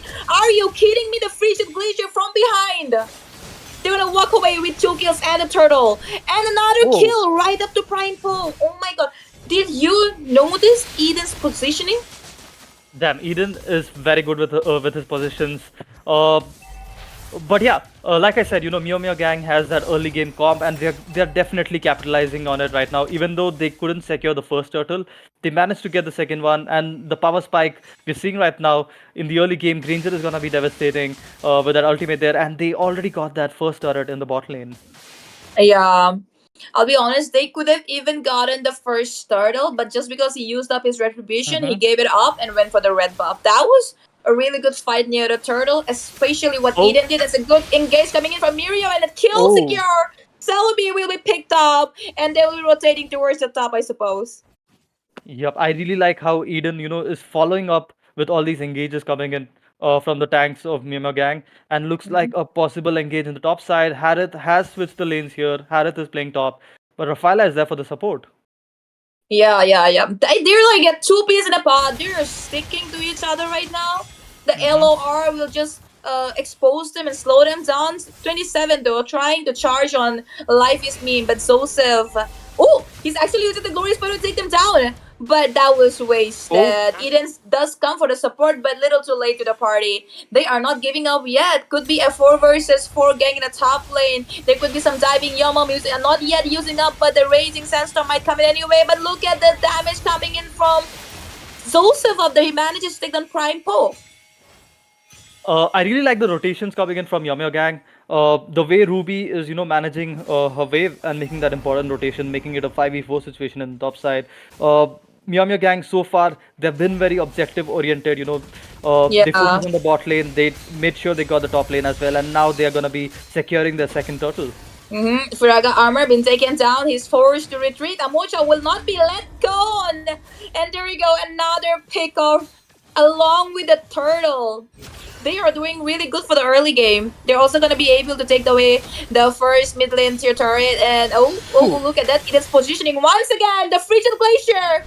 Sadly, there was no follow-up, or that could have been at least a double kill. Yep, pretty aggressive plays coming in from Yamia Gang now. We are seeing a lot of flicker engages coming in from Eden as well. And my oh my, the objective gameplay here. They got the mid lane turret. All the outer turrets are taken care of one by one, and they're playing it safe. They're they're not going for that unnecessary engages. So far, Yamia Gang has been doing everything right. Definitely. Very aggressive, very clean. They know what they're doing. Taking out objectives as well. Good setups near the turtle. They didn't even make any mistake. I could notice the moment when he didn't have the retribution, he's like, okay, let them take the turtle, and they didn't panic at all. They know what they're doing. They're playing it really clean. But yep, it's not too late yet. Look at goal. It's like they are leading 6,000 goal ahead in 8 minutes of the game. But I still have hope. I still have hope for Assam Rifles. Yeah, the hope is there indeed, because they have that Harith who's gonna be getting his power spike soon. Vexana is gonna be dealing a lot more damage, but they need to be very careful right now because of that goal difference. They shouldn't be taking those team fights a lot.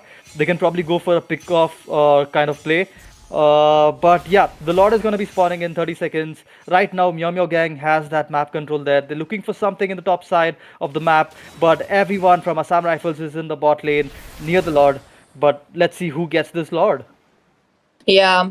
I think that the 45,000 goal mark will be when Assam Rifles, Harry especially, will get his power spike, because that will be the time when at least both the jungler and the goal laner will be with their full build. So we'll be able to get them. Meanwhile, Last Insanity been used up or what? Not yet. I thought they were gonna chase and take down Karmais, but nah, not easy.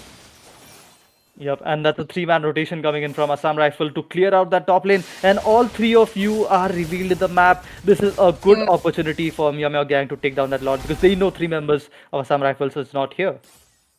Also, they don't have the resources as of right now. They're just gonna zone them out while Joseph takes the turtle. They're also gonna take another turret in the bottom lane. Yep, that was a lot that Granger took now.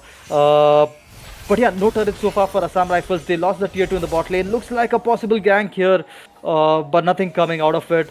Meow Gang need to keep that discipline, wait for that Lord to spawn. And there's the Lord that's going to be coming from the top side of the map. Yeah, the glorious pathway was expanded for no reason at all, honestly. There were just 1 minion left, and obviously they can't push with that, so that was expanded for no reason, but I think he'll get it back right before the Lord pops up in the top lane. Yeah.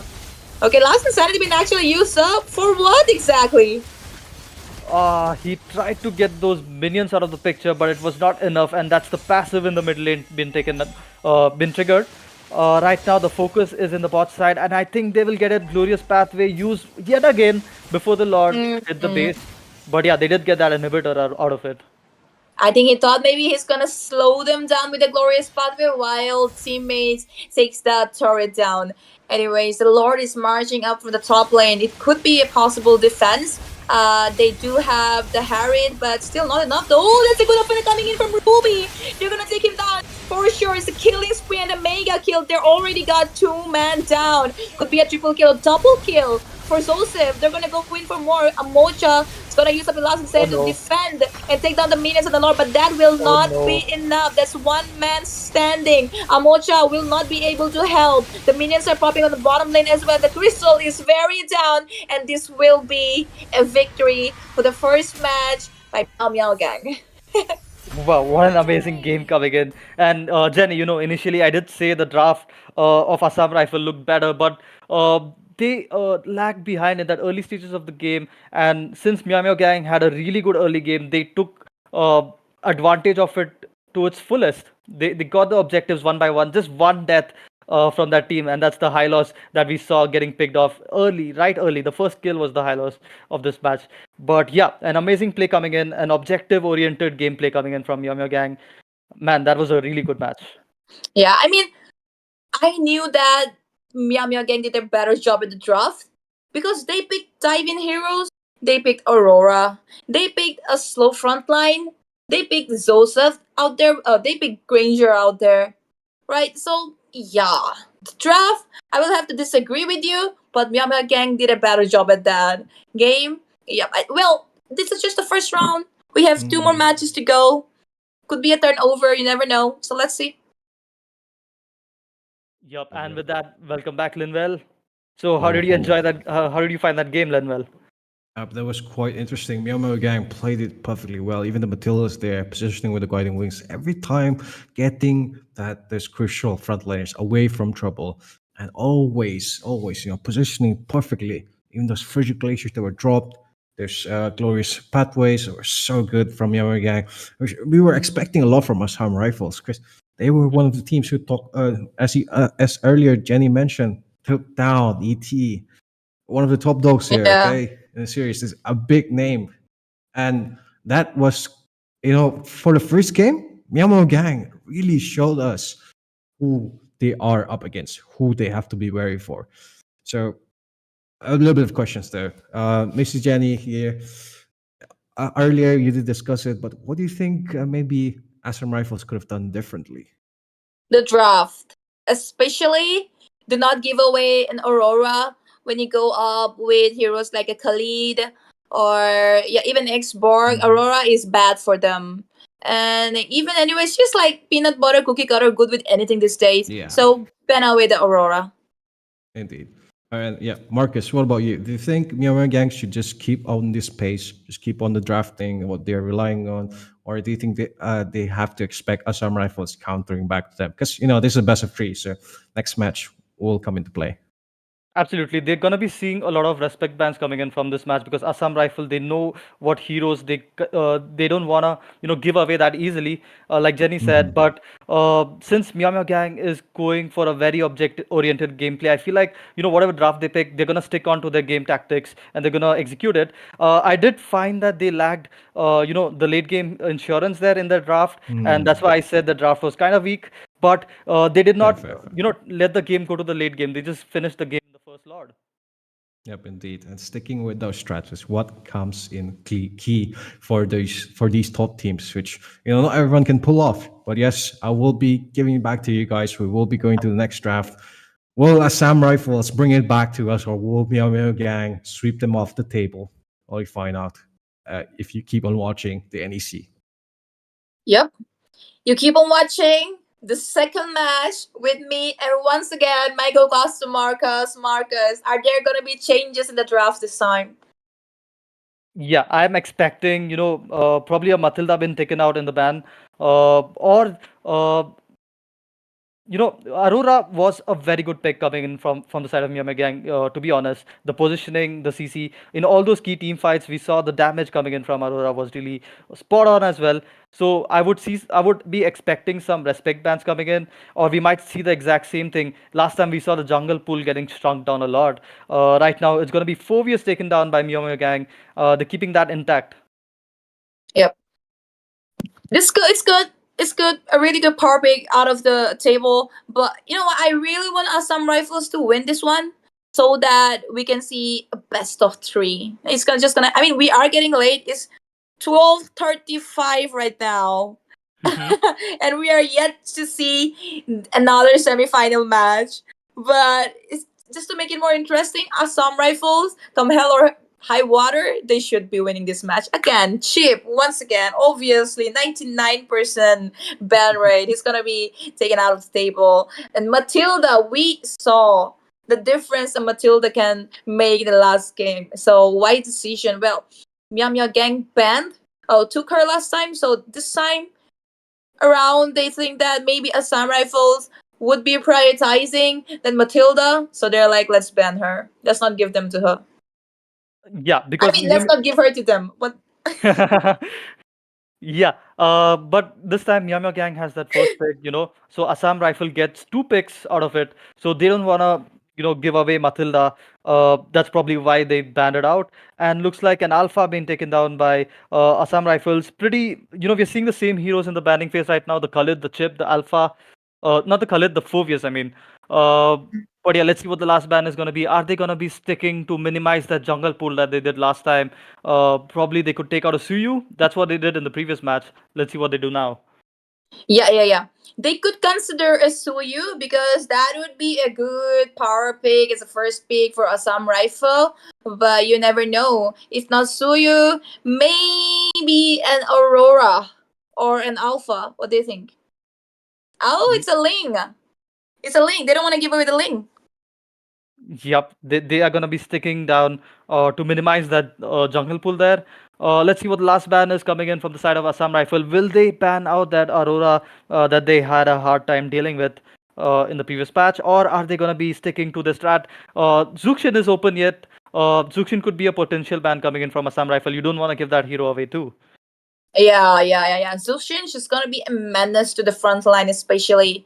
And you're gonna have to go away with ranged heroes. So yeah, the tank, especially the tank, is gonna have a really hard time dealing with her. So yeah, Zushin, but they have a first pick.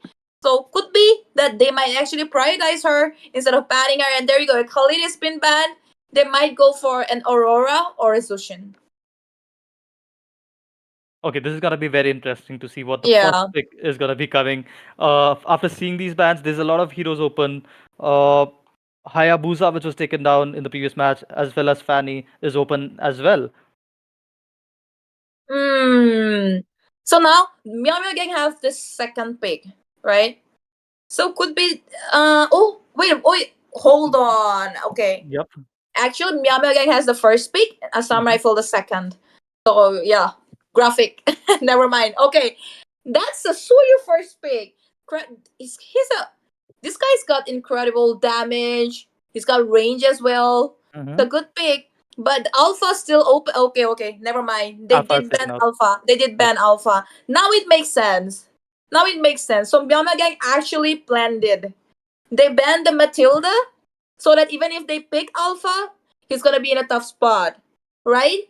And just so that they banned Alpha already, they went ahead and banned the lane. So no problem for Suyu right now. Okay. They're trading a Ruby and a Zushin for a Suyu. What do you think about this? That's a very interesting call coming in from the side of Myanmar Gang. But Suyu offers a lot of flexibility. In terms of jungle, he has that escape skill as well. He can go in and out very easily. The damage coming in, he gets tanky when he's in his melee form as well. And Aurora, yet again, Jenny, we're going to be seeing another game Yeah. with the Aurora there for Myanmar Gang. I think the main difference maker in all the gangs in the last match was that Aurora. Okay, they're going for a Fanny. Actually, Fanny, fast enough, will be really good to take out that Aurora, even though she has the passive. I mean, take the passive once, then go ahead and kill her the next time, right? Good Yep. option, good option. But let's see how you're gonna execute it. You're gonna have to be really, really good with that Fanny. If not, it's always a risk.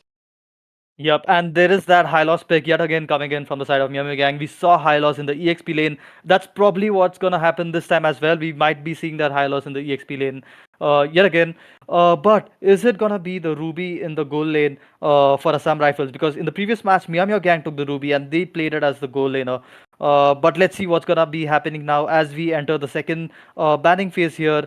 Next ban coming in from the side of Miami Gang. They can take out a goal laner. They can take out a EXP laner as well? What do you think, Jenny? They're going for the EXP because they're assuming that the Ruby is gonna be flexed in the goal lane. So yeah, actually Edith can also be flexed in the goal lane. So it's a win-win if you're banning an Edith, right? As for Assam Rifles, I think they're gonna target the goal lane because obviously this time they have the Ruby. So could be something like a Moskov. Because yeah, again, Moskov against Stephanie in the late game, who's gonna win? Oh, actually, Kufra. So no bouncing ball. Yeah, so they're trying to, ban out the Fanny counters, I must say. They're trying to give that space to Fanny, try to minimize that CC so that she can go in and out.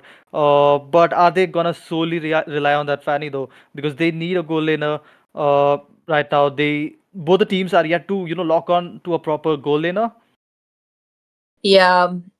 I cannot see the bands anymore. Yeah, On the side of bands is the just, rifle. yeah. Yeah. But okay. We'll see. We'll see later when the graphics are graphicing once again. So wait, what is that? Is that a grog? Is that a grog? It's very hard to figure it out because it's so small. Oh my. Okay, I think that's a grog. Yeah, it looks like a grog. I guess it is. Okay. Yeah. That's an Edith ban coming in from the side of Meow Meow Gang. No, So the I Edith- figured the Edith. I figured the Edith. After Edith, what was that? Is that a grog? Oh, Marcus is lost as well. Marcus is lost as well. Okay, yeah, it is a grog. It is a grog. Yeah. Okay, never mind. All right. So, Miyama Gang, okay, it looks good because Hylos, see, Suyo is more of a follower than an engager, so Hylos will do the job in setting up and engaging with the glorious spot away, and he's gonna follow up in the red carpet, right? So now they are yet to pick now they're yet to pick a goal laner, and if Hylos is going EXP, which I suppose they are, they'll still need a roam. And I think as per Kacha could be a good option. Okay, that's a Tigreal ban coming in from the side of Assam Rifle. Yeah, Kaja would definitely be a good option, Jenny. You need someone to lock down that Fanny or try to minimize the diving potential here because Fanny can just pick off Aurora if she is left unprotected.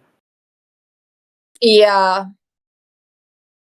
Definitely. I mean, when I say that when your enemy has an Aurora, you're gonna have to be careful with the dive-in. But when your dive-in is so fast, like a Fanny Steel Cable, no problem. Just go. Right? Okay. So okay. So this means Ruby will be flags in the goal lane. They're going with the Gatot Gacha EXP, I suppose. Could be a roam as well, but we'll see.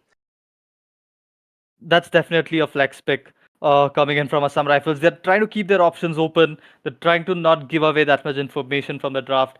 Now it's going to be very interesting to see what Meow Meow Gang are going to be locking down into. They need a goal laner. I would say a Nathan could be good here. No, a Moskov could be really good here because he can stun down that Fanny if he dives in. Oh, instead, they're gonna go for a Beatrice. Yeah, she's gonna deal a lot of damage, but early game, I think she's gonna have trouble. So could be the Cho is gonna stick with her the whole time, so that whenever Fanny tries to come and get a kill on Beatrix, it's just gonna kick her away. Okay, Nathan is the last pick. Okay, which draft looks better to you?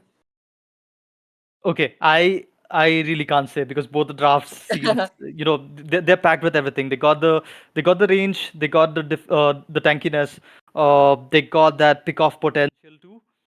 But It's let's not see. balanced. Yeah, Mhm. let's see how it's executed. That's the main thing. Okay, it's a balanced draft, and with a balanced draft, moving on towards the land of Dawn, guys. The score is Myanmar Gang 1 and Assam Rifle 0. We'll have to see, come hell or high water, Assam Rifle is gonna have to win this match, or else they will be eliminated from the Northeast Cup. We'll be casting this match once again with Marcus. Marcus, how do you feel? We can already see some aggression from 27. Yup, and right now Fanny is gonna be securing that blue buff. We're not seeing a blue buff invade there. They got the high loss, they got the show, they could have gone for it, but they're deciding to play it safe right now. The roamers here making the rotation to the bot side of the map. Yeah, man's on a mission, huh? They really want to get Mirio first blood. Oh, wait, hold on. Celebi could be in danger, but no, not yet. That was very risky. I thought he was gonna go down. He survived with just 20 to 25% of HP, I suppose. Karma hits, giving up the vision on Amocha and Prime Po up there. Alright, Amocha not yet interested in taking a kill over Mirio. I won't say not interested, but he probably thinks it impossible. But then Prime up using up the flicker to get away from the situation. Not enough damage to take down Prime Po as of right now. Yeah, but at least they got that flicker baited out, and that flicker won't be available in the first first turtle battle that we're going to be seeing right now. And Jenny, it's Cho in the EXP and Hylos in the roam.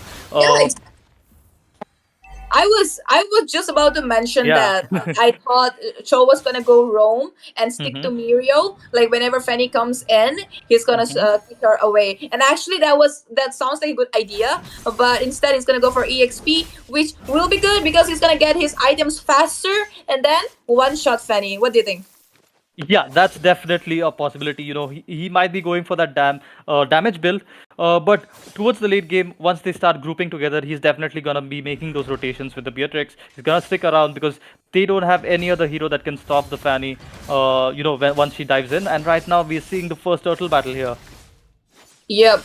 Looks like Myanmar got it all sorted, but they have a Fanny, a Mocha. Oh, there's an AOG pops in, but the turtle will be going to the Myanmar gang. First blood over a Mocha by Zosef. Could be a second. Yo mom is still not in a very good position up there, but the backup's coming in. The fluttering grace being used, but still no avail. Double kill, and the turtle Myanmar gang walks away. Yeah, like we saw in the previous match, right? They had that early potential there. They couldn't get the turtle, but this time they managed to secure it. And look at the rotation coming in from the high loss. He is near the red buff. Looks like a possible gank. The jungle invasion coming in from the side of Myanmar gang. They got the vision. Celebi don't want to get in trouble. Okay, Yomon jumping right in while Amusha try and grabs the red buff. Could be a game changer, but killing spree coming in for Zosef. But Amusha finally gets a kill over 27. Well, I think he also got the red buff, right? Yeah, they did get the red buff. It's an EXP for an EXP trade right now. But the goal lane is going to be scary towards the late game. There's Nathan and Beatrix there. And right when I said it, the focus shifted there. Samrat will try to get that kill onto the Beatrix. Well, it's Mirio's turn. They're trying to set up a gang over Mirio, which they should. This guy needs to be dominated early. Otherwise, he's going to deal so much of damage. It's going to be hard to deal with. Absolutely. And 30 seconds for the next turtle. Let's see if Myanmar gang, they have that easy sailing here in the early game. And that's an engage coming in into the mid lane. Suyu diving in, no hesitation at all. But Zuxin manages to get away. Yeah, little skirmishes. And then back. Could actually be... okay. So I think he got the vision on Karma hits up there. Probably. But the turtle's popping up in just 10 seconds. This time... Do you think they'll be able to take away the turtle, a Assam rifle? Totally depends. If they manage to get a pick off, then yes, they have that possibility here. But look at that Cho. He has that wave management done properly. He is very mobile. He's gonna be making that rotations here, and he's gonna be a very key initiator coming in from the side of Myanmar gang for those team fights there, because he will try to make that situation, try to pick off someone, and that's an easy turtle, no contest at all. Yeah, Assam rifles, they probably don't want to go and contest for the turtle as of right now. I think they're actually trying to set up a gang over Mirio. Mirio using up his flicker already. And the Nibiru's passion been popping up as well, but to no avail. Amusha is just gonna go back. It was just to scare Amocha trying to wall spam up the karma hit up there, but Oh come no. on, that's a high loss. Yep, I feel like Assam Rifle is spending too much time in the bot lane, not really being able to With do the anything. dragon! That was not good! Just how but Glorious Pot have been popping up as well though. And Oh. that will be a kill. Taken down. Over life is meme. They're going straight in for another. Karma hit might be in trouble with the turret damage, but no, he escapes. Whoa, did you see the way of the dragon? Yep, I did. But yeah, it looks like the bot turret is in trouble. Fanny is here. She's trying to get that kill on Beatrix. Beatrix has no flicker, and that's gonna be a skill secure coming in. Nina taken down. Meteor taken Mission down. complete. Mission complete. This man was on a mission since forever. Amocha trying to take Mirio down, and he finally succeeds. Congratulations. Yeah, but they ended up spending a lot of time on that, and Yeah. looks like they lost the turret in the top lane as well. But Ooh. what the damage coming in from Suyu. What on earth? Oh. Oh my god! Wow, Hylos Who was there at the waiting right there? time. Karma hits. What a play! He just waited for Fanny to pop up, and then Fanny disappear. Oh my god, that was so uncalled for. Yep, and in this skirmish, they did manage to get that top turret. That's a 1-for-1 trade on the turret counter, but looks like an engage coming in into the mid lane. that purple buff has been denied to Fanny, and that's a kill. That's a kill. They're going in for the turret. The destroy AOG will be popping up on connecting three of them, along with the physical glacier. But nothing's gonna happen. A double kill instead. Life in me. Life is me. They're gonna go for Yo Mom as well. Prime Pole will be escaping. Mega kill for Zosef again.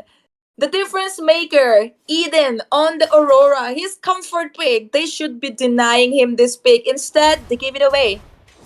Yeah, I think this is something that, future Meow Meow Gang opponents can take note of from this match.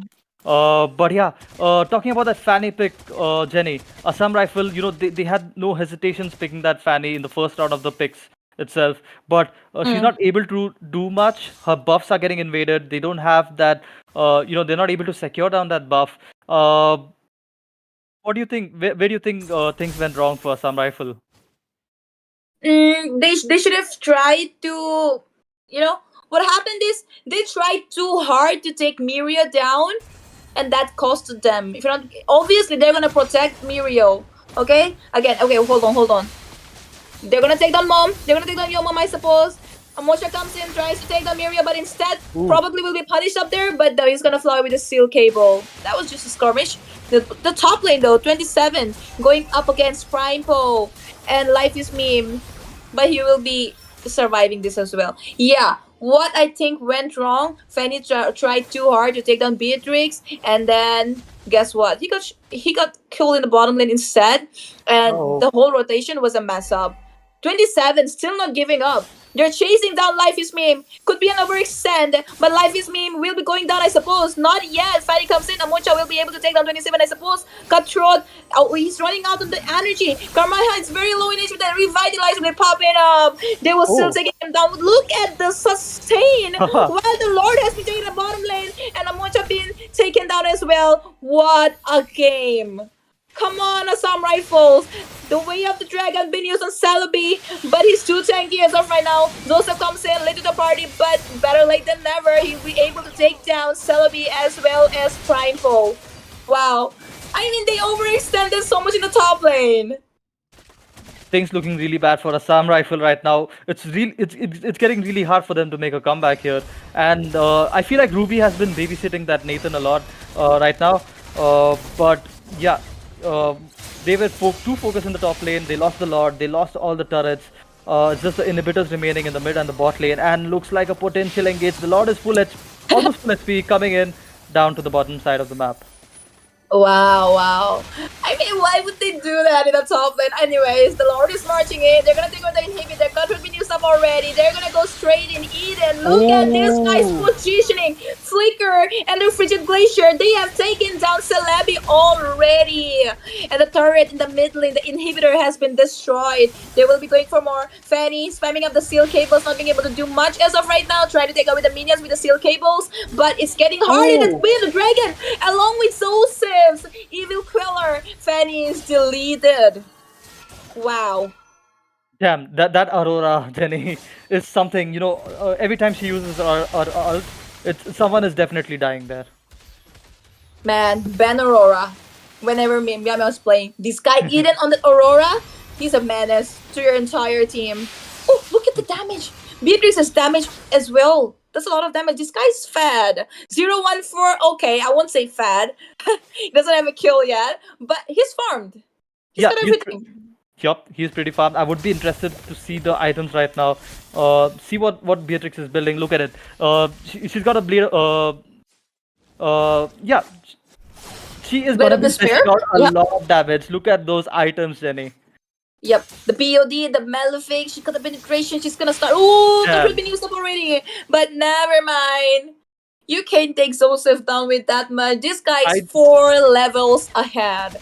I did not expect that itemization coming in from Beatrix. Not even one defense item. Usually, people in the goal lane they go for that Antiquarius or the Dreadnought armor there. Oh, seeing what? the Fanny. Oh, what just happened? She got deleted. Yo! Disappear Fanny. I think Amocha just thought that he's just gonna come and spam the steel cables and then just go back. That didn't happen. In the blink of an eye, Fanny was deleted. Yeah, the confidence coming in from the side of Miyamo Gang. They got that power spike. They got that goal lead of almost 10k. And the damage coming in from Beatrix is nuts. Yep, definitely. Okay, did they just pop up the AOG right now? Okay, not yet. 27. Just trying to be a little aggressive and just spam the Jeet Kune Do, harass them a little bit. The Lord is up though. They're gonna take away Fanny's purple buff and then proceed. Oh, yo, I'm very low in HP. What is he doing? Could be an overextend. Could be trying to overachieve and get himself into trouble. Not right now. Look at Fanny's positioning. I'm sure they're not aware of Amocha hiding there. Yeah, but they will definitely check for the bushes because they know about that potential from Fanny. And there's a steal! Lord. Oh my god! Fanny manages to take the Lord even though he had to sacrifice for the bigger objective. Wow. GG Amocha. That was so sneaky. A ray of hope there for Assam Rifles. That's the only hope they're going to be getting from this map. But the flicker and the way of the dragon connecting there. Ruby getting deleted. The fight is on. AOG connecting to Nan instead, getting himself punished for no reason up there. They will be trying to take away the base, but oh, look at their HP. Also, the minion waste a little too much. Okay, following up, it could be a triple kill. And the shutdown finally on Mirio, going for another one. The passive pops in. Eden will be taken down, I suppose, and there you go. They still have the Lord. Could be a turnaround. They should be able to push a few turrets right now. Yep. Wow. Miyamo Gang should have kept their discipline. They know the Lord has been taken down. They were doing really good though. They managed to almost get a wipe out, but that Lord spawned at the right time and Zuxin was there to dish out the damage. And also Fanny spawned at the right time too. She came down and swooped in, secured those kills there. And she's gonna be getting her blue buff right now. Let's see if things turn around for Assam Rifles with this Lord. Yeah, it's gonna be hard though because it looks like they got it all sorted. The wave management, the bottom lane turret could be going down. 27 has been chased down right now. Oh, there was a good ultimate coming in from Ruby and he will be going down as of right now. The immortality pops up. Life is being very low in HP and there you go. They're gonna take him down. Fanny trying to take down Eden up there, but no, Eden is not gonna go down. He is so good at his positioning. Absolutely, and things looking bad for Assam Rifles right now as Miyamo Gang keeps on engaging. Yeah, they just keep on chasing them down with the law and order and the ring of punishment. They do have the minions. They're going to be able to push, I suppose, but no, they don't want to take the risk because there is Celebi up there with the fluttering grace who's just going to throw you here and there, left and right in the map. Okay, so Fanny is trying to pressure down into the top lane, but Beatrix is there. While that fight was happening, that's an engage there. And the wind of nature pops in at the right time. Freaking wall spam! But the wind of nature, oh my god, Mirio. I feel bad for Amocha. Yeah, that was very sad to watch. Fanny came in with that confidence, trying to delete that Beatrix there, but she got punished instead. And it's a 5v4 situation right now. They just got one inhibitor remaining. Lord's gonna be spawning in 20 seconds. Will Miyamo Gang go with that disciplined play or try to end things with this team fight that they're gonna try to force out into the top side? Yeah. I mean, there's another Lord in just 15 seconds, and this could be the game ender. They should have tried a little harder, I suppose, if it was possible to take the Midland turret so that the map could open up a little bit more. But in the entire match, during the entire time, it's Meow Meow Gang taking hold over the map. They're everywhere, and it's not Okay. opening up for Assam Rifle. But Fanny will be taking the purple buff, while Meow Meow Gang will be taking a free uncontested Lord in the bottom lane. Fanny will like, okay, let me just get the purple buff while I can. Yep, there was no chance there for Assam Rifle to get that lot because the positioning coming in from Yama Gang was top notch. They got that base to defend right now. They are pushed back into that defensive position there, and let's see what happens with this Lord. 27 here, perfect ultimates coming in from that Chow. He's creating that openings whenever required by his teammates to get that first, initial engage. And right now, Fanny trying to clear out in the top lane as the Lord is gonna be marching towards the mid lane. That's the least. That's the least he can do. Actually, he can't even go and get on Miria because he's got the Wind of Nature popping in, and Zosef trying to be a little sneaky up there. Oh, that's a good ultimate coming in from Ruby, but they're gonna take Taunt with that Look at kill Mirio. in the bottom. Oh, Mirio is been taken down, I suppose, but not yet. Look at the HP and Oh, Eden no. pops in the Frigid Glacier, but not to no avail. It could be a wipeout. They're going for Karma hits, but Karma hits manages to. Oh, look at the turret! Look at the base! Look at his HP! Oh man. This game is just getting funnier. Yep, the perfect defense coming in from Assam Rifle. For a moment, I thought the game was over there, but that was a good ultimate coming in from Gato and Ruby doing well as well, trying to pull everyone into the AOG. But the Beatrix, Jenny, that was a blunder. She flickered back into the fight. She should have just gotten away. She was 1 HP, not even 1. She was 0.1 HP. Yeah, what just happened? I mean, one wipe out, and they even got the inhibitor. This Wow. Lord did them more harm instead. Absolutely, Assam Rifle showing hopes. They're not Back in going to the be going game. down. Yeah, they're not going to be going down with that 2-0 clean sweep that easily. They're gonna be, grinding gears for Myanmar Gang. Myanmar Gang has to do much more in this match to win this. Marcus, have a look at the gold. All right, so that's a shocker. They were just Exactly. 10k behind a few minutes ago, and right now they're leading. Yeah, looks like they are close to the power spike, but it's all about the execution, the engages, and I think Assam Rifle should play reactionary. Try not to engage. Let them make the mistakes, the blunder that they just did. And that way, they could find themselves back in the game in no time. Yup, they need to maintain their composure right now because this is the crucial stage of the match, Jenny. Right now, one mistake and you're gone. Like you can just lose the match because the bases have opened up. You definitely don't want to be in the side that gets wiped out. Definitely. All right, Amocha could be in trouble. Muriel as well as Eden Karma Hits, they were right in there to try and ambush someone. Also have a look at Zosef's positioning up there in the bush in the bottom lane. The Lord will be the top lane in 10 seconds though. And this Lord will be the game ender. Amocha comes in, spamming up steel cables, trying to take down 27 up there, but he has no idea Zosef's positioning. And he stays still, waiting for the right moment. Yup, and the Lord is ready. Let's see who gets that map control on the Lord. But the map control is not enough, Jenny. We saw Fanny steal that Lord, sacrificing herself. So they need to be careful of that this Hold time. on. They shouldn't let that happen. Hold on. Mhm. What is Zosef's doing in that bush still? Oh, they're going for a backdoor. They're trying a backdoor strategy, actually. But this could be a mistake. Okay. Look, it's still dealing a lot of Fanny is damage. gonna be Zosef coming. is just taken down. 27 low in HP. Will Fanny be okay? Takes him down as well. This will be a free Lord for Assam Rifle. Blunders been made by Meow Meow Gang. I smell a third game coming, Jenny. Definitely. Oh, wow. I actually thought it would be an uncontested Lord for Team Meow Meow. But then, no. They got their power spike. They're leading with a goal. With a 60,000 goal right now. They are full build. Karma is there. No one else. Will Karma be able to steal the Lord? I don't think so, but let's see. No, definitely not with that high loss. But yeah, that's going to be an easy Lord coming in from Assam Rifle. And looks like they're going to be trying to close the game with this Lord itself. Because if they fail to do so, we know where this game could go. But yeah, they have that win condition in front of them. And that's that Lord walking down that mid lane. Yeah, I said it in the beginning of the match, come hell or high water, Assam Rifles gonna have to win this match to continue forward in the NE Cup. And they have taken it seriously. They are going in for the top lane tier, for the top lane inhibitor. Yo mom, thinking okay, 27 will be in danger. And not yet.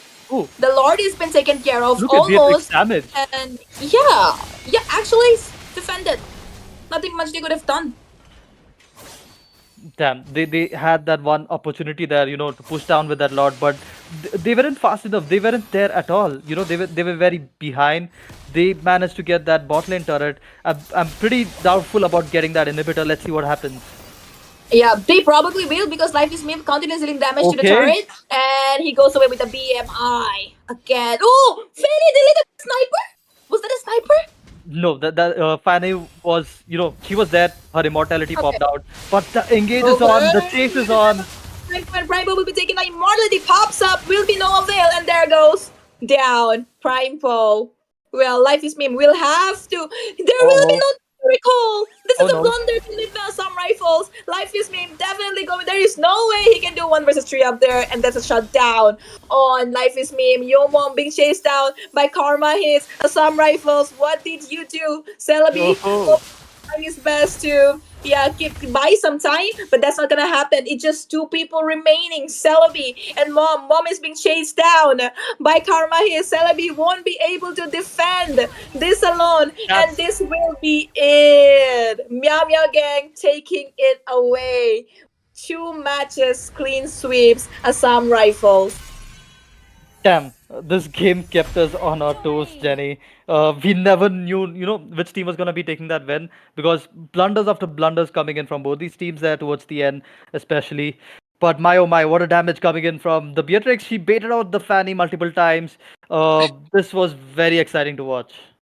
Yeah. When I said they should be playing reactionary, they should have did that actually because right when they tried to come and push with the Lord, after that they didn't stick together. They didn't immediately they did not retreat, and then what happens? Meow Meow Gang catches you off guard. You cannot run away. They were scattered. They were scattered completely. Nothing up there. Life is Meme. He was alone. That was a isolated pick. And after that, what happened? They kept on chasing them one by one, and game over.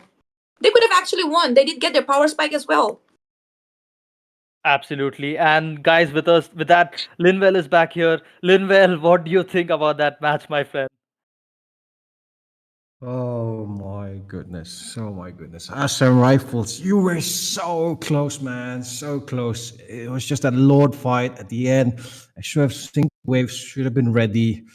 But then again, perfect, glorious pathway by the high-lows here from the side of Team Myanmar Gang. It was so close. As you mentioned, they kept us on our toes. So many times we thought Myanmar Gang was going to end it, but Assam Rifle just kept on shooting back, and it was almost it, man. If we went to a 1-1 series, I believe they could have had a really, really good chance on taking game number 3. But unfortunately, the early game was too dragged long, and it just, at the end of it was too late. It was too late. But Marcus, what do you think? Could something else have happened? Man, that's a very difficult question, with a It match is. like this. It is. Because it wasn't a one-sided massacre that we saw in the first game. In the first game, it was just one kill coming in from the side of Assam Rifle in the whole match. But this one was head-to-head, toe-to-toe. The Lord Steel coming in from Fanny was the game changer, in my opinion, for Assam Rifle. That changed the whole game. They were Yes. dominated throughout. But after that, there was that win probability. It turned to 50-50. But yeah, the ending blunders coming in. They couldn't capitalize on that last Lord. Even though they got it, they couldn't end with it, and that's what happened. If you fail to end that game with the Lord in such a crucial state, you are gonna be punished for it, and that's exactly what Meow Meow Gang did. They took down heroes one after the other, and they got the crystal. Yeah, very good analysis, Comfort. I completely agree with you on that. Missy Jenny, though, can you at least? Can you tell us? Could the draft have been different? Maybe something else could happen because Eden there on the Aurora was punishing the Fanny a lot of times, or even the dive-ins. It was so impossible to break through this ice wall which Hylos and Aurora created. Definitely. I mean, they saw that Eden was a difference maker in the gangs even in the first match. So they should have considered, they should have showed some respect to him, but they didn't. But still, though, they did find their power spike in the late game and they did find themselves back in the game. But then I think they lacked in split decision making, and then at the end, they messed up. Yep. Unfortunate. But yep, guys, I think that'll be all for tonight. I know we were expecting another semifinals today for Team Evil Esports versus WSM, I believe so. But yeah, we're out of time. It's really late in the night. We don't want to keep the players up for too long. So once a week, yes, that is the team. But unfortunately, we will be, premiering the match tomorrow, I believe so. I'm not sure what time. We'll keep you updated on the schedule over there. But what a match to end us on tonight, Mrs. Jenny, Marcus. Definitely. That was, you guys had a great time. I saw the entire thing. Yeah. We did. There was actually really funny moments as well in the match. So yeah, we did have a great time. And yeah, it's too late. It's too late. It's a good decision that we're gonna be able to see the Evil versus WSW Why So Weak match, semi-final match tomorrow. So guys, get back tomorrow and support Evil Esports or Why So Weak, whoever you prefer. Yep, fair. And Marcus, anything you want to say before we close for the night? I think we've had a very long night, Linwell. Two exciting back-to-back matches. Yeah. The last match was also almost going to go for another match. It could have been, the third game already. But yeah, tonight was amazing, is what I would say. Indeed. And with that, ladies and gentlemen, it's all for tonight in the NEC tournament here. It has been a wonderful day. State of Manipur here. Amazing matches were presented to us. Amazing casters alongside, and thank you to all the staff also behind the scene alongside the referees and the organizers. And the streamer as well, Kurama and Issei. Shout out to them. And yep, thank you so much for watching. You viewers out there in the audience, sticking with us till late at night here. It's already 1 o'clock, and we appreciate you guys. So tomorrow, possibly, we will be seeing Evil Esports in their top tip condition with Why So Weak. It's going to be a banger of a match, I tell you. But yes, good night, guys. Thanks for coming. Thanks for watching. Stay tuned for more Northeast Cup.